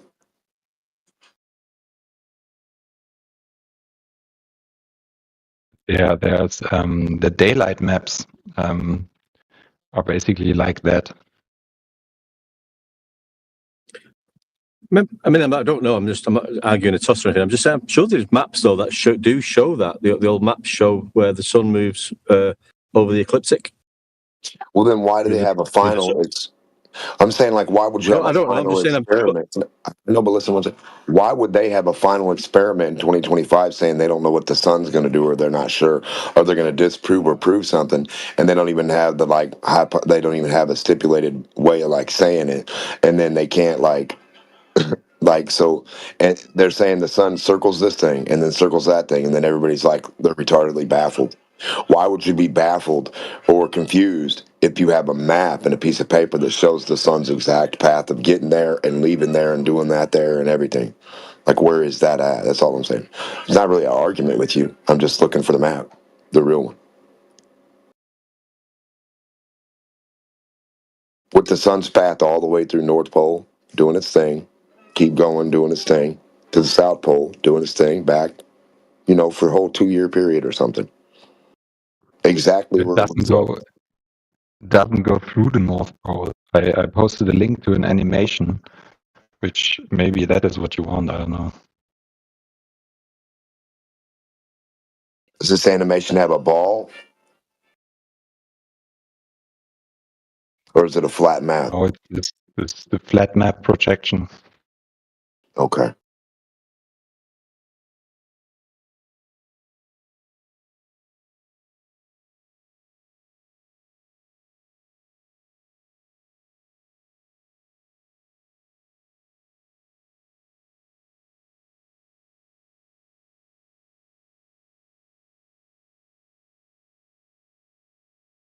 It's a damn cartoon.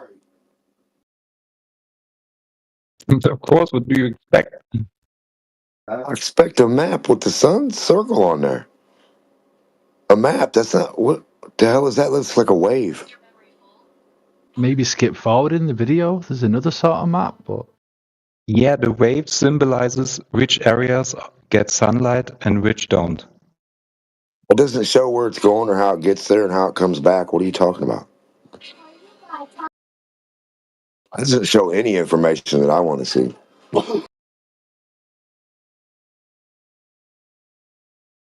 The only, I don't know. I mean, you're told the sun's in a certain constellation, aren't you, for a period of time, and it moves through these constellations during a period of 12 months, and then back to the start again. Correct. That's what we that's some information that's sort of. Well, then what about see north that, and south?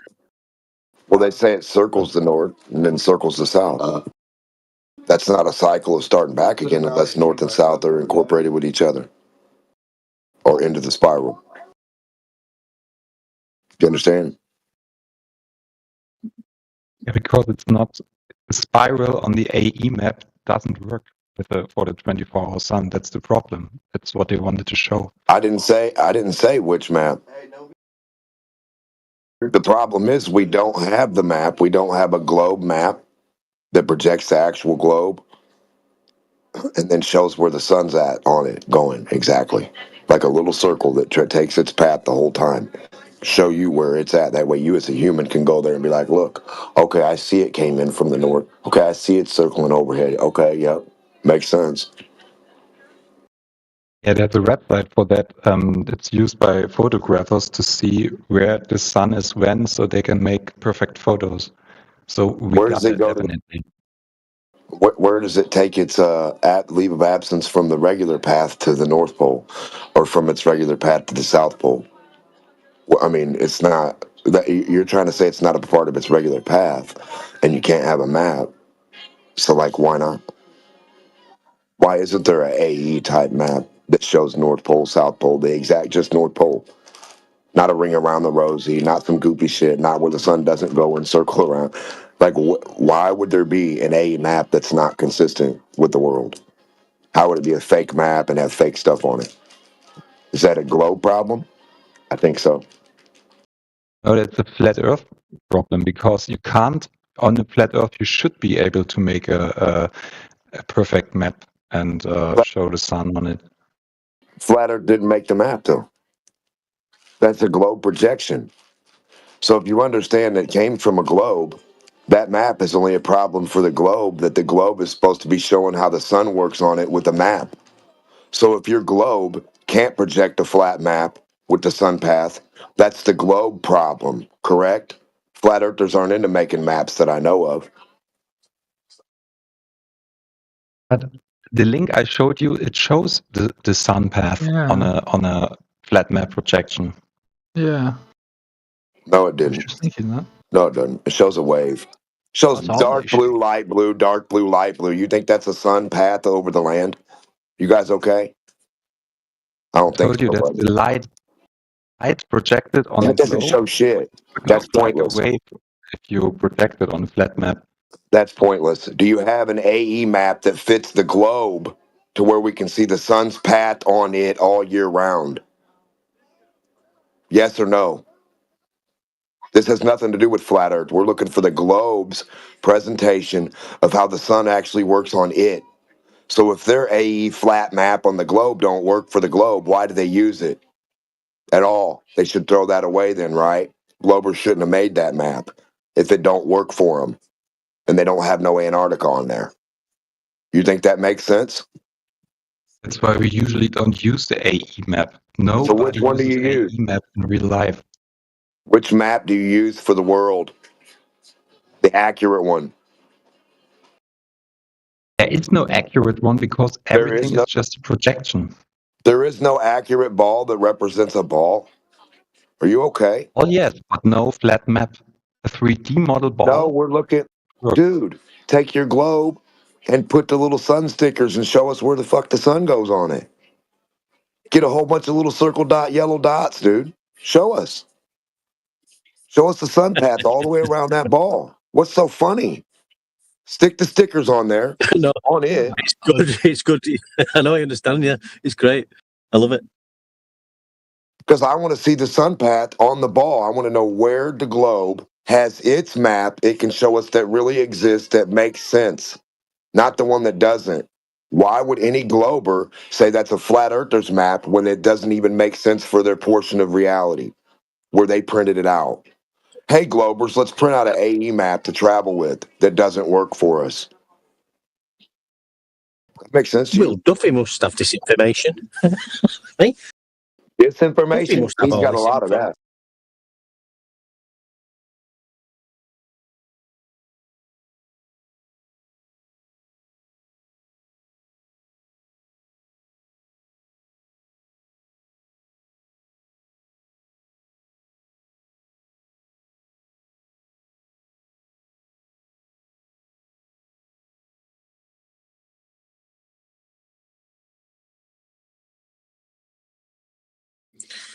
Well, yeah. I mean, on their globe, what I've said earlier, on their globe, what I've seen, all I've seen, which you're right about, Timo, it's they show the.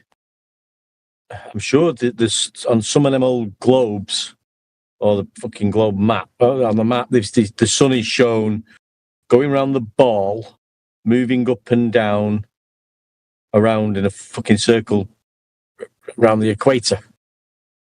That's all I've seen. Correct. Now, where does it shift itself from the top only or the bottom? Yeah.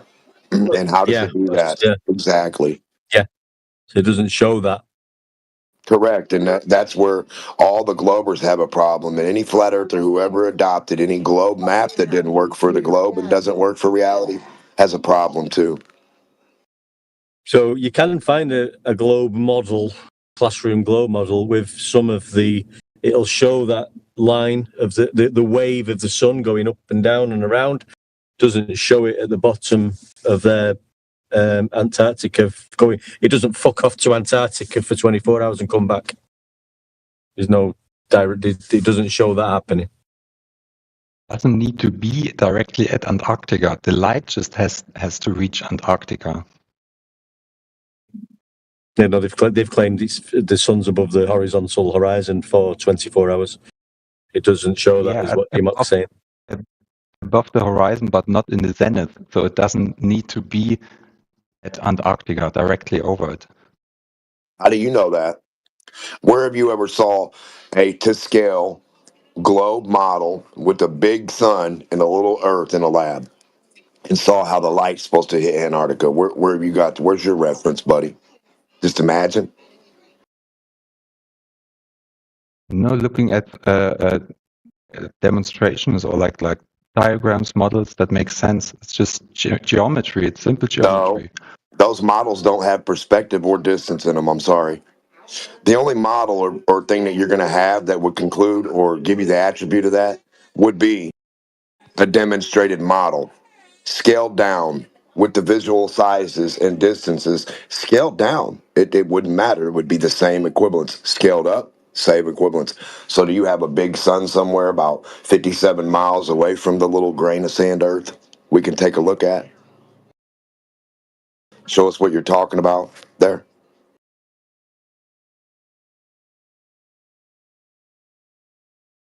I mean, unless you're going to use something smaller than millimeters. If you use 24,901 millimeters, that would be your ball circumference. Then 93 million millimeters would be your sun's distance. 238,000 millimeters would be your Earth's distance, and this is how big your lab would have to be. Do you have that? Or, I mean, knock it down, scale it down more if you want. Fine by me. 0.5 millimeter.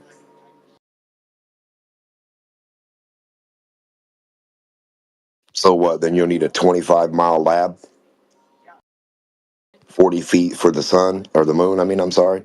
40 foot between the Earth and the moon. Where have you had this reference of an actual scaled down model of any sort? Any glober?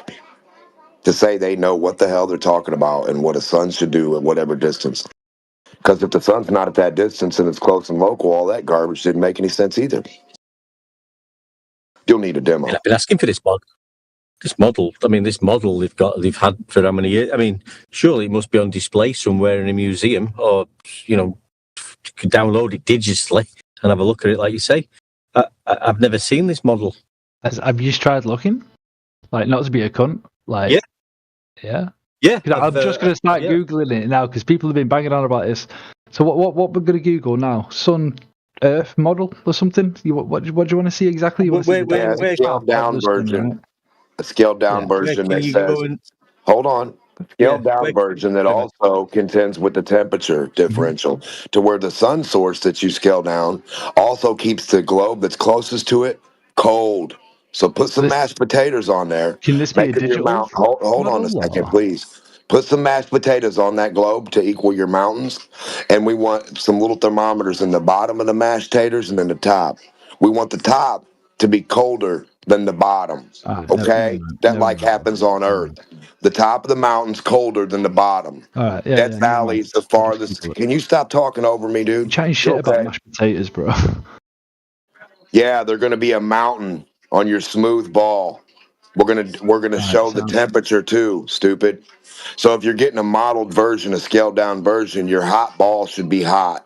Your sun. I'm googling mashed potatoes now, bro. I'm on it. Don't worry. Yeah, we'll Google hot little sun and little Earth. Show the temperatures. Mashed potatoes scale. Yeah, I've googled it now. Don't talk about my hot little sun, man. Hopefully that brings back some good results. The mashed potatoes are just your mountains on your Earth, stupid. Don't be dumb. Just say mountains. He's making a good point. Don't obfuscate. You know what he's talking about. I mean, if you do find the actual globe model, post the model for us so we can have a look at it.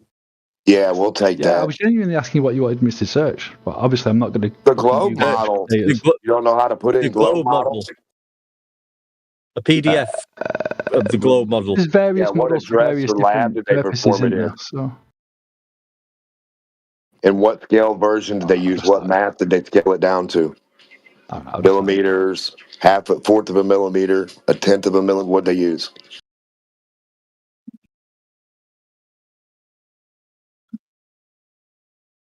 Shouldn't take long. I mean, this model has been knocking about. Everyone keeps talking about this model. It must be accessible. let's find super out. Cool too. We've been talking about it for 30 minutes. Let's find out. We'll get an answer. Yeah. Nobody else has bothered to Google it so far, so I'll Google it. Don't worry. Well, you don't know that, do you? I asked. Nobody replied, so I took a guess. But we're asking for it because we've not seen it. I've yet to find it. I would have thought it would have been like top link, but I guess not. Nope. We've been there, pal. So can this You might have a bit more luck than us. Can this be a digital thing? Or are you just wanting like a physical? Have a look. Either or will do. I just don't want to send you bullshit. It's just either or, yeah? Right, no worries.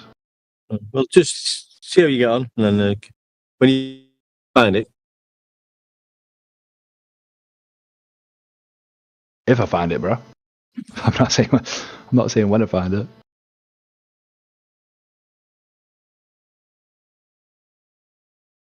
The fuck is that?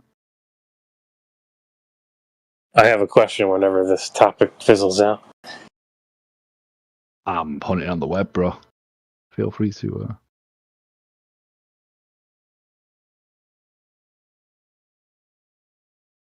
Yeah, go ahead, mate. I don't know if I'll be able to answer your question, but I'm sure somebody will.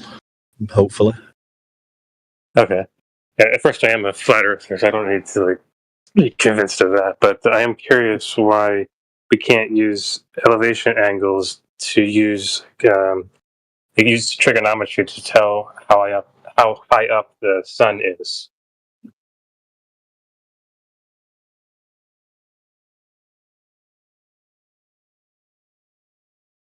Why do you want to know how high the sun is up? I'm personally curious.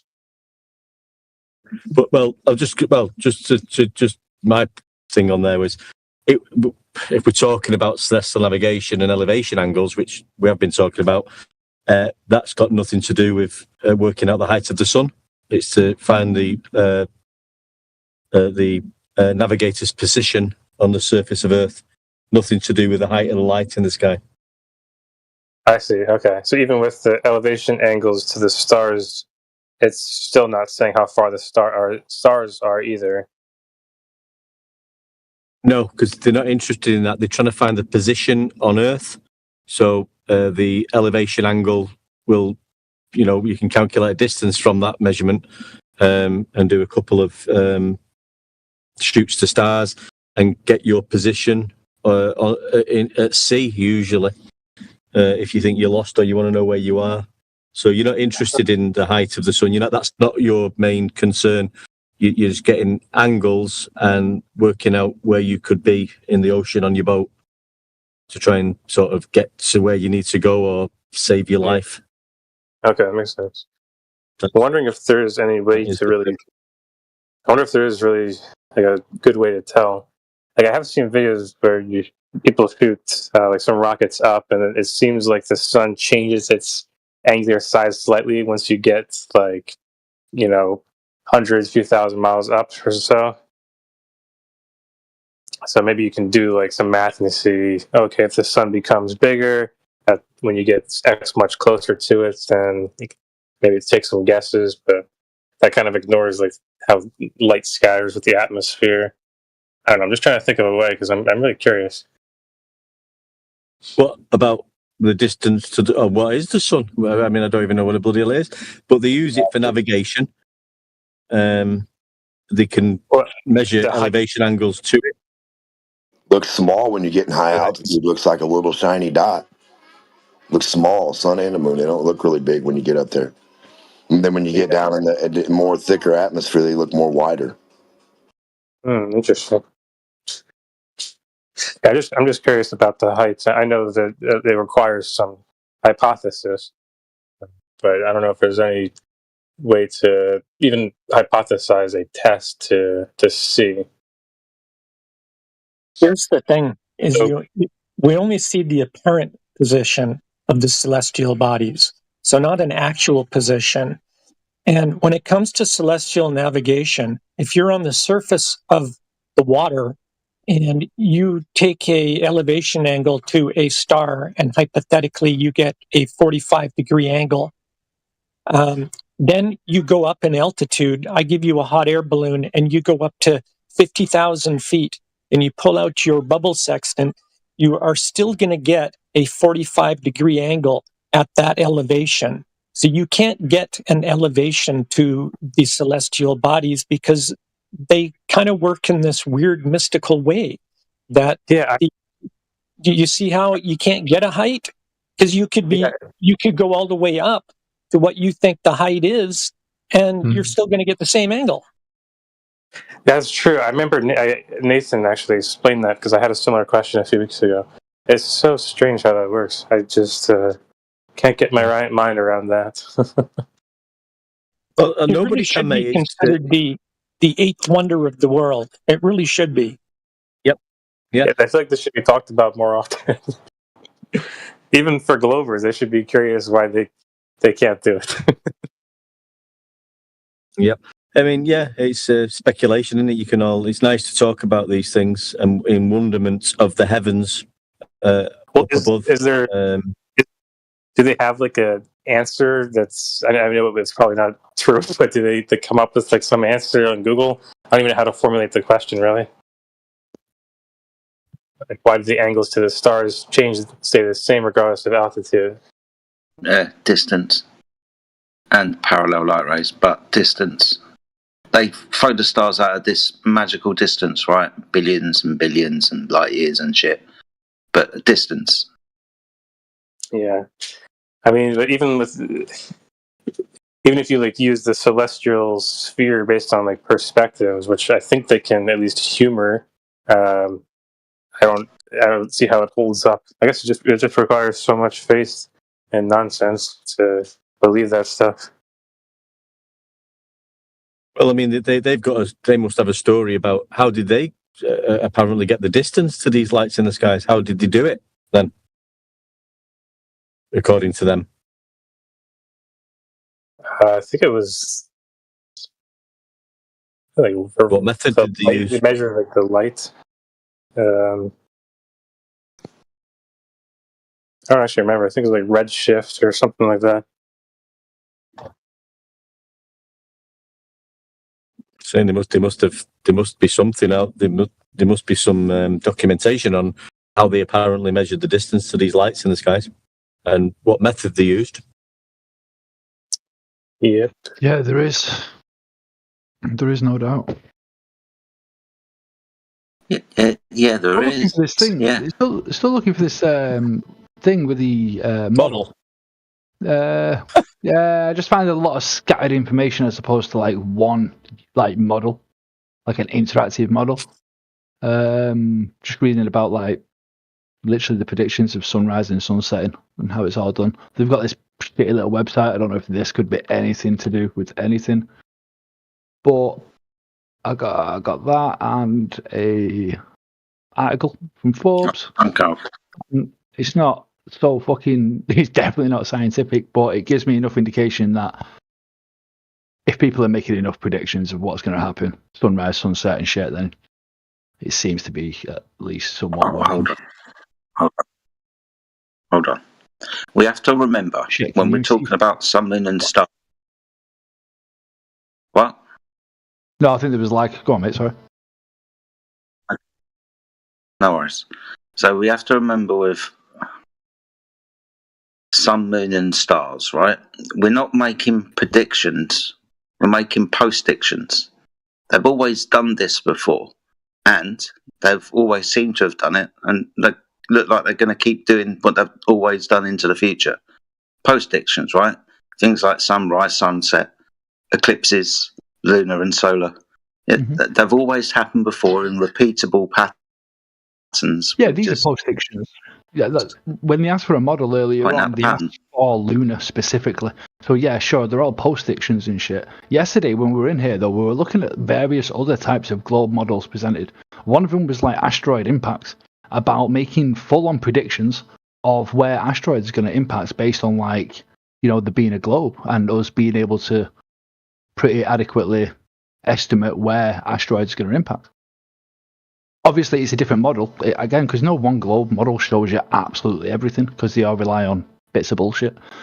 I think what Jedi's saying is them lights in the sky have been in cycles for thousands of years.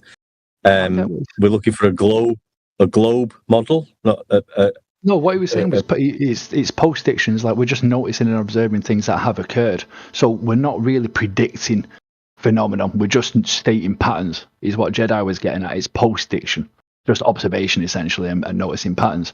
Whereas other globe models that help with like asteroid impacts make full-on predictions. Obviously, these asteroids are not constantly hitting us. Some of them, you know, they're just one-off things, aren't they? So he is right in what he says, but it's not universal. That's in the sky. Yeah, but that's them lights in the sky and not the globe. I didn't mention the lights in the sky. I think his point was post and prediction. I think he just used that as an example. So did you find the globe model? No. No. Well, like I've just like I've literally kind of just said, depends on what model's on it, because there seems to be various models for various purposes.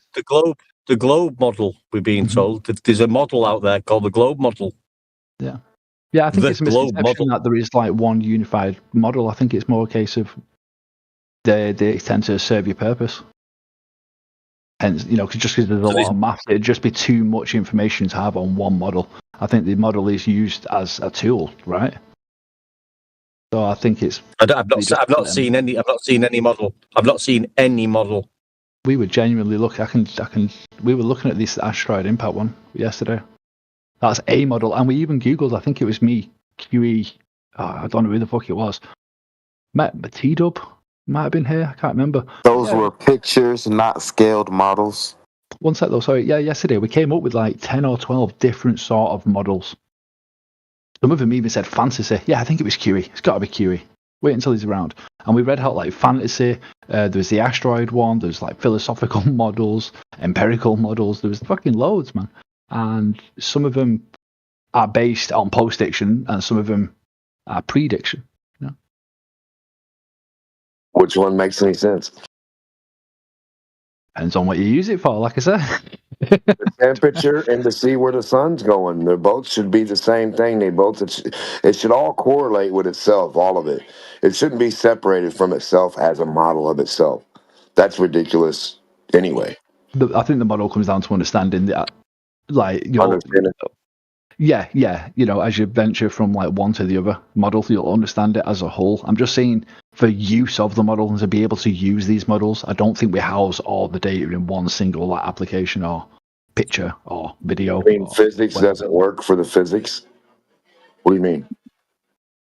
Data doesn't have nothing. What I'm saying is, I think there's that much information involved. A model is something people formulate over years of gaining knowledge. I don't think it's as easily represented. Get real. It's three balls spinning around each other. You can't play pool? You okay? No, I'm just saying it's a bit too complex for a quick. What, three balls spinning around each other? Pool has more than three balls, brother, so nobody can play pool now. That's too complex. I don't know about that, but yeah. Well, you're saying goofy shit, right? A juggler can't handle juggling because it's three balls? What do you mean? It's too complex to juggle now? You're answering your own stuff now. I never said that. No, you're not making any sense. You're saying three balls rolling around each other are too complex to repeat. Why is three-ball technology so hard for you? I don't know. I just don't get it. But anyway. You don't get moving three balls around each other? The globe model? You don't get it? Welcome to Flat Earth. Yeah, I know. Yeah, bye ball. I get it. Is any measurements of the in the globe model about how the globe model was measured? After everything I've just said, you still just went straight back to the globe model. Well, it's called the globe model. Well, which globe model? Like I just said, we found only supposed to be one. One sec, me and a flat earther. Well, apparently not, because me and a prominent flat earther in here yesterday pointed out that there was quite a fucking few, and to even give credit to how ridiculous some of them were. One of them was literally called a fantasy, bro. Where's the 3D model? The touchable physical globe model. No, I give it shit. All Globers should give it shit. It's the number one only thing that should exist in a lab somewhere or in a museum somewhere. Museum, yeah. It would help, sure, yeah. I've made the same argument about FE. It would help if they had all the information in one working model, but it doesn't. It's called an orrery. You know what an orrery is, don't you? That little flat thing you set on your desk in the 40s, and it has all the planets lined up in a horizontal line. Oh, okay, yeah, they're pretty cool then. Okay, now put the temperatures on there, and let's see how the closest thing to the sun is coldest. Let's make this model complete. Okay. So how are you going to show the temperature model? The model where your sun can be closer to something, I'm not colder and farther and then hotter. No, I don't. You keep running. It. I don't keep running, bro. It's just you keep mentioning it. Temperatures, brother. Are you okay? Jesus Christ, bro. Yeah, I'm good. Why I'm good, Timok. We've had enough conversations in here. You're not normally like this, bro. Like I've been here for a few weeks. Like what's? Let's just not go down this path. Stuttering ain't helping you figure out what the temperature. I know. I'm trying to wonder what you're doing. That's all. I'm wondering how any person. Listen, I'm wondering how kids or teachers, humans, professors, adults can figure out how something like a sun can be closer to the tip of a mountain and make it cold, and then be far away like Death Valley, and it be hotter than hell. So I know you are curious about it. When you Googled it, which you clearly would have by now, right? What was the answer that you were given? What am I Googling? What physical thing gives us that attribute? Yeah, when you were very, very curious about this, which you clearly are passionate about. What two objects do I go grab? No, what was the results you got when you Googled it and researched it? I got doesn't exist. What two objects did you Google that I can go grab and demonstrate this? That's what you got. Object. One sec, Mark. I'm just saying it sounds like a topic you're passionate about, bro. That's all the research you did. It just came back saying doesn't exist, and you just moved on. Is that what you're telling me, bro? I'm asking you where it exists that you heard about sun globe model making sense. How can you demonstrate it makes sense? I'm just showing you too, bro. I'm just showing you. No, not bro. We're not talking about reading fucking stories and comic books. Did you read the first one? What two physical objects can you get to represent this actuality? Bro, I think we've been through this, bro. You haven't been through anything. You're just talking. What object can I get to represent a sun's heat, or to heat like the sun to where it gets close to you but keeps you cold? I'd be surprised if you could get anything on this planet to represent the sun, bro. Like, I don't know what you want from me, man.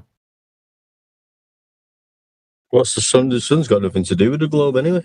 I don't know. I've said several times, let's not go down this path, because it's just next minute it just becomes a pure prove this, prove that, this, that, semantics this. Well, let's bring up Webster's dictionary defines. I'll put it to bed. For a globe model, you're going to need a globe, and then we're going to have to define how it's measured. Yeah. So how is it measured? Bro, I've been here for 3 weeks and heard this exact argument. Like a numerous times, bro. I can't be arsed, bro. This isn't like test pads. There's enough flat earthers in here that know me. I'm around here and know that I'm not a prick. You know, so I'm not here to prove anything, bro. Half the people in here spoke that. This is the first time I've heard your voice around here. I'm not being funny. So it's not like pads. I'm not arguing, mate. I'm not talking to you direct. I'm saying as a whole, right? When they say the globe model, you're going to need a globe in the first instance. Which globe model? I've explained to you. There's loads of globe models. When you're missing the point. When somebody says to me, the globe model, I'll say, you're going to need a globe for that. Yeah. And I say, well, we fucking live on a globe. We live on a globe. So I'll say, well, how do you know it's a globe? Well, it's been measured. Well, okay, then tell me how it's been measured. I mean, personally, I don't think it has been measured adequately, personally. We've discussed that in here. So apparently some fucker with 2 sticks and a 800 kilometre distance measured it back in the day, but it sounds a bit sketchy to me, bro. So you don't think the government? Personally, I don't know, but that's not a globe measurement. It's a flat Earth elevation angle measurement.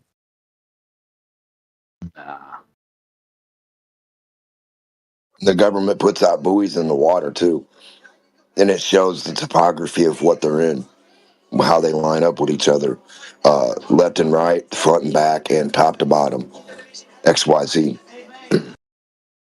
and it's flat. the government put that out, did they?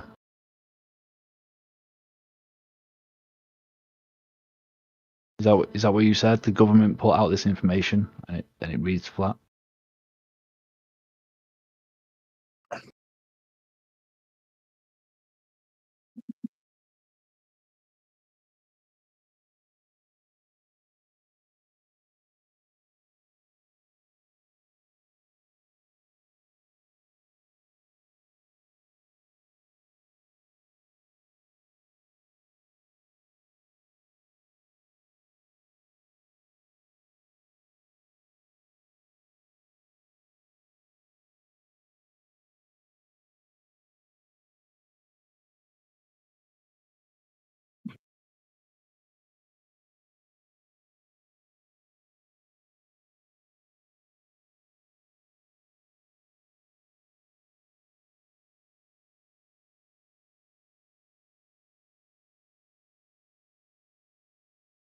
Hey, DMOC, do you make videos?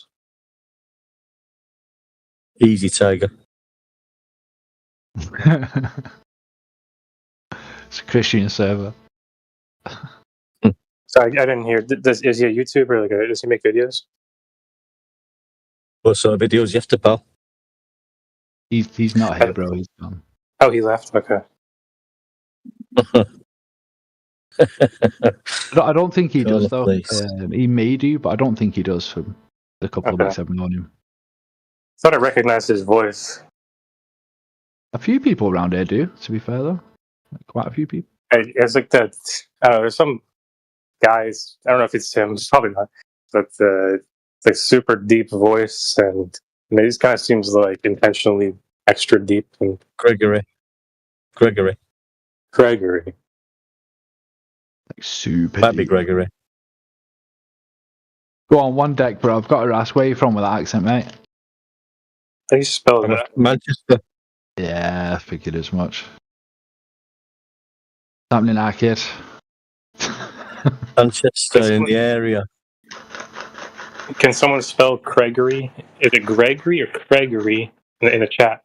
I think you might be talking about Gregory. G. Is it E-G? I don't know if it's double G-O-R-Y. Okay. Maybe. Thank you. I don't know. But yeah, Gregory's got a distinctive voice. Probably him then.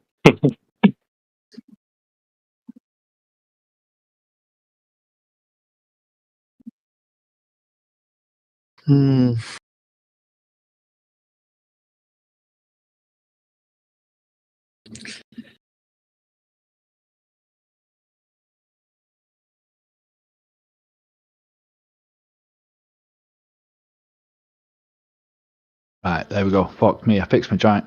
When we were chatting a few minutes ago, I got a bit fucking emotional and tipped over my giant and spilled everything. Fuck. Let's go. I'm back.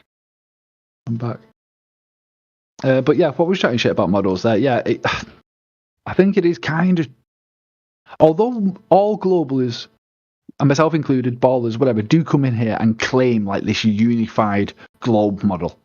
Right? I do think it's wrong that they do that because, again, like I said, it seems to be there's various. Although they all work in tandem, these models, none of them represent like the totality of all knowledge on the subjects, essentially.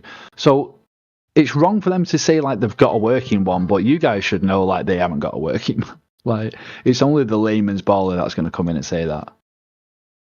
What is a model supposed to be as accepted? Like, would it be like a computer program that can accurately like predict everything that they think that they observe? Seems some say yes, some say no, bro. Some people seem to want a physical representation, and I think personally, if you have any sort of model and say it represents the sun, and then yes, you can adequately predict or post-dict or whatever the sunrise and the sunset, kind of proves a working model. Doesn't matter if it's fucking digital or not, does it really? Like, yeah, because I mean, even people have done the computer simulations of how we would perceive, like the ground below us as you raise an altitude based on how we know vision works, like angular resolution, and it seems like you would see. It would be very clear as you're raising the horizon when that's the eye level with you after too long. what, the horizon? The apparent horizon.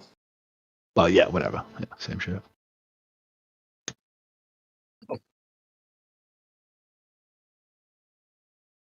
I always assumed it would drop the higher you go. Only after a certain point, though. Yeah, that's what I mean. As you go higher in the globe model's computer demonstrations, and you would start to see the drop, and it would not continue to stay level with your vision. So they should probably figure that out. Again, you've only seen like a simulation of that, though. Again, it's not something we've actually done. Well, in the globe model, they've got they stipulate that the horizon is a physical location, and it will be a certain distance, depending on the observer's height. I think it's semantics. And that's been debunked. That's been debunked with the Black Swan. I think the whole horizon, physical or apparent or normal horizon, I think that's just a case of semantics. Me, I'm not going to lie. Everyone we're gets talking the point of what, you know. Yeah. You can say that, mate. That's great. But in the globe apparent model that no one's ever seen, the horizon is a physical location with a distance to it, and it will be so far away depending on the observer's height. It'd be 1.22 times the observer's height in feet. Now, we've got evidence that was debunked in January 2020. That's been debunked. In what? So the horizon's not. Well, we can see we've got photograph and video evidence, Black Swan, that the horizon is not that distance. It's far beyond that. Right. Yeah, sure. Yeah. So that debunks the globe. Yeah. Sorry, I thought you were going a different path. I thought the debunks that it wasn't physical, and I thought you were on about a terminology. But yeah, Black Swan. Yeah, sure. Yeah. So that's their model debunked. Black Swan. No model. Yeah, it requires quite a bit of fucking understanding on the Black Swan, though, doesn't it? But yeah. Oh no, I mean it just requires you just get the Earth curve calculator, and it'll tell you where the horizon, the physical horizon, which the horizon has never been defined as physical ever, except for in a model that we can't find, as a physical location that you can measure to. And we've got landmarks in the Black Swan that shows the horizon past that distance, which debunks the globe model, which we've never seen. So the globe model has been debunked, even though it's never been seen. We've debunked it anyway. Yeah. Sound confident, bro. Well, I am.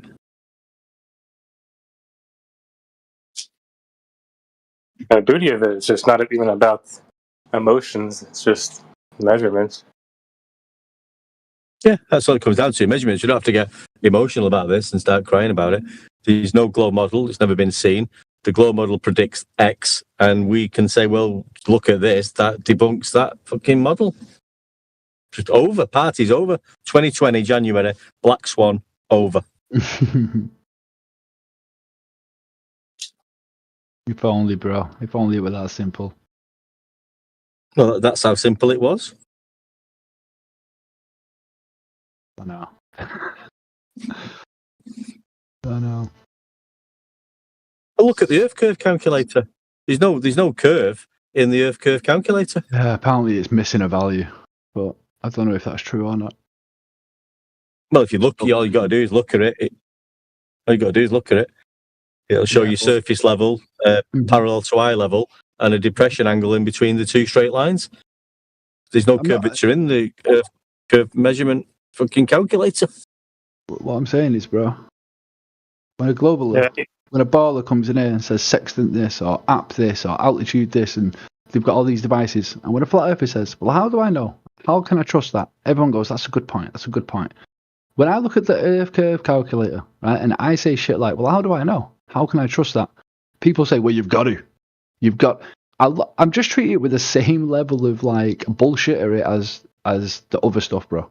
How do I know this Earth curve calculator? I've been told by other sources it's missing a key calculation that all flat earthers ignore. I don't know if that's true. I don't know if you're true, but you've got to critically analyze everything, bro. It's not just a case of how does this calculator work? Like, what is the maths behind it for a start? I don't even know. Well, it goes off what they say the geometry of the Earth is, and the circumference and the radius of 3959. And if we did live on a ball of that size, then the horizon could be no more than far away from the observer of 1.22 times the observer's height in feet. It's marked with an X on the calculator. So when you're looking out at the horizon, say for a 6-foot observer, when you look at the horizon, which is a physical location in the model, it can be no further than, say, approximately 3 miles. But we've got videos and photograph evidence to show that horizon is beyond that distance at that height. So it debunks their globe claim mathematics. I think another good way to see it is a test that someone did with a laser. It's 28.6 miles, and I think it was like the camera was placed like just above the water. I think there's about it was like 512 feet of missing curve.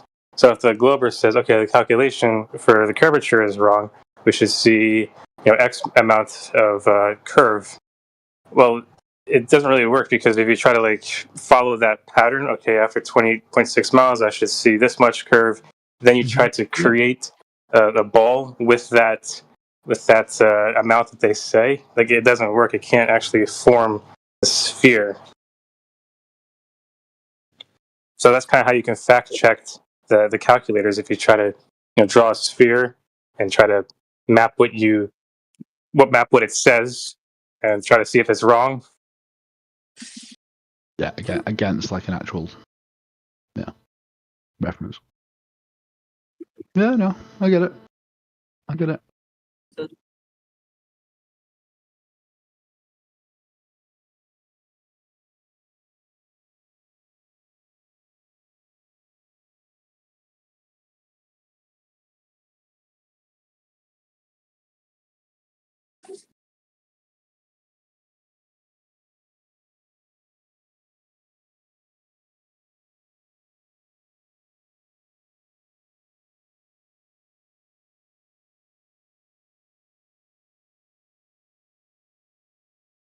Just going to have to shoot off, guys. So nice chatting to everyone anyway, and I'll maybe pop in later, but peace, love and happiness.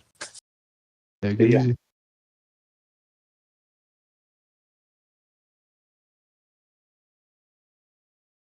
So, this Earth curve calculator shit, is it the Omni calculator one? Seems to be the big one. Is that the main one that we're using, or? Wait, let me check. That one of the first ones, if not the first one. OmniCalculator.com. Omni calculator. I have not used that one. I think it's weird that you can select. I don't understand why you can choose the distance to the horizon. Should just be something assumed. But personally, I used one that's before that on the search results. Mostly it's dizib.github.io. I don't know about. Yeah, I see it. Okay.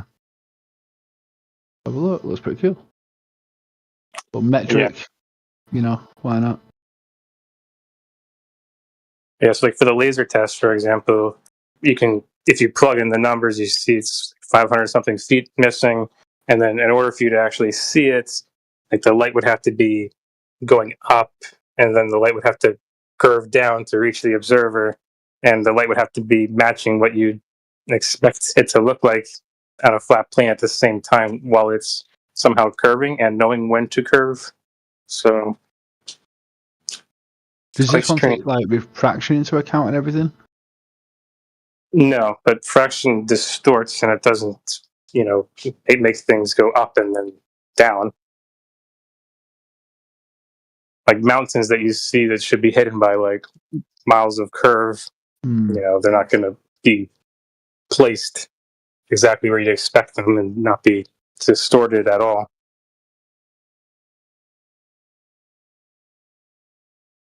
You're going to have to fucking use it.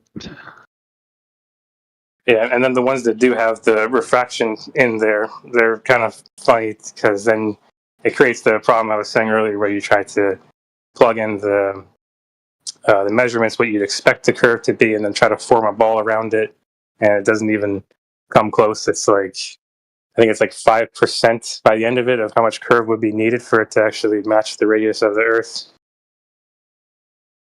Yeah, I need to deep dive it. Yeah. Yeah, I was trying to prove all this wrong myself, but I couldn't. So here I am. I keep failing too, but that's what's winning me over. Misinterpretation of 8 inches per mile times 8. The claim seems to suggest that the curvature should be calculated 8 inches multiplied by 8 for every mile, which is incorrect. This would imply a linear increase rather than a quadratic one, which does not represent the actual geometric curvature of a sphere. Back and forth, bro. Back and forth.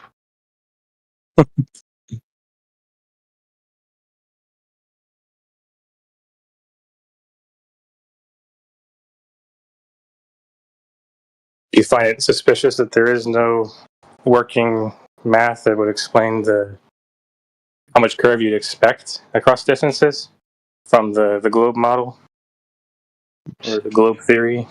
Yeah, in there. Seems to have an answer for a lot of things, bro. I'm not gonna lie. Yeah.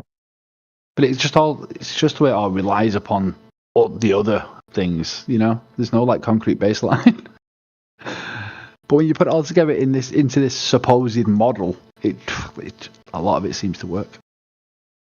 Yeah, I mean, even maps that I'm sure you use, they have latitude and longitude on them, but those are based on angles, and you can't get angles from a curved surface because it's just not how angles work.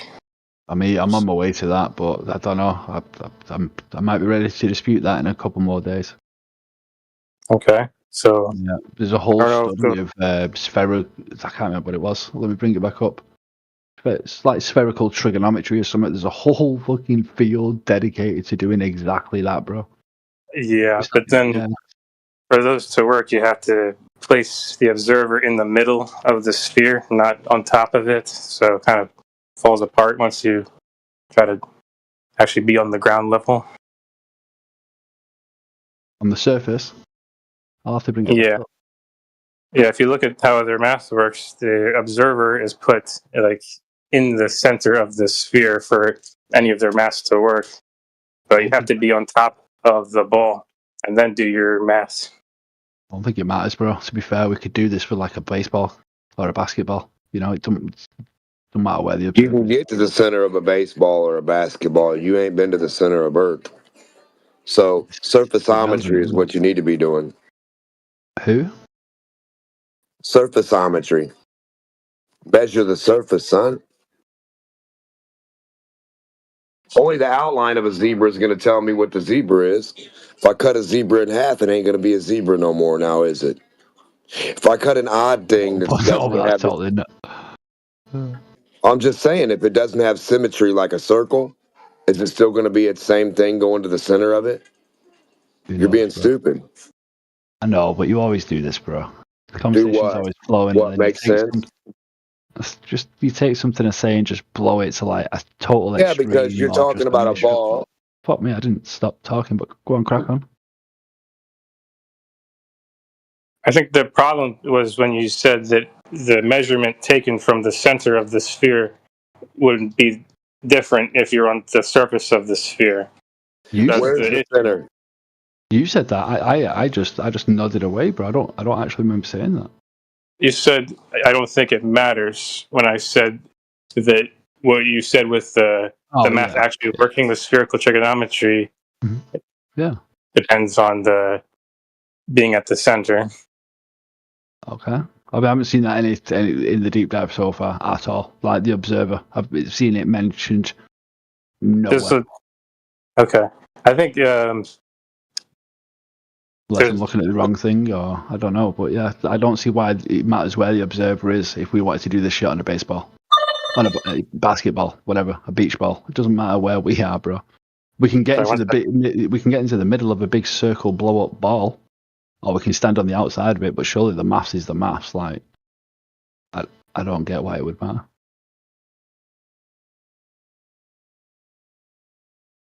because to take an angle, you have to have a flat surface, which in theory could work if you're at the center of the ball, but it doesn't. If a vert is at the center, it doesn't have to be the Observer. Like, yeah, there has to be a point at the center. Sure, I'm not disputing that, but it doesn't have to be us. It's just anything. It's abstract, isn't it? It's just fucking X. It doesn't, you know. Well, that's not how all the maps have been made. They were made using the measurements from the surface level, not from the center of. So forget the map. So we're just on about the actual techniques, like within the actual. Is it trig? Yeah, within trig, spherical trigonometry. Like, forget the maps. Like, we'll get onto that later, I guess. But it seems like there is ways it seems like there is ways to do it, and it seems like the same techniques are used in architectural stuff and engineering in terms of getting a elevation angle from a curved baseline. So you're okay with the fact that the Earth has always been measured flat, but then there's probably some way to still measure it as a ball that no one has done? There's probably some abstract way where they fucking just introduce like an extra. The main question would be, because I think it's going to work off the actual radius, where did they get the radius value in the first place? I think because no matter what you do with the spherical trigonometry, you're still reliant upon the radius of a sphere. So again, it still begs the question: where did they get that initial value? But again, this celestial navigation and not being able to get it from a flat baseline, I don't think that's true from what I've done so far. But again, that's not the question. Even if it isn't true and it can be done, they're still reliant upon the radius. So that's the real question, bro. In my eyes, from research. But, like all of the space stuff is dependent on the numbers that they claim being true. So if they were wrong, what they're doing probably wouldn't work. I mean, we as flat earthers know it's all fiction to begin with, but you should probably believe in that stuff being real. So if it is real, then they're probably correct. They should be correct, and from your perspective on what they've measured the shape of the Earth to be, things like orbital mechanics rely on that stuff being right. Yeah. If I was good enough at the maths, I'd work backwards with the orbital stuff, and at some stage you would expect to see a value that takes in the spherical nature of the globe at some stage. If I knew enough about maths and I didn't see that, and the maths still worked out and we were still able to predict like sunrises and sunsets or whatever, then I'd be like, right, it's a flat earth, because at no point have we taken into account. But the more that I read, the more it does seem like we do take the shape of the earth into account somewhere in the formula.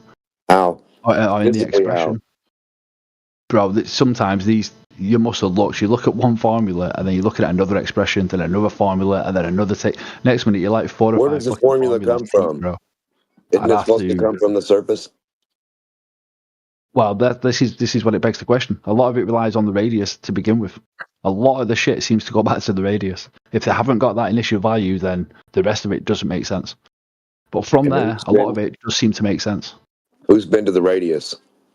How can something make sense that you've never experienced or don't know where it is or what you're saying?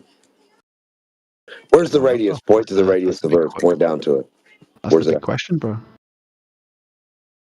But I'm agreeing with you, though, bro. Like, this is the big question, isn't it? Where did they get this initial value? No, where are plums supposedly pointing to? Are they all pointing to a magical dot somewhere? A focal point so small that you couldn't even imagine, where all gravity holds down and everything points to that focal point. Where's that at? a couple of days that I said yeah, but now no. They're pointing down to the same way spirit level works. They're pointing down to the local gravity from what I guess. You mean they're just pointing down according to a horizontal? A level horizontal. Pulling down towards the largest gravitational pull. Is there an increase in elevation if you go that way? Just with the horizontal line that way? Does that horizontal line increase itself in elevation? I don't know. I don't know what you mean. I don't know what it's got to do. Say that again. Does a horizontal line increase in elevation every single microscopic dot out to the horizon that way? Does it increase in elevation? No. Yes, sir. No. Oh, it doesn't? Oh, then you can only be on the flat earth then. You just debunk gravity too. Yeah.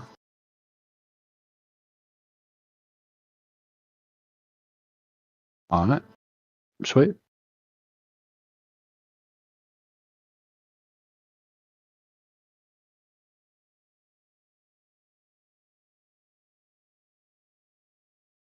Sorry, I was lighting up a joint. I don't know. I beg to differ, bro. I beg to differ.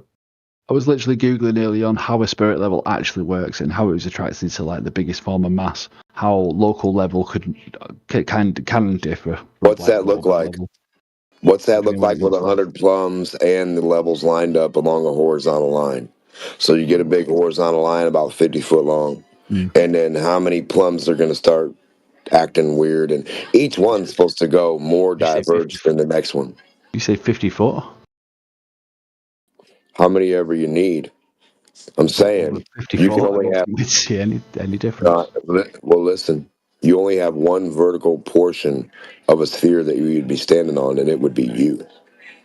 So if you put one plum there, that's the only vertical plum you can have on that sphere, actually in vertical, like to you. So in your reference, you see some of those, all those plums on the left, right, front, and back tilt. Every one you put should tilt more and more and more towards you, towards that center one, the first one you put. If they don't, I don't think it works like that, does it? That's what I'm saying. I don't think that's exactly how it works, because they're all supposed to be pointing down to that center of gravity where that one's pointing. Again, I don't think the center of gravity is like a place in the middle of the Earth, is it? I don't know. I've never seen gravity do anything. The more that I read around flat Earth stuff, that's a total misconception that I had as a glober of how gravity works. It's just there isn't like some chamber in the middle of the fucking Earth. That's just as soon as you go over like another threshold, you're instantly going to spin upside down. Like, nah, that's just not how it works. There isn't, I don't think, a single point in the middle of the Earth. Again, I've only learned this. So then how would a globe even be concluded? Mass, just mass attracting mass. Again, it doesn't mean there's like a single. Where have you seen that at? Say that again, sorry. Where have you seen that at? Where have you seen mass attract another mass? We had this conversation yesterday, bro. You did with me? But yeah, I'm sure it was you. Yeah, fairly. So where did you see mass attracting mass at everywhere in your life? Don't know, bro. I can't remember. So it doesn't happen. Weird, huh? Yeah. Okay. Yeah, we went through the whole thing of like, because something isn't, just because I can't demonstrate something at hand or think of an example on the hand, it isn't really proof. I mean, you're talking to the most layman of laymen anyway. Brother, so if you can't even imagine, if you can't even imagine how it would happen or how to demonstrate it, something's wrong. You understand that? Yeah, let alone you have a physical one doing it. You can't even imagine it? Well, I can imagine it, yeah. Okay, so now make it real. So like say, hey, I want to imagine a vacuum. Then you make a vacuum chamber. Hey, I want to imagine this. Then you try to make one. Imagine a vacuum and then make a vacuum chamber. They sound like two totally different things to me. Imagine mass and mass acting on mass. Isn't mass everywhere? Isn't everything mass or matter? So show us where all this mass and mass that you have, where's it all attracting stuff? You have like mass everywhere, right? Yeah, I believe so. Okay, well, let's get the party started. How many marbles do I need of different sizes and balls for them to all start acting magical? 42, I think. Fuck, my memory's being tested. I think it's 42.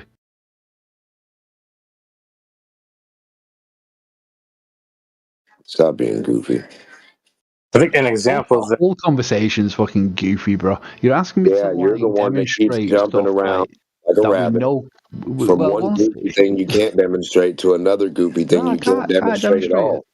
If my lack of being able to demonstrate it is all the proof you need, So then who the I mean, fuck you can go for it, lad. demonstrate it? Who has ever got a demonstration for them to say they understand this thing, for them to say this thing is happening, guys? Let's put this down in the books. Everybody, this attracts this when nobody can prove it. Why is that in a book? So it's never been proven that mass attracts mass. Never. Where at?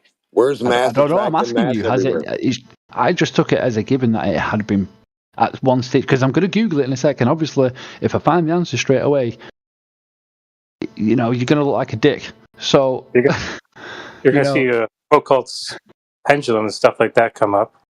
I want to see mass attracting mass. I don't want no generic ass that's why I was pendulum. genuinely asking. Like, is it still just considered a theory? What's not Or mass? has it been proven? Or Holy fuck, bro. Listen, man. You're just talking to yourself. Everything is mass. So if this fucking story is mass attracts mass, look around you, turn your video camera on, and film all the mass attracting other mass in front of you. If you don't have that, you shouldn't believe fucking Copperfield, David Copperfield magic people on stage saying it's happening. No. I might have Should the you? lens still on my camera, bro. It might yield, bad results if I don't take the lens off my camera. Let's just Google some people that, No, when are you going to film it happening? When's the little piece? When's the BB? When's the rock? So the answer seems When's to the be rock it goes attract to the straight back garbage gravity. truck? When's it attract to the Stop tank? asking silly questions. I've just found out what I needed to know. When does the pebble attract to the battleship? Hello? People are 50p in the fucking Egypt, bro. Like, what? What? Bro, what are you asking me? Mass. Right, what mass? What? Where's it attract another mass at? I'm Googling it. I'm finding out. The answer is just leave me alone for a minute, man. For fuck's sake. Jesus Christ, bro. You'll probably see the Cavendish experiment, but that one assumes gravity.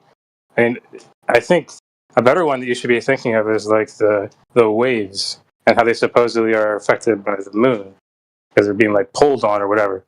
But that doesn't really work because if that's mass attracting mass, then the Earth should be pulling on the moon should be pulling on the Earth, but they're both kind of staying equidistant after thousands of years, so that's probably not right either. But I don't know. That's pretty interesting. I mean, if that's the case. But yeah, I was gonna say to Mark, I wasn't being a prick, but yeah, as soon as I've Googled it, it said, yes, mass attracts mass, and this attraction is known as gravity. I was gonna say, well, it doesn't really seem like an answer, because again, the globalists are just saying it goes straight back to gravity, a fundamental force in the universe described by Newton's law of universal gravitation. Is it a law, though? I didn't really think it was a law. I thought it was a theory. To be fair. But what knows? It was a postulation. If it was gravity, then we should see heavier objects falling at faster speeds. But we shouldn't have like a pebble or an anvil falling at the same exact speed. It should be based on your mass. Why does shit have like terminal velocity then? Like, why does shit only ever fall at a max speed? Like, what's the factor in that? Isn't that only happen when there's air? Is there terminal velocity? That's one factor, yeah. But why is the factor that's pulling it down to the same level? Like what force is enacting on it if not something like gravity? Like what is it? Nothing there. The buoyancy, density, magnetism. There's nothing catching it. One sec, is it called terminal velocity? It's got to be caught. It's got to be caught by containment, son. Got to have a catcher's mitt. That's the Earth. Terminal velocity, maximum speed attainable by an object as it falls through a fluid. And then in brackets, air is the most common example. It is reached when the sum of blah blah blah. Let's have a look. So the sum of drag and the buoyancy is equal to the downforce of gravity. So yeah, you were right. It's drag and buoyancy versus gravity. So why, if there wasn't an external force, why is terminal velocity like? Well, let's the fact. Let's not give. Hold on a second, fellas. We got to get away from just focusing on one phenomena that you're observing. Like you are concentrating on the falling when in reality things are going upwards, sideways, down, all different vectors. Gas is moving freely in all directions. Not everything is falling. Things in a fluid such as water, things float in water. They go up. There's an upward vector. So we don't have any exclusive observable phenomena to pair with this thing called gravity.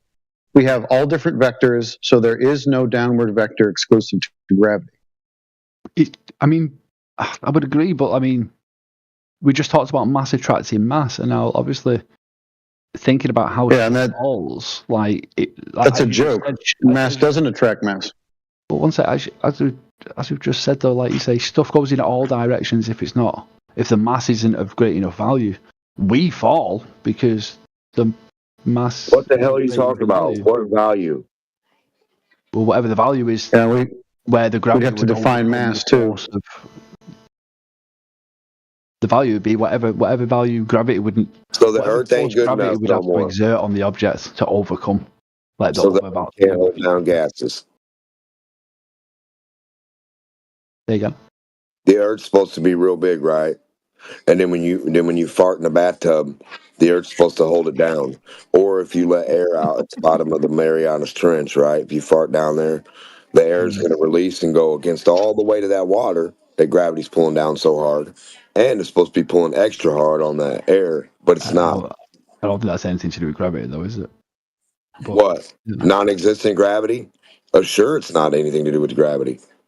No, I mean for the air specifically, the water as to why that's staying. The air is mass, and it's not being attracted by Earth, the biggest fucking thing you're standing on, while it's being surrounded by water.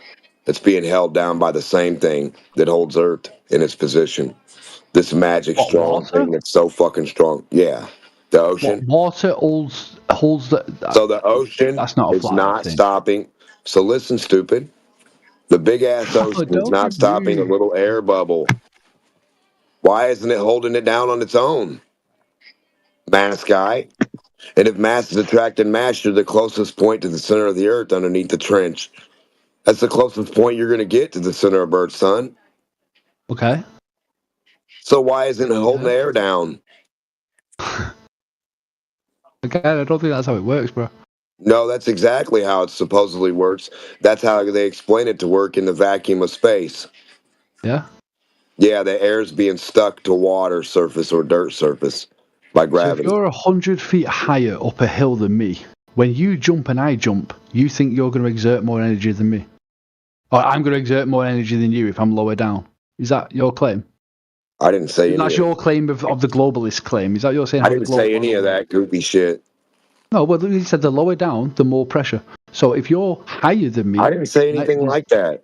There's less force. Well, you did. I said the water can't stop the air. The little baby air bubble against the whole ocean. You said the place closest to the center, so the closest so it's going to fight the center of gravity of all of Earth, and it's going to fight all that ocean 7 miles worth, and then it's going to go up against all those odds. What a tough little air bubble. Again, if I don't think it's anti-gravity, right? Is it a fight like that you're saying if stuff naturally works like that? If it's following like the easiest path for itself, I don't think that's a fight, is it, bro? Easy path, fighting the Earth's gravity, a little drop of air. What the fuck? I don't think this is our physics. I think me and you both should not be speaking about physics, bro. So mass doesn't attract gas. No, so the Earth doesn't have a gas atmosphere, right? I think you're butchering it. I'm butchering it. We both need to take a step back. I think you're retarded, and you're mad because you're retarded. Nah. Well, that's okay. Hold on a second. Bro, I think you're chatting a bit of shit. I'm chatting a bit of shit. No, I'm not. Well, okay. Whatever. Okay. Well, let's go through this nice and slow. Then, if we don't know what we're talking about, we'll just define the terms and look at the official claim as to why things are doing what we see them doing. So, what would be the naturally observed phenomena that we're trying to get a cause for? Sorry, say that again. Sorry, bro. I don't want to be rude. Sorry. What is the naturally observed phenomena that we're trying to find a cause for? The fact that things fall down, essentially, I think it's come to. Okay, so give me a specific example. An apple falling from a tree. Okay, an apple. Okay, so we want to know why apple's falling out of a tree. So it's suspended by the tree. The wind blows, apple falls. Okay, so that's why the tree let go of the apple. It was ripe. The branch, was tender. The apple fell. Is that it? Yeah, sure, yeah. Okay, so no need for gravity in any of this. Don't know. I think gravity comes into effect, obviously, the moment it's pulling down weight on the branch that it probably fell from. Like when it came off it, that branch probably had less weight on it. Yeah. So it had less weight. Okay, but what about where's gravity in all this? I still don't understand. Again, gravity would just be the reason. The reason it has weight, obviously, but the reason it went down, the reason it fell. I thought we agreed that it was because the breeze knocked it out of the tree. Tender branch. No, it was okay.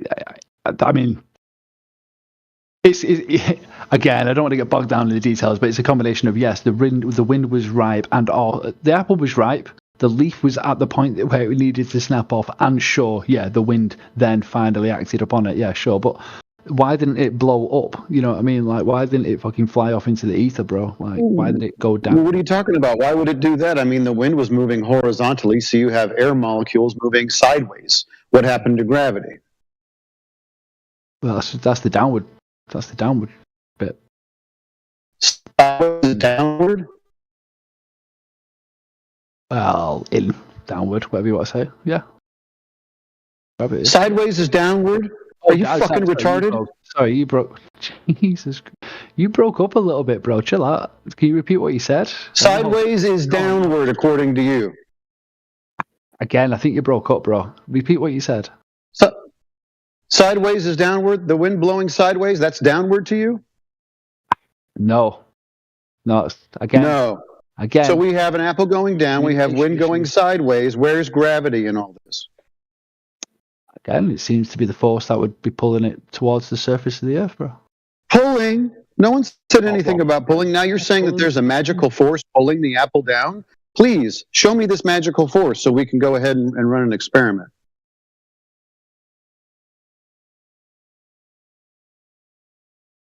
Seriously, bro. Seriously. No, seriously, bro. What you said was absolutely absurd. A magical force called gravity pulling apples out of trees. You've got to be kidding me. Yeah. Nope. Are you for real? That's what I'm going with. I'm sticking to it. Okay, show me the force so we can run it through an experiment. You are calling gravity the cause. It's a force. We're going to get this force. We're going to run everything through an experiment. All right, let's do it. It's a belief system. I haven't got any, bro. No evidence. So this is a religious belief. It's like pixie dust and... So, like, gravity is the same as pixie dust. Bro, you want to be silly, right? Like, we could be silly, but yeah. No, you're being silly. You're telling me there's magical forces pulling apples out of trees.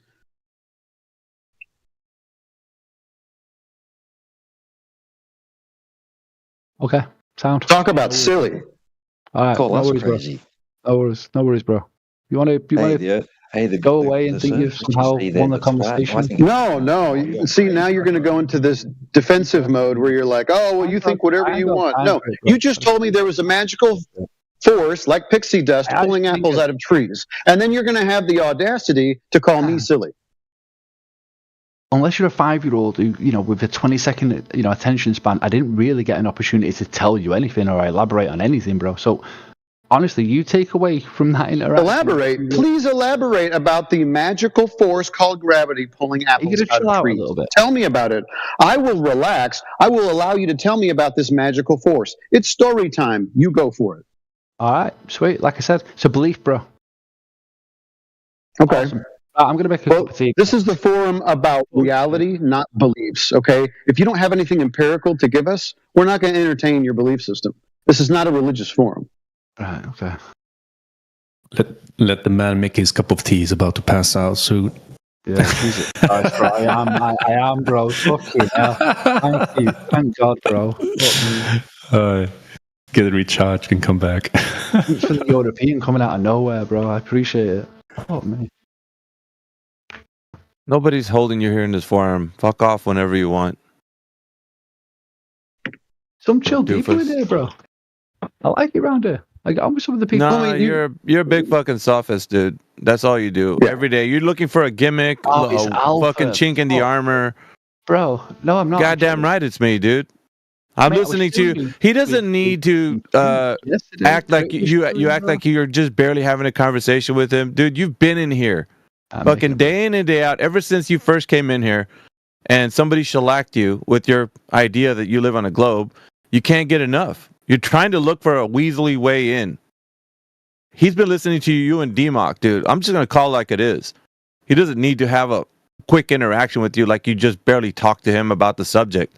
We've been listening to you. I was with him for like weeks. We know what you are, dude. We've identified you, and we're exposing you to the audience. That's what we're doing. Day in and day out. Okay. Every time that you're in here, every time you open up your mic, you're not fooling anyone. We know exactly what game this is. I have a bunch of pretty productive conversations with people around Yeah, here, bro. yeah. So you just paint a picture for everybody. We know what time it is. We know exactly what's going on. You ain't fooling us. You're trying to fool the audience, but you're not doing it to us. What audience, bro? There's like 20 of us in a chat. Yeah, you see YouTube. Yeah, it's on You see YouTube, the bro. bot YouTube, doofus. Whatever. Yeah, well, that as well. Whatever. That as well. Whatever. Well, that audience. Audience. Yeah. Well, proof's in the pudding, bro. I didn't even know about it. Yeah, so. proof's in the pudding, of course, that you're a sophist bitch and you like being in here spinning everybody's wheels. I know what you are. Until you change your ways, that's what you are. All right. No worries, bro. All right. Yep. So you don't need to be going to make a tea. Just fuck off whenever you want. We don't need permission. Just go. I'm chilling, bro. Like, what's All right. What's up? Yeah, somebody just. Yeah, what's up? Nah, it's some bullshit, dude. Yeah, because the reason why I'm speaking this way is because I've already identified you. You act all smooth tone, fucking Mr. Cordial. Fuck off, dude. I've seen many iterations of your fucking archetype of personalities come through here. You guys all fucking try to do the same shit. If you wanted to be genuine, you would just be like having a conversation about what is and not what you believe. We I think that's what we do most of the time. Nah, we don't. You spin everybody's wheels to no end. Characters turn up, bro. Like, yeah, you spin everybody's wheels to no end. That's what you do. Okay. Okay. Yeah. Oh. Chronic time waster. You want to pretend to be relaxed. You want everybody to be relaxed like you. You want to put out this, era persona. Like, oh, no, it's not that serious, man. Oh, we all believe our own thing. Oh, yeah, no, it's cool. Why are you taking it so serious, bro? Meanwhile, you're blowing smoke up our ass. You're pissing down our backs. You're a sack of shit. Yep. A sack of 100%. Yeah, you are, Pads. Okay. You're fucking monotone, smooth bullshit. That is my accent, to be fair. Nah, it's the way you carry your tone. You're trying to be somebody that's just cordial. When I was talking to AI one day, and you heard me shellacking the room with how AI is responding, it didn't know Eratosthenes the way it was proposing it, was that in between Syene and Alexandria, that distance was negligible enough to say that it looks flat. It even said that. You fucking were pushing people out of the way for wherever you were. You rushed onto the mic because you wanted to interfere. Yeah, I know who you are. Bro, every time this gets I know who you fucking are, muted. dude. No. What the AI said might have been correct. And I think at the time I agreed with you. I was just having a chat about AI in general. No, you didn't. General no, you didn't. And generative. You kept saying that AI it doesn't have anything to do with, like, you're like, well, that's just AI, but that's not the real AI. Response, like, in this chat since being in there. If you just scroll up a little bit, you'll see I put an AI, like, I'm a 3D modeler, bro. I'm really excited. Yeah, nobody cares about your acting cordial and shit right now. Like, you already were trying to be peaceable. You weren't peaceable, dude. You were not peaceable. You were running on to get on the mic so you could tell us what AI was telling me was inconsequential. I don't have to worry about it. It's not the AI that AI that I spoke to. Don't worry about that. It's not going to give us the truth about the situation, because AI, sometimes hit or miss. No, when that answer it gave me was a definite carbon copy of what Globers usually say. Yeah, but I wasn't talking about the context. You weren't doing this. You weren't doing that. You're a little fucking angel. No, it's just you were I'm not that combative, bro. So you think sometimes? Yeah, I'm not combative. That doesn't mean you're passive. You're not passive aggressive, dude. Which you are. You just said in the same sentence, I'm not combative, but that doesn't mean you are. Which one is it? You are or you aren't, bro? I mean, you are. I'm very passive aggressive, sure, but I'm British, bro. What do you want me? I'm British. No, I don't. Yeah, but the point is the object of the conversation. When you come in here, what do you intend? What's your intention? Cat shit, bounce ideas, that's not what we're here for. We're not here for bounce ideas. It says AMA, bro. Yeah, I know what it says. We fucking curated this platform, doofus. We don't need you to tell us what the forum's about. We made it, and we're the ones that curate it. You are a fucking guest that comes in here like a leaf in the wind with ideas. This isn't about what you think. No. Let's set the record straight. This isn't about what you think. This is how we curate it. Yeah, sure. And every single time you think that whoever you speak to, you're going to carry a conversation about la-di-da. No, sir. This information that we discuss in here is very hyper-specific, and it's to a point where we're going to actually get to the person we're speaking to realize either they do or do not have the information to substantiate a claim. You don't. Not in accordance to what it is in this forum. Well, specifically like the topic you were just discussing, which is gravity. You're just like, well, it's just a belief system. Yeah, we know that. We want our audience to realize that when we speak to you, you only talk about a belief system. So there's nothing you have to offer except for going back to the drawing board and try to figure out how you're going to build a new gimmick for tomorrow. Hey, look, 10 seconds. When I was saying that, bro, I think I said it at the time, look, I'm just being silly, because he was being silly. Yeah, why do you want to be silly? This forum is fucking serious. 1 second. Why do you want to be silly when this forum is fucking serious? Alpha, bro. Because this isn't about being silly, dude. This forum is serious. People are confused about the nature of reality. The line of question he was asking was silly, so he got a silly response. I didn't appreciate the silliness either, bro. That's why he got a silly response. What do you think about what we're saying here that's silly? I'll speak to that. Go ahead, Alpha. I'll say that. What was silly?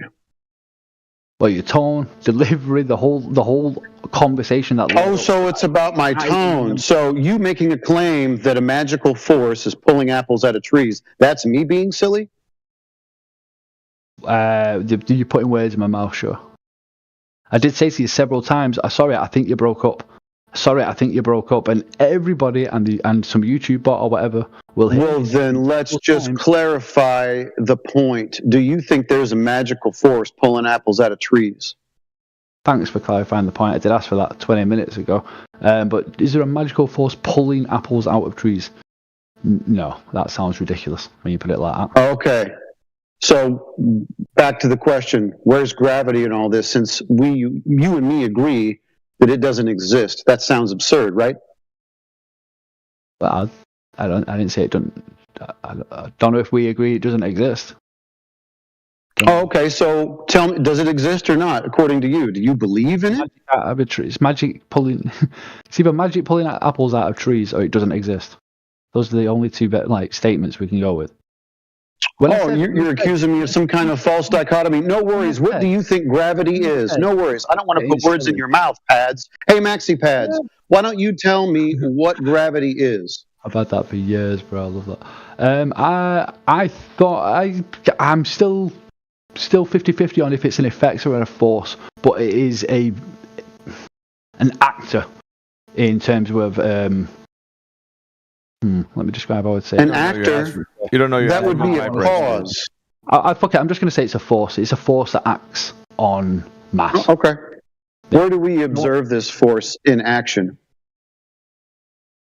Like I said earlier, when shit falls down. Okay, so get me the experiment that proves what you explain. Get you an experiment? Yeah. Yeah. What knows, mate? I'll have to Google it. Are you serious right now? Who's being silly? I believe in this thing. Never heard of an experiment. Couldn't point to one that would help me back up the claim about my belief. No, it's just that I've got a weak. You're being silly pads. Yeah, you see he's laughing. I You haven't see got him it off laughing, the top says of who? my- I just Do haven't. you see got what it I'm off the talking top about? of Do you my see head, him bro. laughing right now? I just haven't got it off the top of my head, Dude, bro. fuck It's just- off, dude. You should know this. Fuck off. Now, fuck this guy, man. He's laughing when you're like, it's a game to him, bro. This is a fucking game to him. He likes to fucking like most of them. keep you speaking to no end. Just go away, dude. It's like from this point forward with me, I've already identified you, dude. Every time I see you, I'm going to hone in on you. And I'm not going to relent. I'm just going to keep going. It'll get worse every day. Every time you see the purple AV pop in here, you're going to be worried because I'm just going to zero in on you. I'm going to expose you. I'm going to keep pointing you out. Yep. It's going to be that way all the time until you get frustrated and fucking never come back. Either that or capitulate and say, dude, all right, fuck, I give. But I'm not going to stop. I've been here longer than you, and I've been doing this to archetypes like you. Telling you, man, it's not going to get better. Eventually, people give up. We've had some Duggins stick around, but they don't last long.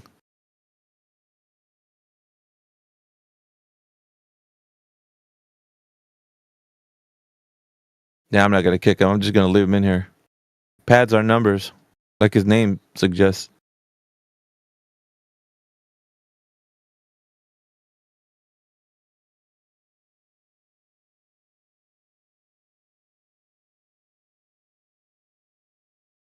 Yeah, there's one thing, to have a conversation with somebody who's brand new and, they're trying to break through that cognitive dissonance. And there's a whole entirely different thing with somebody who sits in here and fucking mocks us while we're having a conversation with them.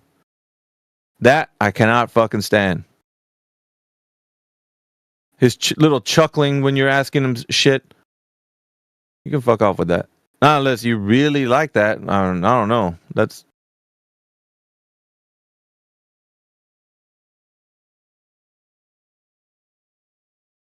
Anyways, what are you guys up to?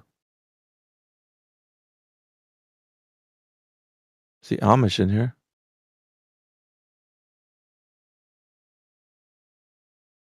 Cruising through the midday over here where I'm at.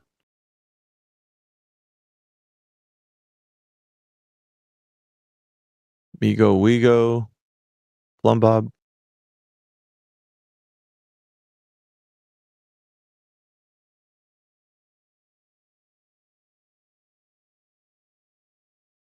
Yeah, to the YouTube listeners, if you guys listen to this guy long enough, you're going to be convinced as well. He's here all the time. First time he came in here, he was trying to propose to the room how the earth is a globe, and he failed at doing so. So ever since then, he's trying to make up for that with this polite conversation bullshit. So I'm glad you're hearing this in action. It's good. Exposes him, so yeah, it's never going to stop. Yep. It's never going to stop. You don't stop, neither do I. So it's your choice, really.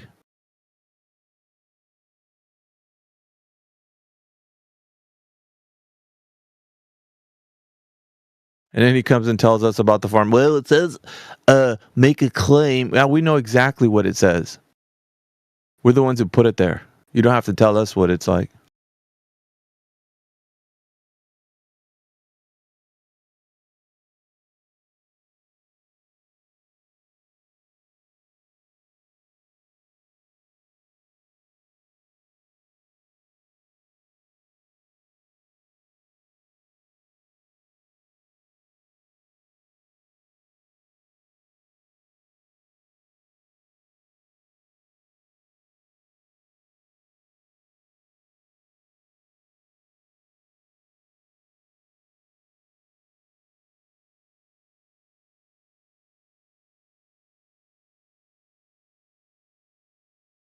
Is this guy the only guy we had in here?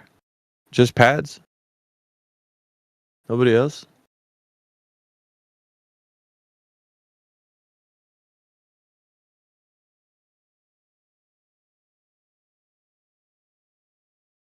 Yeah, it's pretty quiet in here. Even the chat has kind of dried up as well. The text chat. Yeah, it seems like I've scrolled up a little bit. It looks like the beginning, like you know how the chat erases? Looks like we're at the top. Or at least from the beginning. Only got a few people chatting it up in the text.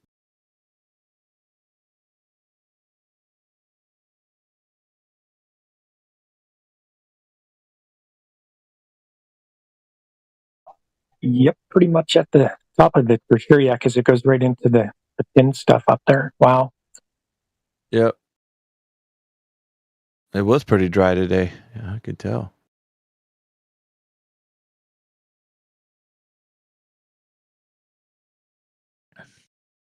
Got T-Dub around. What time is it over there, T-Dub? Must be super early, isn't it? I mean, if I heard your voice, yeah.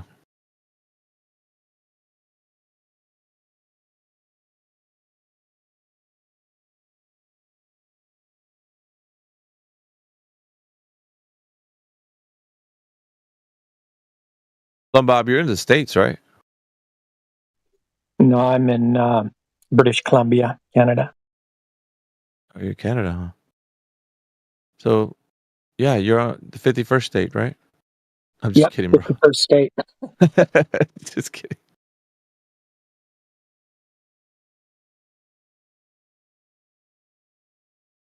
Something strange happening with all that politics stuff.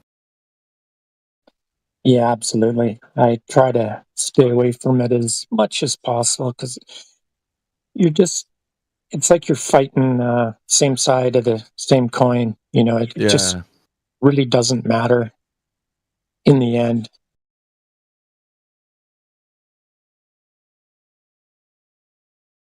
It's a lot of division going on, for sure. Well, and that's the thing. You know, you talk to family members that have a different viewpoint, and then there's a hate going on. It's like, why? You know, it's just I just have a different opinion than you. That's it. Exactly. When it comes to that stuff, yeah, definitely.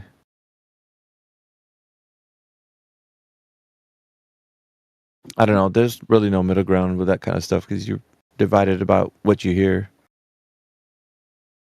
when it comes to politics. Yeah, for sure. It's whatever's been, sort of drilled into your noggin, whatever you heard on the radio, whatever the headlines are, kind of get you going. Yeah, people are so motivated from that stuff. I don't know. It's just they get energetic. They're just like, yeah, this is what's really going on. And you're like, okay. I mean, I could tell from the local, like where you are, like in your town, stuff that's happening locally, you can feel the effects. But federal stuff is, I don't know. There's a hand that moves the puppet. Exactly. I don't think we're looking at the hand. We're looking at the puppet. Most of the time. And I think you hit the nail on the head there. If you're going to get involved locally, because exactly that's where you're going to notice a difference. That's where you're going to notice a change. Be concerned who your town councilors are, and who's being elected to school board. All of that kind of stuff, and that's where it matters. That other framework is akin to like a corporation. They're faceless. You don't know who they are. There's a big hand moving, the machine, the puppet, if you will, and you can only see the effects locally. So, and they're always like orders that come down from somewhere. And I think it's weird because most local places are different than the next, so they're not consistently the same. You go to one area, it's different from another region, so it's like, yeah, I don't know. But it's weird too, because you can see why people are boltards. Like they're baltards because that's the kind of life they live. They depend on the information from other people. So it's similar to that. Like you take that information for granted and you just believe. Yeah, well, I like this guy because he spoke nicely and he's got good policies or whatever. But you don't know where all that stuff comes from. You don't know the origin of that. Was it him? Is he the one that came up with that? Like, I don't know. Collective? It's weird. All of our lives, we're being told what life is and what to do and stuff. And turns out, man, that people just come in here with the same idea of the Earth. They've just been told their whole life it is a globe, and they find it funny that we don't view it that way anymore. I think it's different with the Earth because with the Earth you can actually tell for yourself if the Earth is what they're telling us it is. So I think that's a huge difference. You don't have to listen to somebody tell you about policies, things that have changed due to the current events. You're like, no, it's not like that. It's more of a, if the Earth is what they're telling us it is, then it would be empirically proven that way. But I mean, I guess it's easy to dupe the masses because of such things, as people take it for granted. Well, they certainly don't do a whole lot of thinking on their own when it comes to, the Globers. You're right. Yep. They have a belief and have no drive to even question it. It's just accepted. And therefore, it's done. Don't need to do anything else with it. It is what it is. Exactly. I think that's the task that we've kind of like shouldered would be that one to kind of expose to the audience that these guys who come in here are carrying this feeble-minded, weak belief system. Because they know nothing else. I mean, all they have are, the ramblings of people that have came before them, told them that this is how it is, so they'll appeal to that. But the difficult thing is, having the audience realize they don't know what they're talking about. So the person who's scrambling to give you an answer will throw out a lot of buzzwords and then gets the chat riled up. That's what happens. Yep, and it gets a little heated. Yeah, most definitely. I think that's needed. A lot of people want to keep it cordial. I don't. I'm like, just go wherever the conversation goes. Mind you, make sure that you're on point. You just can't be like a bonfire, saying bitches and hoes, and you don't have a method to your madness. If it's just madness, then there's no method, and it just sounds like you're upset, But if you have righteous indignation, that's different. That's a whole big fucking other animal. Even though on the onset people come in here, it looks like you're just really angry. Yeah, it's just you have a burning desire for keeping people honest about what the nature of reality is. I do for sure.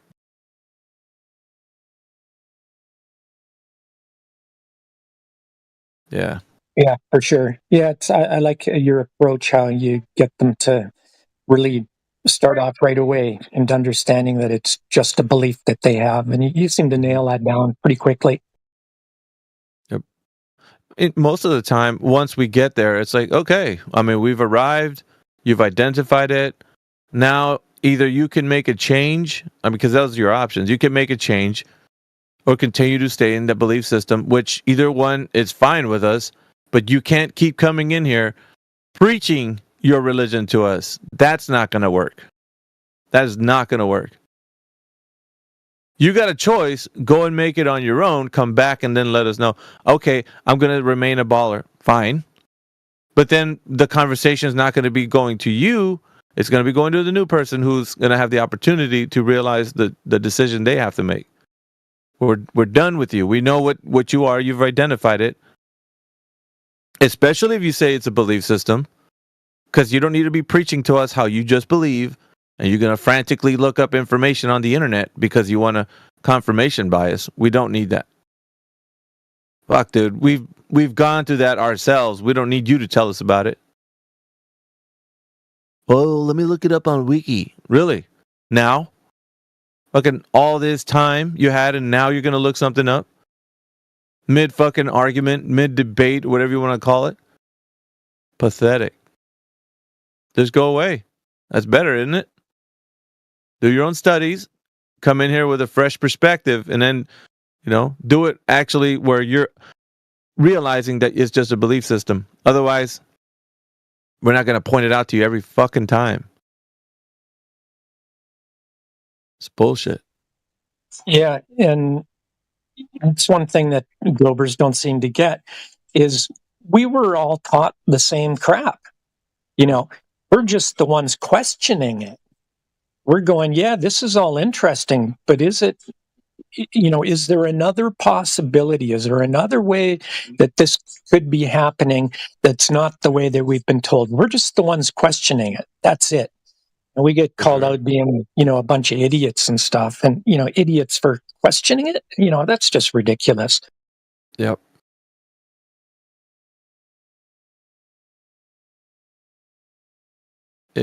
For sure. And then, well, what happens is, when somebody's worldview gets turned upside down, they don't know how to deal with that. So their way of dealing with it is coming in here and becoming. Because, you get some people say, well, these guys are agents. And they're working for, I don't know what, fuck, who knows? That may be the case, but what we see is somebody whose worldview has been taken away based on empirical evidence, right? And because of that, I would say it's traumatizing in a way. Even though they think they're coming in here and trying to prove a point, it's not. They're coping with that traumatized, event that took place whenever that happened. I think that's what's going on. There's some truth to that, right? That they start out as normal people, but as soon as they're found wanting as far as their intellect or what they believe to be true, falling flat, no pun intended, then they become like an Agent Smith. All of a sudden, they're going to war for this idea that they can't prove. Yeah. I meant it in the literal kind of like they're a government plant or something kind of a thing. I just think they're people. I think they're just people that are, their worldview's taken away. So then now they don't know how to deal with that. It's like, no, fuck this. Like, no way. It can't be. No way. Like, they just don't know how to deal. So they're coming back in here trying to do the best they can to kind of cope with that information. But yeah, in that sense that you're saying, I would agree. It's like something, it's the programming, isn't it? The programming kicks in. Yep. So however they've been trained. Yep. It's weird. It's almost like a cult mindset if you think about it. And I say that because most of them, like, you could hear it in their chanting. They're doing things kind of cultish. Earth is round. Earth is round. Earth is. I've heard it before many times, dude. Many times. Or their nervous laughter. Like, I could hear it in their voice. All of it. These are the hallmarks of someone who's coping. They just don't know how to tell you that it was a traumatizing event. And sometimes I guess maybe we don't realize it too often, but I think that's what it is. The event that whenever it was that first interaction that got them to realize they don't have information to substantiate their claims. That's that event that took place. And then, from that point forward, like I would say, if you've ever heard Crit, shellac someone whenever he's done it, those guys, it's like Crit lives in their mind. They come in here looking for Crit. Is Crit on? Where is he? And I'm like, Good night, man. These people are really looking for him because, he takes space away from them. So, and then he shows it not. I think the interesting thing with Crit is that he exposes their mind to the ridiculousness of space. That's amazing because he shows them like those the dailies the Daily Wire for like the space news and such. And so they're getting to see all the ridiculousness that it's weird. It's like, why wouldn't they want that? Isn't that like kind of their religion, their belief system? They should be thanking Crit. Instead, they're upset about it. That doesn't match. That doesn't make any sense. I think Crit's maxed out on how many people are on his newsletter.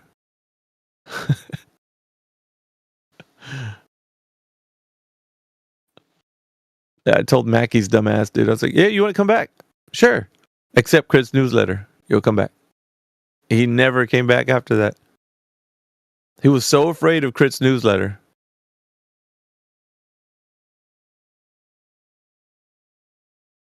I think we got to put pads on that newsletter.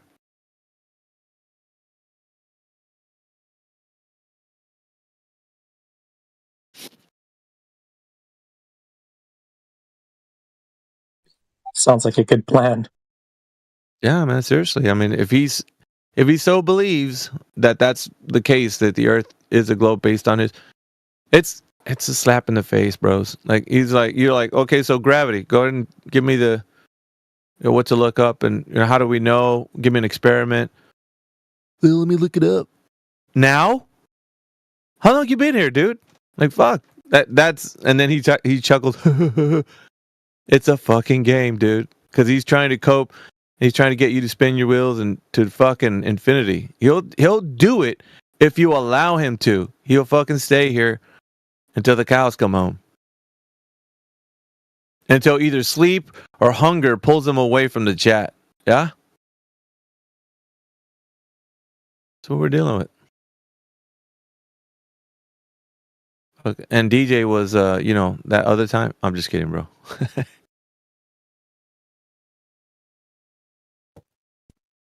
I seen you pop in there. What's up, DJ? Hey, Alpha, what's up, man? I was like, what the hell? I was trying to play it smooth, man. Like that was good. He was talking shit about you. Yep. No jokes. I said DJ's feet stink and he doesn't love Jesus, so yeah. They were just dealing with pads. Does he go in PNR? He probably does, right? Can't get enough. Yeah, sometimes. Knew it. Fucking knew it. We took his ball away here. I think whenever he appeared here on this particular forum, then he's fucking chasing us around like a lost puppy because he wants to cope on, when his mic's open. He's full of cope.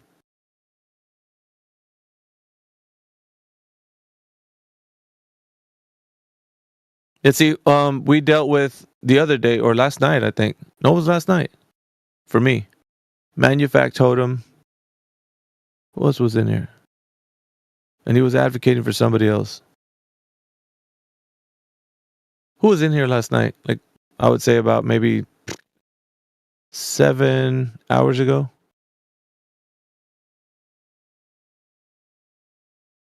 There was another guy. I know Amish was in here, so he was talking to him.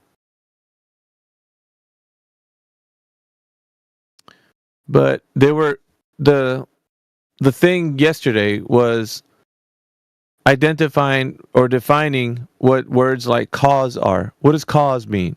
Like cause and effect, when we talk about that. What does cause mean? That other guy I wasn't here for, so it was you guys were in here dealing with that one. But Manufact Totem was saying that Earth does not measure flat. Otherwise, how does it measure flat? Of course, I couldn't speak. I was at work, but it's pretty simple, right? Because planar surveying is done by measuring the surface. So you have to measure it in accordance with, horizontal topographical plane. So they're measuring the surface from sea level, right? Establishing a horizontal. So they're literally measuring the earth flat. So that's perfectly fine. So in a practical use case, it's been measured flat. But Manufactorum was, no, you have to define how it's measured. How is it measured flat? Like, what is measurement? What is calculation? Like, they go on to this whole fucking other topic. And this is the gimmick, right? You get the audience to kind of get befuddled as to like what we're saying. So you're starting to mix up words and their meanings, and like, what do you mean by measurement? Is that what you mean? That's not what I mean. Is that what it is? Like, it's really stupid, dude. Oh, Crit was in here too. Yeah, they'll descend the entire conversation into absurdity, asking dumb questions like that, not realizing that they're torpedoing their own position. You don't know what measured flat is? Well, okay, what's measured curved? Yeah. We could do this both ways. Let's not play stupid, for crying out loud. It's a double-edged sword. But I don't think their object is to actually save their position anymore. It's to burn down the house. They want to take everybody down with them. So it seems to be to me. I mean, otherwise they're using like a contradiction to prove a point that we can't understand how to measure things, yet they can. They invoke measurement and the conflation of like what a calculation is. So measurement and calculation are the same. So we'll just do that. No, it's not. Or cause and effect. What does cause mean? I think I wasn't here for that conversation, but you guys were dealing with somebody that was talking about that. Like, what define cause? Like, dude. We don't have to do that. I mean, honestly, but I mean, for the audience sake, one time, to go through it and get people to realize that we know exactly what we mean.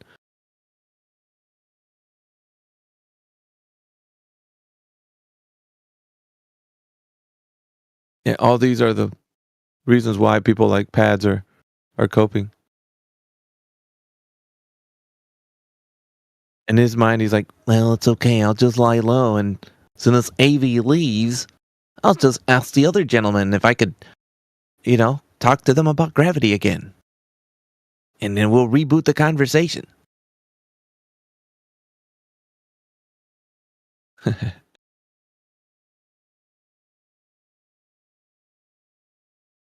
Look, I thought Manufactorum was in college or something. Guess he found time to jump on here. Yeah, he was saying he was going away for a while. Do you remember his like goodbye speech? He was like, "Nah, I'm leaving on a jet plane. I don't know when." So he was making a spectacle about him leaving his shit. I'm like, dude, why are you here? Huh. Interesting. Loves to hate us.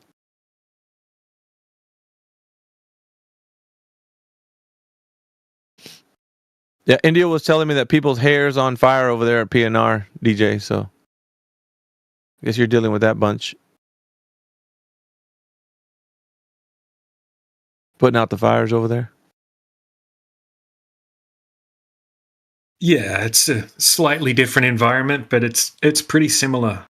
Pretty similar. Same people, I guess, much of the time.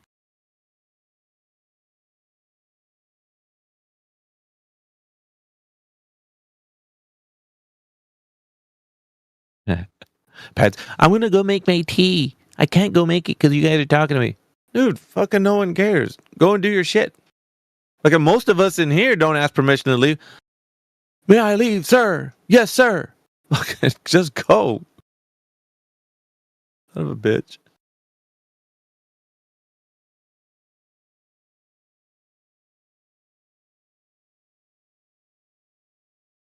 What time is it where you're at, DJ? It's just coming up to 8 p.m. here in Poland. Poland, you say? Huh. Yep. In Krakow? Oh, shit. Yeah. Lublin, near Lublin. Lublin. What's good to eat over there, man?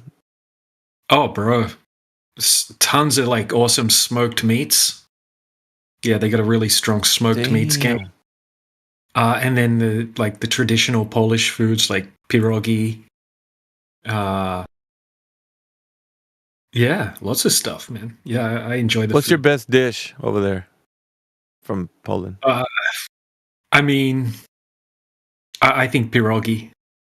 What is that, Lo? It's like, yeah, it's kind of like dumplings, or yeah, it's like pastry, and it's got like a mixture of like seasoned meat and stuff like that wrapped inside of it, and you can have it boiled or you can have it lightly fried, and then you have it like with some sauces and things like. A lot of times they're potato. But they're good. They're like little raviolis, but made with potato and meat, kind of. Dude, Yeah, I like them with sour cream. Best thing. That's the best thing in the whole country. Pierogi. Sounds good. I mean, and it's good, man. If it's cooked properly, it's delicious. But I think the smoked meats and things like that. I mean, that's there's a lot of I do good. love me some smoked meats, man. Like, yeah. Yeah. Lots of different types of like smoked kielbasa, which is like cabanossi style sausages, things like that. Delicious on the barbecue. You guys make mean barbecues, huh? Yeah, when it's not snowing.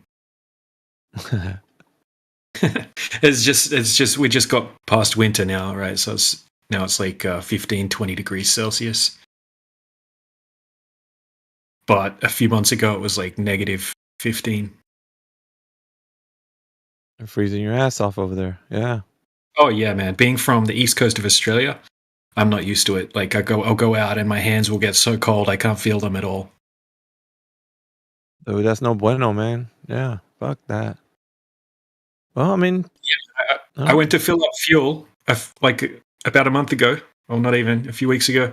It was so cold, man. My hands got freezing, and my wedding ring fell off my finger. I didn't even feel it. I didn't notice until. Like, hopefully, that's not a sign. I'm just kidding. Well, 6 hours later, I was like, "What the hell? Like, where's my wedding ring gone?" And I remembered that when I was at the fuel station, I heard like a weird like metallic sound. I was like, "Okay, I didn't drop anything." You know, your wife's not buying that, right? She's not buying it. She's. I drove back there with her at like 1 a.m. when I noticed, and I pulled up, and it was just sitting there on the ground. Yeah, but the whole time she was like, no. Who did you see over there, and why did you take it off? And you're like, dude, I'm telling you, it just fell off. Nope, bullshit. Show me. I got very lucky. You got treated like a Glober for a while. Show me the evidence right now. No, I mean, I'm telling you, my hands were cold. It's, what happened? Oh, shit. I'll be right back, guys.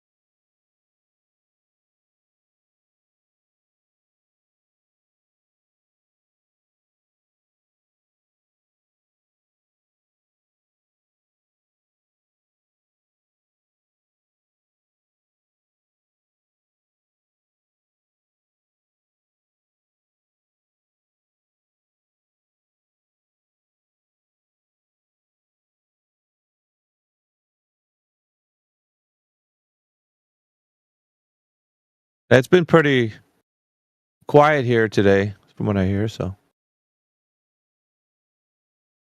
not much really going on.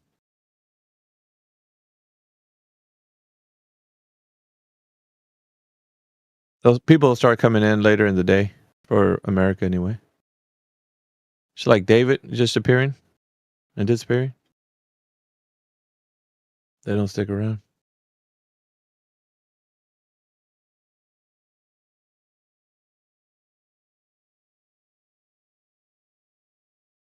Oh, we still haven't reset. We're still number one. Let's freaking go. Yeah, I was saying, man, for as long as we can, we got to keep Crit healthy. We got to ask how he's doing. Keep his mind right. He's like holding up this server. Because like if once he's in here, then other people can join because he's a mod. So he's kind of like post up in here. No mods in here will mean that nobody can see this channel. So He's not feeling well? no, I'm just saying we always got to make sure he's doing good, like eating right and stuff. Because you want the guy who's holding the room up to be doing good. Because if he's not, Absolutely. then nobody's gonna like. We're gonna have to find out who's gonna be the next Crit, who's gonna be in here. Get me his address. I'll send him some coffee. Yeah, I don't know if he drinks coffee. I didn't have to ask him. Yeah, I was a little upset that you're a anti-coffee. Oh yeah, I have been. I mean, not that I couldn't drink decaf or anything, but by my experience with it, yeah, I get anxiety and it causes like a lot of stuff. You're For me, a slow anyway. metabolizer. It sucks. I'm a slow metabolizer as well. Caffeine sticks around for a long time. Yeah, dude, and it messes with my cortisol levels. Like, yeah, it's not good for me. It sucks. And people who are fast metabolizers, I envy them because they can drink coffee and get the health benefits of it without all the cortisol and anxiety. Negative effects. Yep. So my style is a whole different. Like, I have to readjust the way I live my life.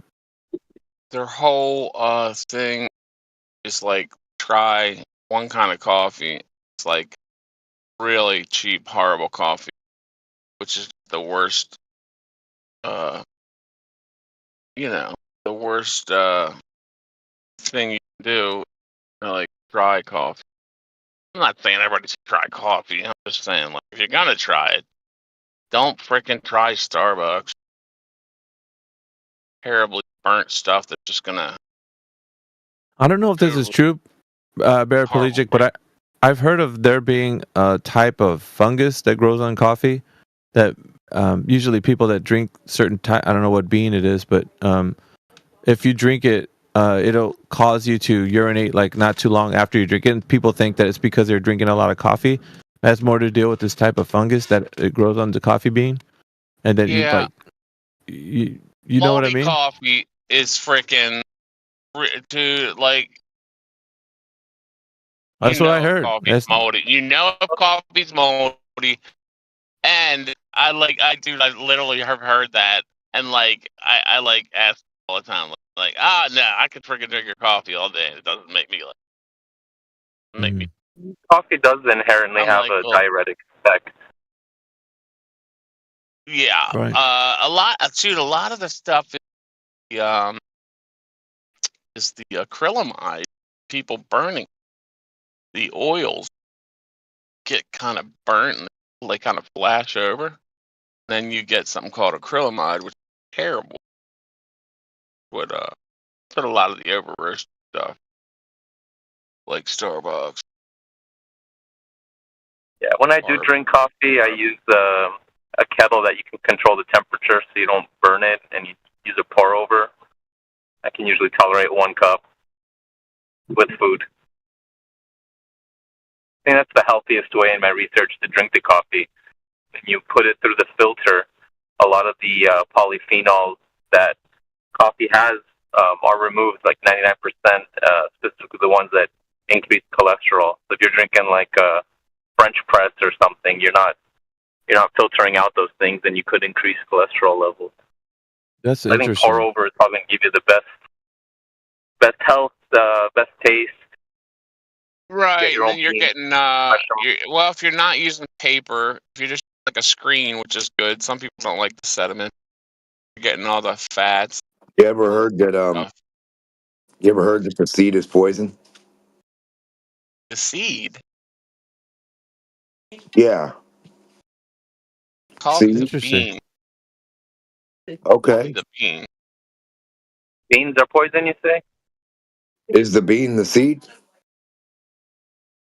Guess you could consider a coffee bean a seed.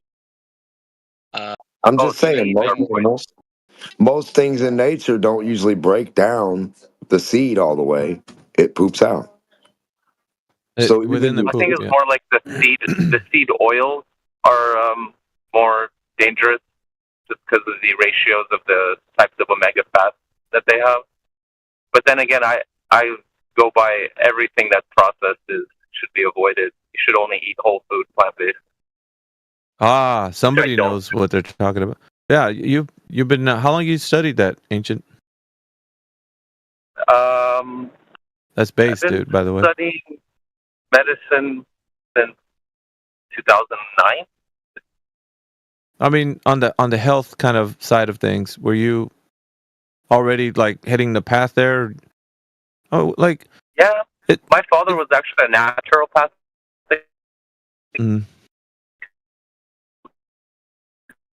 And then when I went to medical school, I always had that mentality.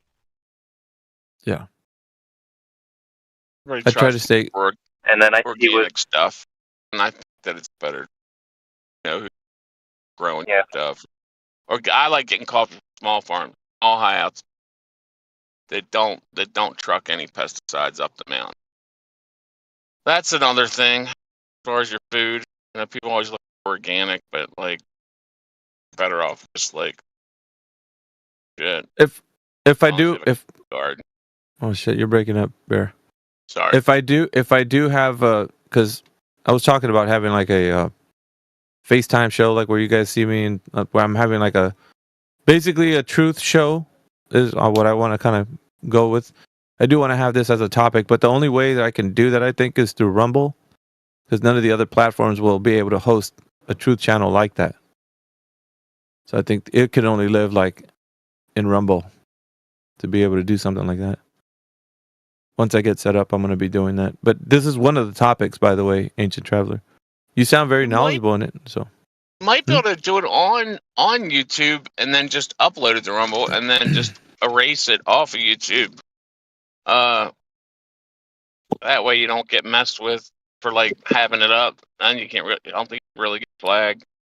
Because I would like to carry the conversation, this one, anyways, to a different like place where we're talking about things that there's no-nos on YouTube and any of the other ones like Twitter and such.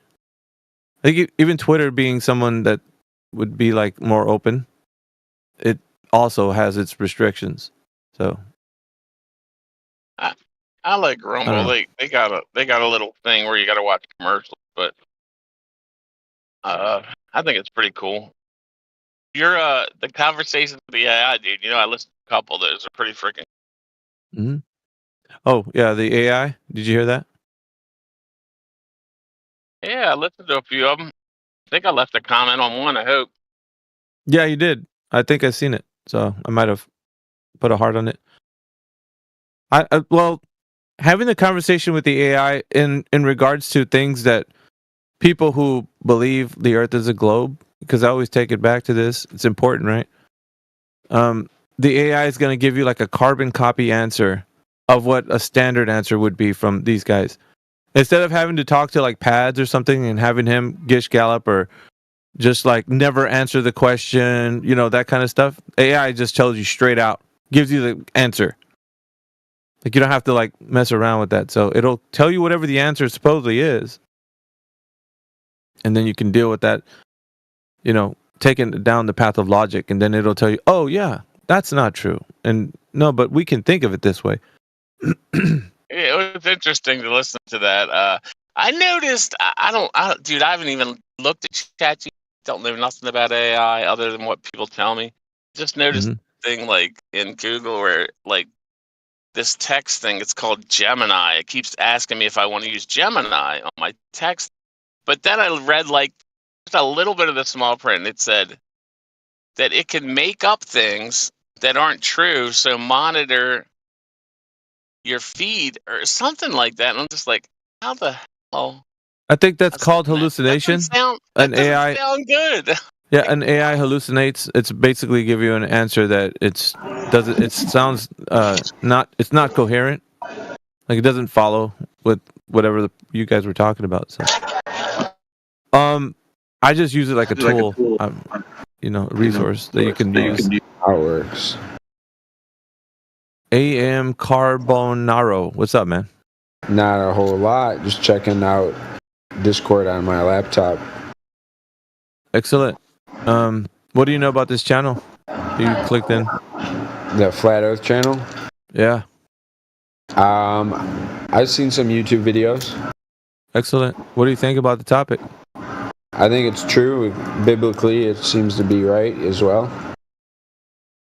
Okay. Well, your avatar looks like a business. Is that you as a businessman? Yeah, that's me. You're pretty sharp in that suit, man. But we're talking about like here the nature of reality, right? I don't know if you've heard any bits or sound bites on YouTube. Have you heard me or anybody else talk about it? No. What it is? Nope. So we do have an argument. There's an affirmation of the claim that the Earth is flat and stationary. Then there's also the contrary position. Do people who believe the Earth's a globe, they want to say that the Earth is a globe because based on preponderance of evidence, if you will. So there's two sides to this argument, but there's only one truth, right? There's not two. So one person is standing on truth, the other one isn't. So that's what we're actually getting to the meat of in here, getting for people to realize the difference. So, and we're not really here to convince anybody, of course. We're here for the conversation, for people to realize whether they know or not if the Earth is an actual globe or it's not an actual globe, based on empirical information. Yeah, I believe it's flat.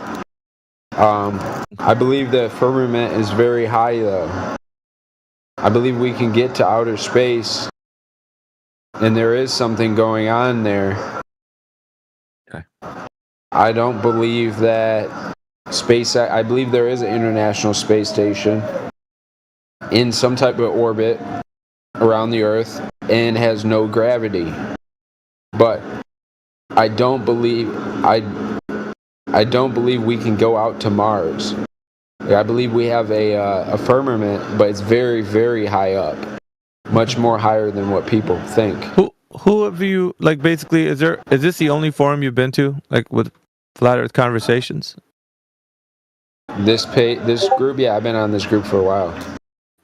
Has there been any other forums that you go to, or is this the only one? No, this is the only one on this Discord. Okay. There's some points that you talked about that we would disagree with, that none of us in here would actually affirm, which would be the idea that there's a dome. The container would be the thing that we talk about, but a specific shape to the container is not what we say. That gives an attribute to the container that nobody in here makes a claim for. Does that make sense? But biblically, there is a firmament. Yeah, but the dome is something that you're trying to attribute as far as the shape goes. So firmament, and if you take a look at the root word, rakia, right? So it actually points to what they were meaning in the Bible. So there's a meaning in the biblical reference versus what we talk about in here. There's you can make the distinguishing factors. So in one instance, so you believe that there is no dome. No, it's not a dome. A dome denotes specific attributes of shape. Gives you the idea that you're talking about something that looks like a dome-shaped covering. Yes, that we're inside of it. Right. We're not talking about the shape, though, in here.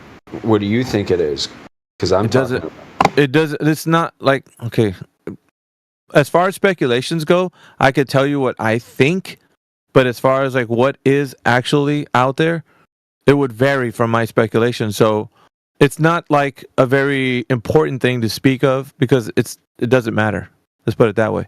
The thing that we speak of in here is the fact that it exists. The difference is I'm not telling you that the shape is important. It doesn't matter about the shape. It could be, cube shape. That doesn't matter to me. Right. Not what's important. But you do agree there is something above that is containment, yes. Blocking the waters from entering. Well, that's another thing, right? How do you know there's waters? Yeah, how do you know there's waters like as in ocean waters above? There's another thing, right? So the challenge biblically. Yeah, no. You can believe things within the scriptural context. You can do that. You can believe that. That's something that you can rely on as far as believing in that. But as far as like providing evidence, so in here, it's kind of a different way, right? We're all about what you can prove. Yes, you can look at scripture and say, I believe this is the thing. I have faith in this. That's one thing. There's another thing to actually tell somebody that's up there for real. You can't do that because you haven't tested that. There are some videos where it seems like they're testing the firmament. No, I don't think so. So the thing you got to remember, right? We could use sources. I'm pretty sure I could find something. Yeah, no, you could find stuff, right? People make videos about a lot of stuff. But what I'm telling you is that empirically, meaning first order, you can't test it. You cannot do anything about it. Personally, I can't, but there's enough accounts of people filming the firmament. Yeah, so the mindset, Carbonaro, the mindset is if you can't test it, then it's a belief. It's out of your hands. You're taking other people's words for it, which then becomes hearsay. Hearsay is just like somebody said something and you said, okay, well, it's trustworthy. I'll take that as truth. But when is it when they have enough source that it becomes more so not hearsay, but actual? What is testable, repeatable? What is testable, repeatable, and falsifiable? Yeah, so I would claim that there's enough videos out there that prove that the firmament has been hit. No. Incorrect. It's not proof. It's not proof. Why would you say video evidence? What other force of evidence? Written article? First order perspective. How do you know that's occurred? Because we actually verified. So if I went to like Florida and watched NASA launch or Tesla or whatever the fuck it is, SpaceX and all them, and they end up hitting the dome, or I find some video of some dude out in Nevada just shooting up a small rocket, self-made, and that bitch just stops in midair because it hits the firmament. What am I supposed to think? How do you know it hit the firmament? Because it's very, very high up. And how do you know it hit? Yeah, but answer my question directly. How do you know it hit the firmament? Because what else would it be?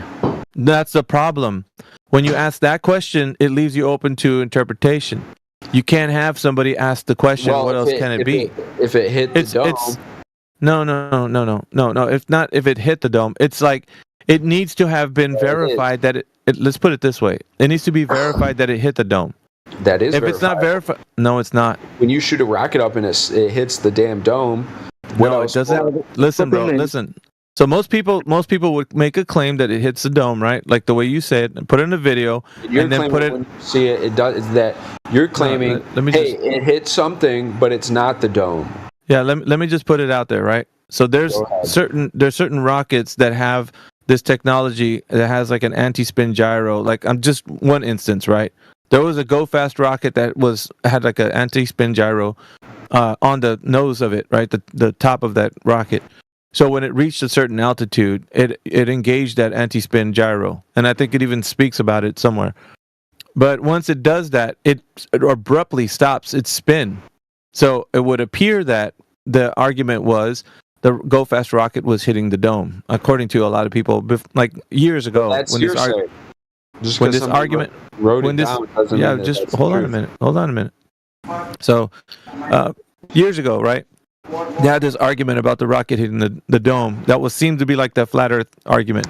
And then this other, I don't know, snippet or whatever came out, and it said it's not actually hitting anything.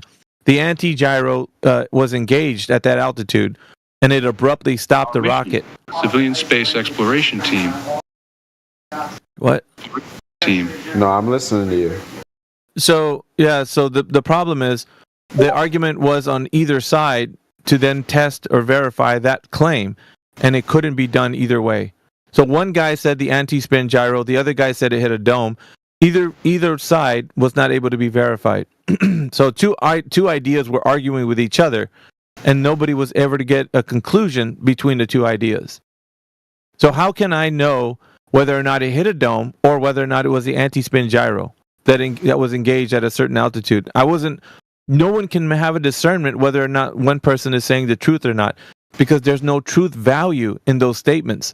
There's only the speculation that it hit a dome or the anti-spin gyro was engaged and stopped the rocket abruptly. You get what I'm saying? It was inconclusive. Put it that way. Inconclusive. So no one could tell the difference between the person speaking and saying that it was a dome or it was an anti-spin gyro that stopped the rocket from proceeding forward in altitude. Can you see my screen? Yeah. I'm sharing it. Nah, I don't look at screens, bro. Like, not if it's... No, I don't do that. What do you mean? It should be the first civilian team in history to launch a rocket that reaches space. It doesn't matter about who's saying it. The problem I'm having here is that people can show you all kinds of videos. If you're not able to test that and falsify it, then it's just a belief system you have that what you're seeing is exactly what it is.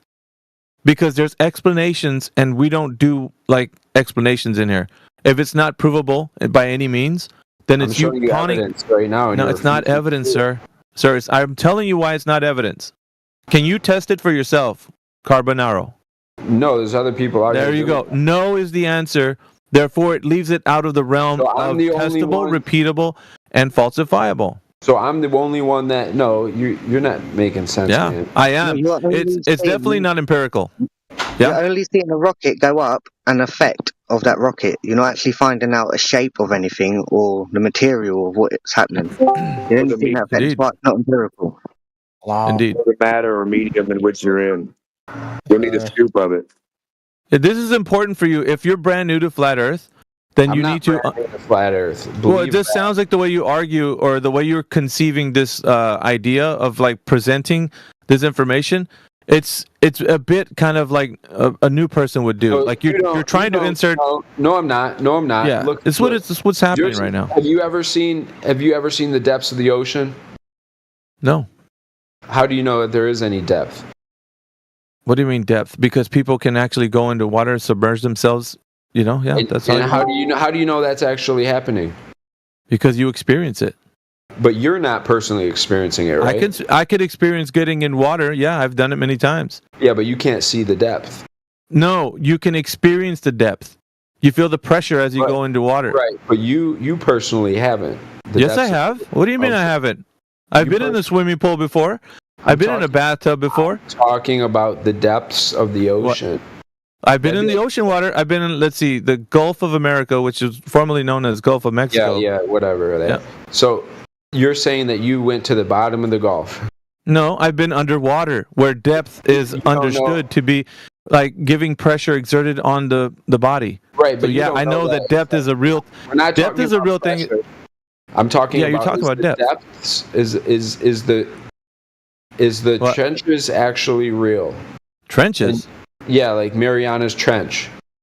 The darkest depth, and there is if there. Yeah, why do we got to go to there? You were talking about depth. I'm trying to prove a point in the opposite. Yeah, but you were saying depth. Now you're changing it to Mariana's Trenches. What are we doing here? That's the depth. How much deeper do you want to go? It doesn't. Listen, when you are submerged underwater, a force is applied upon the body.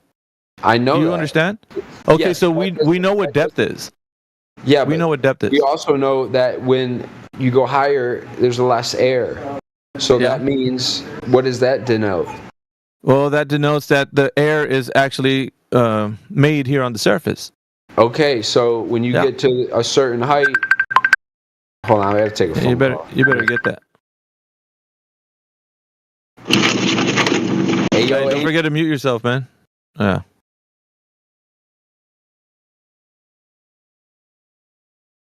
It's a classic case, man, of a person who's just hearing this argument, trying to believe that they can say a lot of things that newer flat earthers stumble upon.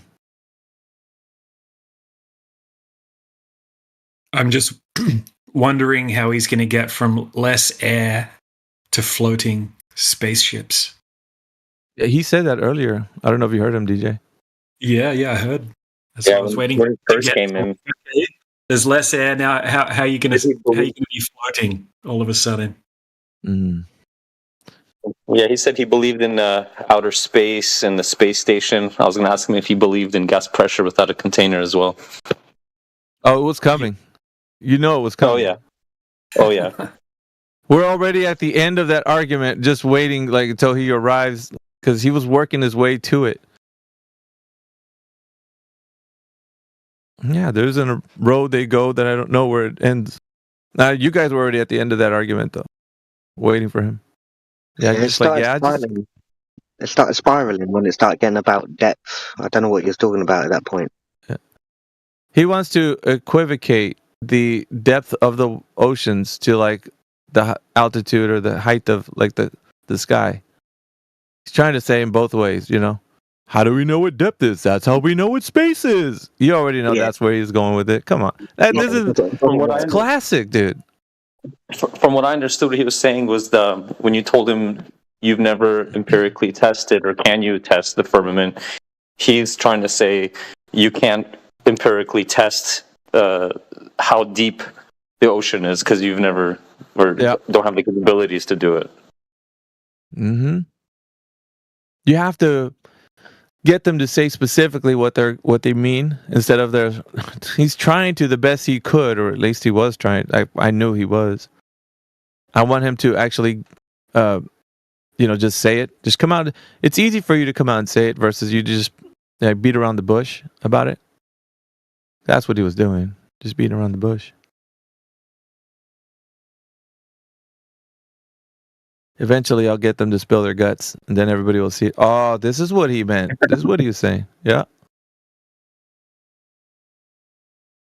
It's crazy because we been in this discussion for a while. We see 5 moves ahead all the time. These guys ain't we don't know where they're going with the argument or. It's so much fun. And I went through that process as well when I first started studying this. I started rationalizing, coming up with things like gravity's holding the gas down and stuff like that. So I also know the process that they go through. Yeah.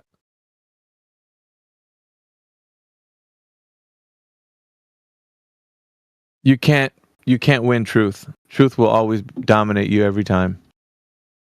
You can try to think of a new way to construct the argument or the point you want to make, but it's always going to come back to you don't have the evidence to support your case. Always. He wanted to talk about domes and that. I'm like, nah, this doesn't sound like someone who's been in the discussion for a while. It sounds like somebody who's either LARPing. I think it could have been a LARP. He's trying to live action role play of Flat Earther. Yeah, you shouldn't let your beliefs become a claim. Mm-hmm. Hey, what up, Casey? Especially when they with I'm a good man. You're right. Carbonaro. With a name like Carbonaro, I've just barely heard you, Elbow. You're coming in low, bro. Yeah, I'm in the gym. Carbonaro. Have you ever heard of that? You ever heard of the Carbonaro effect? It's supposed to be television edition. Okay. So you're trying to light one way and you get misdirection. Really? Oh. Didn't know. Thanks for that. Steak carbonara. It's like, pick it up. Deep chunks.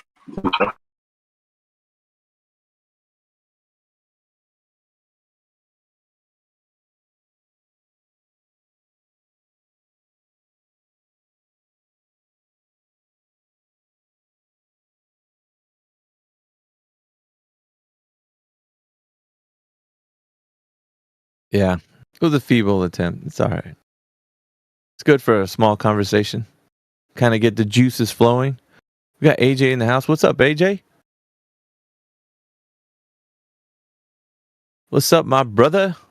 From another mother? You talk too much at the moment. Caravan with 6 people and it's 5 o'clock in the morning. You. I don't know if your mic is. Something's going on with that. I heard you really low, but yeah, maybe it's because you said you're in a caravan or something. Yeah, I'm on holidays at the moment. Gotta be on. Too much. I just gotta listen. Yeah. How are you, man? Pretty good, man. It's good to see you're on. They probably like, I'm sick as a fucking dog, man. you sounds like it, dude. You and Indio. I heard Indio's. You could hear his voice raspy. Yeah. Well, what a time to be sick, dude. On a vacation, bro. Damn it. Over here, there's some stomach bug going around. Yeah, I just got a flu, man. I just sweat all night. Yeah. What's that, Ancient? I was saying how the past 5 vacations I've been on, I got sick. It's like my body knows only to get sick when I'm on vacation. Yeah, I know. AJ's like, really? Now? Jeez. Yeah, we came here to look at houses to move across Australia. So I'm supposed to be looking at houses, and instead I've been laying in bed for 2 days. You're like, no. I don't want to go out. Not right now. No, man, that was the worst night I've had last night. Bloody hell. My Wetting God, and freezing dude. cold and shivering.